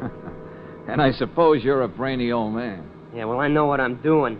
And you can let me off at the next cross and I can get a bus, you know. No, just keep your shirt on, Eddie. That kid gets crazy ideas. I know what I'm doing. I don't need anybody's help. Okay, so you're on your own. Well, let's set it up this way. Look, I live by myself. What do you say we go home and have some chow? You might decide to bunk over with me until you know what you want to do. I know what I want to do. Hey, mister, you sure you're not a cop? Well, some of them are my best friends, Eddie, but I don't happen to be one. No, it's just like I said. I had a little talk with Emily while she was feeding the pigeons in the park. You mean Emily still sits by that statue and... Well, okay, I guess there's no reason why I shouldn't eat your food. Thanks, Eddie.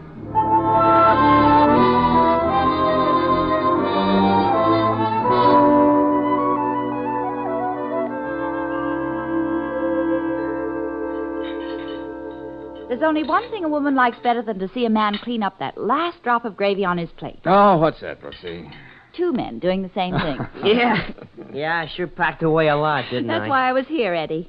Go on, rave some more about my cooking to Mr. Valentine. It may help. See you in the office in the morning, George. Glad to met you, Eddie.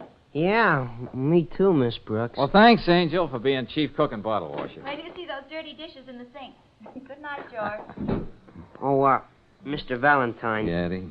Thanks a lot for the meal, but I gotta get going now. No, Eddie, no. You're going to stay right here tonight. Now, look, I said it. You're stewing about something.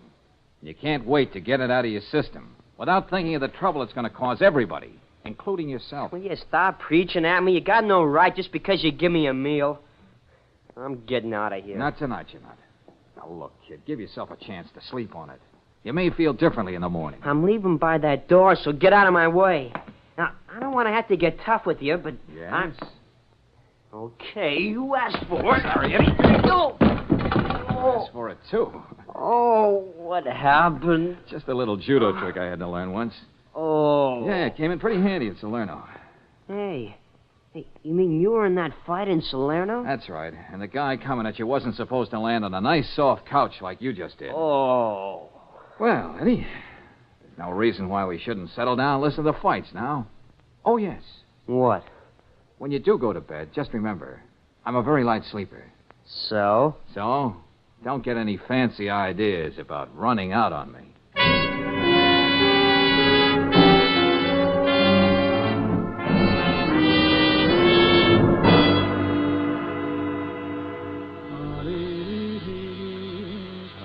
Okay, Eddie, time to get up. Hey, Eddie, did you hear me? Rise and shine. Oh, that kid. Say, Eddie, if you want to try my new electric razor, you can... Why, that little... Now, wait. Oh, great. Well, he did leave me a note. That's something. I wasn't asleep like you thought when you went in to take your shower. I even washed the dishes to pay for my room and board. Now, you and Miss Brooks and Emily better stay away from me. You were so anxious to know what I was going to do. Now I can tell you. I'm going to take care of Stan Lucas.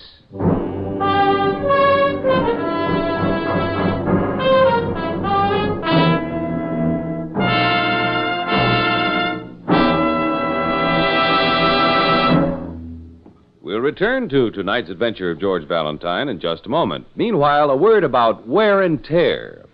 Most motorists believe, and quite naturally, that automobile engines wear out faster when they're running. But that's not true. Your car faces its biggest danger when it's standing cold, for that's when rust caused by condensed moisture inside cylinders starts to work. And that's where RPM motor oil can help you avoid a repair bill. RPM's special compounds keep a rust-proof oil film on all engine parts all the time. Whether your car is running hot or standing cold, RPM clings stubbornly to vital wear points. And consequently, rust never has a chance to get started in your car. No wonder it's the 2-to-1 choice of Western motorists. Next time you need oil, ask for rust-fighting RPM motor oil at any standard station or independent Chevron gas station. While you're there, ask for a free copy of Batter Up. It's a wonderful handbook on baseball, a gift to you from independent Chevron gas stations and standard stations where they say and mean, we'll take better care of your car.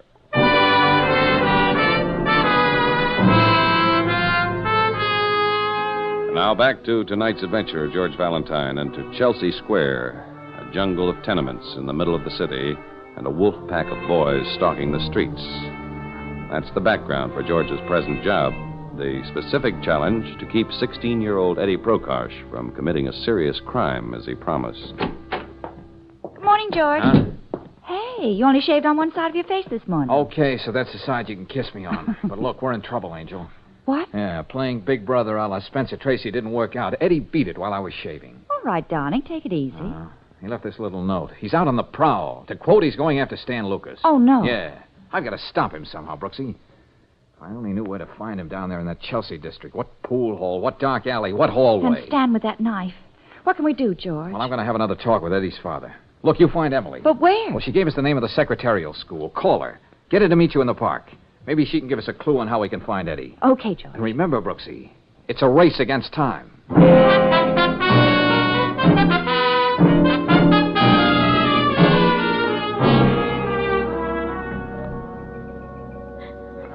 Eddie can't do that. He mustn't. Emily, stop crying.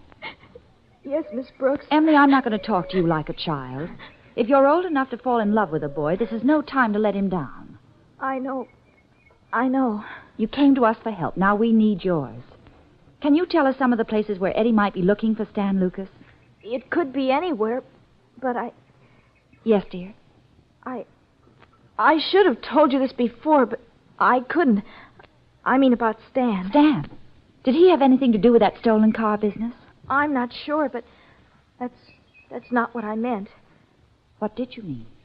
Miss Brooks, you said you weren't going to talk to me like a child. Well, I'm not going to talk to you like I was one either. All this year, Eddie was up in that work camp. I've been going around with Stan. Oh. But I had to. Everybody does what Stan tells them to. I wasn't afraid just for myself, but what he said he'd do to Eddie when he came out. Does Eddie know that? No, you know how men are. And I wouldn't want him to know. Oh, you poor kid. Well, what could I do, Miss Brooks? Stan said he could even stop the few dollars Mr. Prokosh gets from the association. And he needs that money to live on. Stan was just talking. But you don't have to worry about him anymore. Mr. Valentine knows how to take care of him. I'm only thinking of Eddie. If I could only talk to him. I've got to find him. Wait, Emily, I'll go with you. We'll both look for him.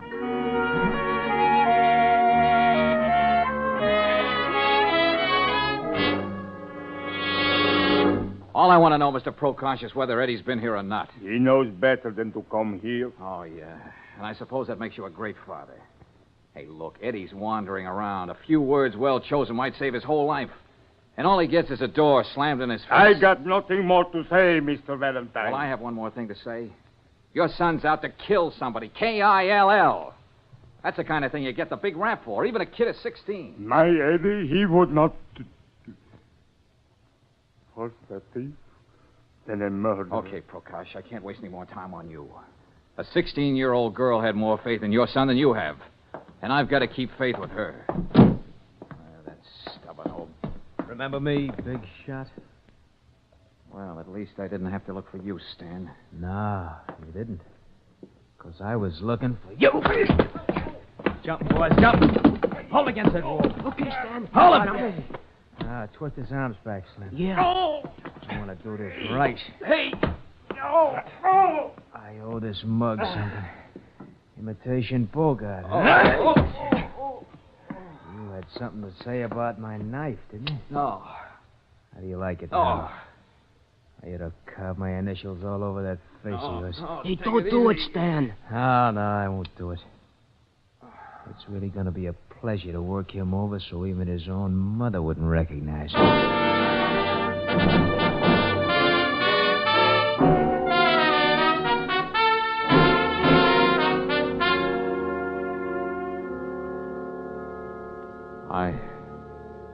I know my diction isn't very good, Lieutenant Riley. Valentine, what's the matter with you? Where are you? Just about got to the hall phone.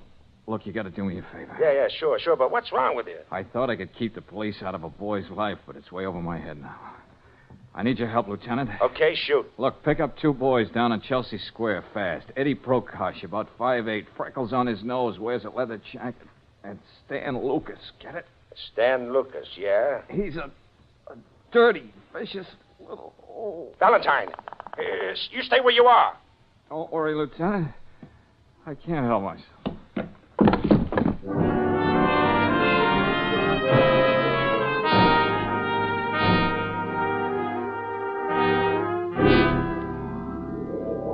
Hello, Angel. George, I know. George. I know what you mean. Guy doesn't look his best in these hospitals. Oh, darling, your face. Look, what about Eddie? Did they pick him up? Yes. Before he got to Stan? Uh-huh. Oh, good. Not quite so good. What happened, Brooksy? Lieutenant Riley has Eddie in jail. Huh? They found a gun on him. But if he didn't get to Stan, The then... gun was taken from a watchman in a holdup this morning. Eddie? No question about that gun. But, Brooksy, when that guy's wrecking and now this... I know. But, George, what do you think you're doing? Where are you... Oh, I'm getting out of here and have a talk with Eddie in jail.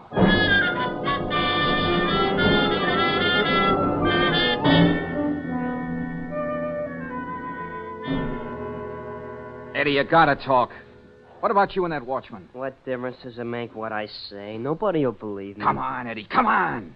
Oh, I bought that gun from Swenson, the pawnbroker, just a couple hours ago. What? Yeah, I was going to use it on Stan. Well, didn't Lieutenant Riley check with the pawnbroker to see if your story was right? Yeah, sure, but Swenson told him he hadn't seen me since I was sent away. Uh-huh. Shouldn't be any surprise to me. I should be used to getting framed. Now, look, you told me the truth, huh, Eddie? I tell you, I was nowhere near that factory this morning. I was out looking for Stan. And it was Stan who framed you on that hot car deal. That's right. Well, why didn't you say so when you were arrested? Well, what proof did I have? He would have lied his way out of it. And he wanted to get rid of me so he could have Emily for himself. Yeah, I know all about her going on with him while I was away. One of the kids up at camp told me. Now, wait a minute, Eddie. You got Emily all wrong. Yeah, You know why Emily was going out with Stan? She explained all that to Miss Brooks. I'm not interested. She was afraid of what Stan would do to you when you got out. And he said he could stop the allowance your father was getting every month. What? What's that? You heard me, Eddie. If Emily were giving you a runaround, she wouldn't come to me to keep you from making a darn fool of yourself. Yeah, but...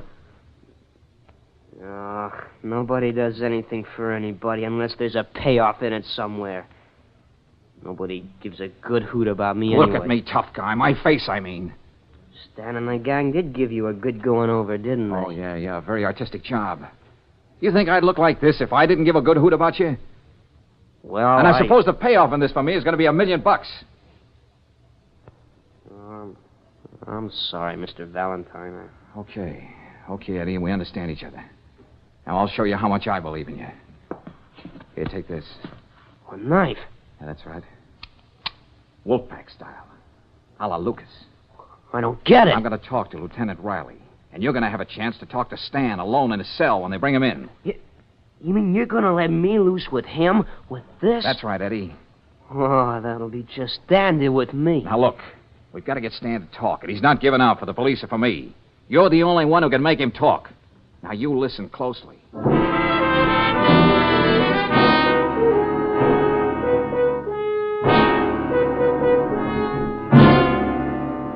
All right, I don't mind playing ball with you, Valentine. I'm all for helping the kid. Thanks, Lieutenant. But you realize the spot I'm putting myself in, letting Eddie have a knife when he talks to Stan? We'll be right next to the cell door. Go right in, Mr. Morrissey. The lieutenant's waiting for you. Thank you. Well, it's good to see you, Morrissey. How are you, Lieutenant? Miss Brooks? Hello, Mr. Morrissey. I see they're keeping you stepping down there in Chelsea Square. I'm afraid so, but we do our best. Well, Valentine thought you ought to be in on this Prokosh case. Eddie's one of your boys, you know. I know. Yeah, we're going to hear Eddie's side of the story. And if it sounds convincing, we know you'd want to help. I'm glad you thought of me. Okay, let's get going. Sergeant, bring the Prokosh boy to cell 9. We'll be right there.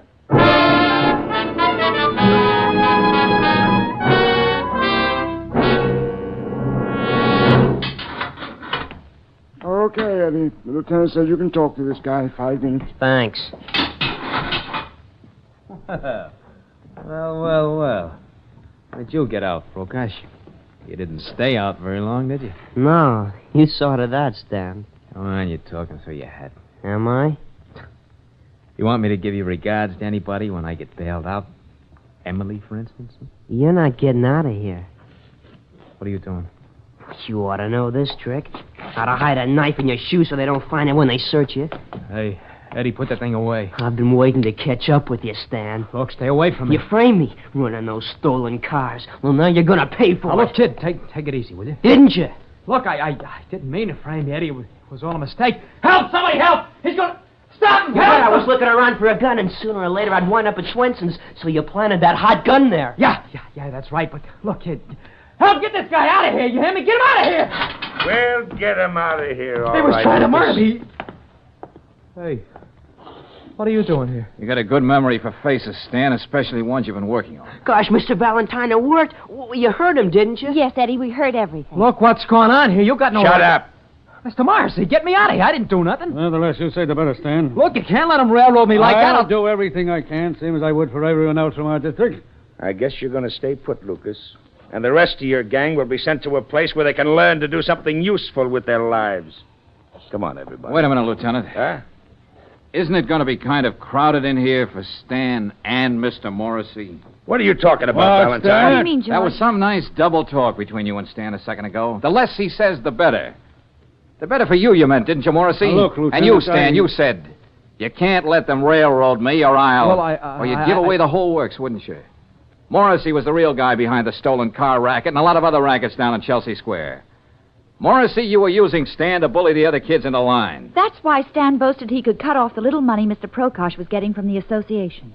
Well, you don't seem to have much to say, Morrissey.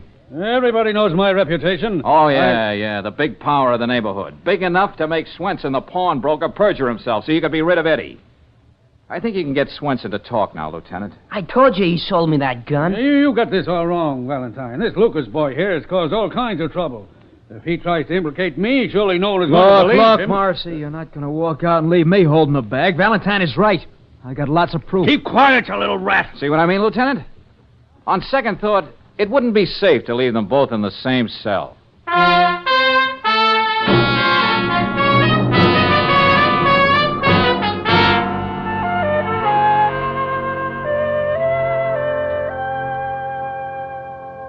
Mr. Valentine, what's that saying about an old fool? Well, I don't know about that saying, Mr. Prokosh. Why not settle for another one? Better late than never. Except for you, I would have made a terrible mistake. Thank you. George, come here. Oh, what is it, Brooksy? Look down there out of the window. Huh? There's Emily and Eddie sitting on the stoop. Oh, yeah. Offhand, I'd call that romance, Angel. And offhand, I remember a saying, too. Hmm? Speak for yourself, John, if you know what I mean.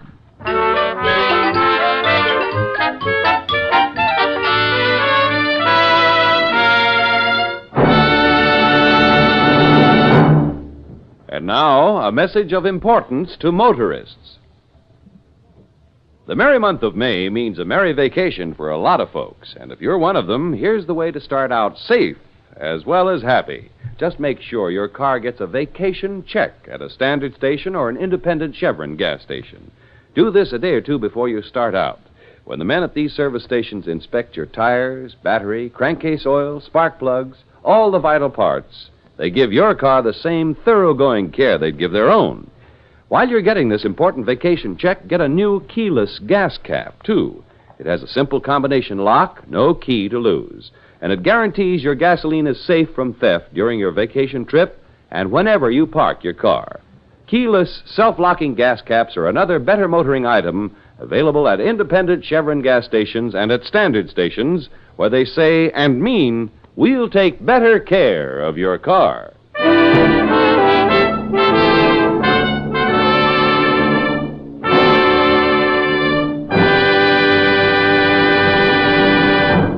Next week, when you tune our way for another adventure of George Valentine, you'll hear...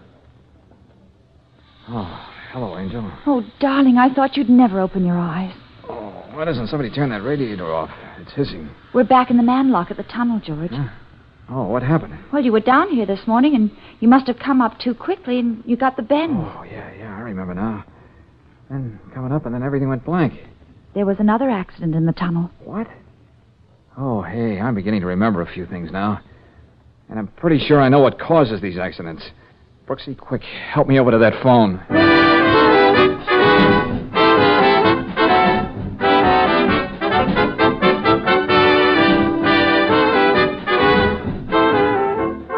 Tonight's adventure of George Valentine has been brought to you by Standard of California on behalf of independent Chevron gas stations and standard stations throughout the West. Let George Do It stars Robert Bailey as George with Frances Robinson as Claire. Wally Mayer appears as Lieutenant Riley. Tonight's story was written by David Victor and Herbert Little, Jr. and directed by Don Clark. Also heard in the cast were Mary Lou Harrington as Emily, Jay Novello as Dr. Prokosh, Tommy Cook as Eddie, Tony Barrett as Stan, and Herbert Butterfield as Morrissey. The music is composed and conducted by Eddie Dunstetter. Your announcer, John Heaston. Listen again next week, same time, same station, to Let George Do It.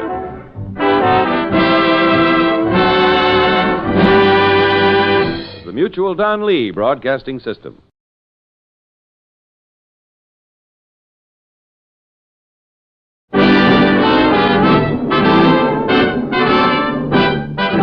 Standard of California, on behalf of independent Chevron gas stations and standard stations throughout the West, invite you to Let George Do It.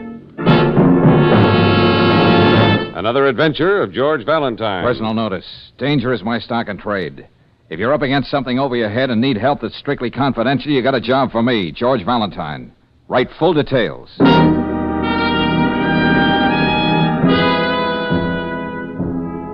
Mr. Valentine, let's see if you're as good as your ad says. I am up against something that's over my head. A river. The river my company's trying to push a tunnel under.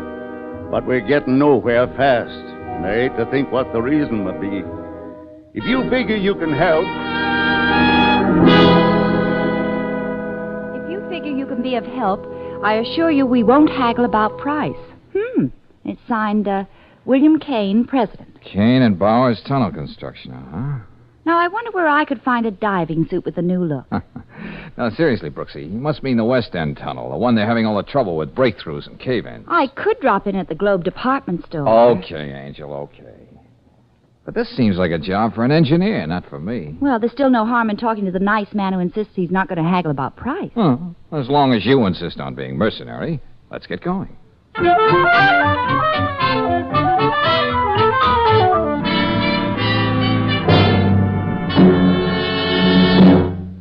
Valentine, you don't know how much it means to a former sandhog like me to wind up building his own tunnel. I think I can imagine, Mr. Kane. It's like a kid with a chemistry set suddenly finding out he's discovered the atomic bomb.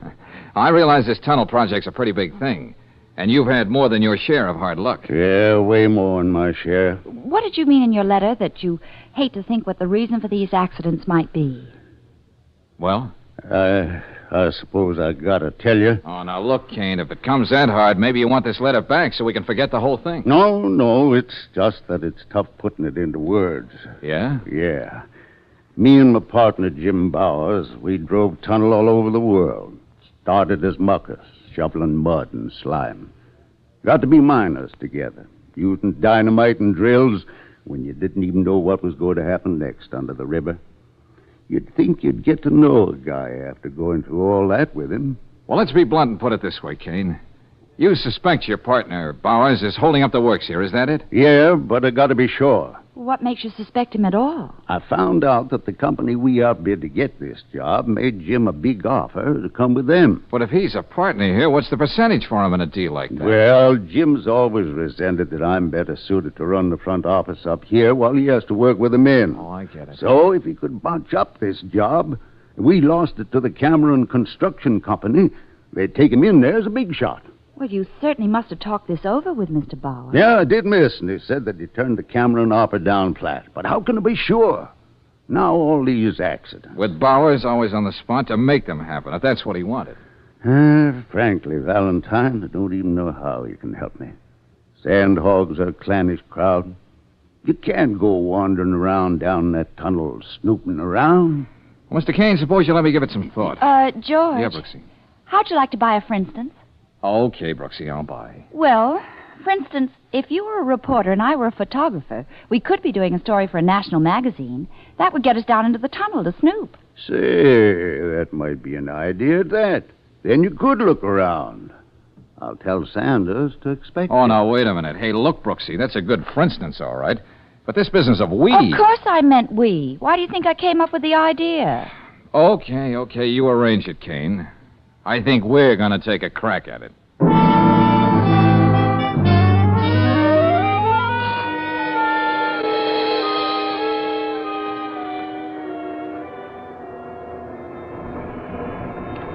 Just how far down does this elevator go, Mr. Sanders? About 30 feet, miss.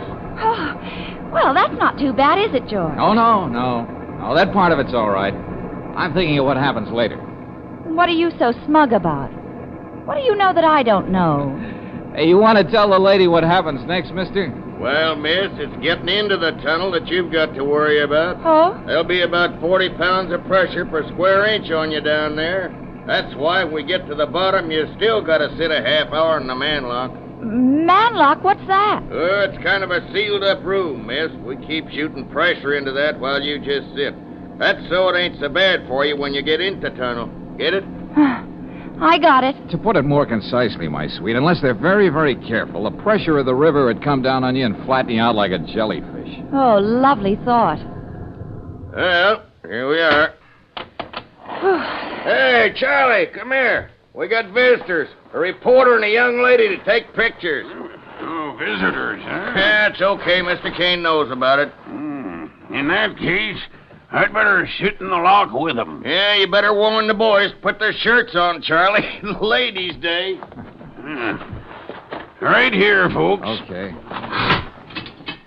All right, step in. Thank you. Hey, looks like a bank vault. Yeah, almost. Important thing is to seal it airtight. You'll see what I mean when I close this door. George, what's that? That's the air from the tunnel coming in through this valve, lady. When the pressure in here is the same as it is out there, that big door opens by itself. Then you're ready to go under the river. Won't you sit down, Miss Brooks? Yeah, it usually takes about a half hour. Oh.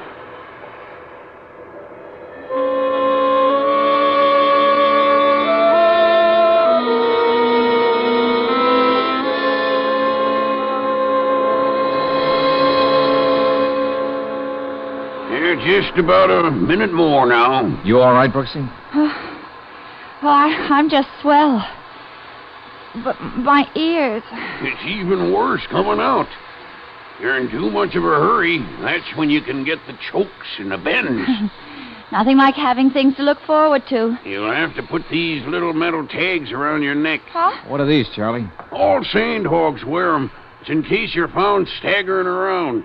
Tells the cops not to throw you in with the drunks, but to rush you back here to this decompression chamber. If they don't waste much time, you'll probably live. Oh, goody. Hey, you sound like an old sandhog yourself, Charlie. You can't stay away from tunnels, huh? Old, Mr. Valentine? I'm just like Jack Benny. I'm still 38. I was the same age when I helped build the Holland Tunnel back east. Just got out here a few months ago. Well, that's that. There goes the door. It's okay for you to go into the tunnel now. All right. Come on, Brooksy. It's like the inside of a furnace in here. But there's all this nice water to slush through. Golly. That ought to help keep cool things off. George. Hey, you can still put your back in there with Charlie. Oh, no. I was just thinking of my nylons. Let's go. Okay, everybody, clear. We're blasting. Blasting, George. Go ahead, Hagen.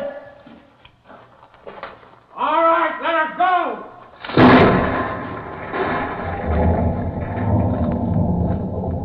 That'll do it.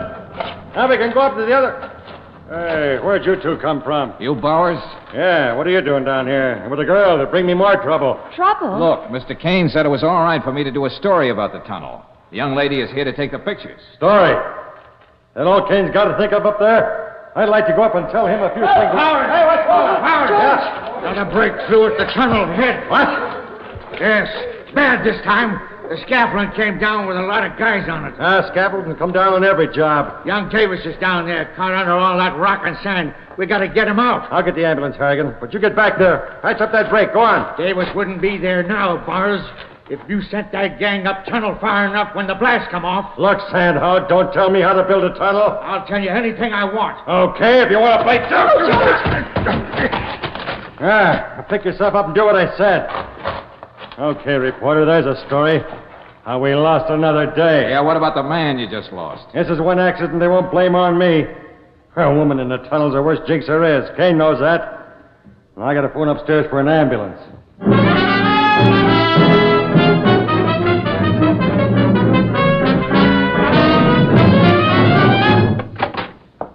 Well, I see the two partners are working late tonight. That's good. Valentine. Did you get a good story out of that accident today? Now, look, let's stop kidding each other. You know I'm not a reporter, Bowers. I wasn't born yesterday. I know Kane had you checking on me. Why shouldn't I? You know we can't go on much longer this way, and you're in charge. A little bribe from the Cameron Company, and you... Another crack like that, and I'll fix you. Okay, break it up, boys. Break it up. Let me do some talking. What I have to say will be short and to the point. Yeah? Yeah. I did some checking today. Bowers isn't the only one who might profit by these accidents. You could too, Kane. Huh? What are you talking about? Let's hear some more. I had a talk with the city engineer. He said he doesn't know how you can do this job on the bid you put in. I admit I was figuring close to the line, but we would have made it if things went right. So the boy in the stiff shirt comes up with another bad deal, huh? And, Kane, you had the foresight to take out insurance to protect you in case you went broke building this tunnel. Well, that's a natural precaution. Oh, yeah. But it was a personal insurance policy, taken out in your name. Not for the firm. What's that, Jim? I know how you've been spending money, so I paid the premiums, but I was only thinking of the company. Well, here's what I'm thinking, Kane. The insurance company would pay off if none of these accidents could be traced to you, and you'd be saved from a ruinous bid. Yeah, but that's how it might look. Gentlemen, look, if there's one thing I don't like, it's to be kidded along. Now, do you still want me to find out what's behind those accidents? I have nothing to fear, Valentine. That's why I hired you. I know I'm clean. Go right ahead, Valentine. Okay.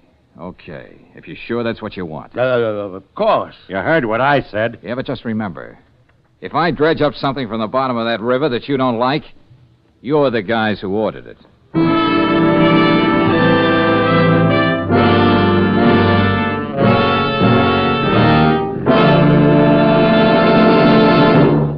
We'll return to tonight's adventure of George Valentine in just a moment. Meanwhile, a word about parlor pastimes. Remember this game a few years ago? Somebody would say, knock, knock, and you'd say, who's there? Many a good gag and many a laugh came out of this game. But at the same time, there was another kind of knock, knock that was no laughing matter. For it was in your car's engine. And engine knocking often caused overstress of parts, severe temperatures, waste of power and gasoline. Today, motor fuel engineers have this problem under control. At Standard of California, they blended several different gasolines into one great motor fuel, Chevron Supreme gasoline. Laboratory tests and road tests prove that premium quality Chevron Supreme burns smoothly, has high anti-knock value. In your new car or an older one, try Chevron Supreme yourself. Besides anti-knock value, you'll find it has all the qualities your car needs for good going. You can get Chevron Supreme gasoline at standard stations and independent Chevron gas stations where they say and mean, we'll take better care of your car.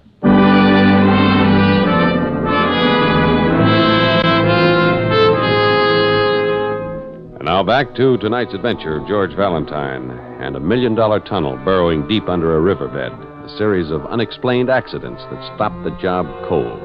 Why? That's the answer George has to supply. But so far, all he's learned is the rather startling fact that both partners in the contracting firm of Kane and Bowers have their own good reasons for wanting to see the tunnel left unfinished. Right now, George and Claire have just entered Hogan's Hog Pen, hangout of the Sandhogs, where Big Bill Kane is talking to his workers. And I know we've been falling behind down in the tunnel, but you know Jim Bowers and me were Sandhogs ourselves. We can lick this job. And I've even hired Valentine here to make sure about them accidents. Now, here's an offer. You make up for lost time, and I pay time and a half to every man from then on. I could swallow that better, Brooksy, if I didn't know about that insurance policy Kane took out. Yeah. Now, look, boys. That offer my partner just made you suits me, too. Just wanted you to know. I could swallow that easier if I didn't know about the offer Bowers got from that other construction company. Well, I don't know about you boys, but I still have my doubts. Oh, it's our cheerful old friend from the Manlock. Don't get me wrong, Mr. Kane. I like making extra money. But when a job like this gets off on the wrong foot, it never straightens out. All right, Charlie, you're just getting the jitters. All right, go on and laugh. But I wouldn't be surprised that if we pushed that tunnel another 50 yards, we'd run into a ledge of gravel and hardpan. Boulders will never get past. Just more trouble. Now, what we want to know from you boys is, are you with us or not? Huh? Oh, fine. That's all we want to hear. The drinks are on Kane and Bowers. Go and get it. Come on, Brooksy. Where are we going, George? Just riding a hunch. We've got to be someplace before 5 o'clock.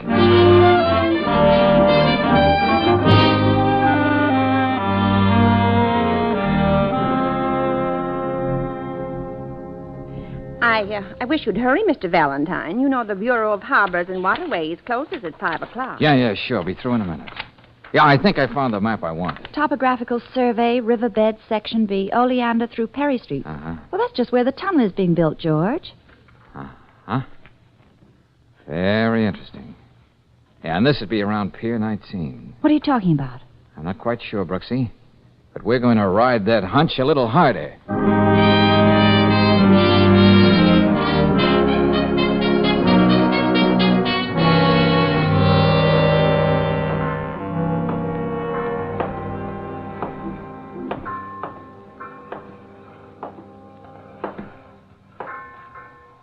Hey, you the watchman on this pier, Pop? Yep, been here for the last 15 years. Huh? Hey, would you tell me something? Yeah? Those white bubbles coming up there in the river. Yeah, that's where they're working on the new tunnel, son. That's as far as they got in all these months. Yes, we read they're having a lot of trouble. Yeah, they keep working day and night, too. Can always tell by the position of that trawler out there just where they're working. You don't say. Yep, she's there every night, too.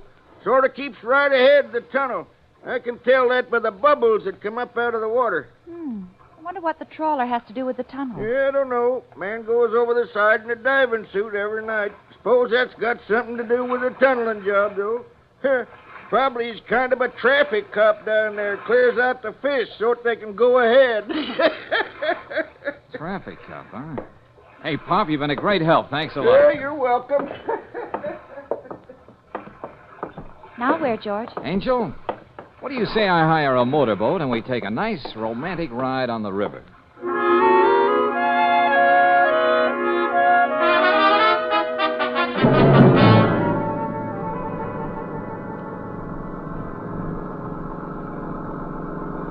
Okay, George, I agree with you. A trawler on top of the river has nothing to do with the building of a tunnel under the riverbed. Then, Brooksy, why is it here every night? Always just ahead of the shield of the tunnel. Now, that's more than a coincidence. There it is, up ahead. Uh-huh. What are we going to say to whoever's aboard? May we drop up for a cup of old-fashioned clam chowder? If you don't mind, young lady, I'll do the talking. As always. Hey, up there. Hey, can we come aboard? Anybody home? No, and get away from here. Well, the truth is we ran out of gas, Did and you we thought... hear me? I said get on your way. Well, surely you can spare enough gasoline just... I see you didn't understand what I said. George! Hey, what are you trying to do? Next time I won't miss. Now get away from here and spare. George, what's going on around here? Look, Brooksy, I caught the name on that trawler. It's the Martha M. Tomorrow morning, first thing, check on the registry, see who owns her. Then pick me up at the tunnel.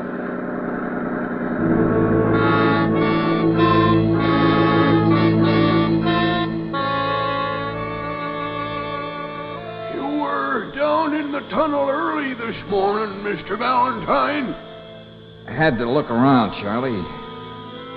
How long have I been sitting here in the manlock? Oh, just about 15 minutes. Seems like I just got in here.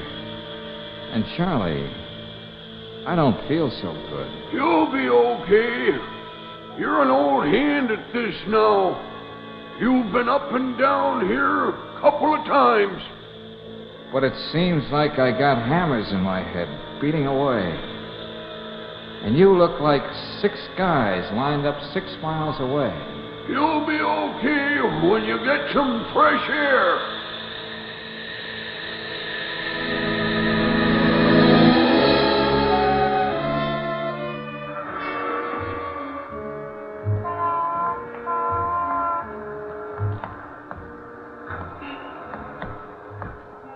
Hey, look, officer.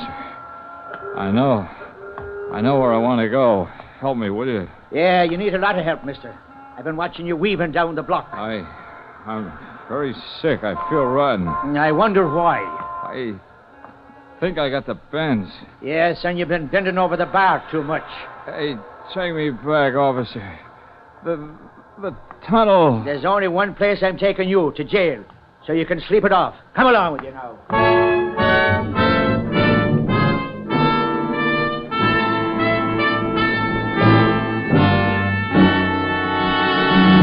Look, Mr. Kane. Mr. Bowers, I know Mr. Valentine was here at the tunnel this morning. Okay, but what you so excited about, Miss Brooks? He was supposed to meet me at the shaft, and he never would have gone without leaving some kind of message. I wouldn't worry about Valentine. I found out what he wanted to know, and he was waiting for that information. Information about the tunnel? What kind of information? I'll let Mr. Valentine tell you. Do you mind if I use your phone? No, go right ahead. Hello? Police headquarters? Let me talk to Lieutenant Riley.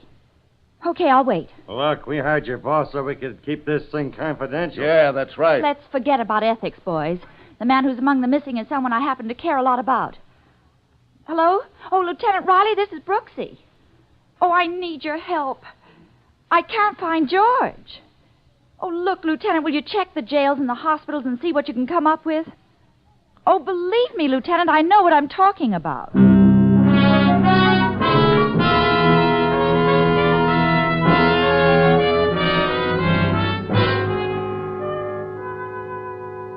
We traced him down for you, lady, but you're not taking him out of here. Oh, Brooksy, my oh, head. take it easy, darling. Best thing is to let him sleep it off. Can't you see this man is sick? He's got the chokes, the bends. We've got to get him back to that decompression chamber at the tunnel. Huh? What are you talking about? Oh, I'll show you. Wait a minute. Look, this tag here around his neck. I can't breathe. Oh, so they took it off him. Well, here, they gave me one, too. Here, read it.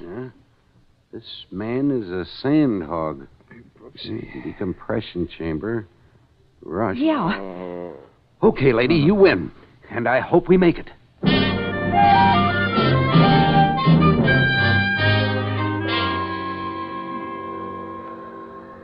Hello, Angel. Oh, darling, I thought you'd never open your eyes. Hey, why doesn't somebody turn that radiator off? It's hissing. We're back in the manlock, George.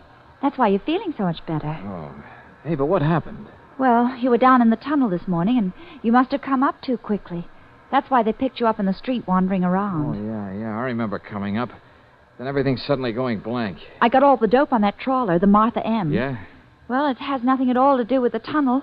It's registered in the name of C.W. Egan and his wife, Martha M. Egan. Oh, yeah, and the Egans were out fishing. C.W. in a diving suit and Martha M. with a rifle instead of a rod and reel. George, there's something else. No, there couldn't be. There was another accident in the tunnel. Oh, what kind of accident? I don't know. Let me get over to that phone on the wall, Brooksy. I want to talk to Kane. Okay, George. Hello. Yeah? Hello? Bill Kane? Yeah. This is Valentine, Kane. Yeah, Valentine. We're having a lot of trouble. You okay? Oh, sure, just dandy. Heard you had a narrow escape. Oh, what kind of accident was it now? The whole tunnel nearly got flooded. Yeah? Yeah, just a good thing the new ship wasn't in yet. Poor Charlie, the lock tender, got killed. Charlie? Nobody'll ever know why he was down at the tunnel face with a drill, but when we found him, he was over his head in a muck pile. I see. I don't know what the answer is, but it's the end of old Charlie Egan. Egan? George, what is it? Sure, you know Charlie? Egan. So that's the answer. What's that, Valentine? Look, Kane, get Bowers and wait for me in your office. First, I'm going to see a lady about a boat. Then I got something to say to you.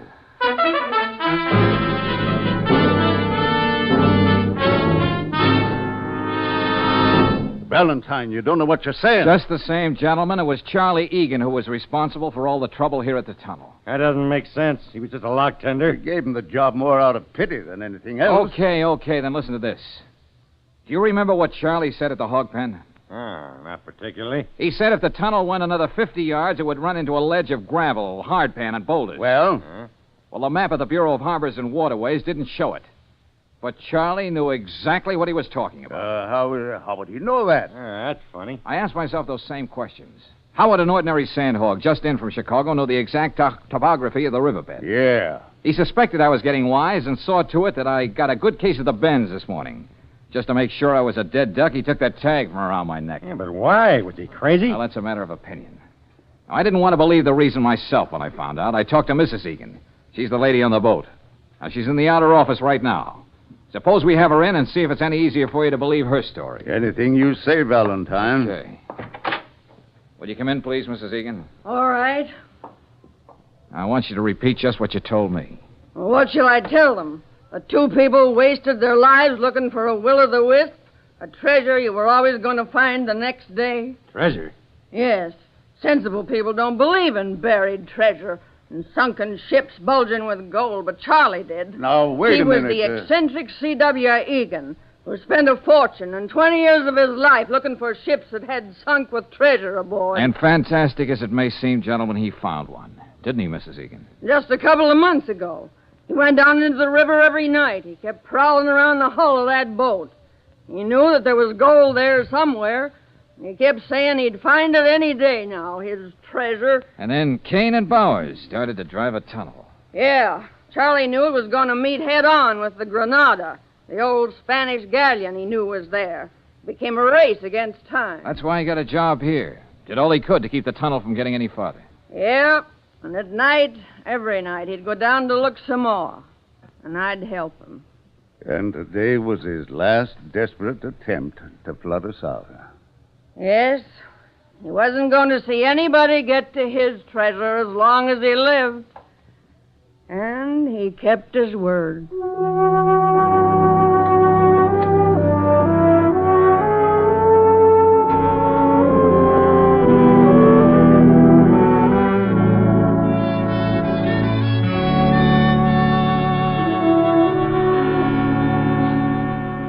Well, Brooksy, here's the check from Kane and Bowers. That's all washed up. So what do you say we go out stepping tonight? Well, darling. Hey, did you see the paper this morning? No, why? Well, they raised the Granada out of the river last night. They did? And there was a treasure chest, just as Charlie knew all along. Oh, so old Charlie was right after all. Yep, a chest packed to the brim with old Spanish coins. George, how romantic. Oh, yeah, but old Charlie wouldn't have been too happy about it. No, why? No. The whole batch was worth about $100.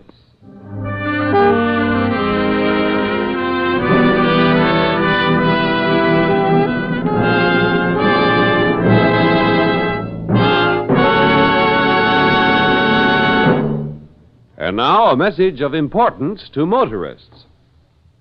Maybe you've got your vacation trip all mapped out, but how about the family car? Before you start out, better make sure it gets a thorough vacation check at your standard station or independent Chevron gas station. They'll inspect your tires, battery, spark plugs, and oil filter. They can tell whether there's any risk of your fan belt getting out of kilter. And they'll make sure that each vital lubrication spot is okay.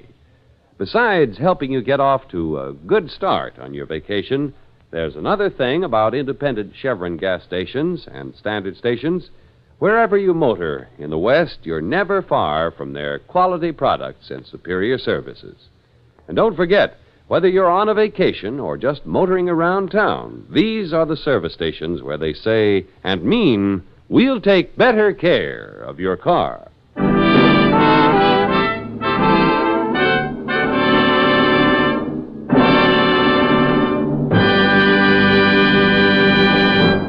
Next week, when you tune our way for another adventure of George Valentine, you'll hear... Brooksy, I want you to get down to headquarters as soon as possible. Have them get that whole crew together, all those pixies that were at the seance last night. Including the spirits, George? Including Miss Turner. Have them all brought back to the sanctuary. But why? If there really was a murder, Brooksy, I won't be able to live with myself until I find the reason for it. Right now, I got a date with a crystal ball, and maybe I'll get a preview.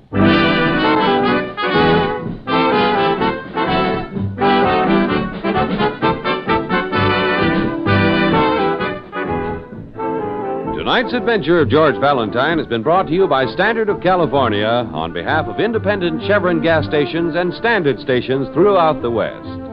Tonight's story was written by David Victor and Herbert Little, Jr. and directed by Don Clark. Also heard in the cast were Francis X. Bushman as Kane, Herbert Litton as Bowers, Ruth Parrott as Mrs. Egan, Joe Duvall as Charlie, Franklin Pinky Parker as Sanders, and Leo Cleary as Harrigan. The music is composed and conducted by Eddie Dunstetter. Your announcer, John Heaston. Listen again next week, same time, same station, to Let George Do It. This is the Mutual Don Lee Broadcasting System.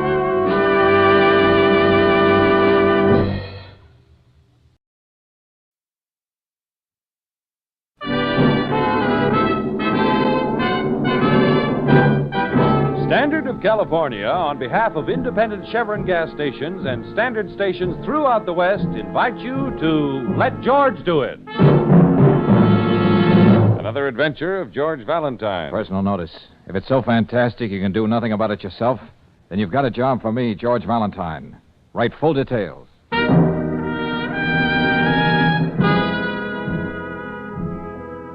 Dear Mr. Valentine, the writing and rewriting of this letter has proved one thing to me, that I can't find the words to convey my desperation. Somehow, in a way I can't explain, my life has been touched by evil, pure, undiluted evil. There is something here too strange for me to comprehend, something unworldly almost. Unworldly almost. It is not only for my sake that I ask for your assistance, but for the continued sanity of my fiancé. Accept the enclosed check as a retainer, Mr. Valentine, and please call on me at once. And it's signed, Gilbert Dressler. Oh, this doesn't make sense, George. Well, it makes enough sense to show that Gilbert Dressler is pretty panicky. I know, George, but there's something too strange to comprehend. Unworldly. Sounds like he's having trouble with banshees.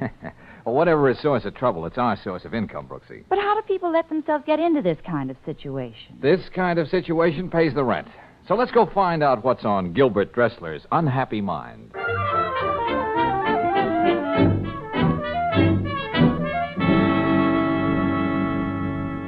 In my 10 years on the desert, Mr. Valentine, I've witnessed events that would freeze the very marrow in your bones. Yes, I'm not doubting your word, Mr. Dressler, Terrifying events. Things that are only spoken about in whispers, behind locked doors. Yes, but let's be a little more specific. Magic. Voodoo, if you will. An evil beyond evil. They're right here in your own city. But why are you hiring us? Yes, Mr. Dressler. You mentioned something about a fiancée in your letter. What about her? Yes, Gabrielle. I love her. Oh, we're sure of that, Mr. Dressler, but you also wrote something about fearing for her continued sanity. What makes you think her sanity won't continue? Margot. Margot? What's that supposed to mean to me? Oh, forgive me. I was referring to Madame Margot. She claims she's a medium. I claim she's a purveyor of black magic. Well, now we're getting somewhere. You're trying to tell us Gabrielle, your fiancée, is somehow being influenced by this Madame Margot. Yes. How? Why, she's taking all her money away from her. Oh, how long has this been going on? Since Gabrielle's mother, Mrs. Turner, died. Oh, what happened? Mary Turner was cleaning her hunting rifle, and it went off. Very unfortunate. The sporting world lost a great devotee because of Mrs. Turner's accident. All right, what do you want us to do? Expose Madame Margot. That's what I want you to do. Expose her? Certainly. I've arranged for you to visit Madame Margot this very afternoon. Here, this is her card. And tonight, you shall attend a séance at the Turner Mansion. A séance? Oh, George, there's nothing I like better than an evening cavorting with the spirit world. Okay, Brooksy, we'll give it a whirl. I never saw a ghost yet who didn't scream when it was pinched.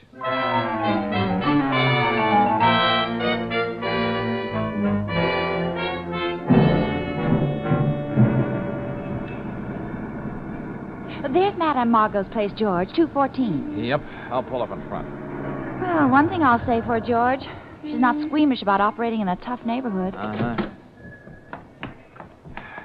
Well, looks all very proper, Brooksy, even to the neat little sign on a window.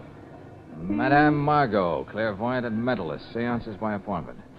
Okay, let's go. Well, ring the bell, George. Oh, that's a very good idea. Oh, great. Listen to that local color, will you? In a joint like this, I'll settle for nothing less than a swami. Yeah. You have been expected. Please enter, Sahib. Sahib? This way, if you please. Madame Margot offers herself to meditation. However, she will receive you shortly. Straighten your turban, George. Do you mind if we sit down, Mr. Hasim. Upon this level, that is the name by which I am known. Please be seated. Yes, thanks. And now Hasim will leave you. Seek to attune yourself to the vibration of the sphere. Oh, sure, we'll do just that, Hasim. Well, there's your Swami, George. Wonder what bottle he floated out of. I'll bet when that towel around his head is unwrapped, it reads Oasis Motel. Hey, this Madame Margot must do all right. Look at the jade vases, carved teeth. Look at this rug. Oh, Brooksy, for a candy bar in North Africa during the war, I could have filled a barracks bag with this junk. Junk? Why, some of these things are priceless, Bargain George. basement gadgets, Brooksy, part of a pitch. Well, I don't want to argue with you, but Look, Claire, I haven't heard of a setup like this yet that wasn't phony. A shrewd operator in a bathrobe and a crystal ball can make a fortune feeding customers the things they want to hear. Yes, but this Madame Margot is supposed to be uncanny. Yeah. Anyway, that's what Mr. Dressler seems to think. Well, I don't know what her act is, Brooksy, but I'm making book that Margot's got a huge investment in trapdoors and mirrors. And one of these days, she's going to trip over her own ectoplasm. George. Huh? I know, of course, that Mr. Gilbert Dressler sent you to me. He gave no reason for the arrangement except that you were his friend. Oh, well, Mr. Dressler just likes to be mysterious. I understand that 10 years on the desert can do that to a person. He is obsessed with the idea that I bring harm to Gabrielle Turner. He is a stupid man. Yeah. Well, what about this crystal ball here? What can it tell you about me? Very well. Seek yourself in the past and the future. Margot will seek with you. Believe Margot, and the dimness in the crystal will be swept away and will become as a sudden burst of light, revealing all. See? Even now the shadow's clear. The image asserts itself. There has been violence and terror in your life. Well, I can't say you're wrong about that. As if many men had come together to do you harm, in a vastness too great for the eye to scan. A vastness? In a desert, perhaps. Many men and many machines. Yes, it is a desert. And you are wearing a uniform. George, that's amazing. Can you tell me where this desert is? In what country? Oh, it is plain. Should it startle you that I know? To Margot, the crystal has no secrets. It is the Sahara. North Africa, huh? Of course, Mr. Valentine. What made you ask that? Oh, come off it, kiddo. How gullible do you expect one man to be? What are you talking about, Mr. Valentine? Madame Margot, if you get paid for this sort of thing, I'm going out and rent a sarong and a Turkish towel. That's all I need for an easy life. That and a detective phone with a hidden mic. Get out of here. Now, wait a minute. I've got a couple of other things that I would... Get out of here. Hassim! Oh, why don't you let that poor guy alone, Margot? Making him stand behind those drapes all this time? Perhaps one day you will laugh yourself to death on your poor humor, Mr. Valentine. George, he's got a gun. Don't worry, Brooksy. Madame Margot can't afford to get rough. This kind of melodrama sometimes leads to scandal. That wouldn't be good business for her. He wearies me with his glibness, Hassim. You should have kept looking in your crystal ball, Margot. Then you could have warned your number one boy. Always keep that gun close to his side. You fool. Let's get out of here, Brooksy. Okay, George. You will regret this. Oh, look, honey, don't go dramatic on me. Save those pear-shaped tones for Gabrielle Turner. I don't understand, George. How did she know you were in North Africa? Because she had us tuned in with her little detective phone before she came into the room. Oh. Brooksy, when I was telling you about it, I lied to you purposely. I saw North Africa once from an airplane 10,000 feet up at nighttime. Well, now that we know that Margot reads past, presents, and futures by direct wire, what are we going to do? Have dinner, Brooksy. Oh, fine. And we've got a date with a few assorted ghosts. Oh, fine.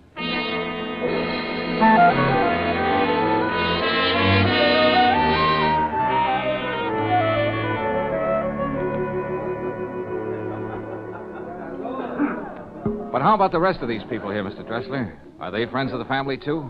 A cult of vultures, Mr. Valentine. Parasites of the late Mattie Turner, whose interest in spiritualism is heightened by the free champagne served before every seance. Oh, Gabrielle. Gabrielle, my dear. This is Mr. Valentine.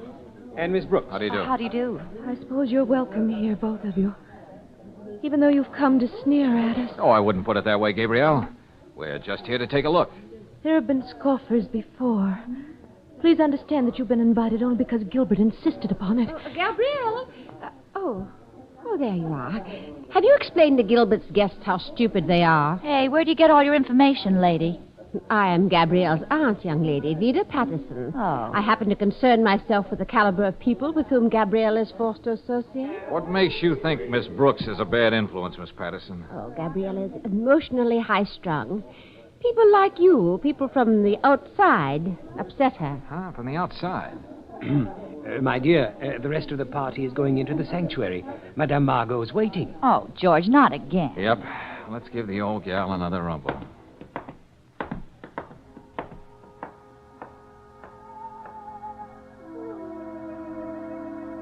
Oh. Hey, George.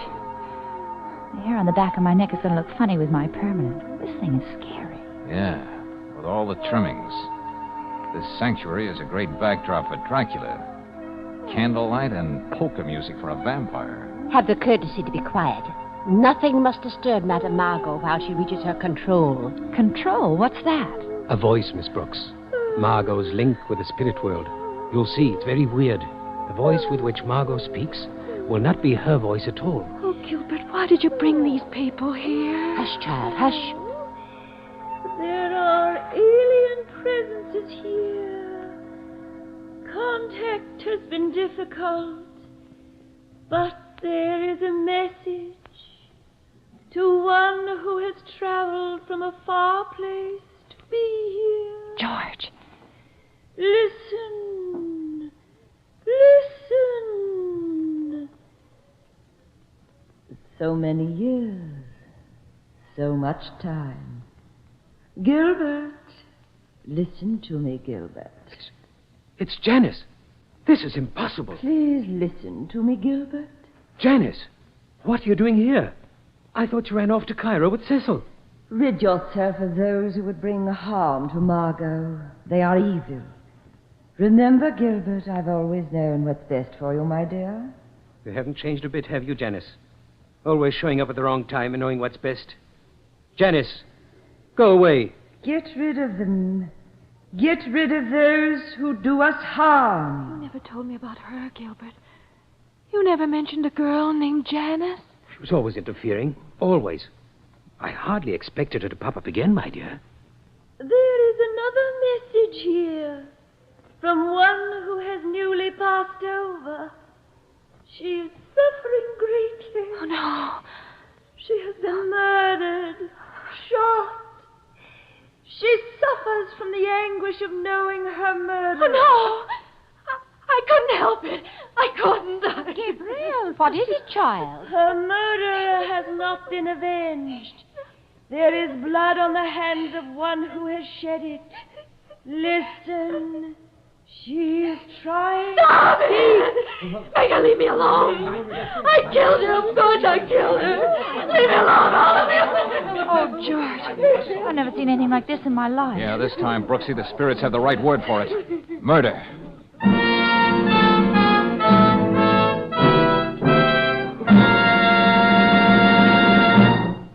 We'll return to tonight's adventure of George Valentine in just a moment. Meanwhile, a word about problems, major and minor. You know, a ring that refuses to come off a finger may seem like a major problem, but usually a bit of soap and water does the trick. Stuck rings in an automobile engine would be something else again, and could be very costly, in fact. But today, compounded RPM motor oil keeps the danger of stuck piston rings at just about zero. Even more important, the added compounds in RPM put a stop to the biggest bugaboo of engine wear, internal rust. They also prevent crankcase foaming and stop the formation of gum and lacquer in your car's engine. And a cleaner engine system means extra life for your car. Add up all these advantages of RPM motor oil, and it's easy to see why motorists choose RPM 2-to-1 over any other motor oil in the West. Try this premium quality motor oil tomorrow. Get RPM at standard stations and independent Chevron gas stations where they say and mean, we'll take better care of your car.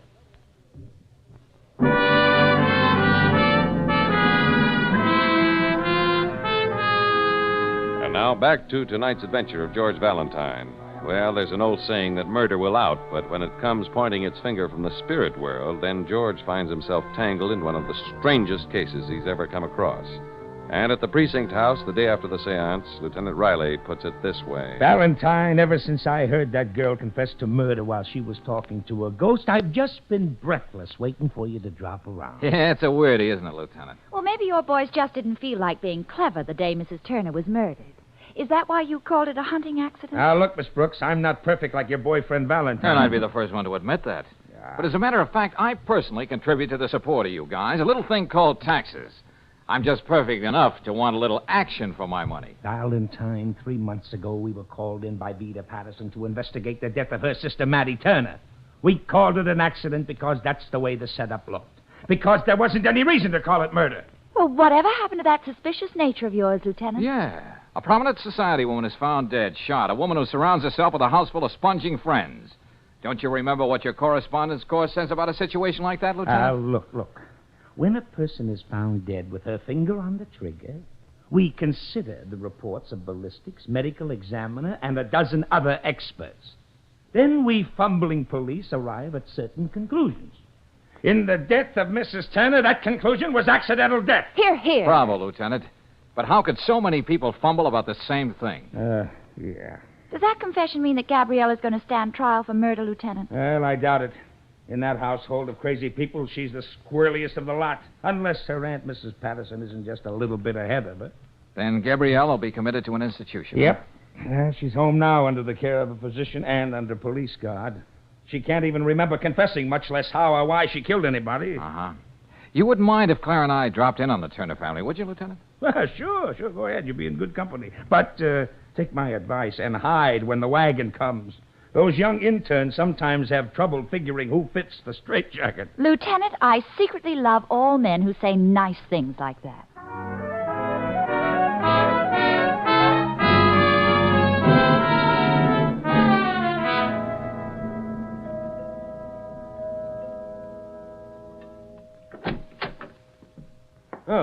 It's you two.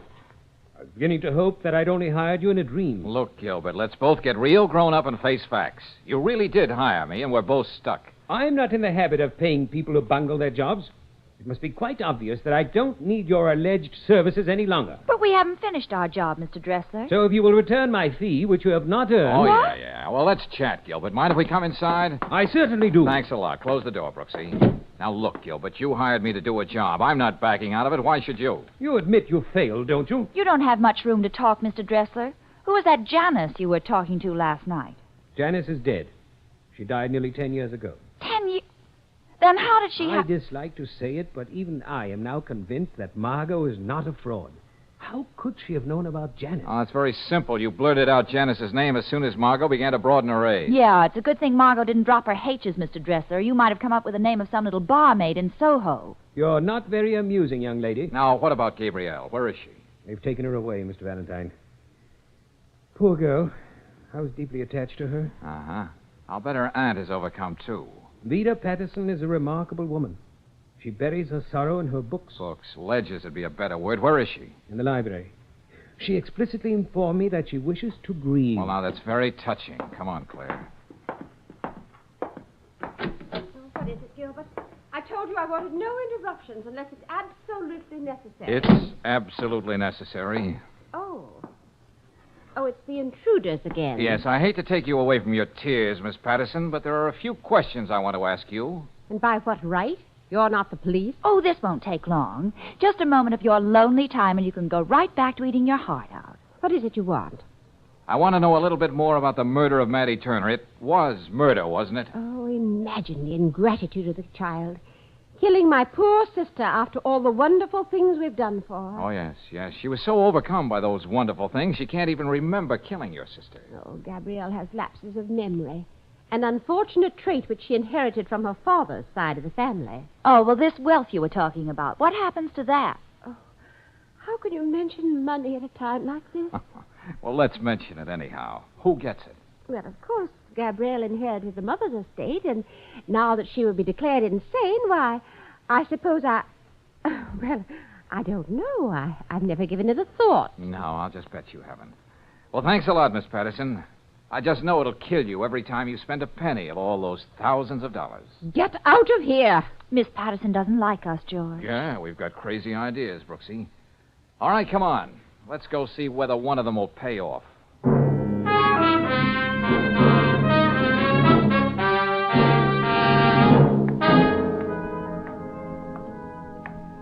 What makes people like that, George? If you're talking about the zanies who wander in and out of the Turner mansion, the answer is money. From here, that's the only way the rag makes sense. Well, I don't want to crowd you with funnies, George, but there's Hasim again. Huh? Yeah, he's planted up ahead there. The corner of the house this time. How do you like that? See him in the shadow? Yeah. Let's find out what he's got on his mind. Still looks sinister, even in a pinstripe suit. Yeah. Well, Hasim, doing a little snooping on your own? You go to great lengths to involve yourself in difficulty, my rash friend. Brace yourself, Hasim. You're no friend of mine. Furthermore, you are in our way. Georgie's still got that gun. Watch it, Brooksy. All right, pick up the gun quick. Yeah, George. Here you are. Yeah, you shouldn't carry such things around after dark, Hasim. And so it doesn't accidentally go off and hurt somebody, I'll just take out the clip. And the extra bullet in the chamber. You will be sorry you did this. There you are. Take your plaything. I'll keep the bullets. Now, why did Madame Margot send you here? I know nothing. You're so right.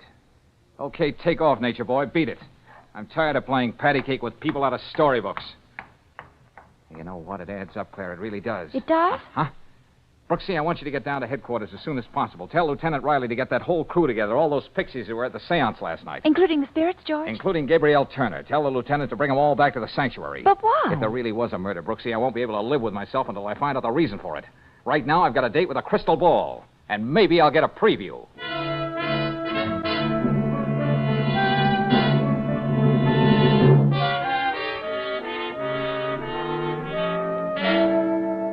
Margot, in the jargon of the street, your chances aren't worth a dime. Stop speaking in riddles, Mr. Valentine. What's on your mind? You are, Margot. Madam Accessory after the fact, Margot. The fact being murder. If I were acquainted with your brand of humor, perhaps I would be amused. I doubt it. Look, you're worried, honey. That's why you tagged that small-time Svengali on me. You can be sent to jail for years and years, and that's really something to worry about. What are you trying to say? Well, I hate to sully those shell-like ears of yours with nasty words, Margot, but just take my advice and be my buddy for the next few hours. Why do you speak to me like this, as if I'm As if you're a phony, and you are. You can throw your voice pretty well, but last night you threw it a little too far. What do you want me to do? I want you to finish that seance you started. It never did get done. But for what reason? So you can turn state's evidence. Now, a clever girl like you can appreciate a good twist. I think I understand. Yes, I think you do. So let's not keep the cult waiting, Margot. Besides, Lieutenant Riley is a very impatient man.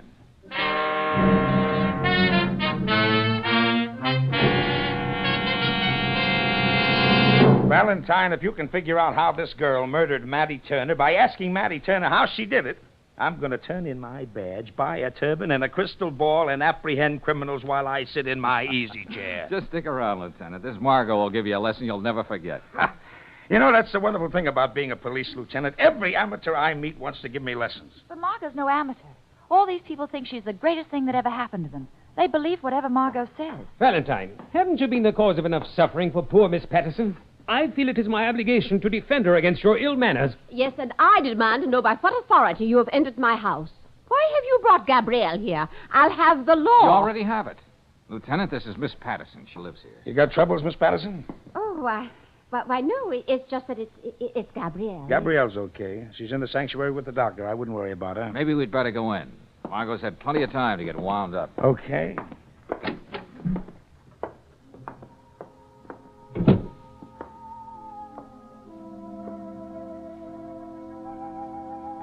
Hello, Gabrielle. How do you feel? I don't understand. This all happened before. Long ago.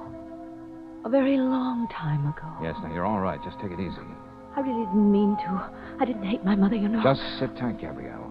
And whatever happens, don't say anything. You understand? Don't say anything. Of course. Of course, I understand. I killed her, but I didn't mean to. Tonight, for the last time, we seek to journey together into a strange land. A strange land where familiar faces and forgotten dreams dwell without perishing. Already the vapors which cloud our way are cleared. There is someone here who is trying to get through. She wishes to speak. Is this why you dragged me here, Valentine? I know a ventriloquist when I hear one. You know a lot more than the rest of these people. Just get this pitch, Lieutenant. Loves has been grievously wronged. There is so much that stands in her way of happiness here. She wishes to speak to us. She says an injustice has been done. The way is clear. Peace. Stop her. Peace. Can't you see this is a fraud? You don't know what you're doing. Send her back. Listen. You're breaking up the party, Miss Patterson. Why don't you relax? Have they harmed you, Gabrielle? Maddie. And you, Vida? All that blood? Oh. Your sister's blood? Mine? Murderous? Oh, stop it! Stop it, please, please! Murderous! You watch me die. Death becomes you, my sister. Oh, send her back! Oh, let's stop it! I did it! I killed her! I killed her! I'll take over from here, Valentine. Well, how about that, Brooksy? A killer trapped by a ghost. Only there wasn't any ghost.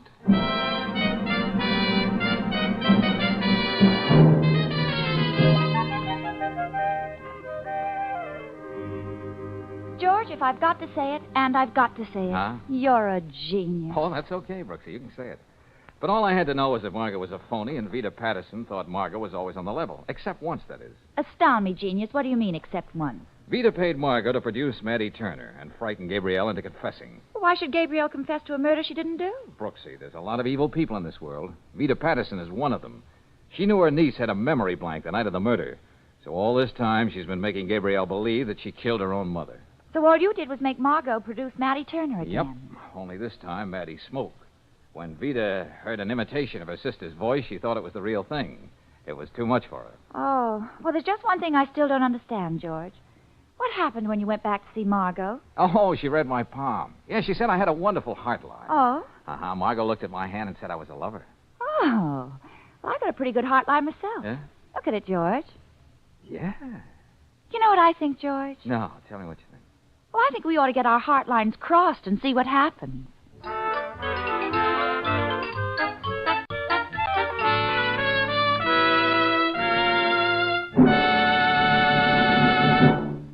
And now, a word of importance to motorists. Maybe you've run into the kind of motorist who always says, grease is grease, and it doesn't matter where you take your car for lubrication service. Well, don't you believe him. At independent Chevron gas stations and standard stations, they use many specialized grades of RPM greases and oils to give your car a thorough lubrication. And each one is tailor-made to do a wear-saving job at some vital wear point on your car. The regular 1,000-mile grease job at these stations is done by trained experts. They follow a lube chart approved by the manufacturer of your car, and they take pride in doing a spick-and-span clean job for you. Next time your car is due for lubrication service, rely on the standard station or the independent Chevron gas station, where they say and mean, we'll take better care of your car.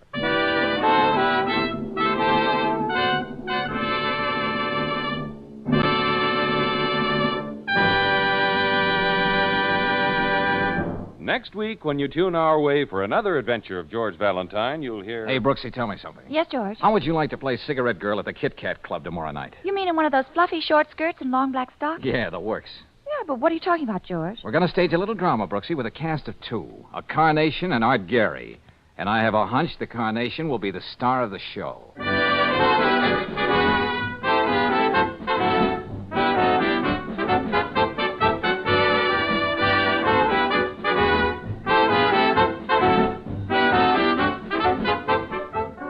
Tonight's adventure of George Valentine has been brought to you by Standard of California on behalf of independent Chevron gas stations and standard stations throughout the West.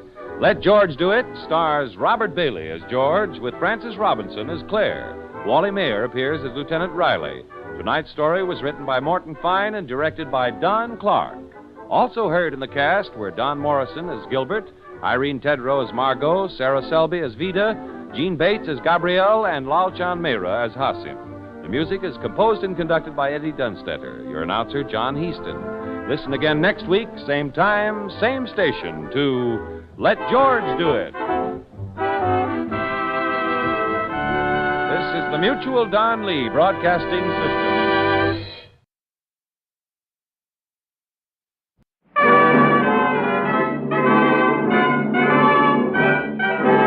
Standard of California, on behalf of independent Chevron gas stations and standard stations throughout the West, invite you to Let George Do It.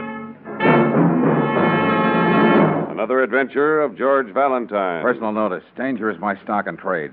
If it's something you can't handle and it must remain strictly confidential, you got a job for me, George Valentine. Write full details.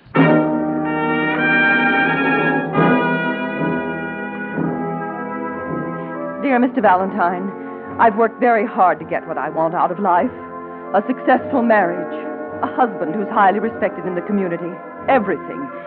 Now, by one of her foolish whims, my own sister threatens to destroy all that. She's been missing for 2 days and must be found without any publicity. That's why I'm calling on you. Calling on you instead of the police. Phone me this afternoon when my husband is sure not to be here. Tuxedo Lake, 673. I'll be at your office any time you say. Signed, Edith Wilder. Tuxedo Lake, huh? Uh-huh. That little body of water's become very fashionable lately. Well, I don't want to sound grasping, George, but if the Wilders live on the exclusive island in Tuxedo Lake... Yeah, I know, Brooksy. The fee could be a thing of beauty. All right, call Mrs. Wilder for an appointment at the office tomorrow morning.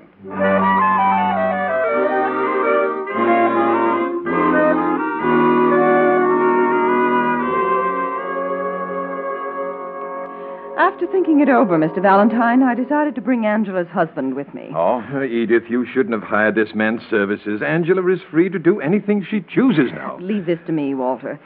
This is my sister's husband, Mr. Philliston. Philliston? How do you do? My assistant, Miss Brooks. How do you do? How do you do? Do you mind if she takes some notes? So far, I'm in the dark about this whole thing. Anytime you're ready. It'll take just a few not very pleasant words. Angela's disappeared again. This time, there's every reason to believe it'll cause a scandal none of us will ever live down. Oh, Edith. Mrs. Wilder, just how old is your sister? Oh, she's 2 years younger than I am, 42. You'll get all the information you need, and I'm sure you'll know just how to proceed. You may as well tell him the whole truth, Edith, as long as you've gone this far. Walter. Do you want me to put all this down, George? No, Brooksy. I think we'll get to the point right now. Look, Mrs. Wilder, what about the whole truth? Oh, I wanted to avoid that. You see, Mr. Valentine, I'm Angela's third husband. Take it down from here, Brooksy. Right, George. The third man she's married through a matrimonial agency. And now corresponding with another man before she's even divorced from Walter. Oh, I see. No matter what happens, this must never come out. You don't know how people are out at Tuxedo Lake. Even if my own husband found this house... When I put the word confidential in my ad, Mrs. Wilder, I meant it. Now, Mr. Philliston, are you sure your wife was corresponding with another man? Yes, I found a letter from him and his picture in a bureau drawer. I tore it up right in front of her face and threw it in the fire. Well, that wasn't very smart.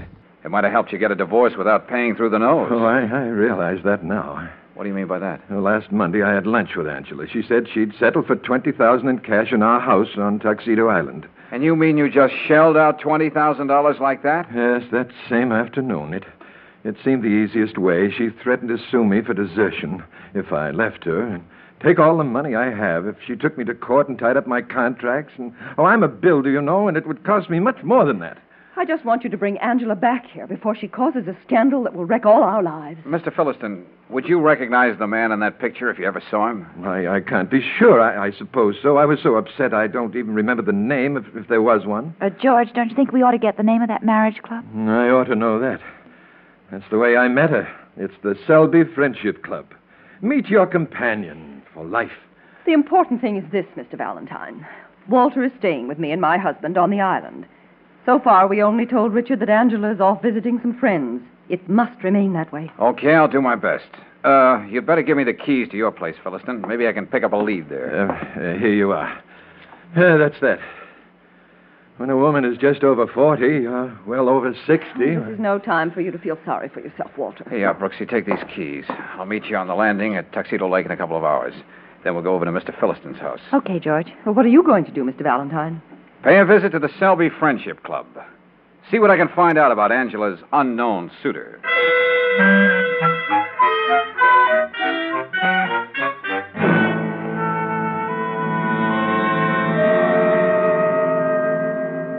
Now, Mr. Selby, I'm afraid I'm not mistaken. I can't believe it, Mr. Valentine. Not Angela Kramer Holloway, Philliston. Amazing how you remember the names of all her husbands. But, of course, you've been providing her with them for years. Young man, I don't like your cynical tone. So sorry. I guess I got out of the wrong side of the bed this morning. The Friendship Club serves a very definite purpose. Yeah, I know. Bringing together people with identical interests has proven much more successful than aimless courtships and haphazard romances. Our motto is meet your companion for life. Such as Mrs. Angela Kramer Holloway Philliston. Of course, there are exceptions. All right, but... let's skip the spiel, Cupid. It stands to reason that if Angela got the romantic urge again, she'd patronize the Friendship Club, which gave us such excellent service in the past. Well, I'm sorry to disappoint you, sir. I know of no correspondence between Mrs. Philliston and any of my clients. You sure about that? In fact, Mr. Valentine, I tore up Angela's card in our files. After a year, I assumed she was blissfully united with that nice elderly Mr. Philliston. Well, don't get a nervous breakdown, friend. You can always type another card.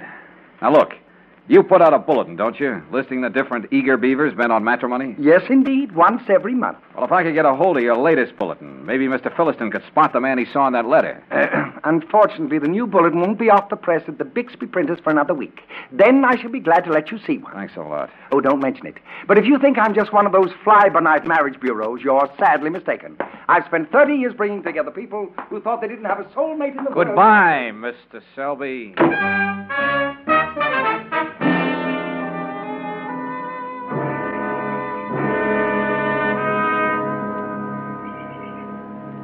Well, George, looks as though this trip to Philliston's house wasn't worth the boat ride across the lake. Yeah, Angel.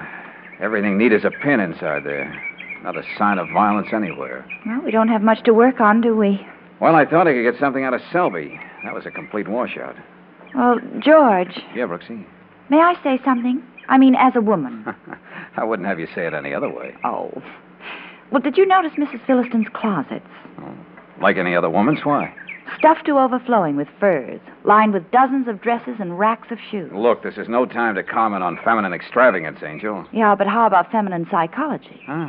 Well, members of our sex just don't leave all those frills and fripperies behind, especially when we're supposed to be running off with another man. Yeah. Hey, wait a minute, Brooksy. You got something. Mm-hmm. Look, get to a phone. Okay, I saw one in the living room. Call the Wilders. If Edith doesn't want to walk over here, ask her for a quick inventory of her sister's things. Of course. She'll know if Angela took anything with her. How do you like that? She can't just be missing. Nothing as simple... ever is, my friend. Hey, where did you come from? Who are you, one of Angela's friends? It's hard to tell. Sometimes they're young, sometimes they're old. What have you got to do with Angela? Oh, nothing. I'm just her son. Son? So you see, I speak with authority. Can I get you a drink? Well, if you're her son, aren't you at all concerned about what's happened to her since Monday? I haven't been able to sleep one single night. Now, that's obvious. I have the greatest admiration for my mother and her assorted husbands. I'm Bud Kramer. I spring from Mama's #1 marriage club bargain. Are you going to be the fourth, Papa? The name's Valentine. I'm here to see if I can find your mother. Get out. Hey, now, wait a minute. I said get out. If you never find her, it'll be the best break I ever got. This house will belong to me, and I'll come into some money. If you don't stop sticking your chin in my face, son, I'm going to have to do something about it. Oh, it's fine to have a mother you can respect. You know, you can always help her with her letters when she decides it's time for another husband. Well, didn't you hear me? Get out of here! Let's not be a problem, huh? Let go of my arm. You'd better go upstairs and go to bed. You've had a busy night, and you've been getting around today, too. Go on, sleep it off. Yeah, I'll do that. I'll sing myself to sleep with Brahms' lullaby. Or maybe I'll make it Mother McCree. Be sure to find my mother, will you? Tell her how much a little boy needs her. George, who was that? What does he mean? We'll get to him later. What did Edith say? Well, it's the strangest thing, darling. Yeah, what is? Edith says apparently Angela didn't take a stitch of clothing with her. And you know that blue plaid dress hanging over the chair in her bedroom? Yeah, I saw it. Well, Walter said that was the one she wore the day he gave her the $20,000 and she disappeared. With a towel around her or a bathing suit? Oh, no, Brooksy, this doesn't whack up at all. Yeah, I know. It's beginning to look more like something for homicide, not missing persons. Well, Lieutenant Riley is just going to love us when we present him with this case. Well, of course, we're not sure yet. Brooksy, I'm going to take one more stab at keeping this confidential. Meaning? A visit to Bixby Printers. I'd like to get a preview of next month's bulletin of the Friendship Club.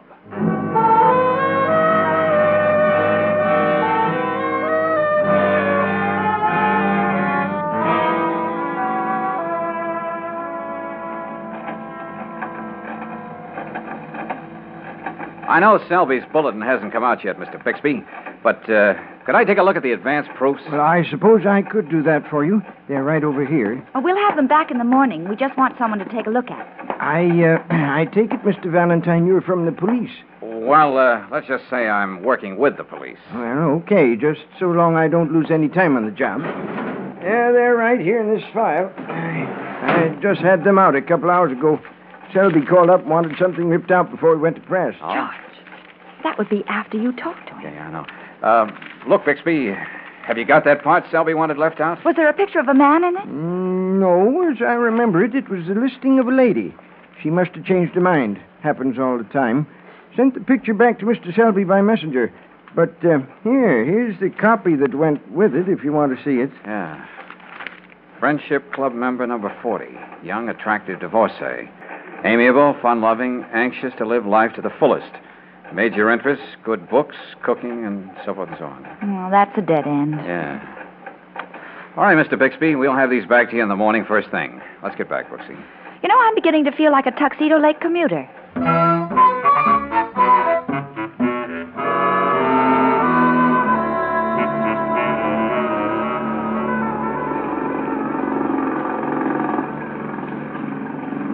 It's all very well to be exclusive, George, but I'd hate to make this trip to the island every time I came home late. Yeah, it is kind of dark, Angel. But that green light way up ahead, that's the Philliston dock. Say, what happens if Mr. Philliston doesn't recognize any of these Romeos in the bulletin as Angela's boyfriend? Well, suspecting what we do, Brooksy, we'll just have to dump the case in Lieutenant Riley's lap tomorrow morning. We won't be giving him much to work on, except our suspicions. And the fact that when a woman walks around with $20,000 in cash, she just naturally... Hey, Brooksy, that motorboat coming toward us. Well, they can see us. They've got their searchlight right on us. Well, I can't see a thing with that glare. Turn, George, turn. They're coming right at us. I'm trying. What's the matter with you, you fool? Can't you see it? Brooksy!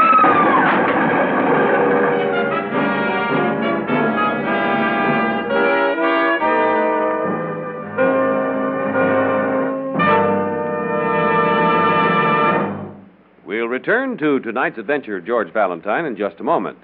Meanwhile, a word about preparedness and that summer holiday. If you're planning a vacation trip with the family car, here's a suggestion from a whole group of service folks, the men at standard stations and at independent Chevron gas stations. As soon as you can, stop in, and they'll be glad to give your car a troubleshooting vacation check. It's no fun to be way out in the middle of nowhere with a broken fan belt or sparkless spark plugs or a radiator that wants to be a geyser. To guard against that kind of mishap on your vacation, get a bumper-to-bumper inspection before you leave. Comes the day you're ready to start out, make sure your car has its two best highway friends, Chevron Supreme gasoline and RPM motor oil. Wherever your vacation takes you in the West, just keep in mind that the men at independent Chevron gas stations and standard stations say and mean, we'll take better care of your car.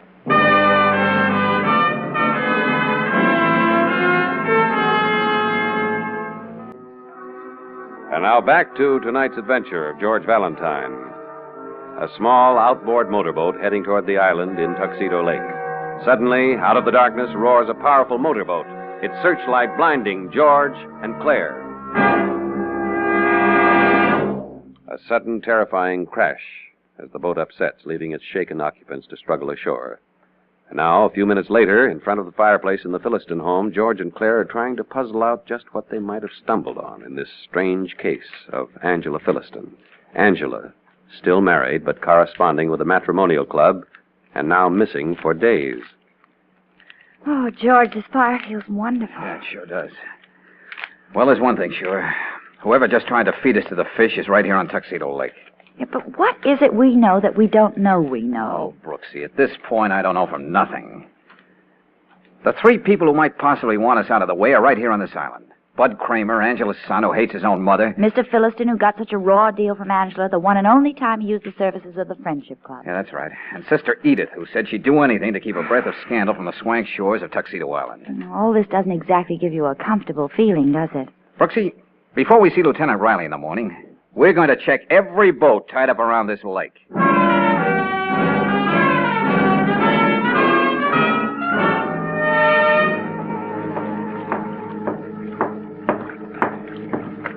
George, where you going? Hey, come here, Brooksy. George, the Philliston boat. Yeah, the Angela. Tied up right here in front of the house, as innocent as you please. And look at this big dent right here on her nose. All the paint scraped off. Well, it looks more and more like it has to be one of those three. Yeah. Hey, What the? there's somebody out there in the lake, George. Oh, what a night. Just hope whoever was using this boat tonight left the keys in it.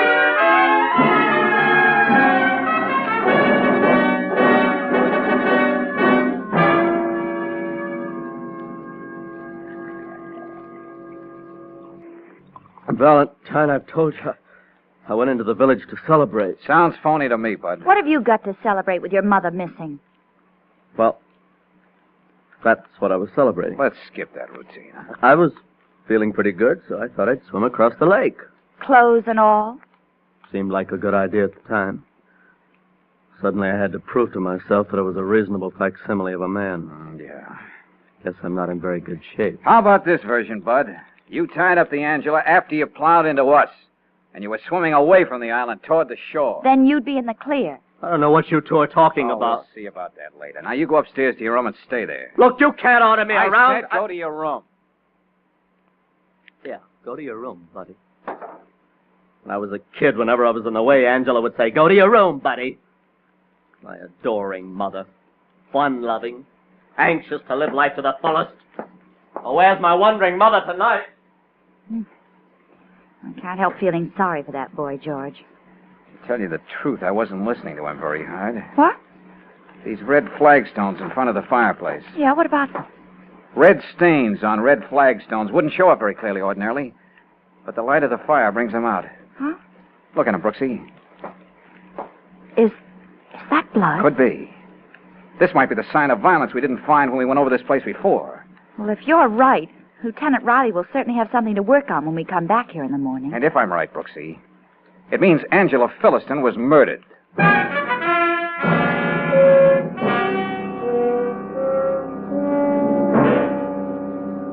All right, Valentine. Where are these bloodstains you dragged me out here to see? But, George, they're gone. Wait a minute, what is this? Someone scrubbed these flagstones clean during the night. You don't say. Oh, what a mental midget I turned out to be. I should have stayed right here while you went back to town, Brooksy. But how could anybody know what we found? Oh, well, at least I'm bright enough to know the answer to that one. Somebody knew every move we made last night. Ah! Stop sounding like a B picture. Next you'll be talking about trap doors and hidden passages. Oh, that's not fair, Lieutenant I Riley. get dragged out of bed. I bring the best men in the department out here with me. They dredge the lake, and all they're coming up with is some undernourished trout. All right, Riley. Give me a chance to think, will you? Hayes here. Look at him.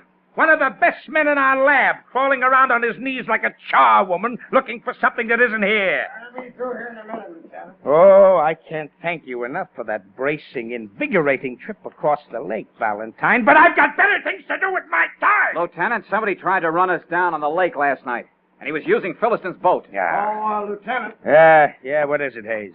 These red particles between the cracks in the floor here. They might mean something. All right, be careful with those, Hayes. Very careful. Got him in this bottle. You want to initial the label, Lieutenant, in case we ever need it for evidence? Yeah, sure. But just remember this, Valentine. If this proves to be ketchup from a weenie roast they had in this fireplace, I'll... So help me, I'll do it! What do you say we wait and see, Lieutenant? It may not be ketchup at all. Just barbecue sauce. The kind that's too hot to handle.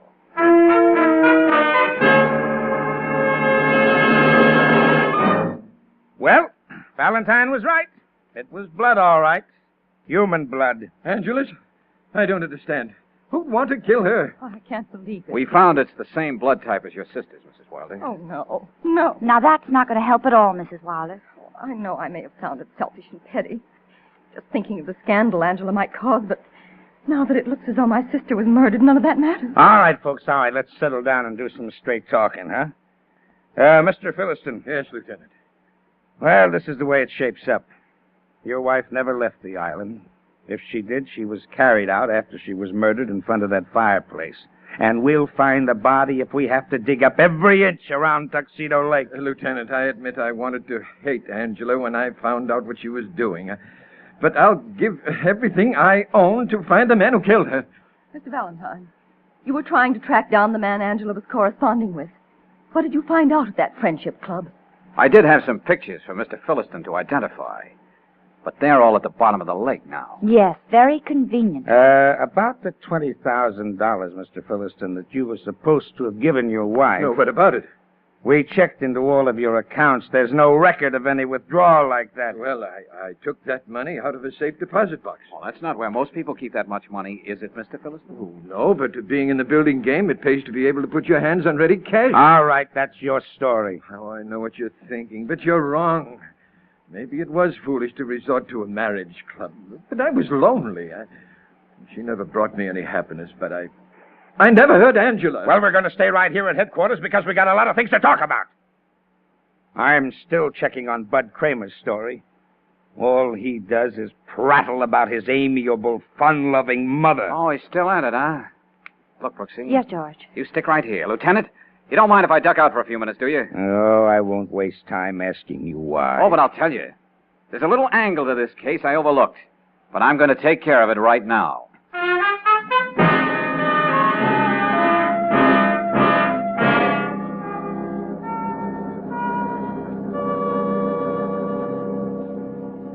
Come on, Selby, give. You were holding out on me before, weren't you? Well, I answered all of your questions to the best of my knowledge. You mean you just told me as much as you thought I should know. But now you got to open up, Selby. This is a murder case, and the police are in on it. Oh, dear. Well, come on, give. All right. You understand, I had to think of my business, what it might sound like if Angela's disappearance ever got into the papers. You know Never mind that, Cupid. Get to the point. Yes, of course. I suppose I should have told you that Angela was the second wife of Walter Philliston met through the Friendship Club. Well, surprise. That's the truth. Some names, Selby, some facts. Well, The name of Philistine's first wife was Frida Merritt. She was a widow, pretty well off. Yeah? They were married 5 years ago, and then she... Then what? She was out alone fishing about 2 years ago. Her boat turned over, and she was drowned. But it was an accident, Mr. Valentine. The police said it was. Uh-huh. Better get your hat, Selby. Why, where are we going? Police headquarters. I want you to repeat that story to Lieutenant Riley. I think we found the answer to just what's been happening over there on Tuxedo Island.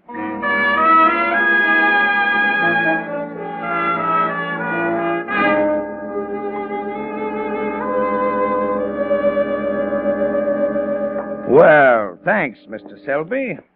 Now, what about this, Philistine? I suppose I should have known this would have come out anyway. Why didn't you tell us before that you got your first wife through Selby's Friendship Club? Yes, you made us believe you were just a lonely man. And that was the first time you ever did anything like that. Does any man ever want to admit that he was played for a fool twice? What's that supposed to mean? Frida and I weren't too happy after a while. And she died.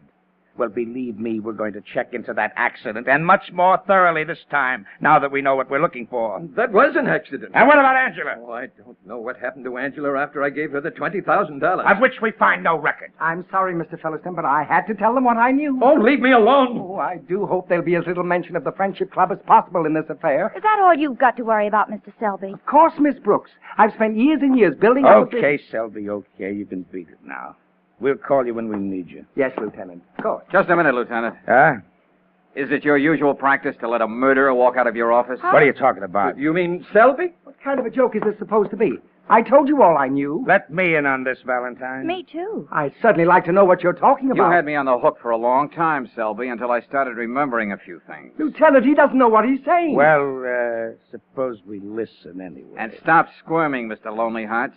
You can't talk your way out of this. It's there in black and white. Please, Mr. Valentine, tell us what you know. When I first walked into your office, Selby, you said you thought Mrs. Philistine was happily married. Well, yes. You said you even took a card out of the file and tore it up. That's right. But then why did you have her name listed in your new bulletin as a likely marriage prospect? That's a lie. Friendship Club member number 40, young, attractive divorcee, amiable, fun-loving, anxious to live life to the fullest. Of course. That was a description of Angela. We never thought of it because we were looking for a man. Those are the same words her son keeps repeating like a drunken parrot. Words he could never forget, because they were the ones Angela always used when she was looking for a new husband. That's the same way she described herself in the ad I answered. Lieutenant, you don't Save it, Cupid. You just ran your business too well. And that's what's going to hang you.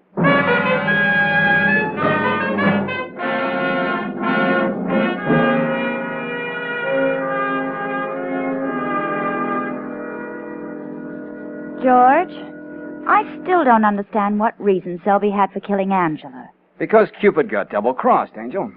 Double-crossed? Yep. According to Riley, Selby had quite a little racket on the side. Like Angela, for instance. Oh? He saw she was getting restless with a man so much older than herself. I see. So why not get a nice fat settlement from the old boy? The Friendship Club can always come up with a new husband. They would have split that $20,000, Brooksy. But when she said, no go, and if you do anything about it, I'll go to the police, he killed her and buried her body.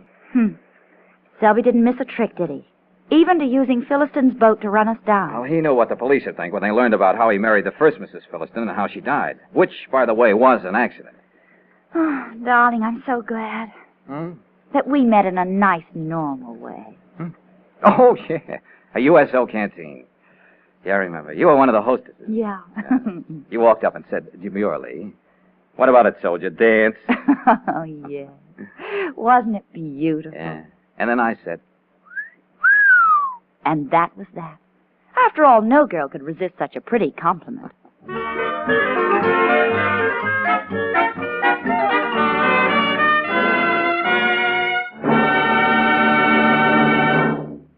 It's after 8 o'clock, and every minute counts. Mary's going to lead the promenade at the senior ball, if she ever gets there. Right now, she's with Roger in his car, and there's a big silence. Roger choked the engine and flooded the carburetor.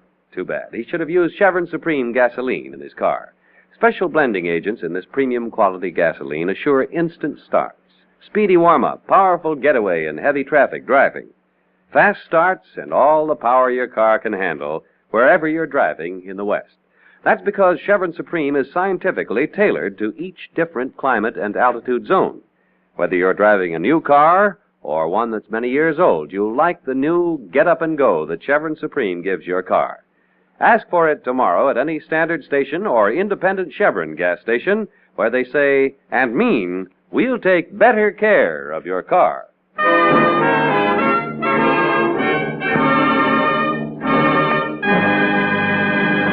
Next week, when you tune our way for another adventure of George Valentine, you'll hear...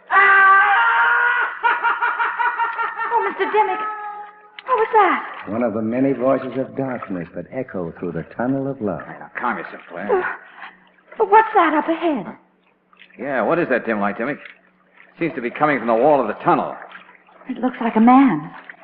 Maybe he's in trouble. You better hurry. Patience. We can travel only as fast as the water flows through the tunnel.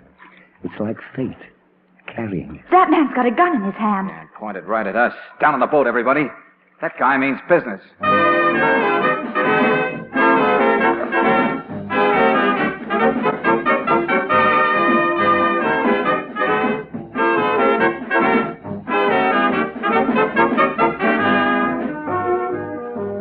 Tonight's adventure of George Valentine has been brought to you by Standard of California on behalf of independent Chevron gas stations and standard stations throughout the West. Let George Do It stars Robert Bailey as George with Frances Robinson as Claire. Wally Mayer appears as Lieutenant Riley.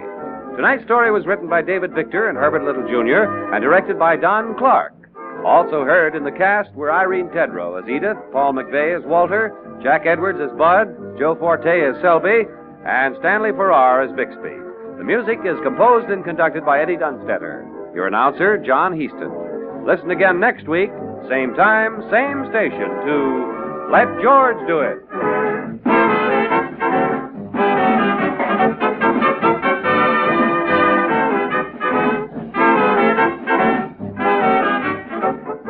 This is the Mutual Don Lee Broadcasting System.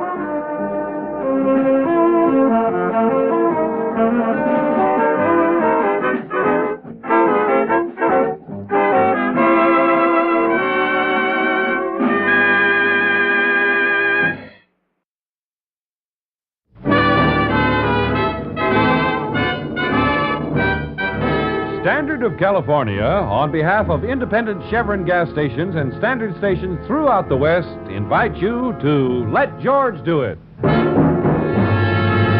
Another adventure of George Valentine. Personal notice. Danger is my stock and trade. If it's too hot for you to handle and far off the beaten track, you got a job for me, George Valentine. Write full details.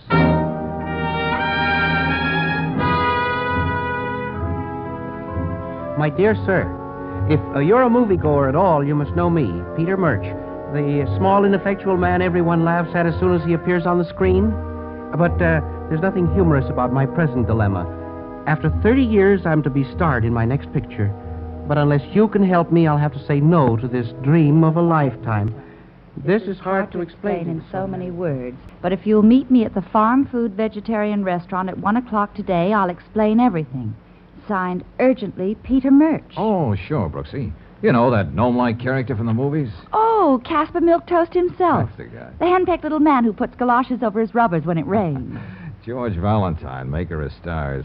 Hey, I wonder how I fit into this picture. Well, I can't wait to find out. Well, then, on to Mr. Murch. Oh, but just one thing, George. Yeah, what's that, Angel? Well, if we have to have lunch at a vegetarian restaurant, could we stop off for a hamburger first?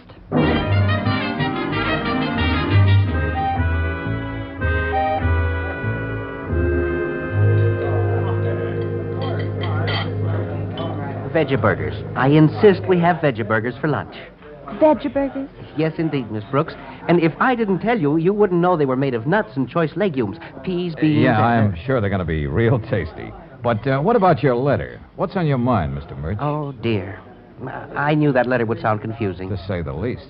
You see, Mr. Valentine, I had a long talk with my psychoanalyst. And you know what?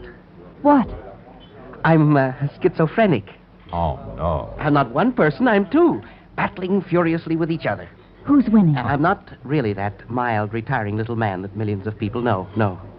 There's another side of me that craves excitement, even violence. Oh, now, wait a minute, Mr. Murch. But it's quite true, young man. My psychoanalyst tells me I just can't go on being a house divided. No. I simply must involve myself in some kind of exciting adventure. Well, what does your doctor expect you to do? Go out and kiss the first beautiful blonde you see on the street? No. I'm serious, Mr. Valentine. Look at me. Practically a nervous wreck. I simply can't go on being the prim Peter Murch my public expects of me. When the director says, lights, camera, I begin to shake. That's the other side of me coming out. Oh, that's bad. Yes, I break into a cold sweat. I feel like screaming right out there in front of everybody. Well, maybe all you need is a good scream. No, it isn't that simple. My psychoanalyst says I've been playing the timid soul in my personal life as well as on the screen. And it's affecting me. Anyway, I can't go into this new picture. Oh, but Mr. Murch, you've worked so hard all these years. And this is your first starring role. And it would be my first failure, too, in my mental condition. And, you want me to provide the excitement? Yes, Mr. Valentine. Perhaps introduce me to some low, disreputable characters. Take me to places where almost anything can happen, you know. You really think that would help? Well, my psychoanalyst seems to think so. You will help me, won't you, Mr. Valentine? Well, now, I'll pay your regular fee and whatever expenses we incur.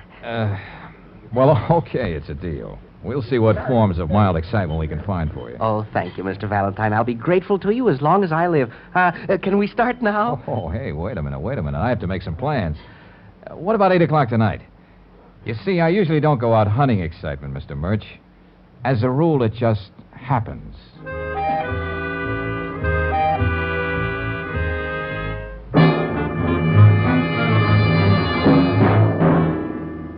Oh, no, George.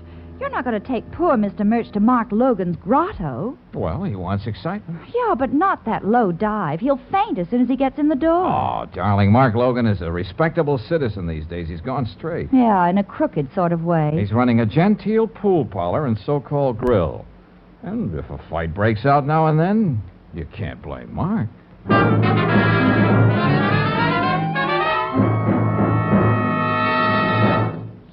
Try and hit me with a pool cue, are you?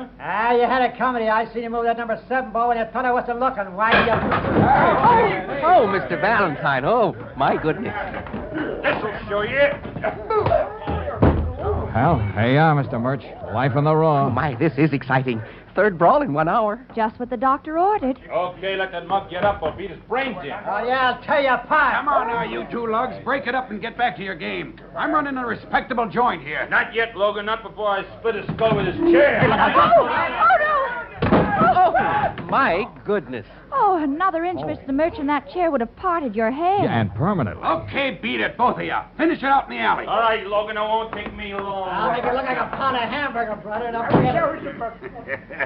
You gotta excuse him, Mr. Valentine. The boys get kind of playful once in a while. Oh, sure, Mr. Logan. And you lose more pool cues that way. Oh, Mr. Murch, we'd better get out of here before things really get rough. Oh, I wouldn't think of it for a moment. I'm just beginning to feel better. Oh.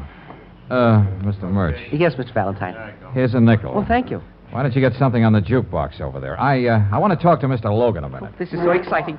Evening, I've been waiting. Don't pay no attention to them numbers, Mr. Murch. Wherever you put your nickel, all you get is Mother McCree. That's my favorite. George, I'm afraid we've underestimated our timid soul. He can't get enough. Yeah, and you certainly did your best, Logan. Yeah, which brings up a point, Mr. Valentine. I don't want to be mercenary or nothing like that. Yeah? But there's a question of money.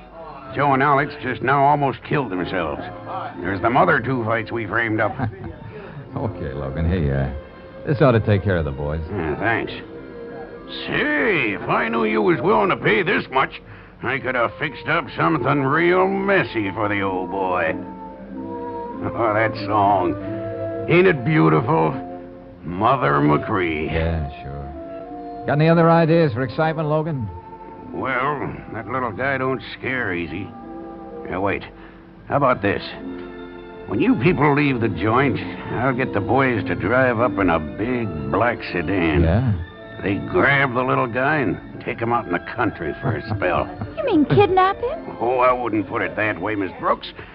They lock him in a cellar for a couple of days, keep him tied up. Ain't gonna hurt him none. Hey, hold it, Logan. That's going a little too far. Yeah. I've got an idea. Yeah. And I think it'll work, too. What's that? Here's what you do. You take Mr. Murch out to the Seaside Amusement Park. Oh, after this, a ride on the Ferris wheel is going to leave him cold. It's nothing like that. You're going to take him through the Tunnel of Love. Oh, Mr. Logan, I'll admit you can find a certain kind of excitement in the Tunnel of Love. But I doubt if Peter Murch is my type. He was talking to me, Brooksy. He's not your type either. What I was thinking, Mr. Valentine, is I happen to know the guy who runs the Tunnel of Love. His name is Len Dimmick. Oh, goody, George. Maybe we can get a special discount. What I mean is I'll call up Len and have him take the trip through the tunnel with you, personal. He's one of them practical jokers, so he'll play along with the gag. Now, dream up a couple of stunts. Leave it to Len to find a way to scare the pants off you, Mr. Murch. Well, it's worth a try, Logan, and the night's getting shorter. I gotta earn my fee. If you want to get out of that amusement park quick, better take Walton Boulevard. They're tearing up Grayson Avenue. Okay, thanks a lot, Logan. Oh, Mr. Murch, Yes, Mr. Valentine? if you can drag yourself away from Mother McCree, we'd like you to join us in a blood-curdling journey through the Tunnel of Love. Oh, just think of it. The three of us, alone, together. This should be real exciting.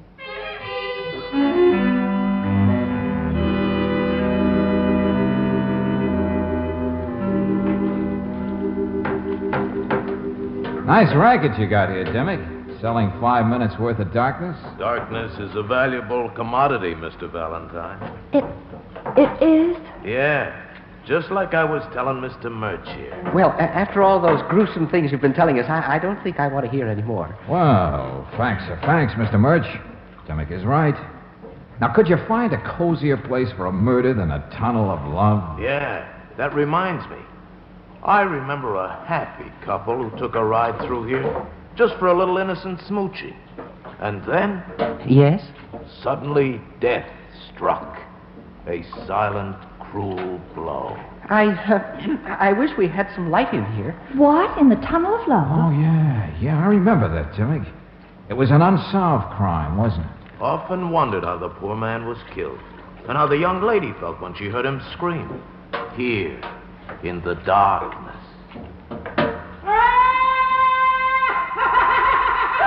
Oh, Mr. Dimmick, what was that? Oh, one of the many voices of darkness that echoed through the Tunnel of Love. Just calm yourself, Mr. Murch. Well, I wasn't really frightened at all, Mr. Valentine. You're a brave man, Mr. Murch.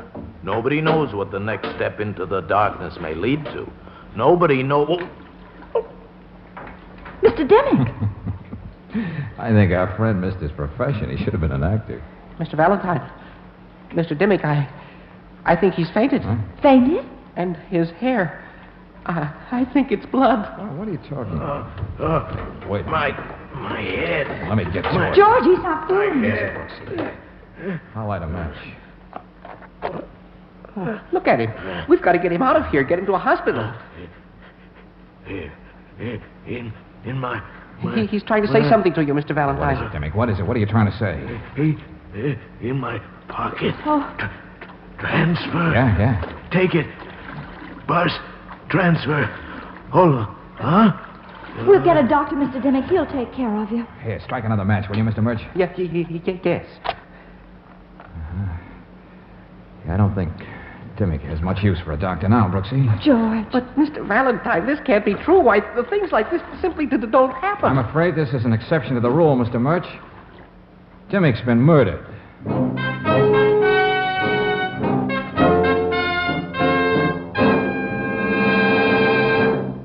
We'll return to tonight's adventure of George Valentine in just a moment. Meanwhile, a word about how to be kind to your starter. It's often the little things that make your day a good one or a rough one. The simple business of starting your car, for example. If it's obstinate and gives you a bad time when you want to get going, it can add up to a lot of irritation. For fast starts every time, and wherever you're driving, just try Chevron Supreme gasoline in your car. This premium quality gasoline is climate tailored, specially adapted to each different climate and altitude zone in the West. Day or night, summer or winter, you can depend upon it for fast starts. And that's a saving, too, of the power in your battery. What's more, Chevron Supreme gives your car smooth acceleration and extra power for rugged hills. Get a tank full tomorrow at any standard station or independent Chevron gas station where they say and mean, we'll take better care of your car.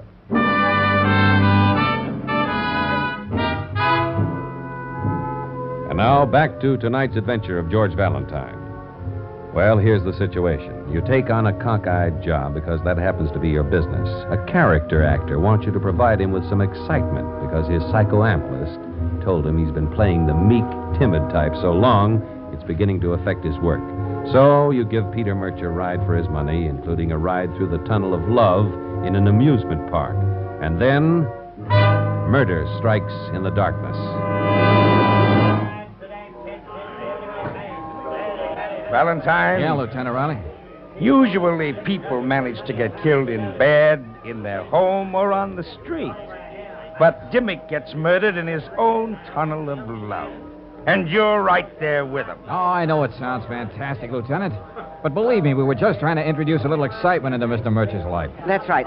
It was all very innocent. Oh, well, how was George to know anything like this would happen? Miss Brooks, I'm just a public servant. I get paid a reasonable sum each month to maintain law and order. And I don't like it when somebody gets paid to promote pool room brawls and instigate other forms of public disturbance. All right, stop quoting the police manual, Lieutenant. Whatever happened here tonight would have happened whether I was in on this deal or not. It's just that my psychoanalyst said... Mr. Murch, why don't you go somewhere and have a nice, quiet, nervous breakdown? Well, my When I'm through here, I'll come and join you. Murder in the tunnel of love. Oh, Lieutenant. Yes, Brennan? The doc just got through with Dimmick. Skull fracture. Blunt instrument. All right, I'll be right there. Tell the boys to get some lights set up in that tunnel. We're going to go over it inch by inch. Yes, sir. Now, Valentine, I suppose you're going to go home to your nice warm bed. Oh, well, I'll be glad to stick around, give you a hand. No, thanks. I've got enough trouble.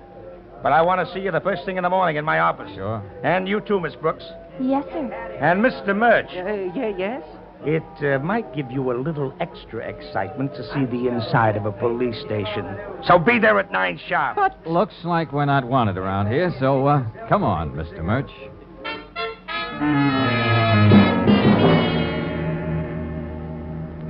I still think I ought to drop you off at your hotel, Mr. Murch. Yes, you've had enough for one night. Well, my wife and I are staying at the Fenmore right here on Grayson Avenue. But I can tell, Mr. Valentine, you're not just giving up this case like that. Oh, no. You're up to something, aren't you? Well, yeah, you stirred up a hornet's nest somehow or other, and I want to see what it's all about. And I'm going to be right there with you. Oh, hey, No, wait. there's no use arguing. George? Yeah, Brooksy? Well, that part of a bus transfer Dimmick wanted you to have. What do you make of it? I don't know yet. Well, why should anyone keep a piece of old transfer? Now, that's probably one of the most worthless things in the world. And only a third of a transfer at that. Yet that man insisted that you have it, with his dying breath. Must mean something. Yeah, well, we'll see what the lieutenant makes out of it. I gave it to him. Told him what Dimmick said. But you've made something out of it already, haven't you, darling? Come on, let's have it. Well, as a matter of fact, you can tell a lot from a bus transfer, Brooksy. Even a third of a one, if you look at it real careful like. Meaning what? That it was issued by the Orange Bus Company, route number 411. And the little punch holes, one for the year, one for the month, and even the day and the hours during which it was good. You noticed all those things? That transfer was issued July 29th, 1943, between the hours of 4 and 6 p.m. All of which still means nothing to me. Nor me either at this point. But I have an idea the late Mr. Dimmick meant it to provide free transportation for his murderer to the end of the line. Hey, why are we turning off, George? Where are we going? Hey, you know something, Brooksy? Riley and I don't always agree, but he knows his business, and so do his boys. We're going down to police headquarters. Well, what for, Mr. Valentine? The police don't miss much, and when they do, they make a record of it so they'll never forget. And that's where we're headed, Mr. Murch. The Department of Unsolved Crimes.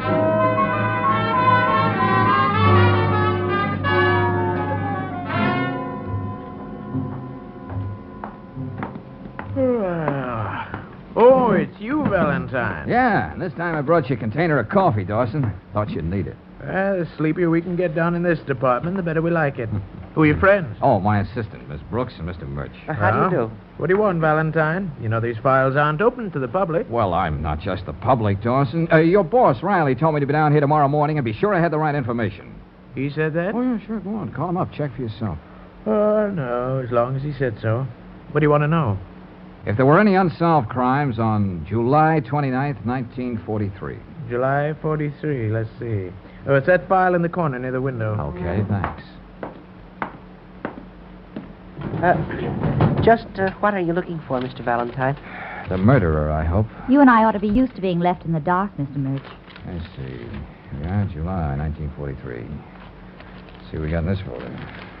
Stolen car, front of Grant and Company, burglary, and... Yes? And on July 29th, 5:35 p.m., $200,000 jewel robbery at Smith & Allenby Jewelers on 5th Street. The date on the transfer. And that picture. That's our Mr. Dimmick. Leonard Dimmick, 38, clerk at Smith & Allenby's. No suspicion of collusion and holdup. But Dimmick was operating a tunnel of love. A lot of things can happen in a man's life in 5 years, Brooksy. Let's see that, George. No getaway car used in robbery as far as known. Passerby observed man in gray suit carrying briefcase board orange bus outside jewelry store almost immediately after holdup. Witness positive man was running from store. Oh, dear me, this is just too much for me. Traced bus driver number 602, but no information on man in gray suit. Well, that's that, kids. Now we've really got to work fast. What's the rush, George? If we don't move fast, Brooksy, there's going to be another murder.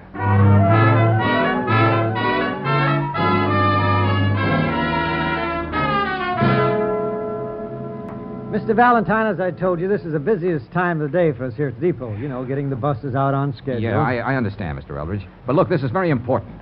Who was your bus driver, number 602, on July 29th, 1943? Oh, very well. If you can't wait, I'll look it up for you. You see, we have a file here on every man who ever worked for us. 44, 43, July the 29th. Oh, yeah, here we are. Yeah? Yeah, number 602. It was Bob Graves. Still work for you? Oh, yeah, Bob's still with us. As a matter of fact, he's one of our steadiest men. There's nothing wrong, is there? I don't know yet. Well, where can I get hold of Mr. Graves? Why, I don't know. This is his day off. All right, what's his address? Come on, come on. 1411 Dever Street. 1411. Looks like a rooming house. Yeah, with the inevitable sign. No rooms.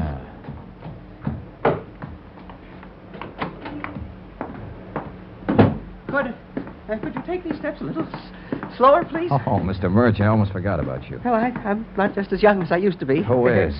But right now, I'm interested in seeing that someone else has a chance to grow a little older. Wait a minute, George.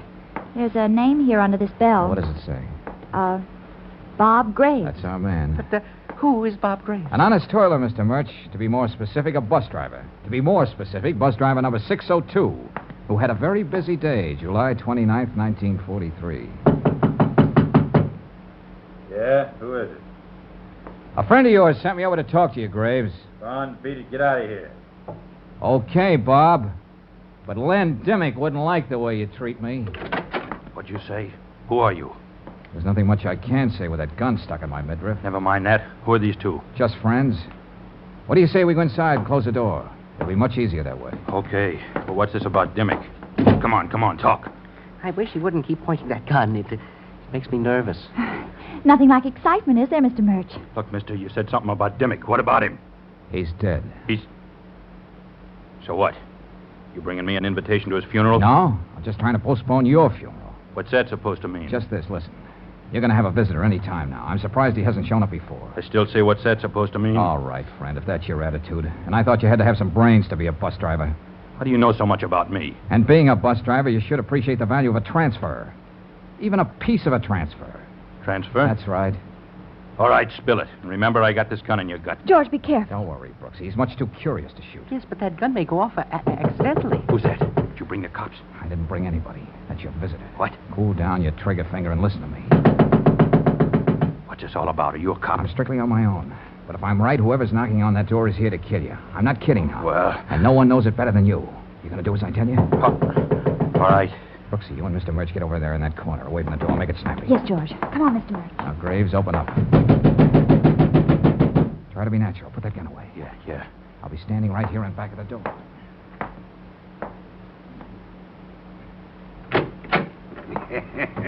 Well, Graves, I was beginning to think you were out. You know how it is, Logan. My day off. I guess I fell asleep. Awful thing happened to Len Dimmick, didn't it?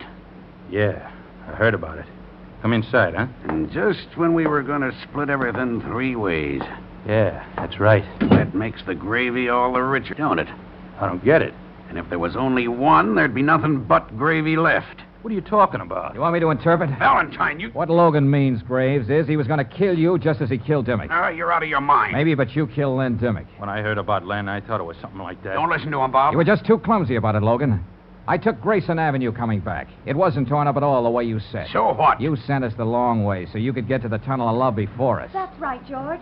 And he'd be the only one to know that Dimmick would be inside the Tunnel of Love with us. He arranged the whole thing. Oh, my goodness. You sneaked into the tunnel before us, Logan.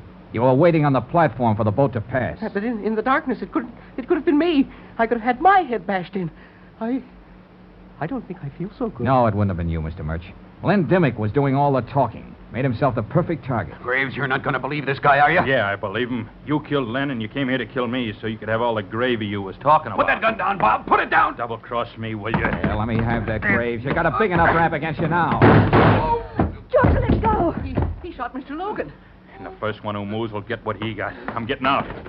Stay where you are. Drop that gun. Huh? I said drop it. That's better. Oh, Lieutenant I'm Riley. glad to see you, Lieutenant. Sergeant Dawson called and said you were snooping around the Unsolved Crimes Department, so I had you tailed.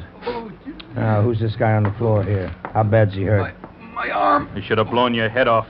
Brennan, get this man out of here into a hospital, whoever he is. That's Mark Logan, Lieutenant. Ex-con. Now runs a pool parlor. Now, what's this all about? Well, Logan's one end of a triangle. Len Dimmick, former jewelry clerk, was the second. And Graves here, bus driver, is the third. They're the trio who waltzed through that Smith and Allenby job back in 43. How do you know all of this, Valentine? Lieutenant, I think that if you go through Logan's clothes when he gets to the hospital, you'll find a third of a bus transfer on him. Wouldn't you say so, Graves? Why not? Sure, we pulled that job, the three of us. Dimmick, Logan, and me. We decided to wait 5 years because the jewels were too hot to touch right away. Where are they now? Buried under the water in the Tunnel of Love. But those transfers. Yes, what about them? Lots of things can happen in 5 years. Guy can die, get put in jail. So we decided whoever showed up with a third of the transfer from my bus would get his share. Valentine, how did you stumble onto Graves? Well, Lieutenant, why a third of a transfer? Why not a quarter or a half? I knew about Dimmick and Logan. That makes two. But there was still one more to account for. I get it, and it had to be the bus driver. That's right, Brooksy. They wouldn't leave their getaway to chance. And they were sure the bus would be right there at the exact minute. Well, I'll be... Almost $70,000 for a third of an old transfer. No wonder Logan was willing to go to all that trouble to get rid of Dimmick and Graves. Well, is that enough excitement for you, Mr. Murch? Mr. Murch? What's the matter, Brooksy? He's fainted.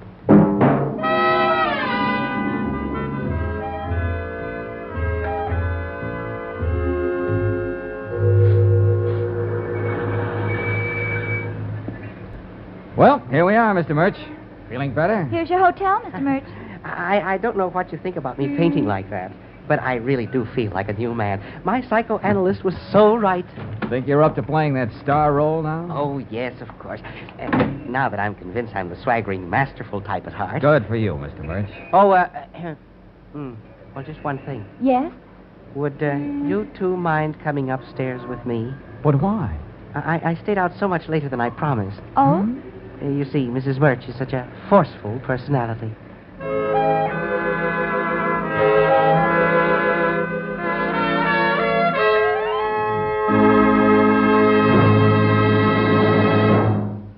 If you're planning a motoring trip, here's something you should do to make it a safe trip. Stop in at a standard station or independent Chevron gas station before you start out and have your tires inspected. If you find they're worn smooth, have risky cuts or bruises, don't take a chance. Play safe and get a new set of grip-safe Atlas tires. The wider, skid-resisting Atlas tread gives you greater driving protection. There's more rubber to grip the road to give you quick, safe stops and absorb road shocks. With each new Atlas passenger tire, you get a full year's written warranty against damage to the tire from road hazards. No wonder Atlas is the tire known nationally for its safety, long life, and economy. Another tip, when you're on the open road, keep safe by keeping the right amount of air in each tire. And that's a job for the folks at independent Chevron gas stations and standard stations, where they say and mean, we'll take better care of your car.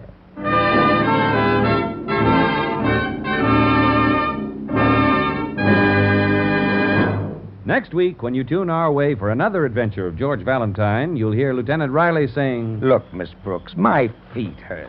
Let's get back to the house. Oh, please, Lieutenant. George and Marta have been away so long, I'm really worried. Let's take one look up here in the lemon grove. Well, all right. Wait till I put the flashlight on. Look, over there. Valentine. George. Oh. Hello, everybody. I was just thinking of getting up anyway. Oh. Somebody must have been staging an atomic test around here. Hey, where's Marta? Here's your answer, Valentine. She's right over here, but no hurry. She couldn't move if she tried.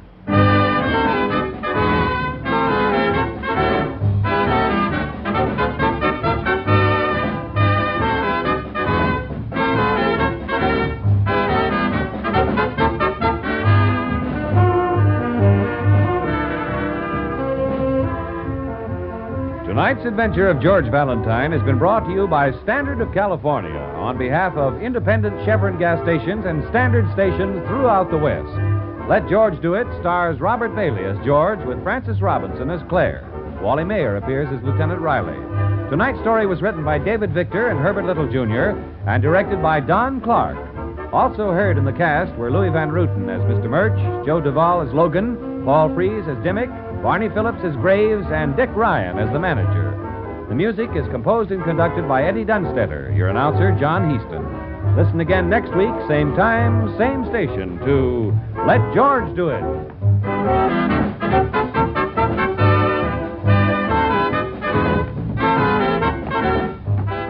This is the Mutual Don Lee Broadcasting System.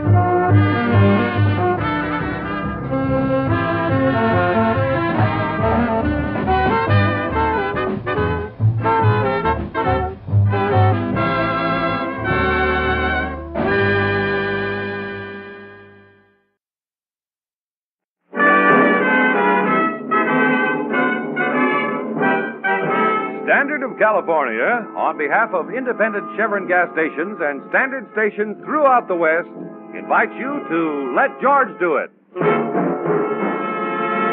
Another adventure of George Valentine. Personal notice. Danger is my stock and trade. If you need confidential help with anything you can't tackle alone, you've got a job for me, George Valentine. Write full details.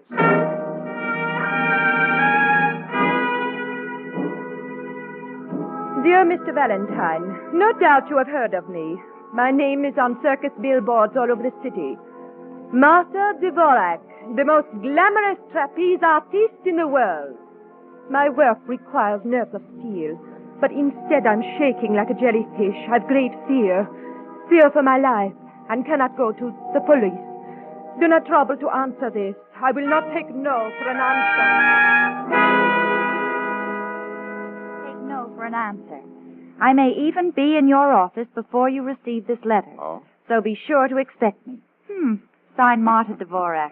Well, the young lady on the flying trapeze has a quaint way of setting up her words. And have you seen those posters, George? I'll bet there isn't a male in the audience who doesn't sit there wishing Marta would fall into his lap. That's a very charming thought. But I wish she was more specific about this great fear for her life. Well, I'm giving odds there's a rejected suitor involved. Oh, come on, woman. Stop acting like a woman. If you read the tabloids, darling, you'd know Marta's left quite a trail of broken hearts. A femme fatale, huh? Very interesting. I am Marta Dvorak. If you are Mr. Valentine, please ask this young lady to leave. We want to be alone. Oh, now look, Mr. Dvorak, this is Miss Brooks, my assistant. You have no objection to being alone with me? Besides, that is the only way I will discuss this business. Oh, honest, Mr. Dvorak, I'm over 21, if that's what you're worried about. Well, Mr. Valentine. Ham's great, Brooksy. Huh? See you later. Well, now, Mr. Dvorak, what can I do for you? First, you can call me Marta. Oh, how nice. Marta. Well? From now on, until the death-defying Dvoraks leave here, you must be with me at my side all the time. Oh, now, wait a minute. That's a tall order, Marta. Here. Read this note. Huh? Get $5,000 in small bills and wait for further instructions. You will either pay or meet with a bad accident. Don't take this to the police. You are being watched. Well, that's certainly to the point. So you see, I'm helpless, George. I'm like a little girl in a bad dream. Yeah. And as I get it, you want me to act as your bodyguard. Yes. You will bodyguard me every minute. look, why don't you stick close to your family, the other death-defying Dvoraks? They wouldn't let anything happen to you. My family. They're not my family at all. Oh, well, live and learn. It just looks good on the circus posters. The three others. Sometimes I think they hate me. Oh, they're jealous. They know the people come to see me and not them. I see what you mean. I do not even stay at the same hotel with them. I've rented a little house up in the canyon. Well, look, this may turn out to be just a crank note. The words are all cut out of magazines and newspapers. Somebody wishes to see me die, crushed, defeated. You would not let that happen to me, would you, George? Well, now, look. You will bodyguard me. I will be so grateful. Many dollars grateful. Oh, well, okay, it's a deal. You've convinced me. Oh, that is wonderful. I think I will kiss you. Huh? No, I will not even think. I will kiss you. Oh, now, wait a minute, Marty. Oh, please, Marty, I'd rather have you as a friend. Oh, you are cute, George. Always you joke. Yeah. Now, what are your plans for the day? I have a rehearsal right now at the circus. Will you meet me at the matinee? Yeah, I'll be seeing you. Come early so you can see my act. Oops, sorry. Of course, you were not listening at the door. Oh, of course I was.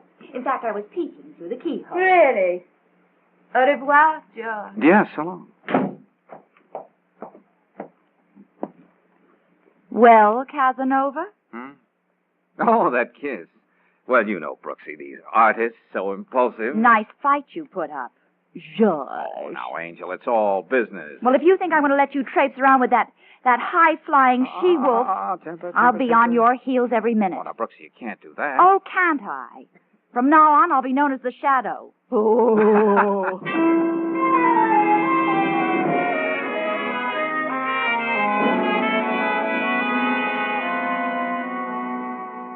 Well, Miss Brooks, after you phoned, I made a full check on the Dvorak dame. And what'd you find out, Lieutenant Riley? Your little hunch was right. She's playing your boyfriend for a patsy in a little game known as space grabbing. Publicity. I see. She's either pulled or tried to pull this threatening note gag in every city where the circus stopped. She was driving the police nuts till they got wise to her. Yeah. But if I know George, it won't make any difference to him. He's as stubborn as a tray of ice cubes. He keeps saying, but suppose this note is on the level. Well, cheer up. Nobody's going to take away Valentine's Dick Tracy button just for looking for a boogeyman who isn't there. Yes, but, Lieutenant, he's no more than a hired man with nothing to do. Nothing but hang around that international pin-up girl and stare at that man-wanted sign in her eyes. Oh, Lieutenant Riley.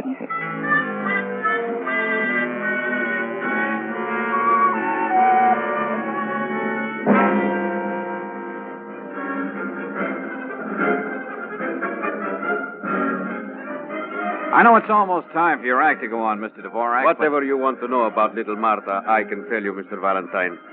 People think I'm her father. Well, I am her father confessor, her teacher, the great Leo Dvorak, who taught her everything she knows today. Yes, but about that note... I'm heartsick about Martha. After everything I've done for her, she's thinking of leaving the act and going to Hollywood. The thought is not easy to bear. But, of course, I wish her all good luck. Of course I do.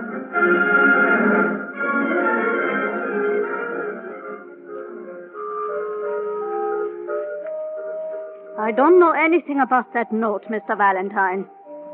But I'll tell you something. Well? Everything is Martha. But does anyone know there's a girl named Risa in the act, too? Yet I go up there every performance. Yes, I'm sure you have a very important place in the act, Risa, but... Yes. I help the others build suspense for her big moment. So people will think of nothing else but what would happen to that beautiful body if she fell.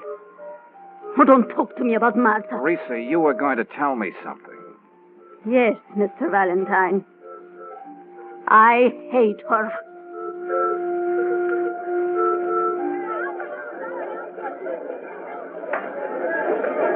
Yes, Mr. Valentine. I'm the one who catches Martha up there. Yes, Dorian, Leo told me. I have her life in my hands. One little slip, an accident, and no one would know the difference. I tell her that when she makes a fool of me, goes out with other men, she just laughs. She knows I could never hurt her. I love her too much. But, Dorian, you still didn't tell me if you know who might have sent her that letter. Letter? Oh, I'm sorry I know nothing about it. Now, if you'll excuse me, our cue is coming up. George, I've been talking to Lieutenant Riley, and I was right. That woman's a phony. This is a publicity stunt. Okay, Brooksy, okay. So I'm playing the fall guy in a publicity stunt. Mm-hmm. But it would make it a lot easier if you'd stop following me around. Oh, George. Oh, all right, come on.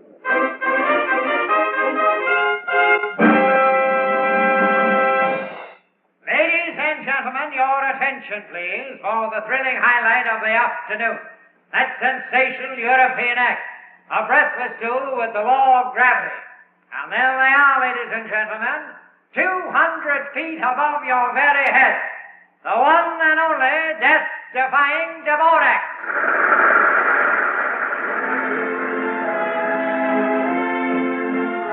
First, the beautiful Marta Dvorak herself, spinning twice through the air from father to brother. And ladies and gentlemen, with no net between her and death.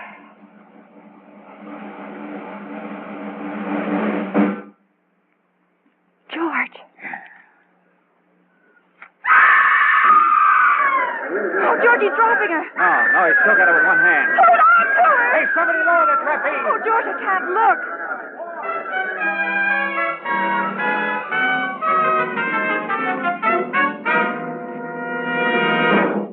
I was on the trapeze above her. I saw when Dorian reached out to catch her, she deliberately slipped one hand out of his. You don't know what you're saying. Crazy. Teresa is right, of course. Martha. That is what I did. Exactly. Just one hand, Martha. I might have dropped you. No, Dorian, darling.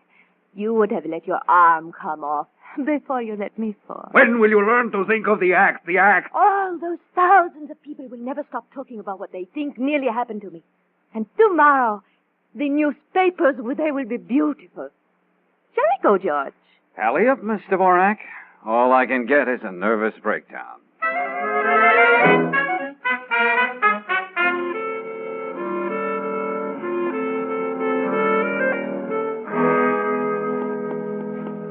I just love camping out in the lobby of your apartment house, darling. I suppose you think you're cute giving me the slip tonight. George, why have you got your hand over your eye? Oh, it's nothing. Well, let me see. Okay, Nosy, look. Uh-oh. Uh-huh. A black eye, an overgrown mouth. Oh, I can see that, but where did you get it? Well, it seems someone else besides you decided to follow me. Oh? And after I dropped Marta off at the canyon, he caught up with me. Who's he? Oh, I don't know, Angel. I was tripping gaily past a dark alley, and I encountered a king-size fist. Well, I wouldn't put it past Marta to have someone pop you like that, just to keep you interested till the circus leaves town. Well, Brooksy, you'll be happy to know I told Marta I was off the merry-go-round. Well, it took you a week to say uncle, but congratulations. George! Uh-oh, the call of the wild. Oh, now don't tell me. Is it fire, flood, or pestilence this Another time? note, George. Oh, no. I found it in my mailbox. Look, Marta, dear, won't your bodyguard's black eye get you enough space in the papers tomorrow? What? Oh, George, I was so upset. I did not know. Yeah. Thanks. Got a spare filet mignon in your pocketbook? Okay, what about the note? Here. Oh, what do you know? So far, you have obeyed instructions. We know there is no circus tomorrow, so be at your house with the $5,000 and be there alone. But, George, I cannot be alone. I'm too frightened. Pardon me for being cynical, but you don't frighten easy. Am I supposed to forget what you did on that trapeze to get another publicity story for your scrapbook? But I'm so sure something terrible would happen to me. Frankly, Marta, I don't believe a word you've told me. Hallelujah. George, how can you say that? However, Yes? I will stay with you out at the canyon tomorrow. But you just said you didn't believe a word I know, Brooksy, I know. But you see, I've had one eye closed for me tonight. Well? Well, strangely enough, I'm beginning to see things a lot clearer now with the other one.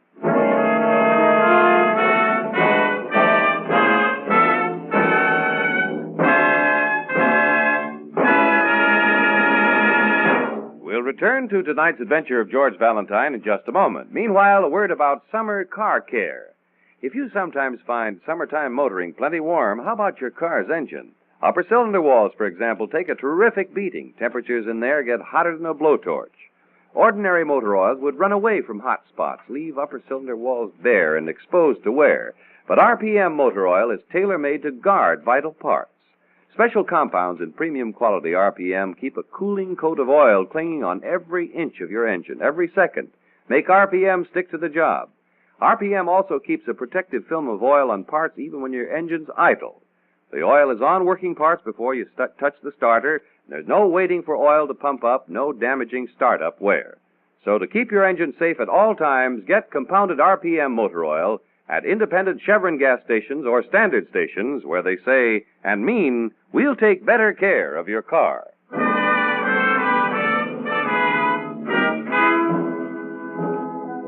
And now back to tonight's adventure of George Valentine. Well, George was convinced that Marta Dvorak, glamorous trapeze artiste, hired him as a bodyguard strictly for the sweet uses of publicity. Then a black eye administered in the darkness by person or persons unknown, strangely enough, opened his eyes to something that still remains to be seen. At any rate, George is back on the job, and he and Marta are alone now in her house on Canyon Road, just outside of town. Look, Marta, stop waving that $5,000 around like cigar coupons. It makes me nervous. Oh, I just thought I would have it ready for those people so there would be no unpleasantness. Yeah. How is it that last night you were quaking in your little open-toe sandals and today you're a blithe spirit? How can I be afraid of anything when you are so near me? Yeah. But not half so near enough.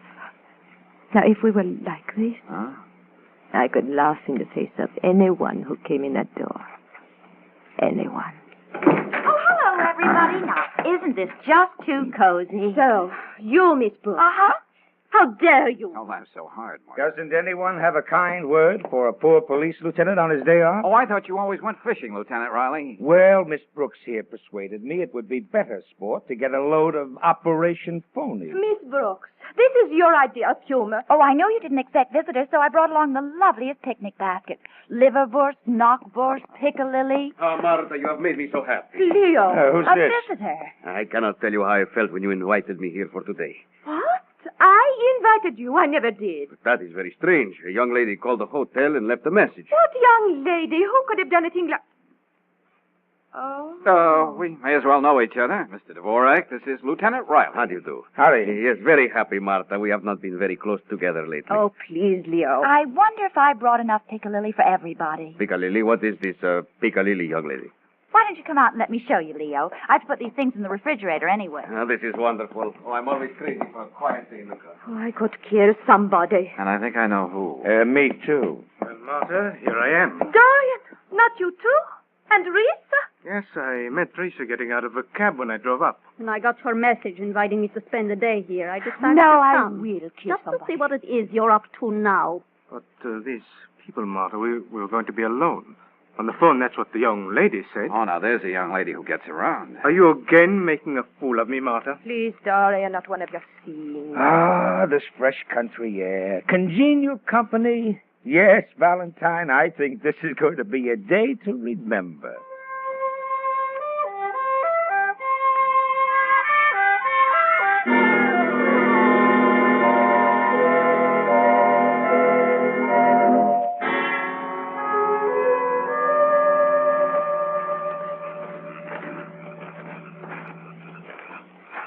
George, I will not go back into that house. Oh, now, Marta, that's not being a charming hostess. It is already evening and they just sit there. Well, that should be all right with you. Have you forgotten that note? There's safety in numbers, you know.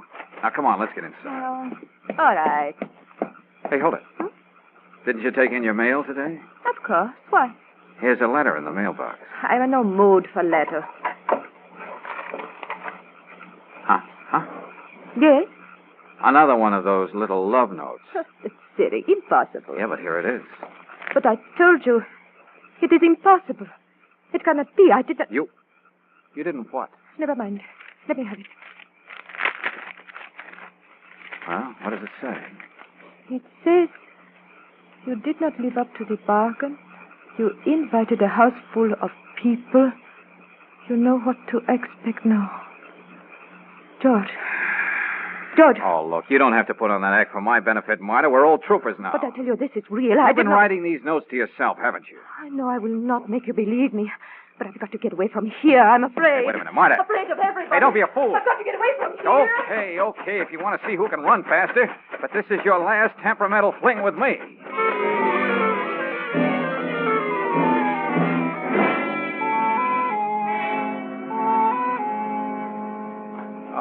Look, Miss Brooks, look, I pounded the beat for 15 years before I became a lieutenant. My feet hurt. They're killing me. Come on, let's get back to the house. But Lieutenant, George and Maud have been away so long, I'm really worried. Yeah, worried they're smooching somewhere. Oh, maybe George was right and those notes weren't phony. Anything connected with that dame has to be phony. Now, come on, let's get back to the house. Okay. Well, let's take one look up here in the lemon grove. All right, but take it easy. Wait till I put the flashlight on. Lieutenant! What? Look, over there. Valentine. George! Wait till I have a look at him. Hello, everybody. Oh, George. I was just thinking of getting up anyway. What happened? I was with Marta, trying to talk some sense into her. Yeah? Suddenly, somebody staged an atomic test right in back of me. That's all I know. Hey, where is Marta, anyway? Here's your answer. She's right here. How is she? I'll tell you in a minute. George. Look, that money scattered all over. Well, Lieutenant? She's dead. Strangled to death.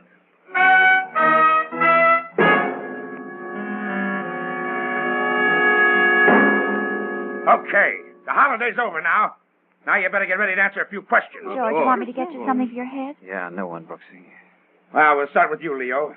You admit you were out of the house when someone ran berserk in the lemon grove. Yes, I began to worry about my little Martha. I walked everywhere looking for her.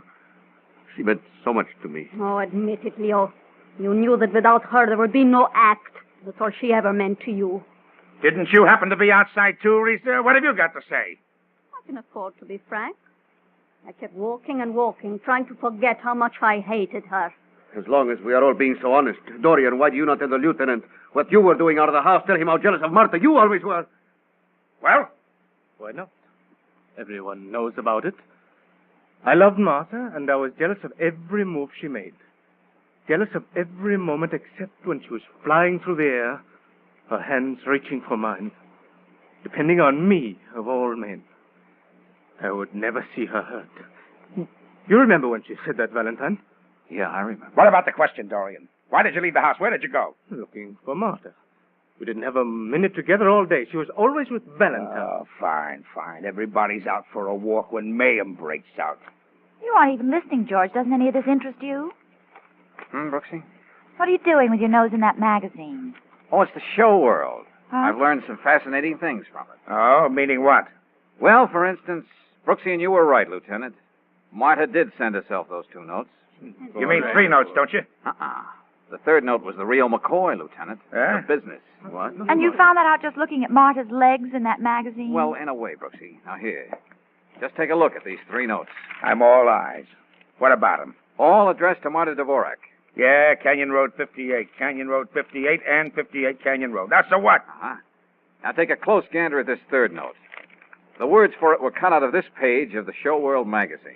Well, so what? That's right. I turn over said page, and presto, we have a full-page photograph of Marta herself. Yes, one of the most beautiful she ever took. But what are you trying to say, Mr. Valentine? This magazine was sent to Marta. Knowing her as well as we all do, I doubt that we can imagine her cutting up a picture of herself. Not in a million years. That is right. She kept scrapbooks of the smallest items about herself. She lived on publicity. All right, so you so see. what? That's why she was so terrified when she received that 3rd note. It was one she didn't send to herself. Any ideas who did? Ideas? The way I feel? No, Lieutenant. It's all yours from here on in. Stepping aside, George? That roughing up you got must be more serious than I thought. You sure you're all right? Oh, well, gosh, I don't know, Brooksy. I'd better find out. Now, when I was a kid, every time I fell out of the apple tree, my mother used to say, George, there's one sure way of telling if you're still all right in the head. Hey, what is this? Yes, this is no time to hear what your mother used to say. Yeah, Georgie, she'd say, just try to remember the Mother Goose rhymes I taught you. Please, Mr. Valentine, how can you make jokes now? Now, let's see if I can remember. Now, how does that one go again? Which one, darling? Oh, you know, Mary had a little lamb. It's wool. No, that's fleece. The fleece was white as something or other. And wherever the little lamb would go, Mary'd be sure to follow. Oh, that's very cute, George, but not quite the original. Oh. Say, if I can't remember a simple nursery rhyme, I must be pretty bad.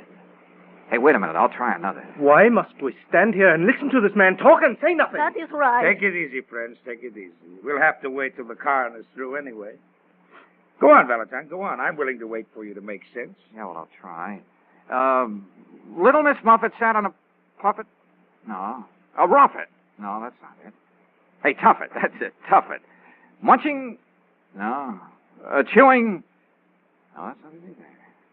Eating her... Her curds and whey. Curds and whey. Any schoolchild knows that, you fool. Now, let's stop this farce. You seem to forget Martha has been killed tonight. No, Dorian, no one's forgetting. You staged it too well. You know better than to say that. All right, Valentine. I've been patient up till now. Come on, give. Tell me, Dorian, do you come from Wisconsin, Brooklyn, or Georgia? Not that concerns you, but I was born in Switzerland. I've never been in America before this tour. Did all the school kiddies in Switzerland learn about Little Miss Muffet and her curds and whey? Well, I don't know. I suppose so. No European kid would know about curds and whey. And I think it'll be a pretty simple matter to prove you were born right here in America. No, All right. What of it? I went to school in Switzerland. I pretended to be a foreigner for professional reasons. There's nothing wrong about that. When you were a kid here in America, you learned more than nursery rhymes. When you addressed an envelope, you were taught to put the number of the house before the name of the street. That's something you never forgot. It stuck with you. And that's just what's going to hang you. Let's have that in nice, simple language, Valentine, huh? The kind a jury will understand. Okay, Lieutenant. The first two notes, the ones Marta wrote to herself, read Canyon Road 58. The third one she found tonight was written by Dorian, the only one in the troop not European. It read 58 Canyon Road. The number before the name of the street, Lieutenant. American style.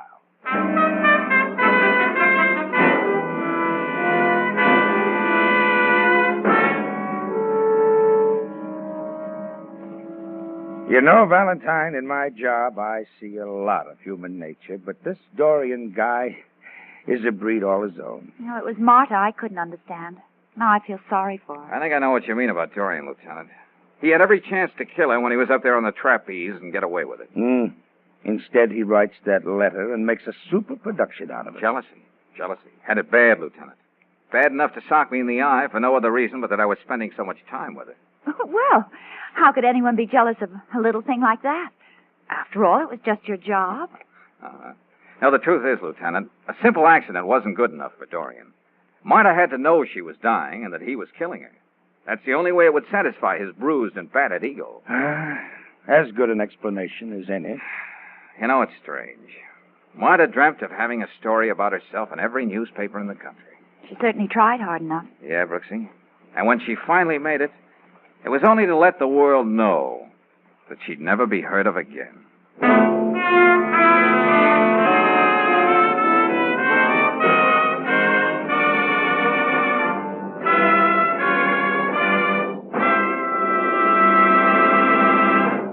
If your car's battery has been acting like a mule, temperamental and balky, here's an easy way to cure it. Have your battery serviced at a standard station or independent Chevron gas station. They'll inspect the water level, cables, terminal clamps, and test the battery's condition. And they'll be frank. If it just needs a charge, they'll tell you. If your battery's really on its last legs, they'll explain how a new Atlas battery can save you money.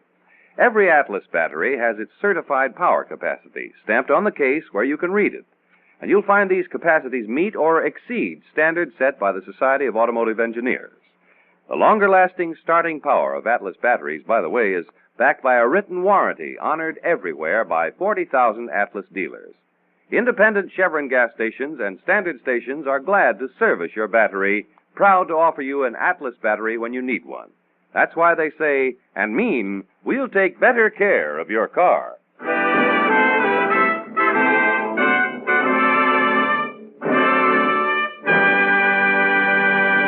Next week, when you tune our way for another adventure of George Valentine, you'll hear... I got here as soon as I could, Brooksy. Edward's still in the club there? Yes, George, and getting very fidgety. All right. Are you sure about that check he's carrying? Of course. I saw the signature, Agnes Ebersole. Good. Now go back inside and stick right with friend Daniel. But what are you going to do, George? Oh, that's the surprise, Angel. But hold your hat. Because in just about 5 minutes, I'm going to start the biggest commotion that nightclub has seen in years.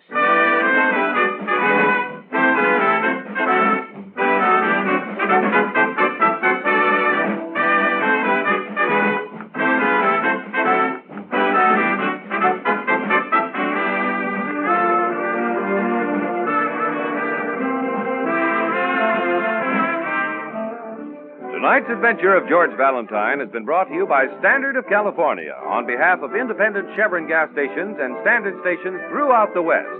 Let George Do It stars Robert Bailey as George with Frances Robinson as Claire. Wally Mayer appears as Lieutenant Riley. Tonight's story was written by David Victor and Herbert Little Jr. and directed by Don Clark. Also heard in the cast were Gene Bates as Marta, Louis Van Ruten as Leo, Don Diamond as Dorian, Peggy Weber as Rita, and Dick Ryan as the ringmaster. The music is composed and conducted by Eddie Dunstetter.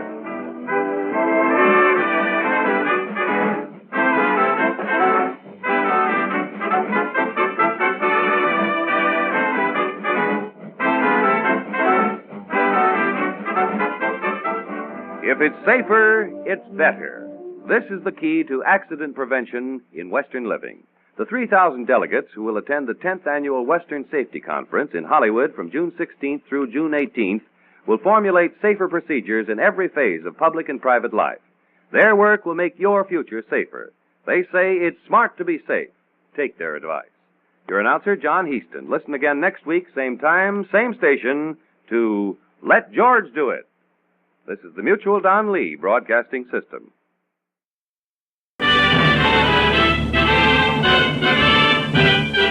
Standard of California, on behalf of independent Chevron gas stations and Standard stations throughout the West, invite you to Let George Do It.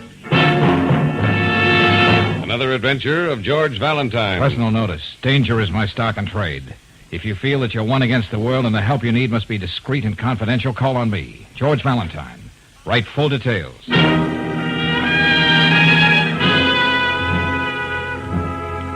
Dear Mr. Valentine, in this whole world, there's only one person I care about, my 12-year-old daughter, Penny. This Friday, I lose her, unless I can make her change her mind about me. You may be the one person who'll believe my side of the story instead of the juicy tabloid version everyone else chooses to believe. If this appeals to your, let's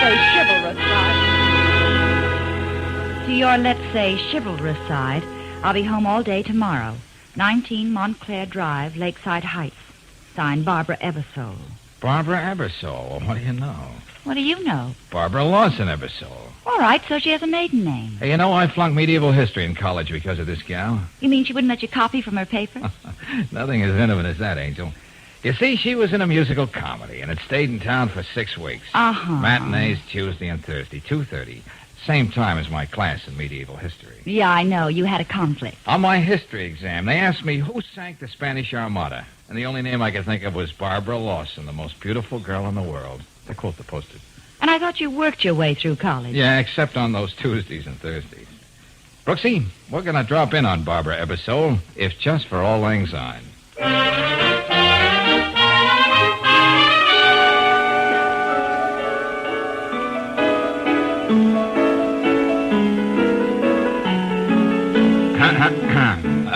Pardon me, young lady. Yes?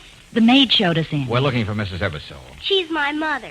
She's upstairs, but she's probably listening to see if I'm practicing my piano lesson. Oh, so you're Penny. You know something? What's that, dear? I could play like this.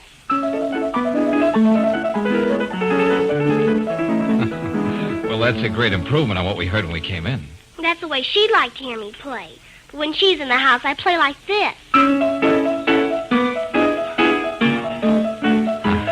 You're a real nice kid. I think so. Oh, Mr. Valentine? Oh, yes, Mrs. Ebersole, and this is Miss Brooks, my assistant. How do you do, Miss Brooks? Are these people here to take your pictures for the tabloids again? Penny. I'm sorry. I shouldn't have said that. I hate myself. I don't know if it's any use at all, Mr. Valentine.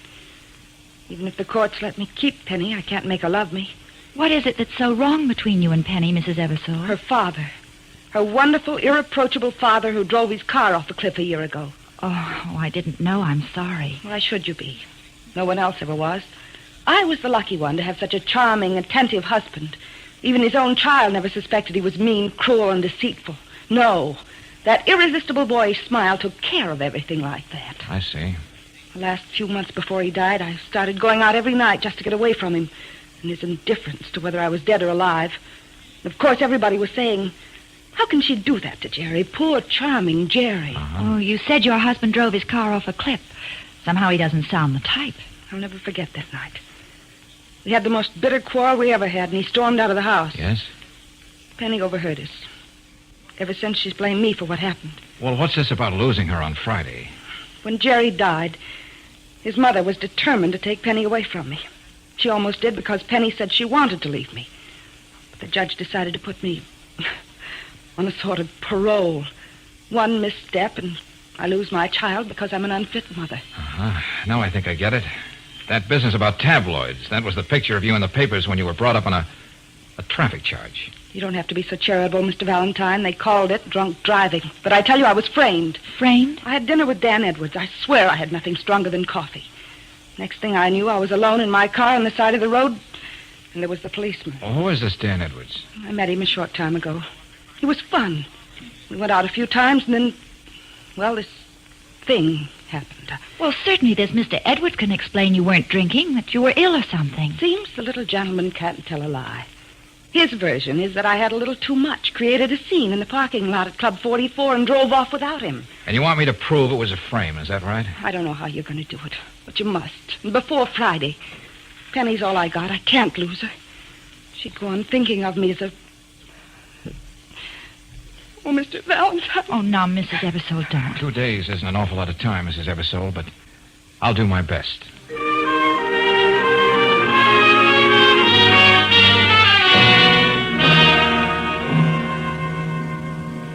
I won't be hypocritical, Mr. Valentine, Miss Brooks. I'm glad this thing happened to Barbara. Mrs. Eversole, isn't that a pretty harsh thing to say about your daughter-in-law? I told Jerry he should never have married a girl like that. Now, Mother, Barbara was Jerry's wife. And you're his brother, Leonard. You should be glad we're getting Penny away from this woman on Friday. Oh, we've heard so much about your son, Jerry. Yes. When Jerry walked into a room, the other men there stopped existing. You could tell that just by looking into the eyes of every woman. Yet he was kind and gentle. And when he smiled... Yes, we've heard all about that smile. I can understand your skepticism, Miss Brooks, but Mother's quite right. My younger brother was admittedly perfect. Mrs. Eversole, I just dropped in to tell you I'm playing on Barbara's team. Young man, you're wasting your time. There's no other explanation for what happened to Barbara that night, except the obvious one you'll find on the police blotter. I'm afraid, Mr. Valentine, my sister-in-law hired you to make her story sound a little more plausible. Could be. I'm going to have that child if it's the last thing I do. And I'm going to see that Barbara gets an even break if it's the last thing I do. Come on, Brooksy. Yes, George. Hey, look, Brooksy. How would you like to go to Club 44 tonight? I can recommend the food, and the music's not too bad. Oh, I'd love it, darling. What time will you pick me up? You're going to be there alone. Alone? Well, not exactly. If I've got the right slant on this thing, you'll be with Dan Edwards most of the evening. Dan Edwards? Uh-huh. I'll be waiting at Barbara's for your call. Well, what am I supposed to do? Mostly be your beautiful self, Brooksy. But to be more specific, here's the deal.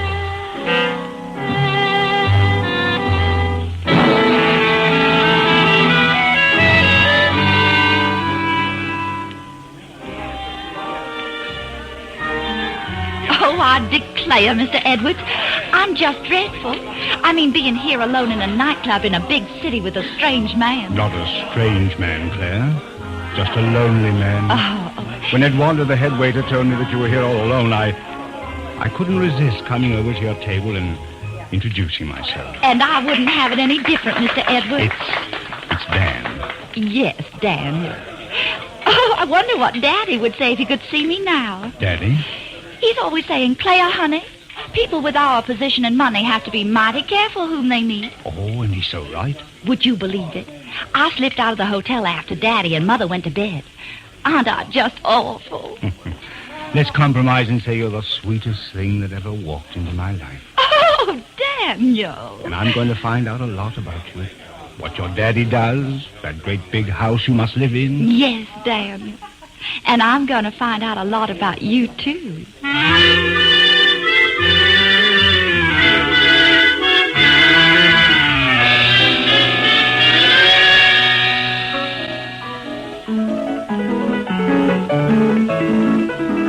Not just practicing tonight, eh, Penny? Oh, Mr. Valentine.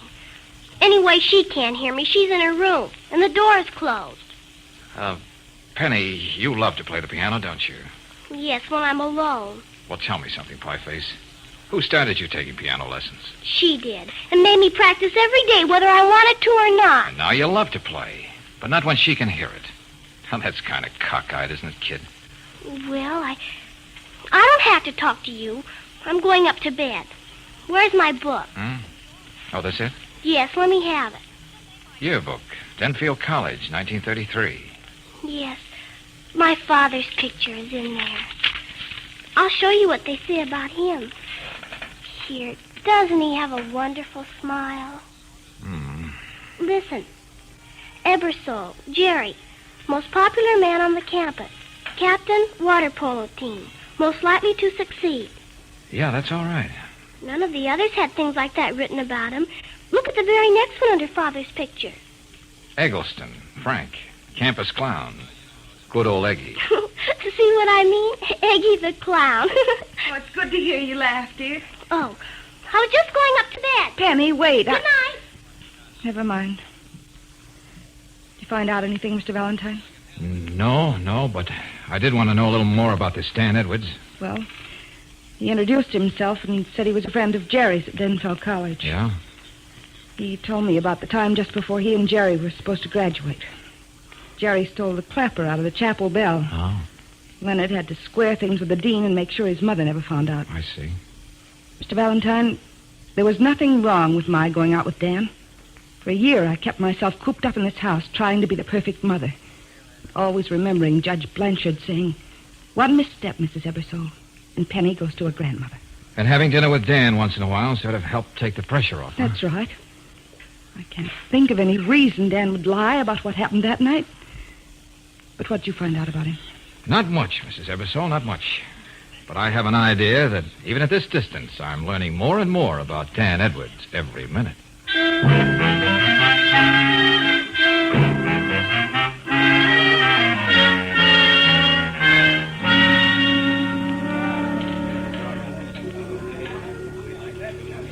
Well, tell me, Claire, what would it take to impress your, daddy? Well, like I keep saying, Daniel, he judges everybody by the substantial people they know. Well, I know some pretty important people in this town. You do? Yes. I advise them on their investments, help them spend their money. Here, just look at this check. Oh, my goodness. $5,000. Agnes Ebersole. Oh, I'm afraid the name wouldn't mean anything to Daddy. Old Mrs. Ebersole. Her family stands for just about everything in this town. I didn't know you were so clever, Daniel. Oh, dear. I've made up my mind. I'm going to call the hotel and tell Daddy I'm right here at Club 44 with a very respectable gentleman he'll be proud to meet. Oh, thank you. Now, you stay where you are, honey. I'll be right back.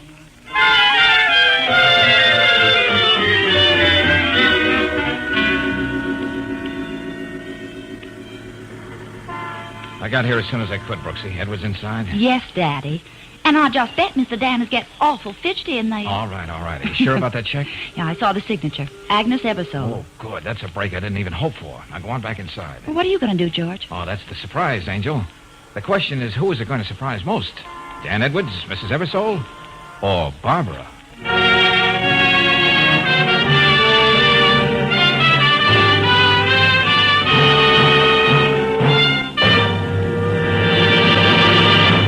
We'll return to tonight's adventure of George Valentine in just a moment. Meanwhile, a word about an extra service. When you're on your vacation trip, you don't expect to find everything just as convenient as it is at home. But when you stop at independent Chevron gas stations and standard stations, you can be sure all along your trip of restrooms that are spick and span. Folks have said that one of the things that makes a long trip more pleasant is knowing there are clean and tidy restrooms along the way. That's why these restrooms are cleaned thoroughly every day, inspected often, and well supplied with soap and towels. The men who offer you this service never want you to feel obliged to buy something when you stop.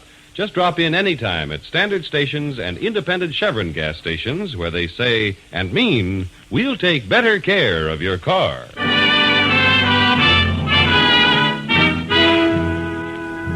And now back to tonight's adventure of George Valentine. Under what circumstances would you say a mother deserves to lose custody of her child? Well, Barbara Ebersole, ex-chorus girl, is almost certain to be declared an unfit mother, unless George proves that Barbara's recent front-page escapade was a frame-up. At Club 44 now, George makes his way toward the table where Claire is sitting with Dan Edwards, the man who seems to be the key to the whole problem. Hello, beautiful. I beg your pardon. Oh, now don't say you don't know me just because it happens to be true. Now, wait a minute, friend. Friend? Okay, prove it. Introduce me to the lady. Just you pay him no heed, Daniel, honey. Aha, a belle from Brooklyn. Mind if I sit down? Look, we don't know you, mister. Now, on your way. Please, Daniel, not here. What would Daddy say if he found out I was involved in a fuss? Why, the lady's absolutely right, sir. But I'll be glad to give you satisfaction out in the alley. Okay, smart guy, come on. Don't you hurt him too much now, Daniel, honey. Don't you think you'd better give me the name of your nearest of kin so I can notify him? Okay, brother, how do we begin? You want to knock the chip off my shoulder, or do I just poke you in the nose? Stop the kid stuff. I've got a proposition to make. Now, what are you talking about? I'm working up a business deal with a young lady in there. I've got to impress her. Now, what do you say you take this $10 and have yourself a time somewhere else? Forget the whole thing. Oh, come on, boy. Let's play rough. You're a big, husky lad. Let's see if you can take care of yourself. Okay, I gave you your chance. Now. Oh, what an opening. Hey, what do I have to do to make you sit down? That'll teach you to not to go around waving checks in front of you ladies. Now, where is it? Here we are. $5,000. Mrs. Agnes Ebersole. Paid to Dan Edwards. Well, I wonder how she's going to explain this little payment.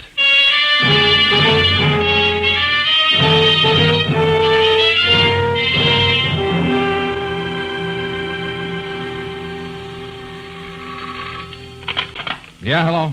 George, what happened to you? I've been calling your apartment for an hour. I know, Angel. Just came in. I went out to see old Mrs. Ebersole. Oh, then you got the check. What did she say? Nothing, because she wouldn't see me. Oh.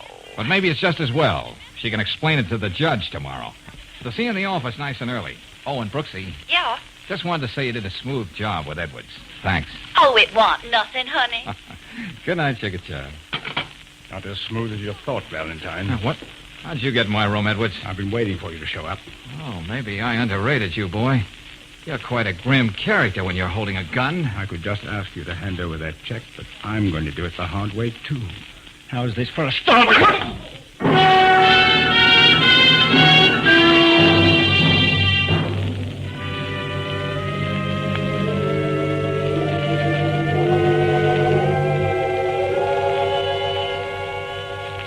George, you said nice and early in the office this morning, and I...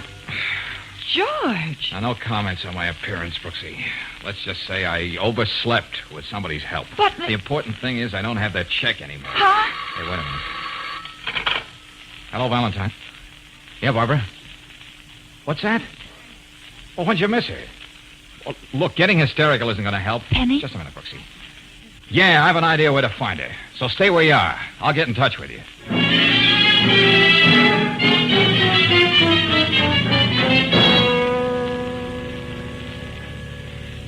Grandma, don't let him take me away. I won't go back to her, never. I'll see to that, Penny, dear. This is something you have nothing to say about, Mrs. Ebersole. Can't you see, Valentine, it's better this way? You can call Barbara and tell her to meet us at Judge Blanchard's this afternoon. It's a foregone conclusion. He's going to award Penny to us anyway, Leonard. I hate her. I thought this might be the kind of stunt you'd pull, Penny. Now, here, look at me. I mean, straight in the eye. You knew if you came to the judge with your grandmother, your mother wouldn't stand a chance of keeping you. Now, didn't you? What about it? Just this. You're coming home with me. Grandma! Take your hands off her, Valentine. Young man, you're not the police, you know. And it's a good thing, Mrs. Ebersole. You could be charged with abduction, trying to keep Penny here. And another thing. What have you got to say about a $5,000 check you gave Dan Edwards? What?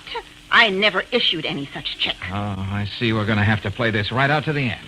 Come on, Penny. No. Now, don't give me any trouble, Pie Face, because I got a lot of things to do between now and 2 o'clock.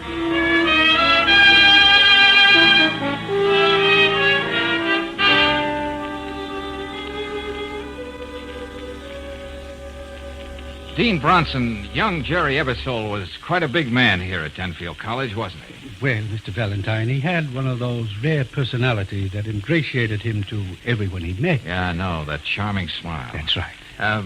Wouldn't you say that the way he died, suicide, was way out of character? Well, since you say this information is important to his wife, the whole Ebersole family... You can take my word for that, Dean. I guess it's my duty to tell you there was a regrettable weak streak in Jerry's character. Oh, what do you mean?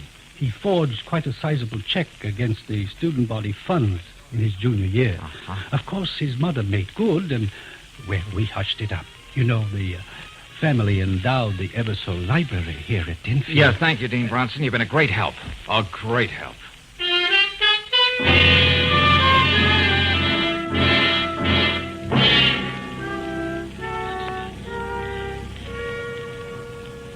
Mr. Dunlap, Jerry Eversole was working for your brokerage firm when he committed suicide, wasn't he? Why, yes. He was one of our best contact men, Mr. Valentine. He made that Eversole personality go a long way. Well, I've heard enough about that. Let me ask you a simple, direct question. Yes? How much did Jerry Eversole steal from your firm? What are you saying? I don't understand. There are two big reasons people commit suicide. One's love, the other's money. Everybody loved Eversole, the personality boy. Now, how much money did he steal from you? I don't know how you ever found this out, Mr. Valentine. His mother made good. Oh, Grandma to the rescue. We never prosecuted, and I do hope there won't be any publicity at this late date. The firm of Dunlap and Garrett is very conservative. How much was it? A shortage of $20,000 in his accounts. I see. I've always thought poor Jerry began to loathe himself so much he just couldn't go on anymore. That was the real reason for his suicide. You're a good psychologist, Mr. Dunlap. Thanks a lot.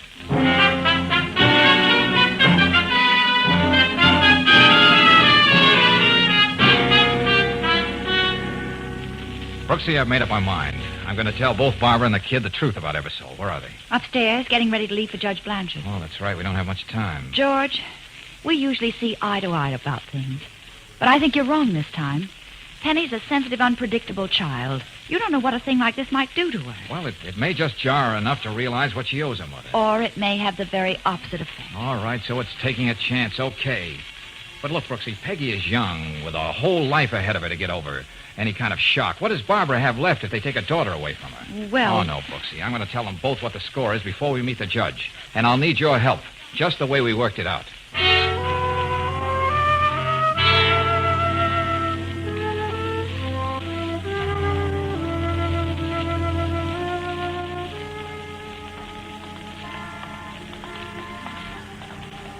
Barbara, we still have a few minutes, and the courthouse is only across the street. Yes? Well, there's something I must tell you. What's that, Mr. Valentine? Suppose we go into this little park and sit down.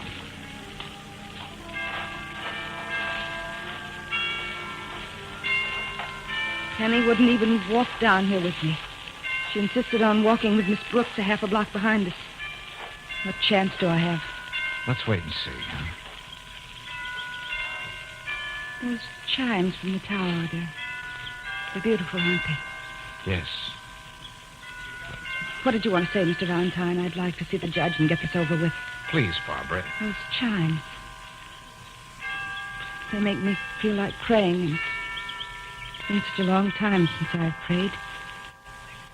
But there's only one thing I want, and... What I've got to say can wait, Barbara. Why don't we both just sit here and listen to the chimes for a while?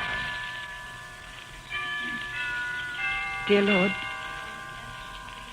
if I can't have Penny, let her be happy wherever she is. And if the only thing that will really make her happy is to forget that I was ever her mother, let it be that way, too. Amen. Barbara, this is what I wanted to tell you. I found out today why Jerry killed himself. What? He stole $20,000 from Dunlap and Garrett. Oh, no. That's the truth. And his mother covered for him, just as she did every other time he got into trouble. I don't believe it. You're lying, both of you. Penny, what's she doing here? I didn't know she was... I'll never believe that about my father, never. Please, Penny, wait. Oh, Mr. Valentine. I'm sorry. I thought if Claire brought Penny here... Now, whatever slight chance I had is gone. But it doesn't matter.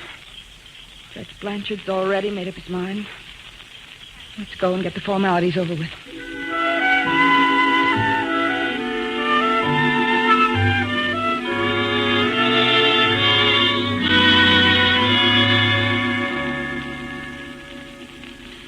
Penny, come here, dear. Yes, Judge Blanchard?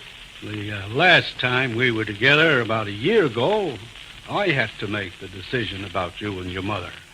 Now it's up to you. I know. Don't be frightened, Penny. Tell the judge how you feel. Yes, Grandma. There's something I'd like to say, Judge Blanchard. Please, Mr. Valentine, what else is there to say? You can see the nervous state of this child. It'll be a crime to let her stay with her mother. Let Penny go on, Mr. Valentine. Okay, but I'm not through. Take it easy, darling. Penny, you're a sensible little girl, and you're old enough to know whom you'd like to live with. Well? Well, I... Don't be afraid to talk to the judge, Penny. I would like to... Go on. I want to go home and live with my mother. Oh, Mother, Penny. My baby. I heard what you said when you were over there in the park. That it would be better if I forgot all about you. It would make me happy. Oh, now, hush, darling. That doesn't matter now. I kept thinking about it, and somehow I know what Mr. Valentine said about Father is true. Oh, Mother. Mother. Been a whole year since you called me that.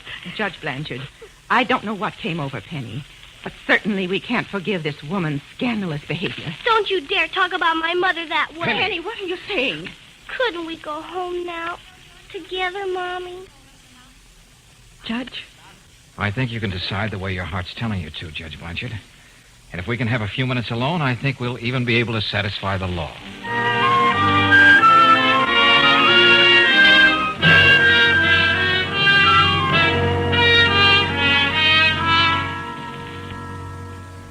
Yes, Judge Blanchard.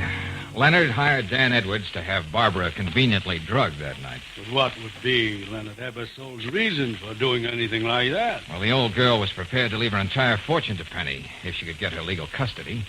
Leonard wanted to be in the position to administer the estate. After all, Penny doesn't come of age for 9 years. But what about this check to Dan Edwards? You said it was signed by Mrs. Ebersole. Some fancy blackmail, Judge. When Edwards was through with Leonard, he started on his mother.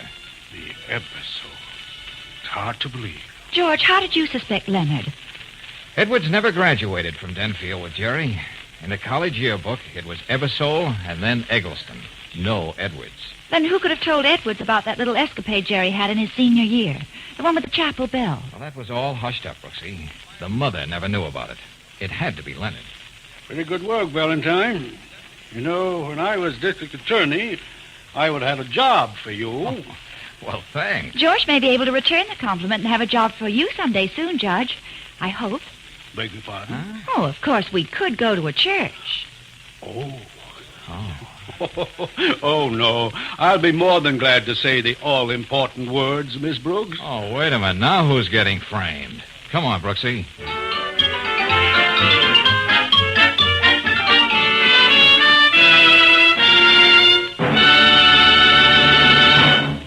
I'd be willing to bet there's not one car owner in 1,000 who could lubricate his car thoroughly.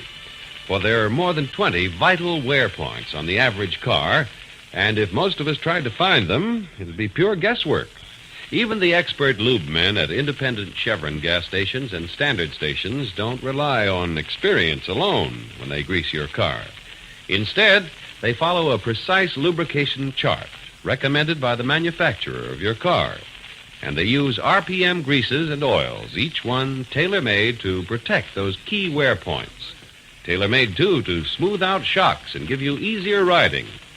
So for low-cost maintenance and better riding, get a lube job with RPM oils and greases every 1,000 miles at a standard station or an independent Chevron gas station where they say and mean, we'll take better care of your car.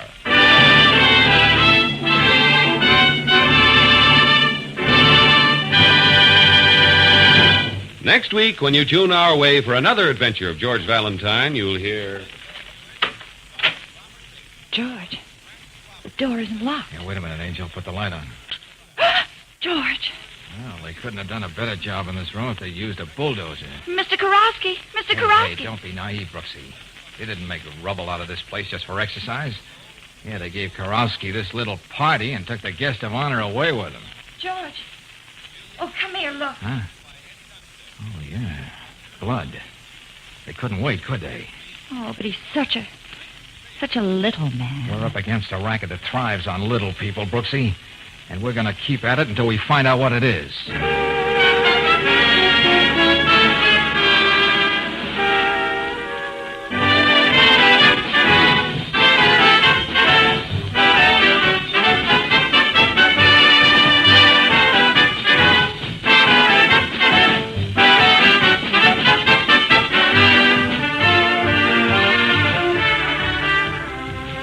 Tonight's adventure of George Valentine has been brought to you by Standard of California on behalf of independent Chevron gas stations and Standard stations throughout the West. Let George Do It stars Robert Bailey as George with Frances Robinson as Claire. Tonight's story was written by David Victor and Herbert Little, Jr. and directed by Don Clark. Also heard in the cast were Virginia Gregg as Barbara, Dawn Bender as Penny, Noreen Gamil as Mrs. Ebersole, Stan Waxman as Leonard, Jay Novello as Edwards, and Herb Butterfield as Judge Blanchard. The music is composed and conducted by Eddie Dunstetter. Your announcer, John Heaston. Listen again next week, same time, same station, to Let George Do It. This is the Mutual Don Lee Broadcasting System.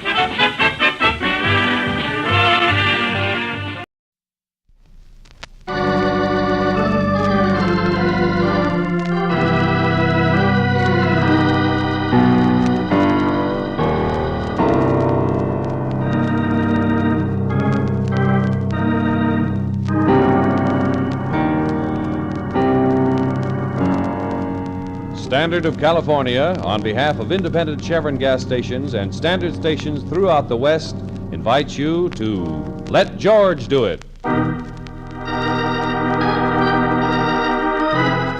Mr. Karofsky, American, a transcribed adventure of George Valentine. Personal notice, danger's my stock and trade. If you're in trouble and need confidential help, call on me, George Valentine. Write full details. Dear Mr. Valentine, 10 years now I work hard to be good American. Soon I get citizen papers. But maybe I don't get them. Maybe judge will say what I am doing is wrong. But just the same, I cannot keep quiet, because inside I am already American citizen. You got to help me, because it is my whole life to be American citizen. I live at 82 Barrow Street. I am yours respectfully, Stepan Karofsky.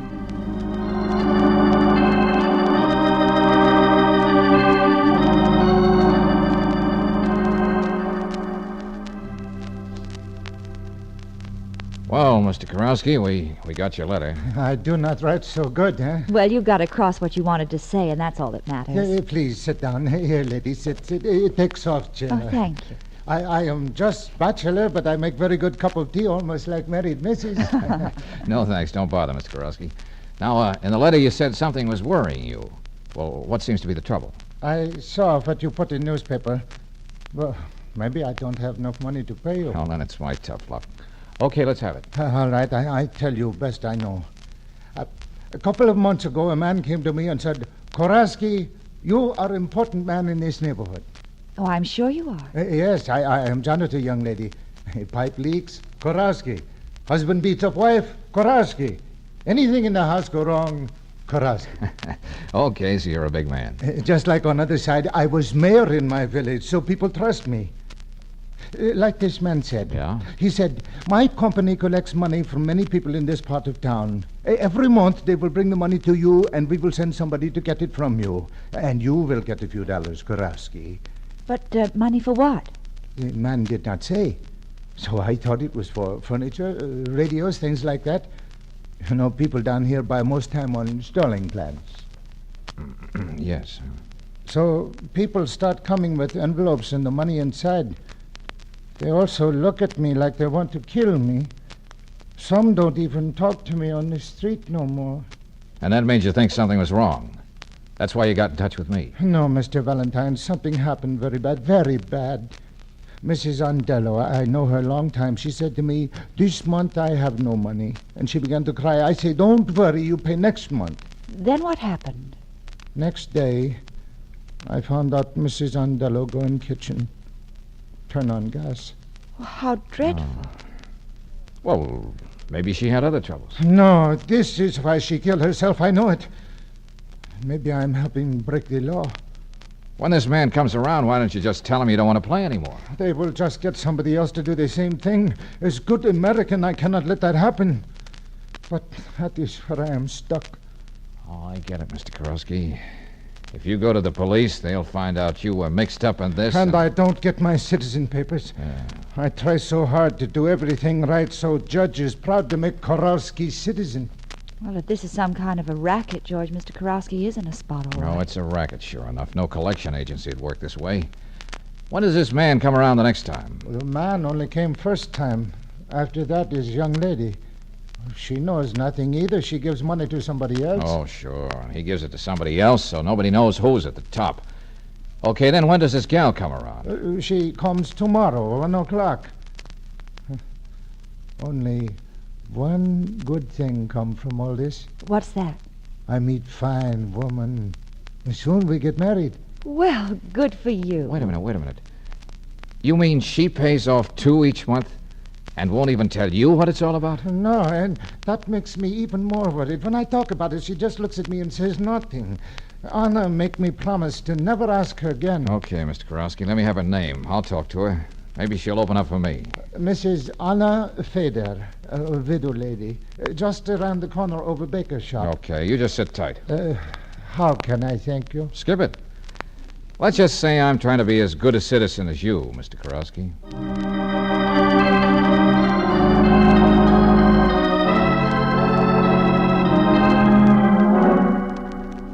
I tell you nothing.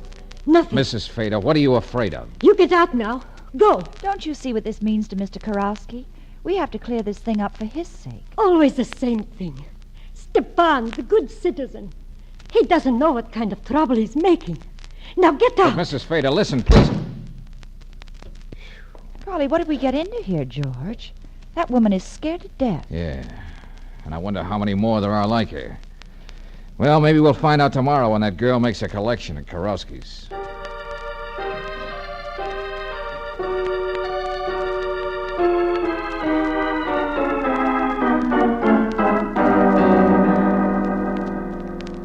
How are you, Mr. Karofsky? Oh, fine, Viola. Oh, you look better today. Not so worried like always. What's the use of worrying? You got the envelopes? Yeah, they are right here. Good. I see you next month. Viola, wait, please. Yes? Don't you know even a little bit who gets this money? And why? Oh, you look frightened like the others. Worried? Frightened? Why do you keep saying things like that, Mr. Karofsky? Well, how many times must I tell you? I don't know any more about this than you do. And I don't care to know. But, Viola, we might be doing something wrong. Is it wrong to make a little money when you need it? You know I can't work much. Certainly delivering some envelopes can't hurt anybody. I am sorry. So am I. Miss Karofsky, it would be better for all of us if you don't ask questions. Much better. Goodbye. Goodbye, Viola.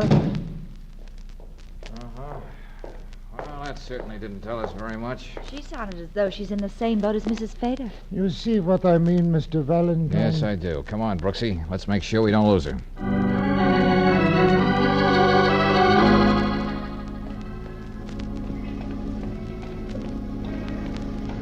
She's headed right for the Von Dome apartments. Pretty swank. Pretty strange, too. Wait a minute, George. She's going into the servants' entrance. Okay, then. So are you. Find out where she's going, Brooksy. But how? Oh, make believe you're a maid, hairdresser, or anything. Get going. Just a minute, going up. I'll wait for you any day, sister. I'll even bring my lunch if I have to. Oh, you're cute. Oh, hello. You work for someone in the building, too? Sometimes. This is my first day on a new job, and I'm just a bundle. You're so right. I meant a bundle of nerves. As I was saying, the first day you're always nervous. That's just natural, isn't it? I suppose so. But it wears off the second day, and that's just natural, too, because... What floor, when you get a minute? Because being a personal maid, you get to know your people personal-like, if you know what I mean. Look, beautiful. We're almost to the penthouse where this lady wants to go. Well, imagine that. What could I have been doing passing my floor like that? Gabbing. You're cute.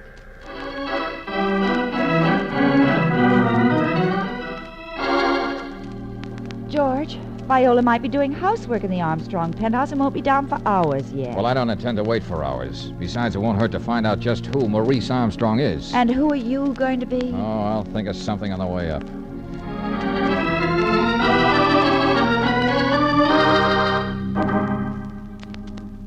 I represent Mrs. Swenson's employment agency. I'd like to speak to Mr. Armstrong about one of our clients. I'm Mr. Armstrong's secretary. Is it important? He's busy at the moment. Yes, indeed, it's important. It concerns Viola Kober and some fees which are very much past due. Miss Kober? What's this about Viola? Who is this man, Miss Wilson? He's from an employment agency, Mr. Armstrong. Oh? It seems Viola Owes us some money. And if I could talk to the young lady, I'm sure I could make her understand Mrs. Swenson doesn't run her business as a hobby. Oh, I see. I have Miss Kober in now and then to do my special laundry. You know, things I don't dare trust to the commercial establishments. Yes, well, if I could just see her for a moment. Miss Wilson, will you ask Viola to come in? Well, she left some time ago, Mr. Armstrong. Oh, but that's impossible. I was waiting outside the service entrance. Oh, she wasn't feeling very well, so I had the houseman take her down in Mr. Armstrong's private elevator. Oh, come now. How much does she owe you, sir? $19.80. But it isn't just the money, you understand. It's the principle of the thing, and if I could have her address... Here. Take this and forget about it. Oh, thank you, sir. You're very kind, but I still have to make my report out for the Employment Agency's Credit Association. It won't hurt the poor girl, you understand, just routine. So if I can have the address... Very well. Miss Wilson? I believe I have it somewhere on my desk here. Oh, here it is. 342 Morrow Street. 342 Morrow Street. Thank you very much. I'm sorry to inconvenience you folks, but you'd be surprised the things I have to do in my job.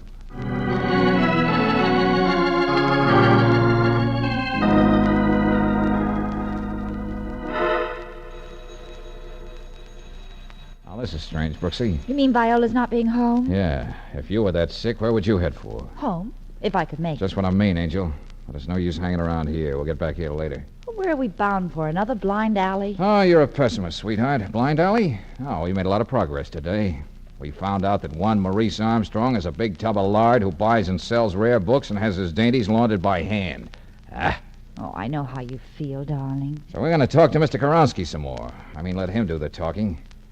He might say something which seems unimportant to him, but maybe just what we need to see some light in this case.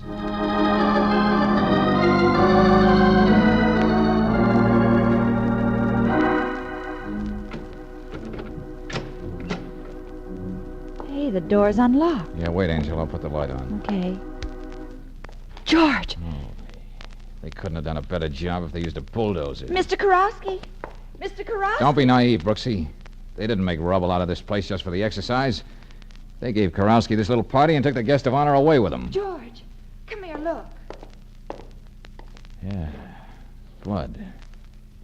Oh, they couldn't wait, could they? They started working him over right here. But he's such a little man. Brooksy, we're up against a racket that thrives on little people. But what kind of a racket? What do they do to scare people dumb? Well, we'll keep running up those blind alleys till we find out.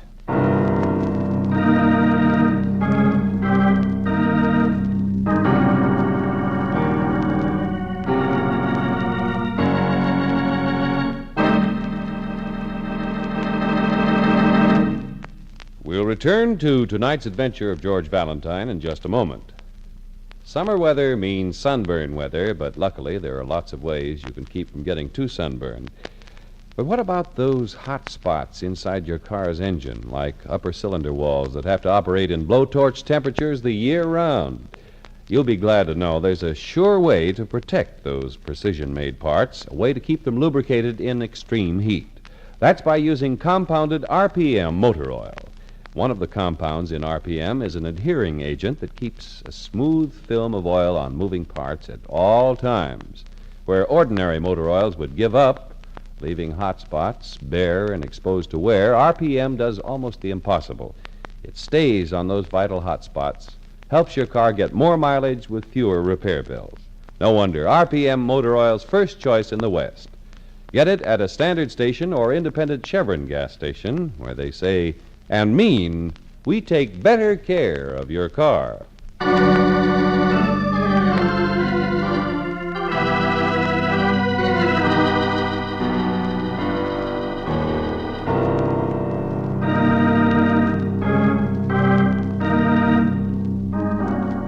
Now back to tonight's adventure of George Valentine. You meet a little man with one dream, to become an American citizen. You hear a fantastic story about being innocently involved in what looks like a vicious racket. and you find your client has been beaten and kidnapped. So you start swinging in all directions, like sending Claire down to headquarters to Lieutenant Riley. And you end up talking to that strange girl, Viola Kober. You took a long time to get home after you left Mr. Armstrong's. It was my day to work for him.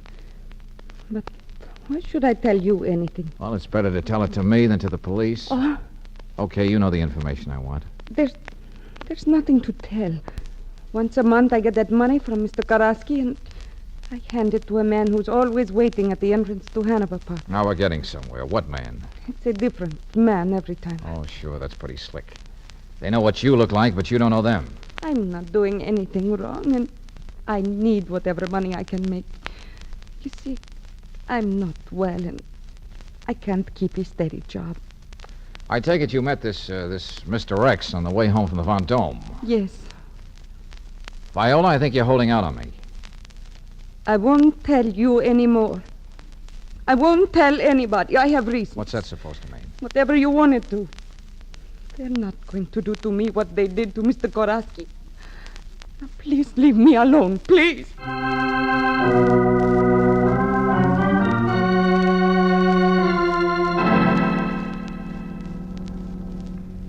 How's it going, Bennett? Besides pictures, the old man's place, Lieutenant, there's nothing. Well, see what you can find on the stairs going up to the street. I don't know what's keeping George, Lieutenant Riley. He said he'd be... No, I don't want to see it. No. Are you afraid it might make you talk, Mrs. Fader? Valentine, what the Just a devil... minute, Lieutenant. Go on. Take a good look at the room, Mrs. Fader. Oh. Yeah. And everything was always so nice. So nice. Oh, Stepan. Over here, Mrs. Fader. There's something that's not so nice. Oh, no. Yeah. Stepan's blood. Where is he? What are they doing to him? If you want to find out and if you love him, you'll loosen up. Who are you paying that money to every month, Mrs. Fader? All right, I'll tell everything. Forgive the dramatic entrance, Lieutenant. Go on, Mrs. Fader. Here, you'd better sit down here. Heaven on earth. That's the American expression, isn't it? Yeah? To a foreigner like me, it's more than that. It's a real heaven on earth, this country. You can't blame me if I would do anything to stay here. What are you trying to say, Mrs. Fader? I am not a citizen. Well, neither is Mr. Karowski yet. But I can never be one. I paid to get across the border. I have no right to be here. That's pretty serious, Mrs. Fader. I know. And they know it. That's why they make me and the others pay. All my life I would have to pay, or they would tell on me. Well, there's our racket, Lieutenant. It's hard to believe. This is getting to be bigger than us, Valentine. It calls for a trip to the Federal Building. Yeah. Please, you must find Stepan. It don't matter about me now. We'll do everything we can, madam. Well, you can carry the ball from here, Lieutenant. I've still got a client named Stepan Karowski.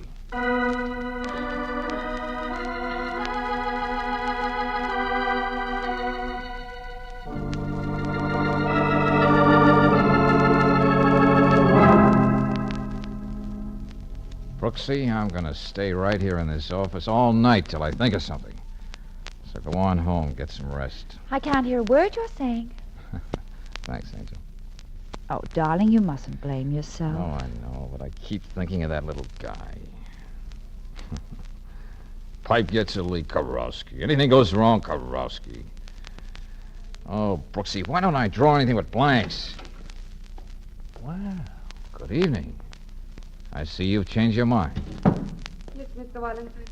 Miss Kober, this is Miss Brooks, my assistant. Hello. It doesn't make any difference now. I read the papers.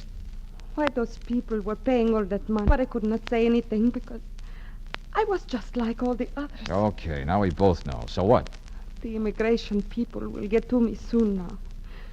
So I may as well tell you everything. Perhaps you can still find Mr. Karaski before they... What's everything supposed to mean?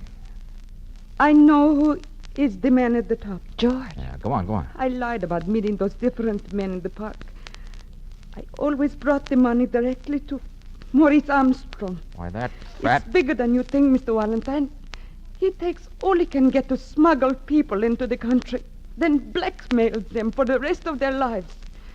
It's anybody's guess in how many other big cities he does the same thing. Shall I call Lieutenant Riley, George? No, Brooksy, we'll pick him up on the way to the Von Dome. It's his party, but I want the pleasure of making Armstrong tell me what he's done with Karofsky. Mr. Valentine, I'm afraid of what they do to me. You'll be okay, Viola. We'll drop you off at your place first.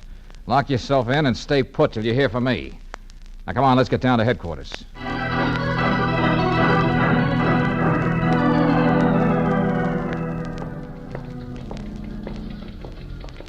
Oh, I feel so sorry for Viola, George. She doesn't even care how she looks. Her beautiful blonde hair is beginning to look like a wig. Isn't there anything that can be done for her? Besides sending her to a beauty parlor, I don't know, Brooksy. It's not our job. Hey, this is George Valentine. Let me speak to Lieutenant Riley. Out? Where? Say that again. Found dead, huh? All right, thanks. What is it, George? Oh, another blind alley, Brooksy. Only this time there's a body at the end of it.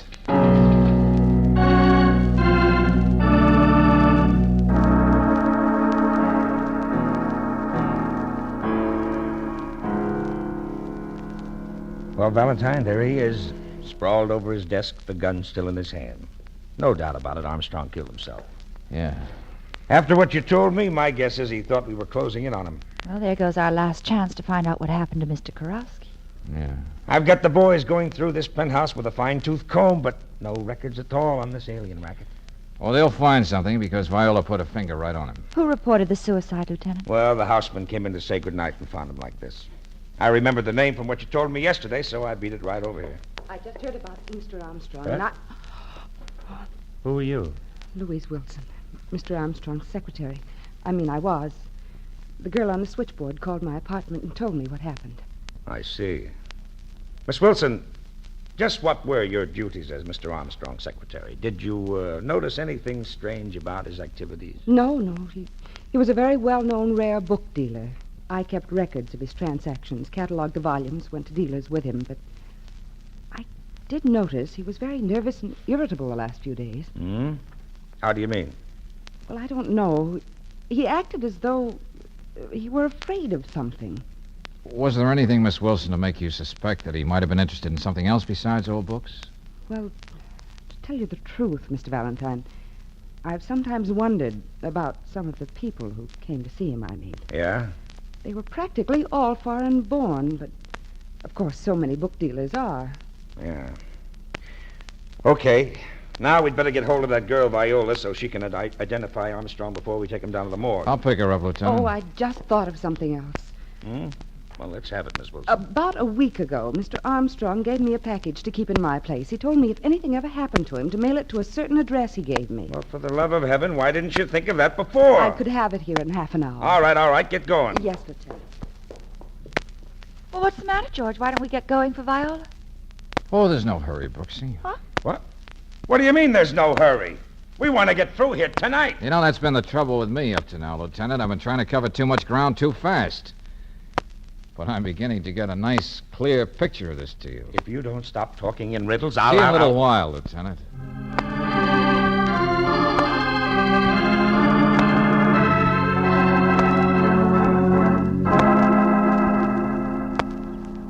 And so, Miss Kober, you absolutely identify this man as the one you've delivered the money to. Yes, sir. Mr. Armstrong. Well, that settles that. Now you can run along. Oh, just a minute, Viola. Yes, Mr. Valentine? Remember that first time I met you in your room? You said you didn't want them to do to you what they did to Mr. Karofsky. Yes. How did you know that anything had happened to Mr. Karofsky? Well, Miss Brooks and I were the only ones who knew that. You must have misunderstood what I said. Oh, maybe I did at that. Valentine? Lieutenant, I wonder why Miss Wilson isn't back yet. She's been gone more than an hour. Would you have any ideas on that, Viola? Of course not. Why should I? Oh, isn't it a safe bet to say that Miss Wilson could never get back here until you've gone? George, you're trying the lieutenant's patience and mine, too. There's another question you might be able to help me with, Viola. I don't understand. Miss Wilson only knew me as the man from Mrs. Swenson's employment agency. Now, why wasn't she surprised when she saw me here tonight?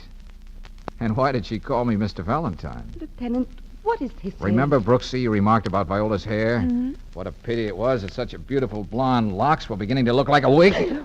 Well, that's what it is. No. What the She's a brunette. And if you took a handkerchief and rubbed some of this theatrical makeup off like this, Don't! Take your hands off of me. underneath you'll find Miss Wilson. You're right. No. Yes. And not Mr. Armstrong's secretary, his boss. Well, Valentine, this tops them all. She's all yours, Riley, after she tells me where she's got Karowski.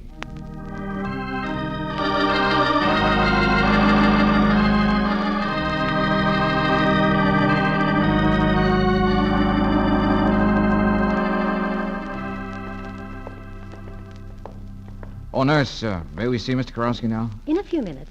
If you'll just sit here, I'll call you. Okay, thanks. Oh, it's still hard to believe, George. What's that, Angel? Well, the whole elaborate plan. Viola or Miss Wilson killing Armstrong and making it look like suicide. Well, think of what she had at stake. A nationwide racket, smuggling in aliens, then bleeding them for the rest of their lives.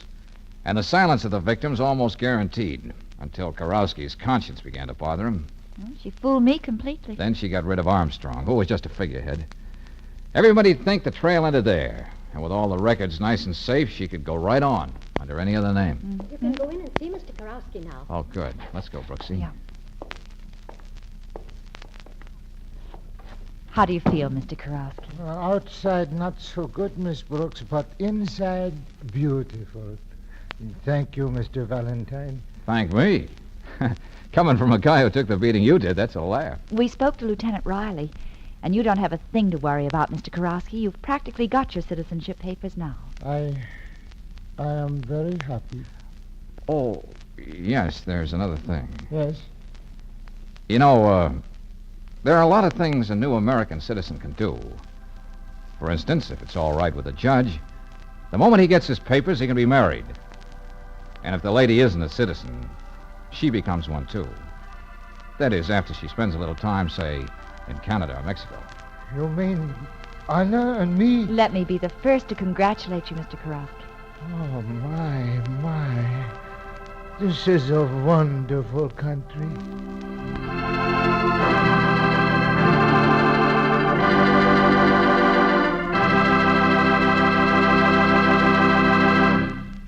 If you're about to take off on a vacation trip, I'll bet you've got most of your stopover places all figured out.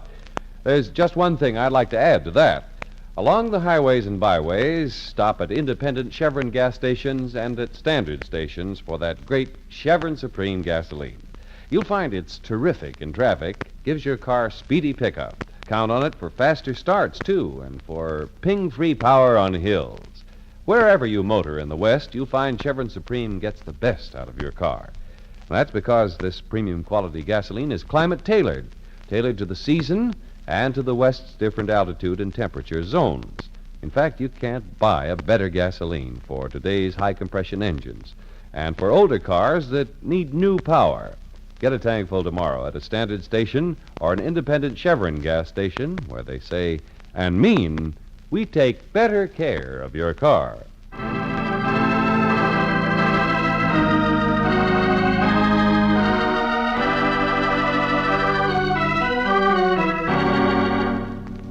Next week, when George Valentine goes out to meet a client, only to find that said gentleman has been drowned in a boating accident, we'll hear Lieutenant Riley saying... But, Valentine, there were two boats. Now, how in the name of heaven did the killer know which boat Wadsworth would pick? Well,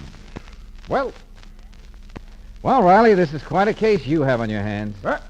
Oh, no, you don't. Well, why should we stick around, Lieutenant? We don't have a client anymore. Oh, yes, you do. For once, if I have to, I'm hiring you, Valentine. This time, you've got me.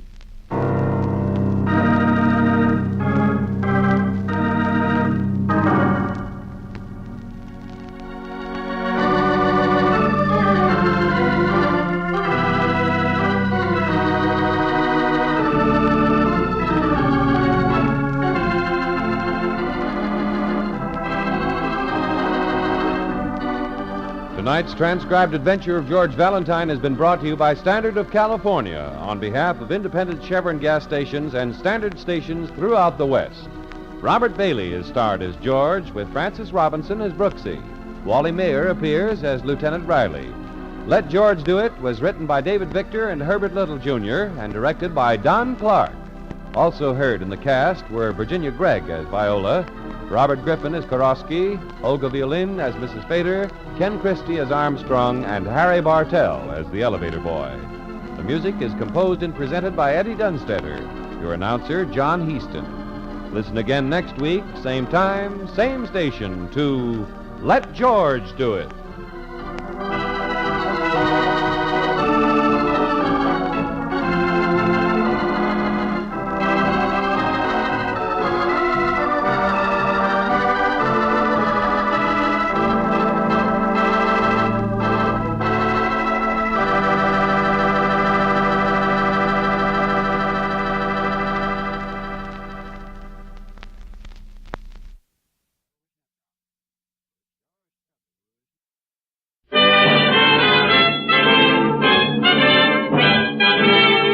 California, on behalf of independent Chevron gas stations and standard stations throughout the West, invites you to Let George Do It.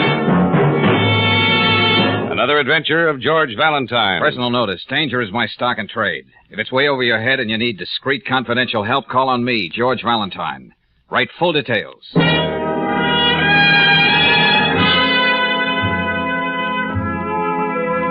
My dear Valentine, as a newspaperman and dramatic critic, I've seldom been wrong. When I have been, the public has preferred my polished, civilized verdict on a play to the clumsy mouthings of my colleagues. But be that as it may, I've discovered a man of the theater who's carrying on a fabulous masquerade and must be exposed. I need facts, and you can get them for me. I suggest you get in touch with me at my office so we can arrange an appointment. Signed, Jonathan Thorpe. Jonathan Thorpe, huh? Yeah. Just a minute, Brooksy. Where's this morning's paper? Where it always is after you read the sports page. In the wastebasket. Huh? Well, here's the great man's column. Today's Theater by Jonathan Thorpe. Oh, the last time he had a kind word for a play or an actor, he used the rest of the column to apologize. Yeah, well, burn the incense, Angel. I'm about to read some of Thorpe's deathless prose. I quote. Since its opening 2 weeks ago, I have been repeatedly warning the unsuspecting public against that dramatic abomination now holding forth at the Majestic Theater. A Wind from the Prairie by Luke Eberhardt could be more aptly titled A Breeze from the Stockyard. Them's harsh words, partner. What this play lacks in dramatic instruction, it makes up for in sheer illiteracy. Out of sweet charity's sake, I say nothing about the inane high school performance of Mark Guilford, the alleged leading man.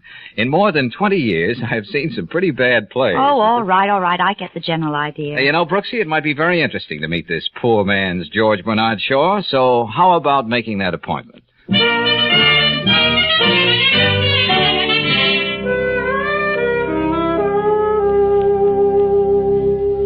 I'll ring Mr. Thorpe and tell him you're here, Mr. Valentine. Now, that's okay. We're expected. Oh, but he likes to be warned. He never can tell whether to expect an actor he's roasted in his column or just a blind man he tripped on the street.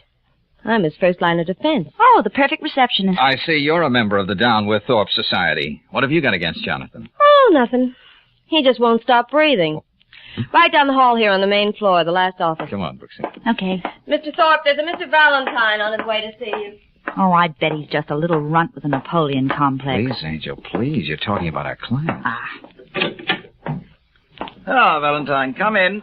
This is my assistant, Miss Brooks. How do you do? It's a pleasure. Sit down. Sit down. Thank you. Well, Valentine, I suppose you're just corroded with curiosity about this character I mentioned in my letter. Well, I'd like to know more about him, if that's what you mean. I am not a malicious man.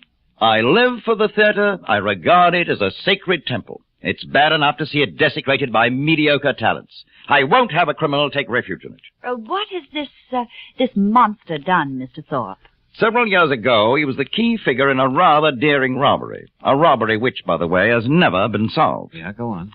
This worthy young man donned a bank messenger's uniform, hypnotized a dim-witted lady cashier with his charm, and walked out with $10,000. Well, tell me, how did you get this information, Thorpe? I came up from the ranks as a reporter, Valentine. I have a great many, shall we say, unorthodox contacts. Well, let's have the name of your man. Mark Guilford. What? You mean the star of Luke Eberhardt's play?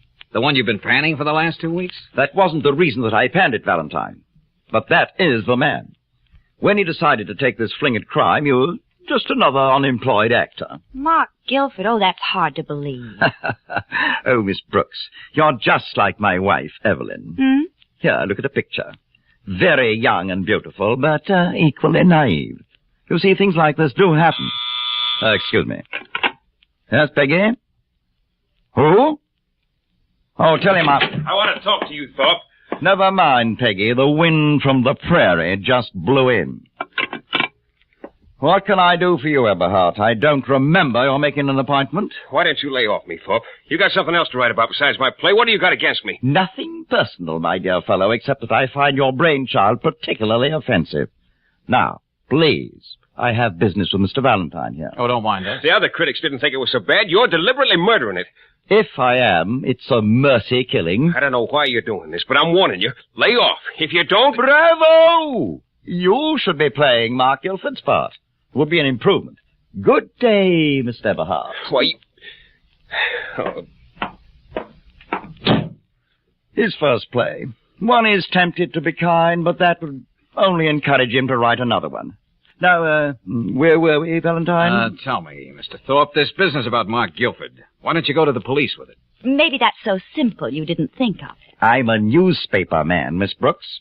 When I'm sure of the story, all the facts, I'll write it up. Then the police can take it from there. Now, Valentine? Yeah? This list. Unsavory individuals, to be sure, but they'll give you the information you'll need about Guilford. And, this check. It'll do as a retainer, I'm sure. Okay, thanks. Now, how about a couple of passes for the Majestic tonight? I wasn't wrong when I called you in, Valentine. You're a brave man. I just want to see if a wind from the prairie could possibly be as bad as you say it is. Besides, I'd like very much to get a load of Mark Guilford in action.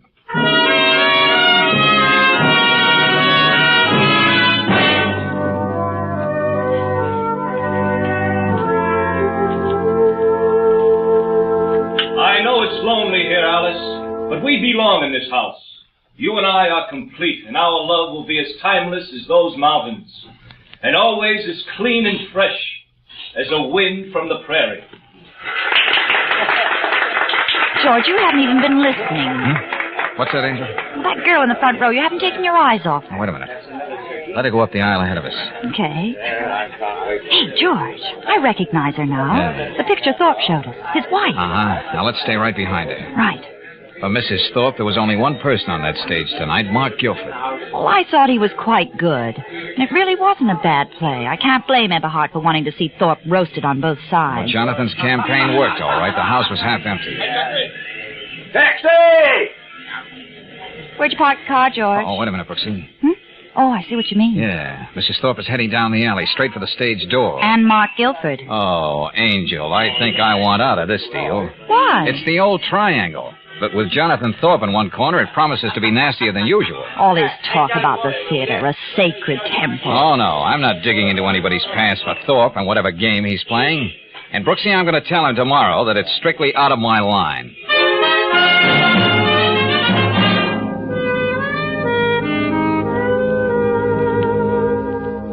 Oh, it's you again. I'll ring Mr. Thorpe. It's okay, Peggy. I found a message at my apartment last night. His Highness wants to see me at 11 o'clock, and I sure want to see him. Is he free, Peggy? If he left a message for you, he knows you'll be here. He usually gets what he wants. From everybody. You know, I ought to learn to keep my mouth shut. Look out, you might talk yourself into that yet. Wait a minute. I don't have you down on Thorpe's list of appointments. Forget it, beautiful. We'll skip protocol this morning. Now, look, Thorpe, I don't know why you wanted to see me, but I'm here to call it quits. You... Oh, now, listen, you're not that busy. You can at least turn around when I... What's the matter with him, George? Hey, just a minute, Brooksy.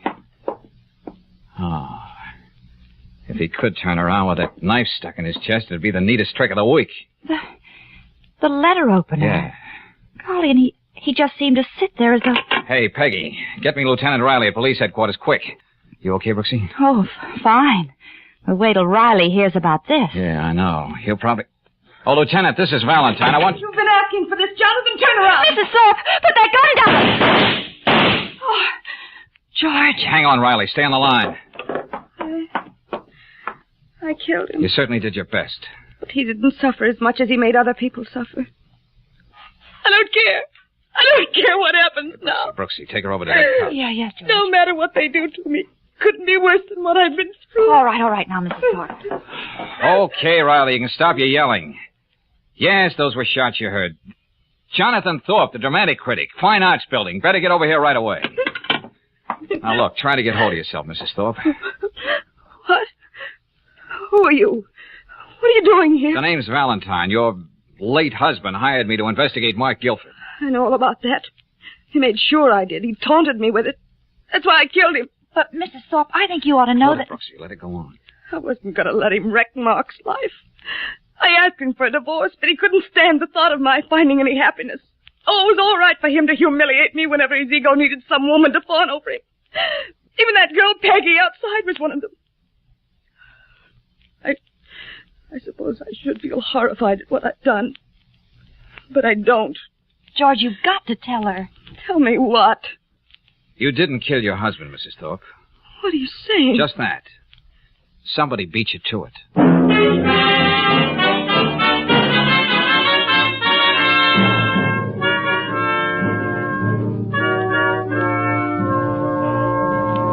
Valentine, you never come up with a nice, simple murder. Oh, no. The guy's got to be killed twice, just to make things twice as complicated for me. Oh, why do you do this to me? You flatter me, Lieutenant. I didn't arrange all this just to keep you from getting bored. What about Mrs. Thorpe? I still feel as though I killed Jonathan. I meant to. I had murder in my heart. Well, you'll have to work that out with your own conscience, Mrs. Thorpe.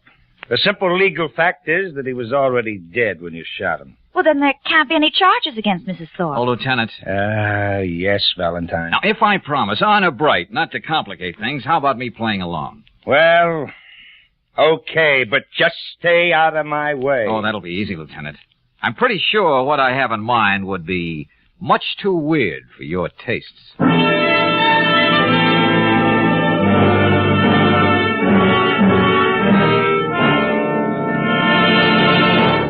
We'll return to tonight's adventure of George Valentine in just a moment. Meanwhile, a word about your vacation inventory. When there's a family vacation coming up, usually it's the lady of the house who keeps a checklist of things to get ready. But there's a man in your neighborhood who keeps a checklist for your vacation, too. You'll find him at an independent Chevron gas station and at a Standard station. His checklist is designed to get your car in shape for the toughest trip. So before you start out, better ask him to inspect your car's battery, headlights, tires, spark plugs, and oil. He'll see that everything's in order, that your car's ready to take on all the carefree vacation miles you want to cover. And by the way, while you're at his service station, ask about Polaroid sunglasses. They'll spare you a lot of eye strain in glaring sunlight. Out on the highways and byways, keep your vacation carefree by stopping in at Standard stations and independent Chevron gas stations where they say and mean, we'll take better care of your car.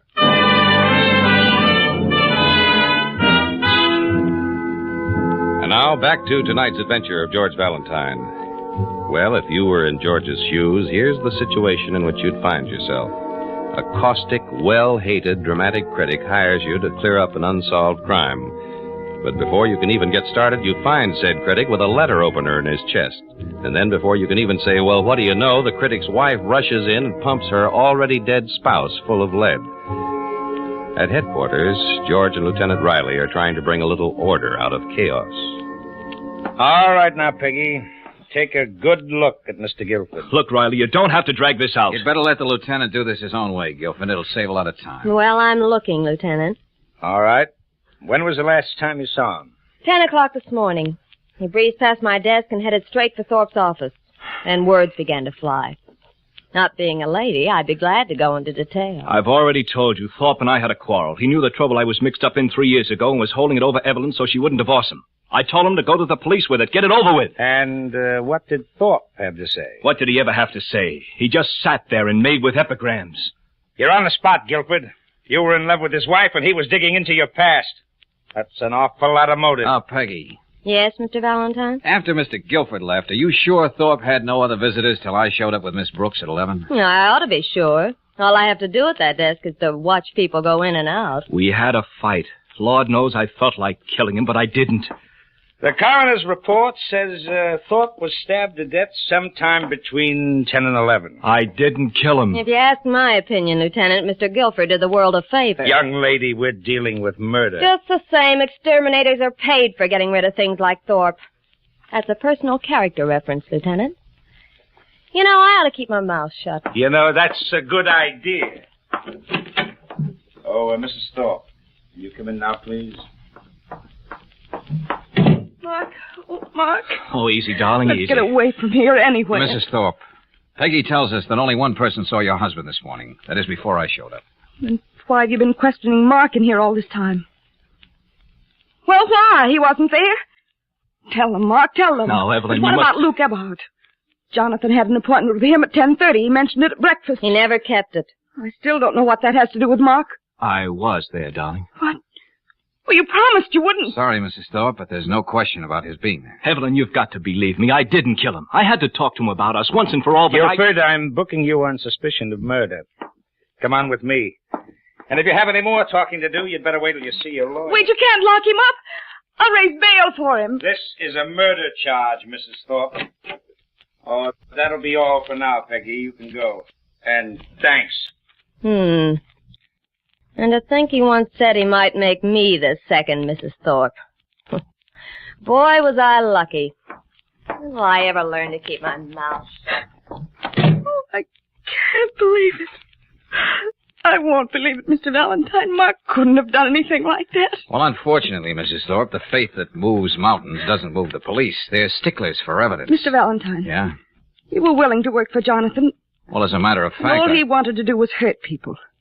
Won't you help me now? Prove that Mark is innocent. You mean you're putting me on the payroll, Mrs. Thorpe? Yes.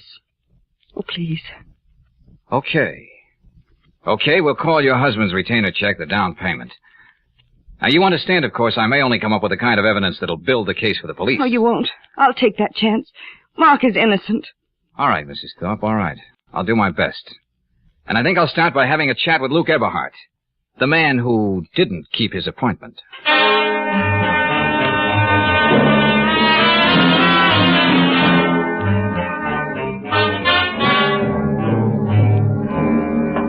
I thought you'd be dropping around, Valentine. Hi, Eberhardt. This is my assistant, Miss Brooks. How do you do? She was rather charmed with the way you blew your top at Thorpe's office yesterday. You know, if I wanted to read things into it, I might even say you were threatening, Mr. Thorpe. I should have pushed that guy's face to the back of his head.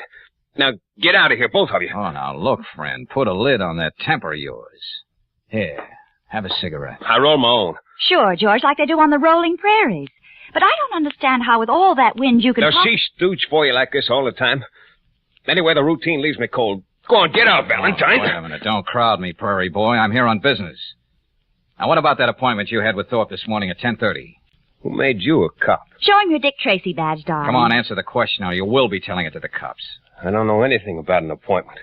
Get going. Thorpe was a prissy, methodical man. He kept an appointment book, and he also gave a list of expected visitors to Peggy, the receptionist.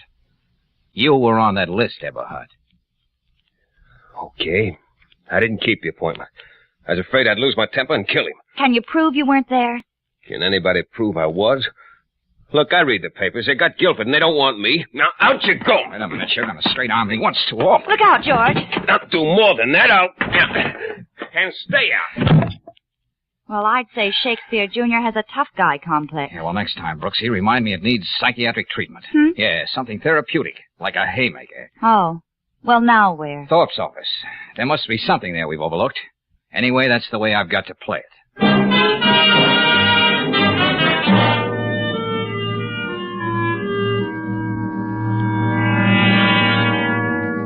Wow, Mrs. Thorpe. I see you're doing a little private snooping. I was just going through Jonathan's correspondence. So many people hated him enough to kill him, I thought I might find a letter or a note that would help us.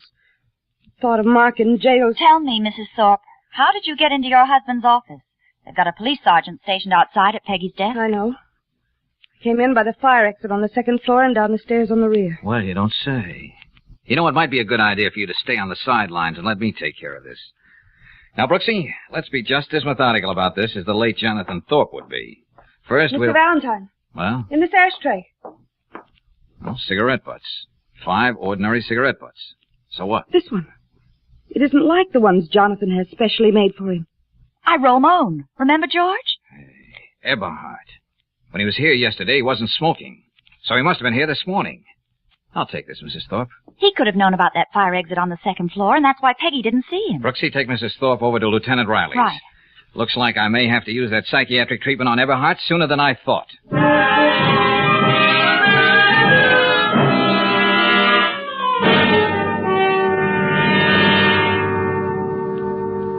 So come on, Mr. Eberhard. You and I are going visiting. What are you talking about? We're going to have a little coffee clutch down at headquarters. And you may turn out to be the guest of honor. See, I'm going to have to throw you out again. Oh, brother, if you do, I'll bounce right back in your face. Let's see how you bounce. You're wide open, sucker. Oh. Chin up. Oh. Now, you were lying through your teeth before, Eberhard. You were in Thorpe's office this morning. We found a butt of one of your hand-rolled cigarettes. Oh, you're out of your mind. That's right. Come on now, get up and be sociable. Now, you made a natural mistake. Most times people pinch out a cigarette and don't even realize they're doing it. You're not pinning anything on me. Hey, what do I have to do to soften you up, brother? Now, come on. Okay.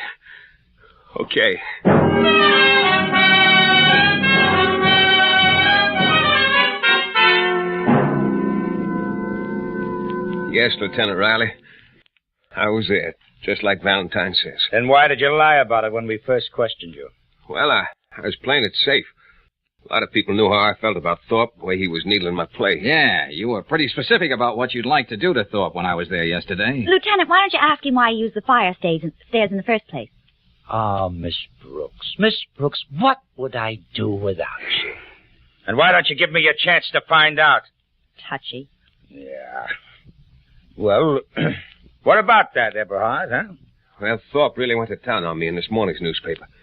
I didn't want that receptionist to come barging in, not before I was through taking him apart. With the help of a letter opener? No, he was alive when I left him. In fact, I didn't even touch him. Why the change of heart? I suppose he begged your pardon, pretty please, huh? He said he was going to stop writing about my play.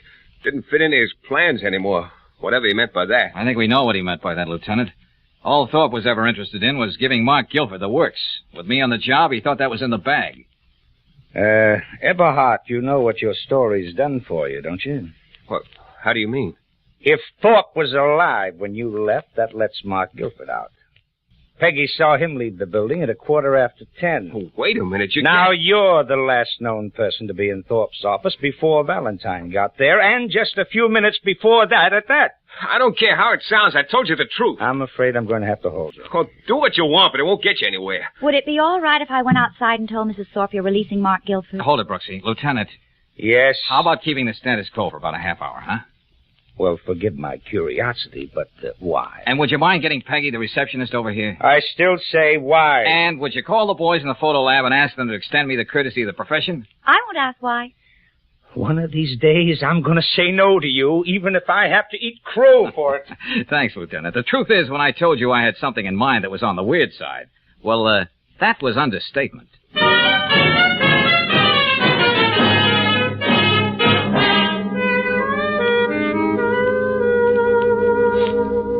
This is all very cozy, Lieutenant, but what do you want with me? I told you all I knew. Oh, this is Mr. Valentine's party, Peggy. Let him go on. Thank you, Lieutenant. Why can't Mark leave this place now that you know he didn't kill Jonathan? Well, for one thing, Mrs. Thorpe, there's still the little matter of that robbery. Oh, for heaven's sake, George, get to the point. All right. Here, Lieutenant. Take a look at this cigarette stub. Yeah? It's hand-rolled. Sure. That's what put the finger on Eberhard. What of it? Just this, Lieutenant. When you open it, you see a slight smear of lipstick on the inside of the cigarette paper. This was rolled by a woman. A woman? You know, Mrs. Thorpe, a police chemist can always analyze this lipstick and prove it's yours. Yes, but... It won't do any good to lie, Mrs. Thorpe. So let's have it. Looks like everybody gets to play in this game. No, I'm not going to lie. I did plant that cigarette in Jonathan's ashtray. I knew about Eberhard and his cigarette. And it didn't matter at all to you that you might be framing an innocent man? But is he innocent? I knew he kept that appointment. I had to find a way to make him admit it, and I did. Yes, you certainly did. Can't you see I had to do it, Lieutenant? When everything looked so black for Mark, I put that cigarette in the ashtray and pointed it out to Mr. Valentine. I had to fight for our happiness. I had to. Okay. Take it easy, Mrs. Thorpe. All right, Valentine, so she framed the evidence. But it still leaves Eberhard just where he was. This is just like a movie, Mr. Valentine, but where do I fit in? Oh, you play a very important part, Peggy. Oh? If Mr. Thorpe was so scrupulous about giving you a list of the visitors he expected, now why do you suppose my appointment for 11 o'clock wasn't there? How would I know? It was just a message left at your apartment, George. Somebody else could have made the appointment. Ah, you're so right, Brooksy. Come on, get to the point, will you, Valentine? Here is the picture police photographers took of Thorpe's desk as soon as they arrived on scene. There are 5 cigarette stubs in the ashtray, see? Yeah, that's right. 5 stubs, huh? Mrs. Thorpe, you couldn't have planted another one at the time you said you did. That would have made it 6, and there were never more than 5. In fact, here it is right in the picture. Gee, that's right, George. It happened just the way I told you. Oh, no. You left it when you stabbed your husband after Eberhard left. No! It was the added touch to make sure Eberhard was connected with the crime. Yes, and you made that appointment for me. You needed a witness to say that you shot Thorpe after he was already dead, almost automatically eliminating you as a suspect. Now, wait, Valentine. The second time doesn't count, Mrs. Thorpe, but the first time calls for the works.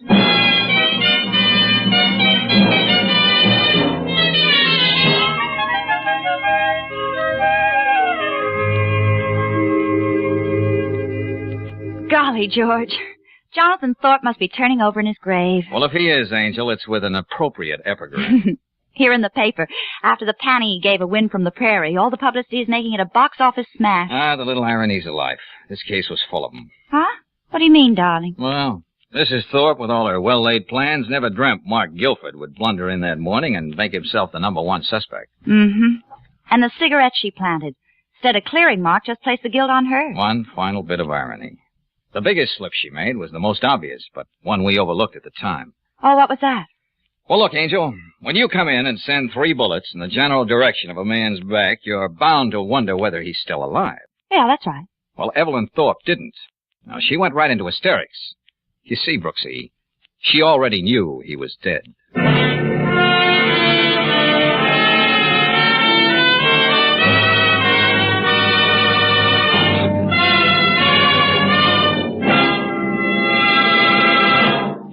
Some folks claim that one motor oil is just like another until a mechanic tells them they need a new set of piston rings. But folks who use RPM motor oil find piston ring troubles are few and far between. This premium quality motor oil is compounded to keep a cooling lubricant on upper cylinder walls at all times. Whether your car is standing cold for hours at a time or running hot, RPM clings to vertical engine parts left bare and exposed to wear by ordinary oils.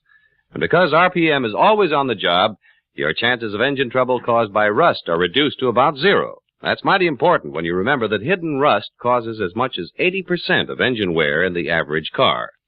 No wonder RPM motor oil is the choice of Western motorists 2-to-1 over any other motor oil.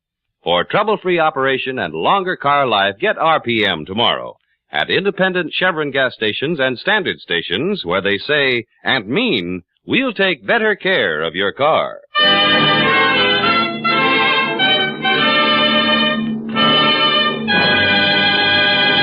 Next week, when you tune our way for another adventure of George Valentine, you'll hear... I am cornered, and this is a desperate plea.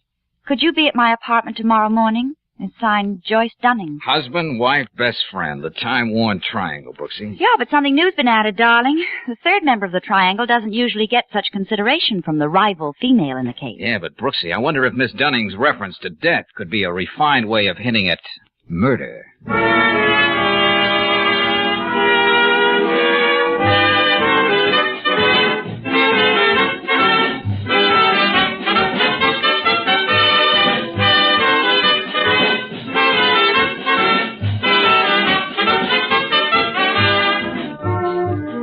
Tonight's adventure of George Valentine has been brought to you by Standard of California on behalf of independent Chevron gas stations and standard stations throughout the West. Let George Do It stars Robert Bailey as George with Frances Robinson as Claire. Wally Mayer appears as Lieutenant Riley. Tonight's story was written by David Victor and Herbert Little, Jr. and directed by Don Clark.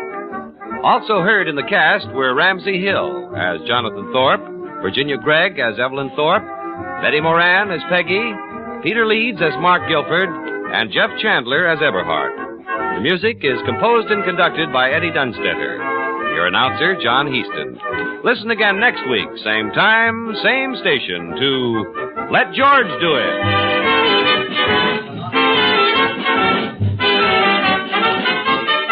This is the Mutual Don Lee Broadcasting System.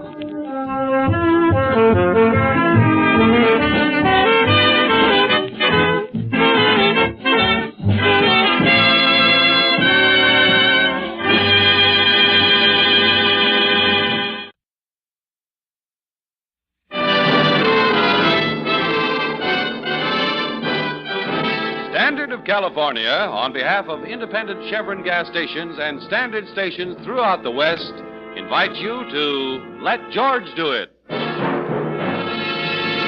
Another adventure of George Valentine. Personal notice. Danger is my stock and trade. If you're cornered and need confidential help, you've got a job for me, George Valentine. Write full details.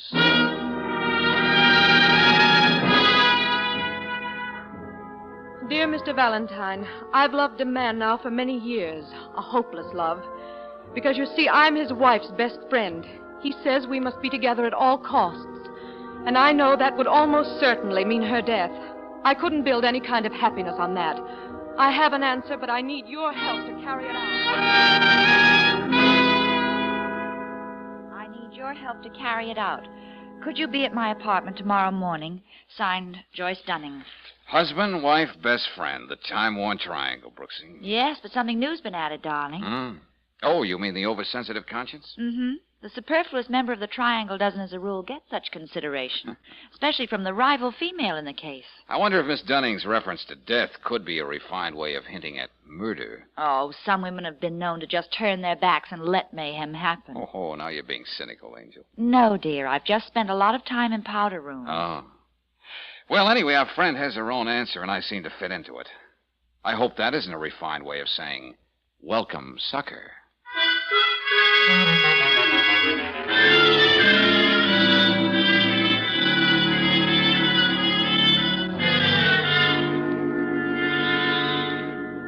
Yes, Mr. Valentine, you're in love with me. But I am.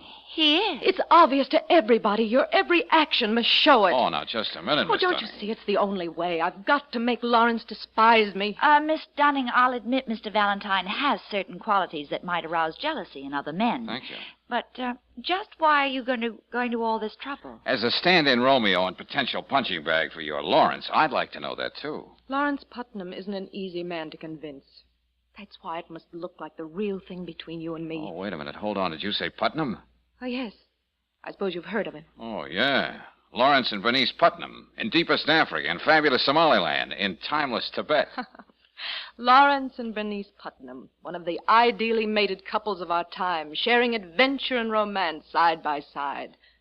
But he loves me. And for years I've fought against my love for him. But it's there. And, Bernice Putnam? She doesn't know. And she mustn't know, ever. Well, she doesn't sound like the kind of female who'd keel over when she found out her husband had fallen in love with another woman. If she found out, it would mean her death. What? Yeah, you mentioned that in your letter, Miss Dunning. Now, what's it supposed to mean? Bernice's heart. Dr. Llewellyn, the family physician, told Lawrence a few weeks ago just how bad it is. I see. Almost any kind of exertion or shock might mean... Anyway, you can imagine what would happen if Lawrence told her he wanted to be free to marry me. Uh-huh. And you think that if you and I were seen going places and doing things, people would say we're in love. Especially Lawrence. I am Bernice's best friend. And she needs Lawrence now, even more than I do. Dr. Llewellyn says that if she's to go on living, they've got to go away and settle down in some quiet place. You know, on a farm or a small town. Well, not a very easy change for either one of them. Bernice knows she has to do it, and she's positive Lawrence loves her enough to go along with her. If it's the last thing I do, I've got to make it work out that way. Well, have you tried breaking off with Putnam? Women usually know how to imply. I've tried everything. Lawrence just thinks I'm being noble about Bernice. That's why I've got to make him believe there's someone else. Well, now, look, this deal, Miss Dunning, it's way out of my You can't line. turn me down, Mr. Valentine. It means her life. Well, You understand, don't you, Miss Brooks? Yes, I believe I do. You're trying to do a pretty decent thing. Okay, well, how do we work this? Well, tonight, for instance. Yeah? Lawrence is meeting a circus man for dinner at the Croydon. He's selling some of the animals from his last expedition. He keeps them on his estate at Mount Webster. And? Lawrence doesn't think I know about the appointment. So if he saw us there and we were playing our parts, it might help bring this thing to the head. Convince him that I'm only thinking of myself. Okay, Miss Dunning, okay. But as I said before, this is something new for me, so I may need a little coaching. But I'll keep Tyrone Power in mind and do my best.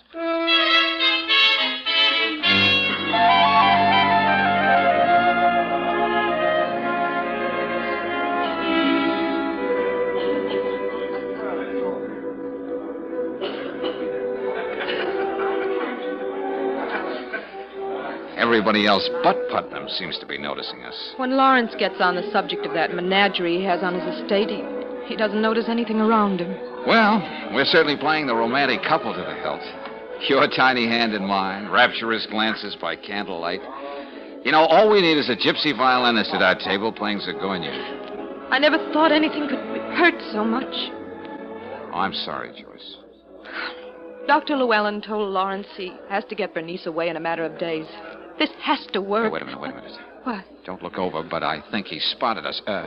Darling? Oh, George.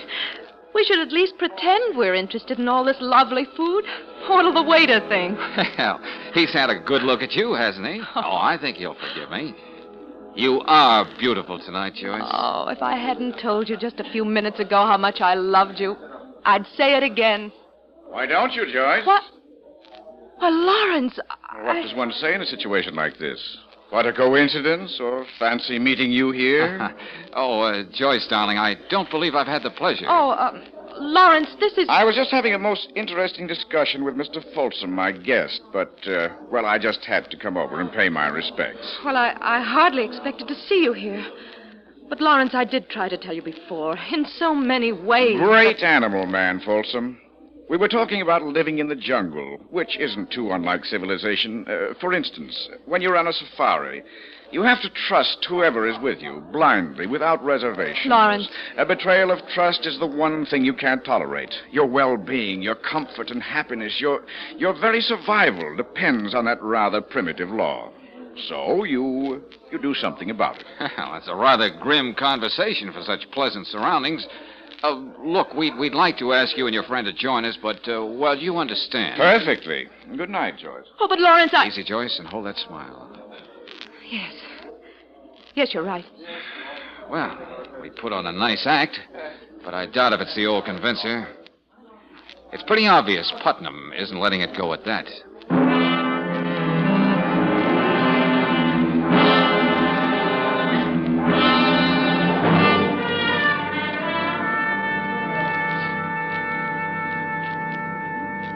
Miss Brooks, I believe? Why, yes, but Mr. Valentine isn't here. I know. I made sure of that. What? I waited till I saw him leave the building.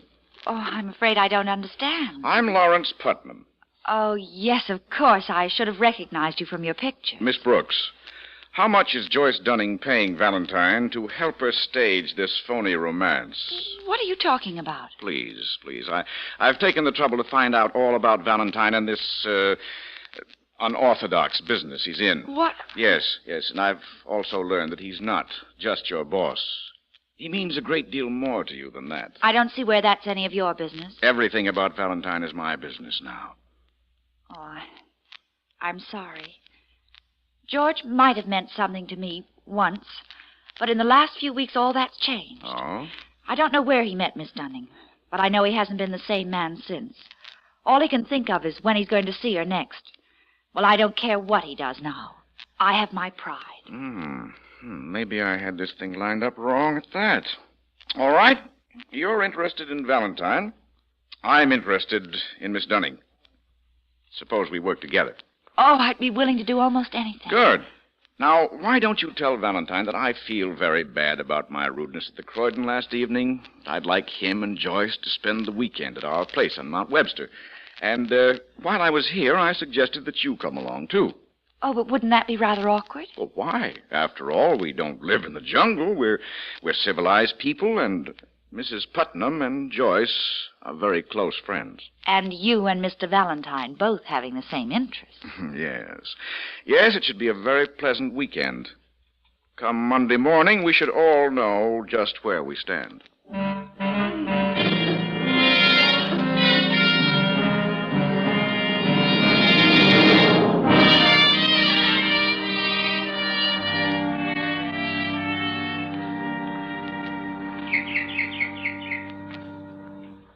Bernice, are you sure it isn't too cold for you out here on the terrace? Oh, now, Joyce, you stop pampering me.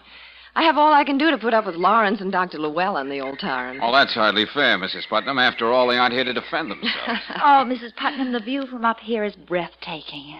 Yes, it is lovely. No matter what forsaken part of the world we might have been in, this was always home. Although some people refer to it as the Putnam Zoo. It's not easy for Lawrence to be giving it all up. Oh? Then he has decided. Yes. He's selling some of the animals to circuses and others to zoos. Then we'll just be two homebodies.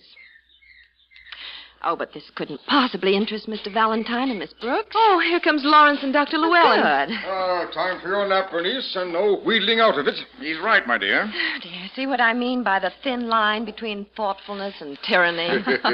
Come along, Bernice. I'll go with you. Now, Dr. Llewellyn has me billeted in Lawrence's study on the ground floor. I don't have to climb stairs. But whenever I wake up, it's so big, I feel as though I'm sleeping in the middle of a gymnasium. I think I'll curl up with a good book while the gentlemen pay tribute to the animal kingdom. Oh, yes, Lawrence. Mr. Valentine made the fatal remark. He'd like to look around. Give him the special dollar tour. I'll do that, Bernice. I think you might learn a lot from this little tour, Valentine. Come along. This way. Okay. I could never understand anybody living in the middle of a zoological garden.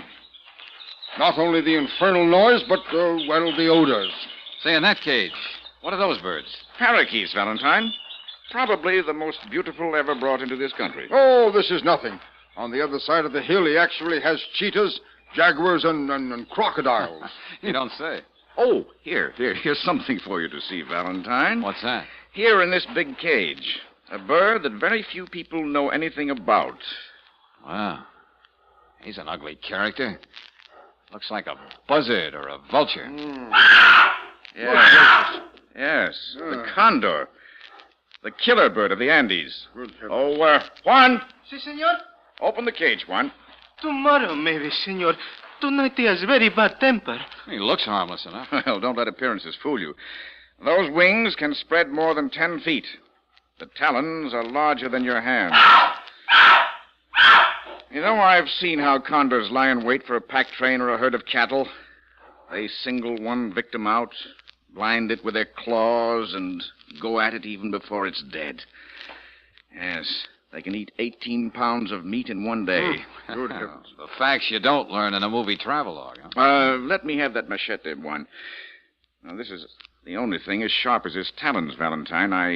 I made him learn to respect it. You must not go in tonight, Senor Putnam. Look here, Lawrence. I thought you were going to sell all these things and give up all this nonsense, Llewellyn, I'm not the invalid. Oh, yes, but... Perhaps you'd like to join me, Valentine.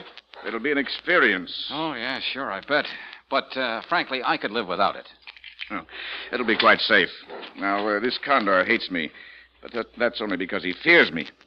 You'll be safe, unless, of course, your taste runs to parakeets or canaries.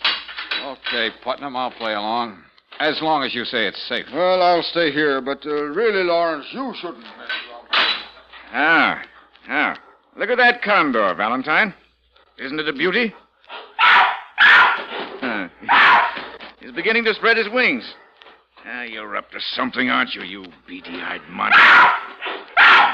Watch him. He's coming at me. He is like the devil. He's coming at me. Lawrence, Hey, Putnam, don't stand there. Putnam, wait! Get away from me! All right, get back. Get back. That's enough. I'd kill you if you weren't worth so much. Hurry, senores. Come out quick. Are you all right, Lawrence? Yeah, he's all right. And I'm all right, too. Well, you were correct, Putnam. That was an experience. You know, a condor is a strange creature, Valentine. This is his cage, and he resents it when somebody threatens what he's claimed for his own. That was pretty obvious. And he doesn't know what it means to fight clean. You can understand that, can't you? Yes, Putnam, I can. And don't you worry. I'm not going to forget it.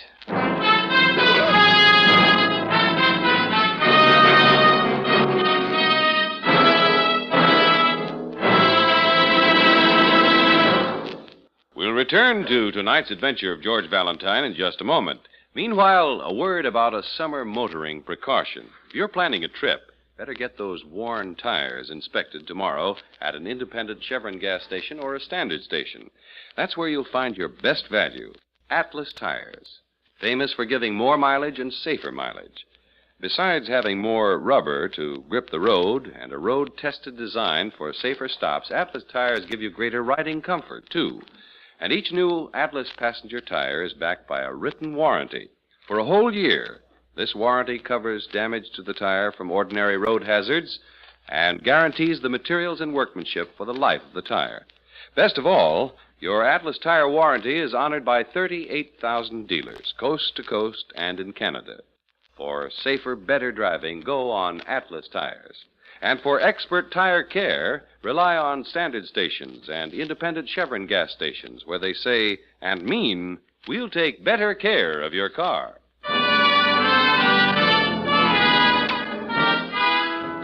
And now back to tonight's adventure of George Valentine. And if you were in George's place, here's the situation you'd be facing.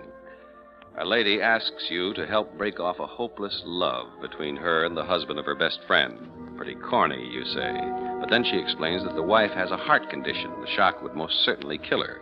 So you pretend to be the man who supplanted the husband in your client's affections. But then there's a thinly veiled threat from the husband. He won't hesitate to kill you if you stand in his way. Still, being as stubborn a character as George Valentine, you play along even though you can't help asking certain questions, such as... Hey, Putnam, isn't this a lot of trouble to climb all the way to the summer house just for a cup of tea? Oh, it'll be worth it, Valentine. From the upper terrace, you can look down and see all the trophies of a lifetime.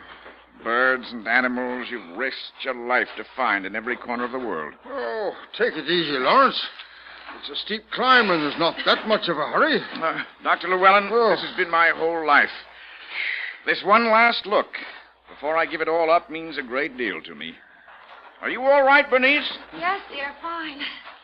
Joyce and Miss Brooks said they'd have tea all ready when we get there. And Joyce promises a special surprise. Wonder what it could be. What's the matter with you people? Tea's getting cold. Yeah, we're coming, Brooksy. We set the table up right out here on the porch. Oh, it's beautiful, Joyce. And all these flowers. Why, this must be an occasion. It is. Please, Miss Brooks, will you help me serve? Of course. I feel like a romantic schoolgirl. But I know you've already guessed, Bernice. And the rest of you will find out anyway. Yes, Joyce? I'll never know how it really happened. Just what is it that makes two people suddenly realize they're in love, George? Oh, I suppose you just call it the sweet mystery of life or something like that. What I'm trying to say, everybody, is that George and I are engaged to be married. Lawrence. Just not used to such world-shaking announcements. Sorry. Let me be the first to congratulate you both. Well, thank you, Brooksy. I know how much you mean it. My best wishes, of course. Well, isn't it wonderful, Lawrence? Just the thing we've always wanted for Joyce. Yes. Lawrence, where are you going? What's the matter? Lawrence!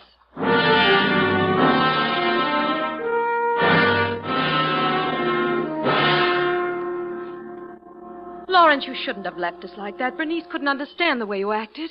She's back at the house with Dr. Llewellyn. And you find me in the snake house, Joyce. Very appropriate. It seems I have a morbid fascination for things that crawl and are likely to strike without warning. Lawrence, don't. Look, Putnam, let's stop kidding each other. I know how you feel about Joyce. She told me. Really? But we love each other. That's the way it turned out. And there's nothing that can be done about it. That's right, Mr. Putnam. I'm a sort of casualty in this little drama, too. Please try to understand, Lawrence. Of course, dear. As long as I'm sure it's the real thing between you and Valentine, I'm sorry. Well, let's forget about it, huh? Oh, sure.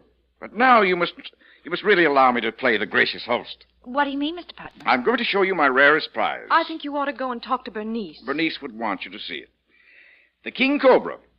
We trapped it together in the Nepal just last year. Oh, how nice. The pale killer. That's what the natives called it. The color almost white. The only time you could hope to capture it was at night when there was no moon. He's over here in this cage. Come over and take a look at him. You'll never get another chance. They're coming for him the first thing in the morning. You know, George, I could skip this. Well, he's playing some kind of a game, Brooksy. I've got to find out what it is. Lawrence, you've showed me that cobra before. You can tell the others about it. Why Why do we have to look at it tonight? Because it's the best time, my dear. Wait a minute. What's the matter? Why, he's not in there. Or is he? Hey, Putnam, close that door. Why, he's not in there. Juan! Juan! Where are you? Oh, if he let them take him away tonight before I had a chance to see him, Well, we'll just have to go through life without seeing the pale killer. It's tough, but we'll have to bear up under it. Let's get back to the house, George. Yes, I'm worried about Bernice. Let's go. George! What is it? There! He's out of the cage, the cobra! Huh? He's coming toward us! Brooksy, out of the way. Run for the door. Do as I say, Brooksy. He's coming toward me. Now, get back, Joyce. He's raising up to strike. Oh, be careful. Look, stand behind me. I'll try to hold him off with this rake. It's a snap lock. I can't open the door. George, he struck your leg. I've got him pinned down. But he bit you. I saw him. George! Keep pounding on that door, Brooksy. Somebody's got to hear us. Get us out of here.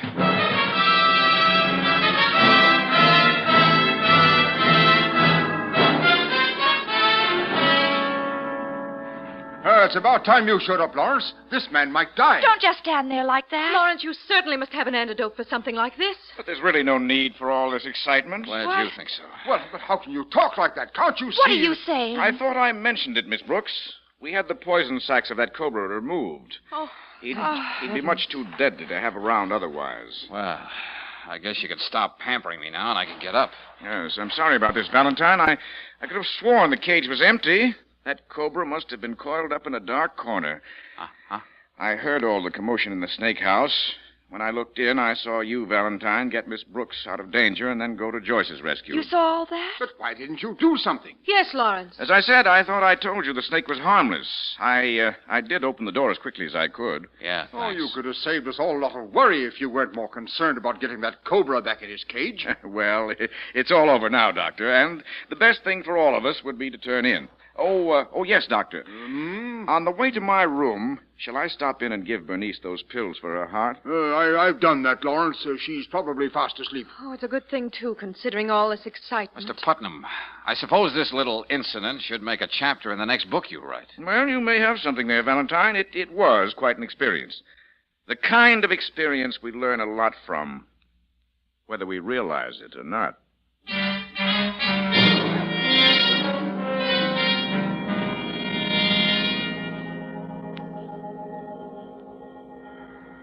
Okay, Brooksy, when I'm through with my cigarette, we'll get back to the house. It's getting late.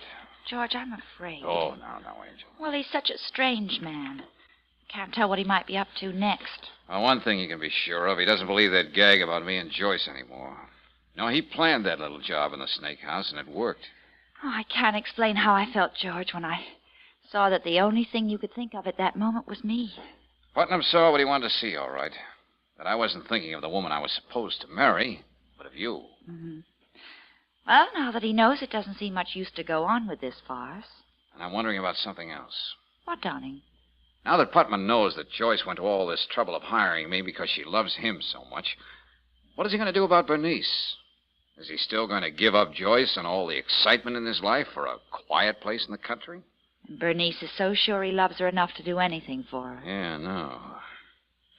I don't know. Maybe my brains are parted the wrong way, Brooksy, but I keep feeling that there's something even screwier about this deal. I mean, even more cockeyed than anything that's happened to us today. Oh, it's just the feeling you get around this place. But maybe it was worth it. Huh? What do you mean? Oh, look, you big dope. What makes it so hard for you to say you love me? It's much easier than pushing me out of the way of cobras. Oh, Angel, there are things you don't have to put into words. Now, you know. Well, that's coming from the house. It's Bernice. Oh, and I don't know how he got loose. But that's the condor.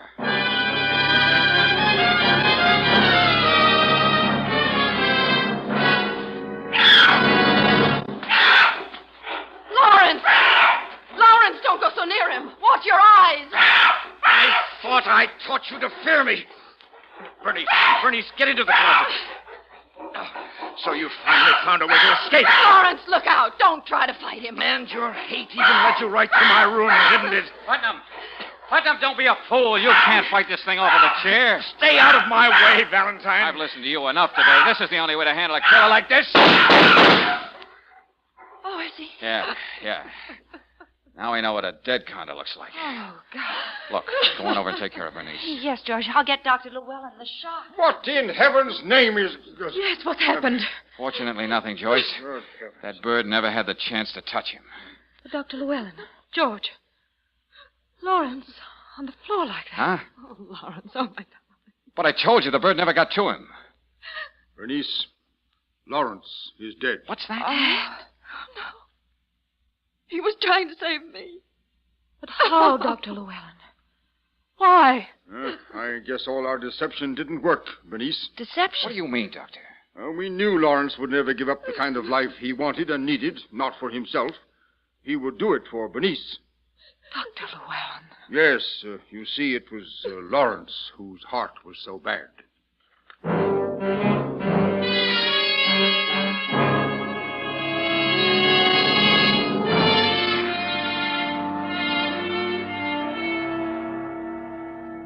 But, George, you and I know that what happened was no accident.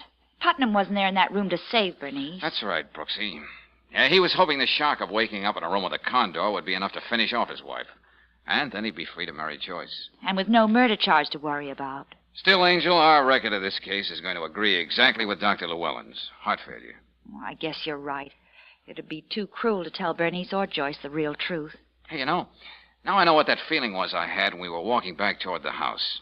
Dr. Llewellyn always worried about Putnam overexerting himself, like in the condor cage. That's right, of course. For the sake of appearances, Dr. Llewellyn had Bernice take the room downstairs so she wouldn't have to traipse up and down. But he didn't have anything to say when she climbed all the way up that steep hill for our engagement party. Well, if he was setting a trap for an animal in the jungle, he couldn't have done better than what he had in mind for his wife. Yeah. I suppose there's a certain poetic justice, Angel. The perfect trap caught the perfect hunter.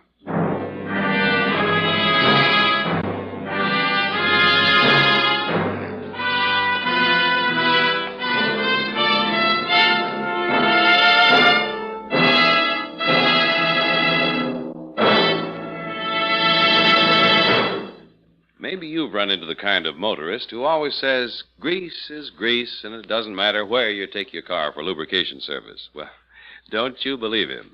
At independent Chevron gas stations and standard stations, they use many specialized grades of RPM greases and oils to give your car a thorough lubrication. And each one is tailor-made to do a wear-saving job at some vital wear point on your car. The regular 1,000-mile grease job at these stations is done by trained experts. They follow a lube chart approved by the manufacturer of your car, and they take pride in doing a spick-and-span clean job for you. Next time your car is due for lubrication service, rely on the standard station or the independent Chevron gas station, where they say and mean, we'll take better care of your car.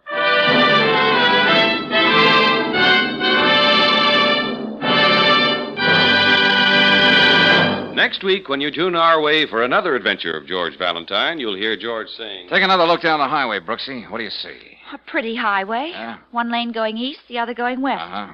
And an island of trees in the middle. Yeah. Joe Logan left this place and started to walk down the highway on the right-hand side, walking toward the Half Moon Motel, not away from it. Well, if you're right, George, Logan never even got there to kill Potter. Which should simplify things for us, but it doesn't. I've got a hunch whoever killed Potter ran Logan down. And, Brooksy, that's what we've got to find out.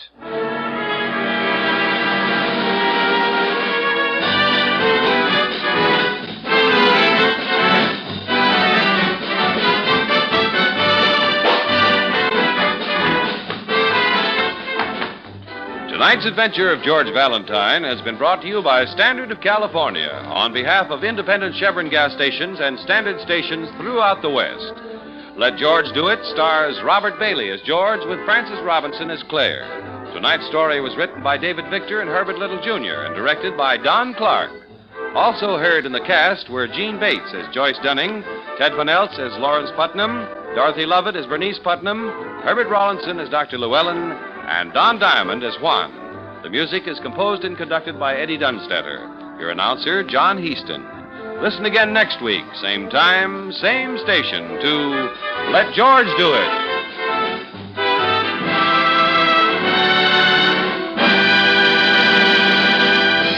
This is the Mutual Don Lee Broadcasting System.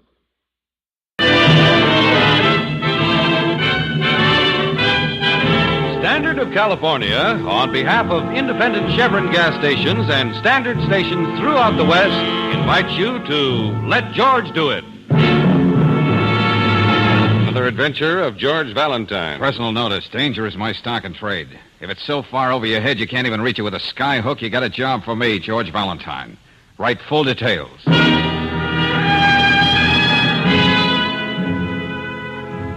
Dear Valentine, here's a laugh. A private dick falling for that screwy ad of yours. Her name is Joe Logan.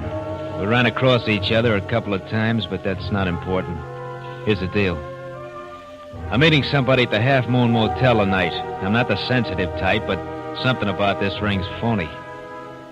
So if you read about me in the obituary column tomorrow, I want you to cry murder, good and loud.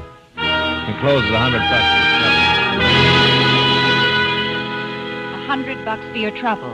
But if you hear my sweet gravel voice over the phone before noon tomorrow, forget the whole thing and buy yourself a drink. Signed, Joe Logan. I'm not buying that, Angel. It's too pat. Joe Logan knocked off by a hit-and-run driver last night of all nights. Yeah, but don't forget it says here that Mr. Logan had his customary snootful when he was clipped by that car on a deserted stretch of Whitman Highway. And not too far away from the Half Moon Motel. Better put your ear stoppers in, Brooksy. Huh? Yeah. I'm going to cry bloody murder the way my client wanted it. Good and loud.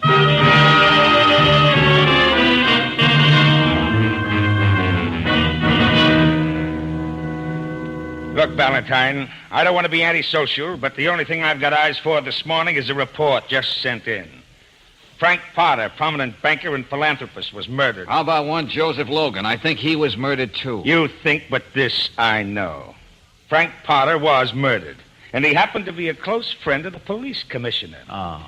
Yes, sir, and the commissioner doesn't like his friends being bumped off unless I can produce the miscreant 5 minutes later. So call me tomorrow. Oh, that's a fine attitude, Lieutenant.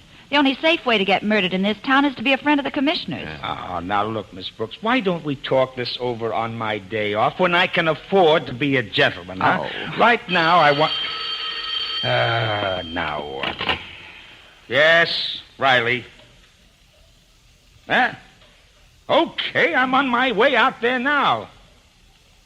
What's that? What's the name of that place? Go on, I'm listening. And you say this Mrs. Cronin identified the man she saw with Potter? Okay, Sergeant. Okay, I'm as good as there right now. Well, Brooksy, I guess they're too busy for us today. Yeah. Here, we'll be back, Lieutenant, when this storm is over. No, you don't, Valentine. You're not leaving here. Well, what's the matter with you anyway? Do you know where Frank Potter was murdered? Look, I'm not my usual psychic self this morning. Where? The Half Moon Motel. George! Go on, Lieutenant. Yes, the Half Moon Motel. And a dame out there, a Mrs. Cronin, identified your client, Joe Logan, as the man who did the killing.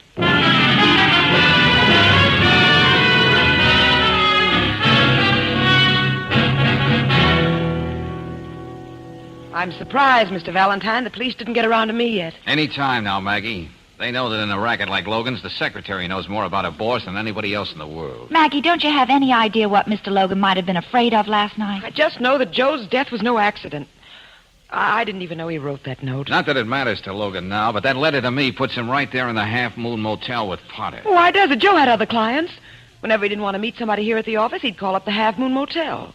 I know the police would love to pin this on Joe, but I'm not going to let them out. Oh, cut it, Maggie. Let me have that. What? Yeah, that page from the appointment pad. You're too nervous for any sleight of hand today. 8 o'clock. Frank Potter. Half Moon. Oh, so you knew he was going to meet Mr. Potter, didn't you? All right, I did. But Joe didn't kill anybody. All right, maybe I believe it. But that's not good enough, Maggie. I got to make sure. Now, what about the deal your boss had with Potter? I don't know anything about it. Oh, you don't, huh?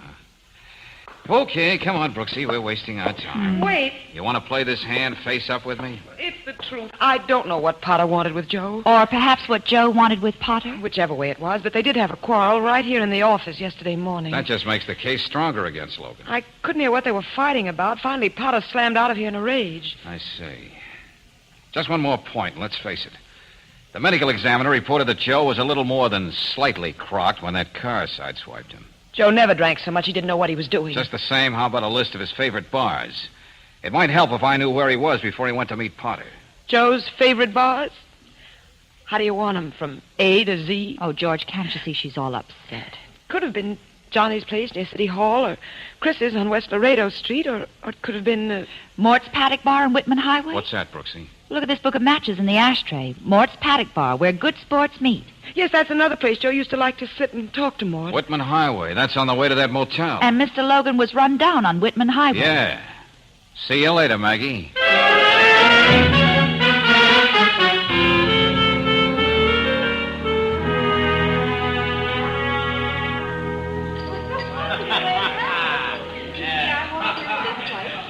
Well, Mr. Valentine, should I be forthright? Oh, by all means, Mort. If it was anybody else, Mr. Logan, I would have said he was well under the influence when he left my place last night. But seeing it was Mr. Logan, what would you say? Well, you see, he's one of those good-looking, strapping men who, well, just get convivial, so to speak. Well, that's a nice way of putting it, Mort. You know something, miss? Mr. Logan's going to leave an empty place at my bar. You know, he was a swell talker. I picked up a lot of new words from him. Yes, I guess you'd say Mr. Logan was epigrammatic when it came to repartee. The poor fella. Yeah, I see what you're trying to say. But tell me, Mort, what time did he leave here last night? Oh, about 8, I'd say. Before or after 8? Well, couldn't be sure, but he did say he was leaving his car in my parking lot till he got back. Well, didn't he say where he was going? No, miss, but it must have been near here because he said he was going to walk it. Ironical, isn't it? Just this time, when he decides not to use his car, he meets up with a pedestrian's fate. Not just ironical, Mort. It's more than that. Yeah, now you see right out that window? Down the highway a couple of 100 feet? That's where it all happened, on the right-hand side there. Just by that first telephone pole. The poor fella. Okay, thanks a lot, Mort. You've been a great help. I'm afraid I didn't have very much to say. But you did, believe me. Well, drop in again. Always like to talk to people.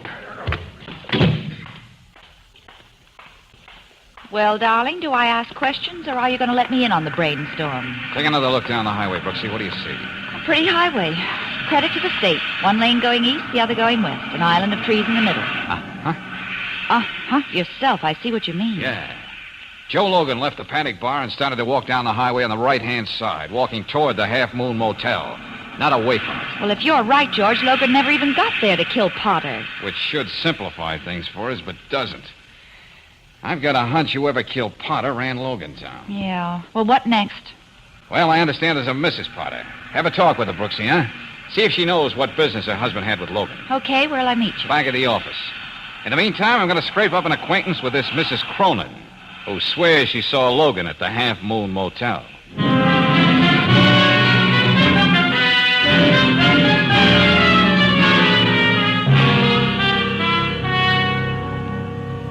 Look, Bob, since you ain't a dick, beat it. I got business with Mrs. Cronin. So have I, goon boy. I said beat it. Now, boys, remember I do have neighbors. You leave this to me, Sheila. Are you getting out of this doorway, or do I have to step over you? Look, you do as I told you. So I step over you. You know how to make an impressive entrance, don't you? I don't think I'm forgetting this, mister. If you do, I'll be glad to refresh your memory. Oh, you shouldn't have done that to Charlie. Huh? After all, he's just a bookie trying to squeeze out a living. Well, from all these racing forms around, you seem to be one of his best customers. And I owe him $3,000 just for yesterday. And Charlie's getting a little impatient. You don't have $3,000 on you, have you? Just a few pennies shy. Now, Mrs. Cronin. If you were to call me Sheila, what would I have to call you? Well, that depends on your vocabulary. After I called you a liar. I liked you the moment you came in. Can I get you a drink? You didn't see Joe Logan here last night, did you? Strange how it happened. I just looked out the window, and there he was in that cabin across the court. How come you knew Logan at all? What did you ever have to do with him? I needed a private detective once. Someone told me about Joe. What kind of a deal was it? Strictly confidential. Had nothing to do with this. The police let it go at that. Why don't you relax? You're still lying, Sheila. Whatever you say, George. No one who could afford to lose $3,000 a day at jungle up in a cheap motel like this. Oh, you're so understanding, dear. But why don't you forget it? It'd be easier if I knew how come you were here so conveniently to identify Logan. That was just an accident. I'm supposed to be with a girlfriend in Seattle. That's what my husband thinks. Oh? I gamble too much. Just like other people do other things too much. Once in a while, I take a room like this and splurge. Bet on anything. Bet all the time. The bigger the odds against me, the better. It's in my blood. It's like a disease. Must be an expensive disease. Oh, poor darling. I talk too much, don't I? I want you to make me forget that I never win. I bet you can do that. What odds do you want? That's very nice, Sheila. But not good enough. What better odds do you want, you? Oh, thanks. Now that you've cleared the air, we can get back to business. Oh, George, I'm so sorry.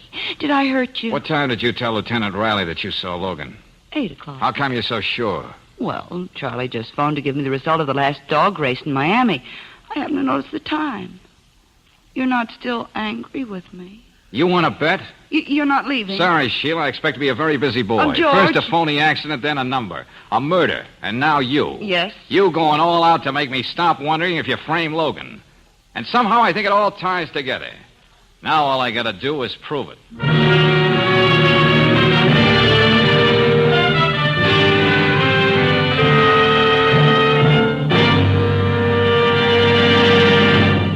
We'll return to tonight's adventure of George Valentine in just a moment. Meanwhile, a word about a very important matter of motoring. If your car's battery has been acting like a mule, temperamental and balky, here's an easy way to cure it. Have your battery serviced at a standard station or independent Chevron gas station. They'll inspect the water level, cables, terminal clamps, and test the battery's condition. And they'll be frank. If it just needs a charge, they'll tell you. If your battery's really on its last legs, they'll explain how a new Atlas battery can save you money. Every Atlas battery has its certified power capacity stamped on the case where you can read it. And you'll find these capacities meet or exceed standards set by the Society of Automotive Engineers. The longer-lasting starting power of Atlas batteries, by the way, is backed by a written warranty honored everywhere by 38,000 Atlas dealers. Independent Chevron gas stations and standard stations are glad to service your battery, proud to offer you an Atlas battery when you need one. That's why they say and mean, we'll take better care of your car.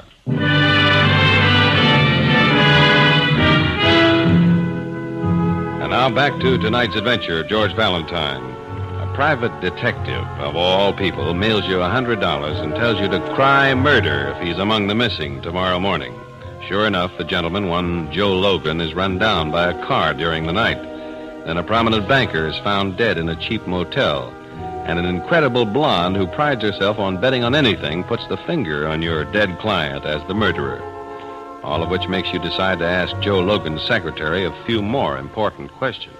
Come on, Maggie, think.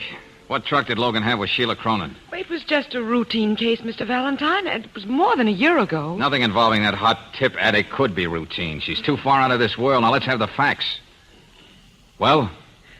I suppose he did go out with her a couple of times. She kept after him. Was it serious enough to make Sheila feel she was the woman scorned? Make her want to frame Logan? Joe could never be serious about any woman. There were too many of them. All right, so he was a Casanova. What about the case? The insurance company hired Joe to investigate Mrs. Cronin when some of her jewels were stolen.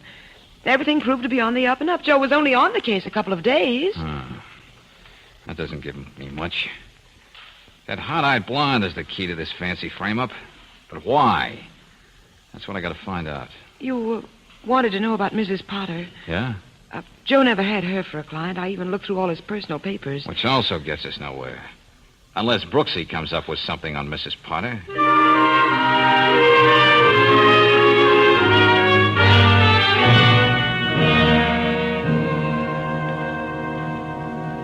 Miss Brooks, can't you see I'm dressing to go out? Oh, I just thought, Mrs. Potter, that since your husband had some dealings with Joe Logan, you might know something about him. I told you. I never heard of Joe Logan. Anyway, what right have you to question me like this? I just thought you might be interested. If it might help solve Mr. Potter's murder. I'm sure the police are doing all they can about it. Well, you might make it easier for them if you told them all you know about Logan. What makes you so sure I know this? Whoa. This Joe Logan. He was killed, you know. Well, that's just too bad. But he's not the first man to be knocked down by a hit-and-run driver. Now, get out. Oh, then you did know Joe Logan. What? Well, that's pretty obvious. There were only a few lines in the paper about his hit-and-run accident. Not the sort of thing you'd remember about a stranger. You know, Miss Brooks, I should have obeyed my first impulse and had the butler throw you out. All right. I hired Joe Logan once. Why didn't you tell that to the police when they questioned you? It has no bearing on this case. Does that satisfy you, Miss Brooks? Oh, not quite, but it's a good beginning. Well, I won't keep you any longer. I know you're anxious to get out and celebrate. What did you say? Get out of here. Go on, get out.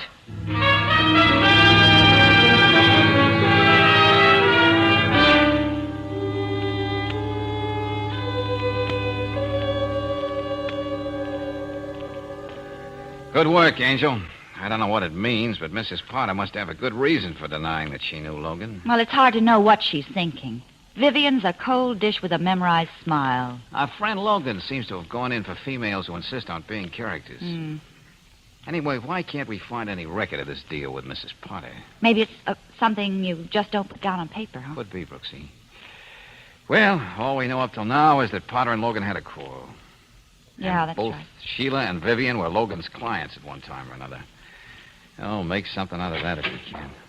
Okay, Valentine. You said you want to see me? Well, Charlie, you're a good sport. I didn't think you'd show. That information you asked for over the phone, Valentine, I got it. Swell. But how does it get me the $3,000 Sheila Cronin owes me? Look, Charlie, I'm not guaranteeing anything, but you'll stand a better chance of collecting if you play along with me. Well, I don't know. Business is business, Charlie. Okay. I don't know why it's so important, but it was 9 o'clock when I called Sheila about the last dog race in Miami. Sure it wasn't 8? Couldn't be. Races ain't over till almost 9. Now we know Sheila was lying. Yeah, but why? And what answers have we got if she just says I made a mistake? Yeah, now look, chum, about the $3,000. Talk to you later, Charlie. Right now I got to get over to that paddock bar and see what use I can make of Mort Fisher's garrulity. Is what? Don't look shocked, Charlie. That just means love of conversation.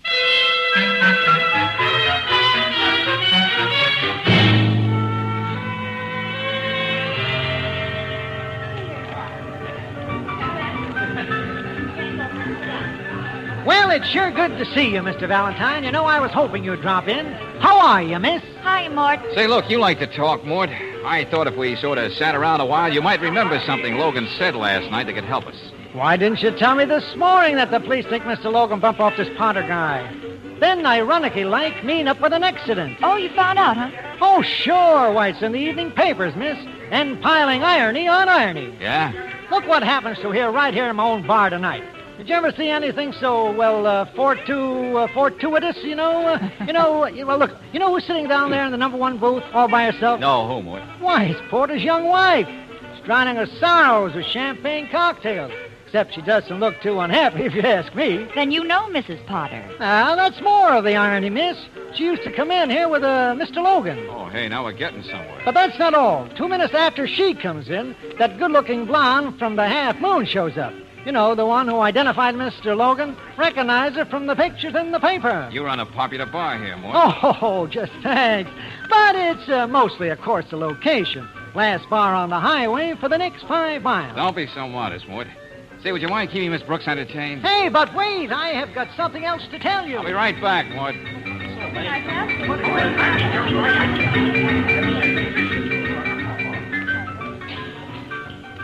Hello, Sheila. Well, look at you. Sit down, George. I was just getting lonely. No, thanks. What I've got to say won't take that long. Besides, I got to make another stop. Do you want to bet I can make it more interesting? Why did you lie about Logan?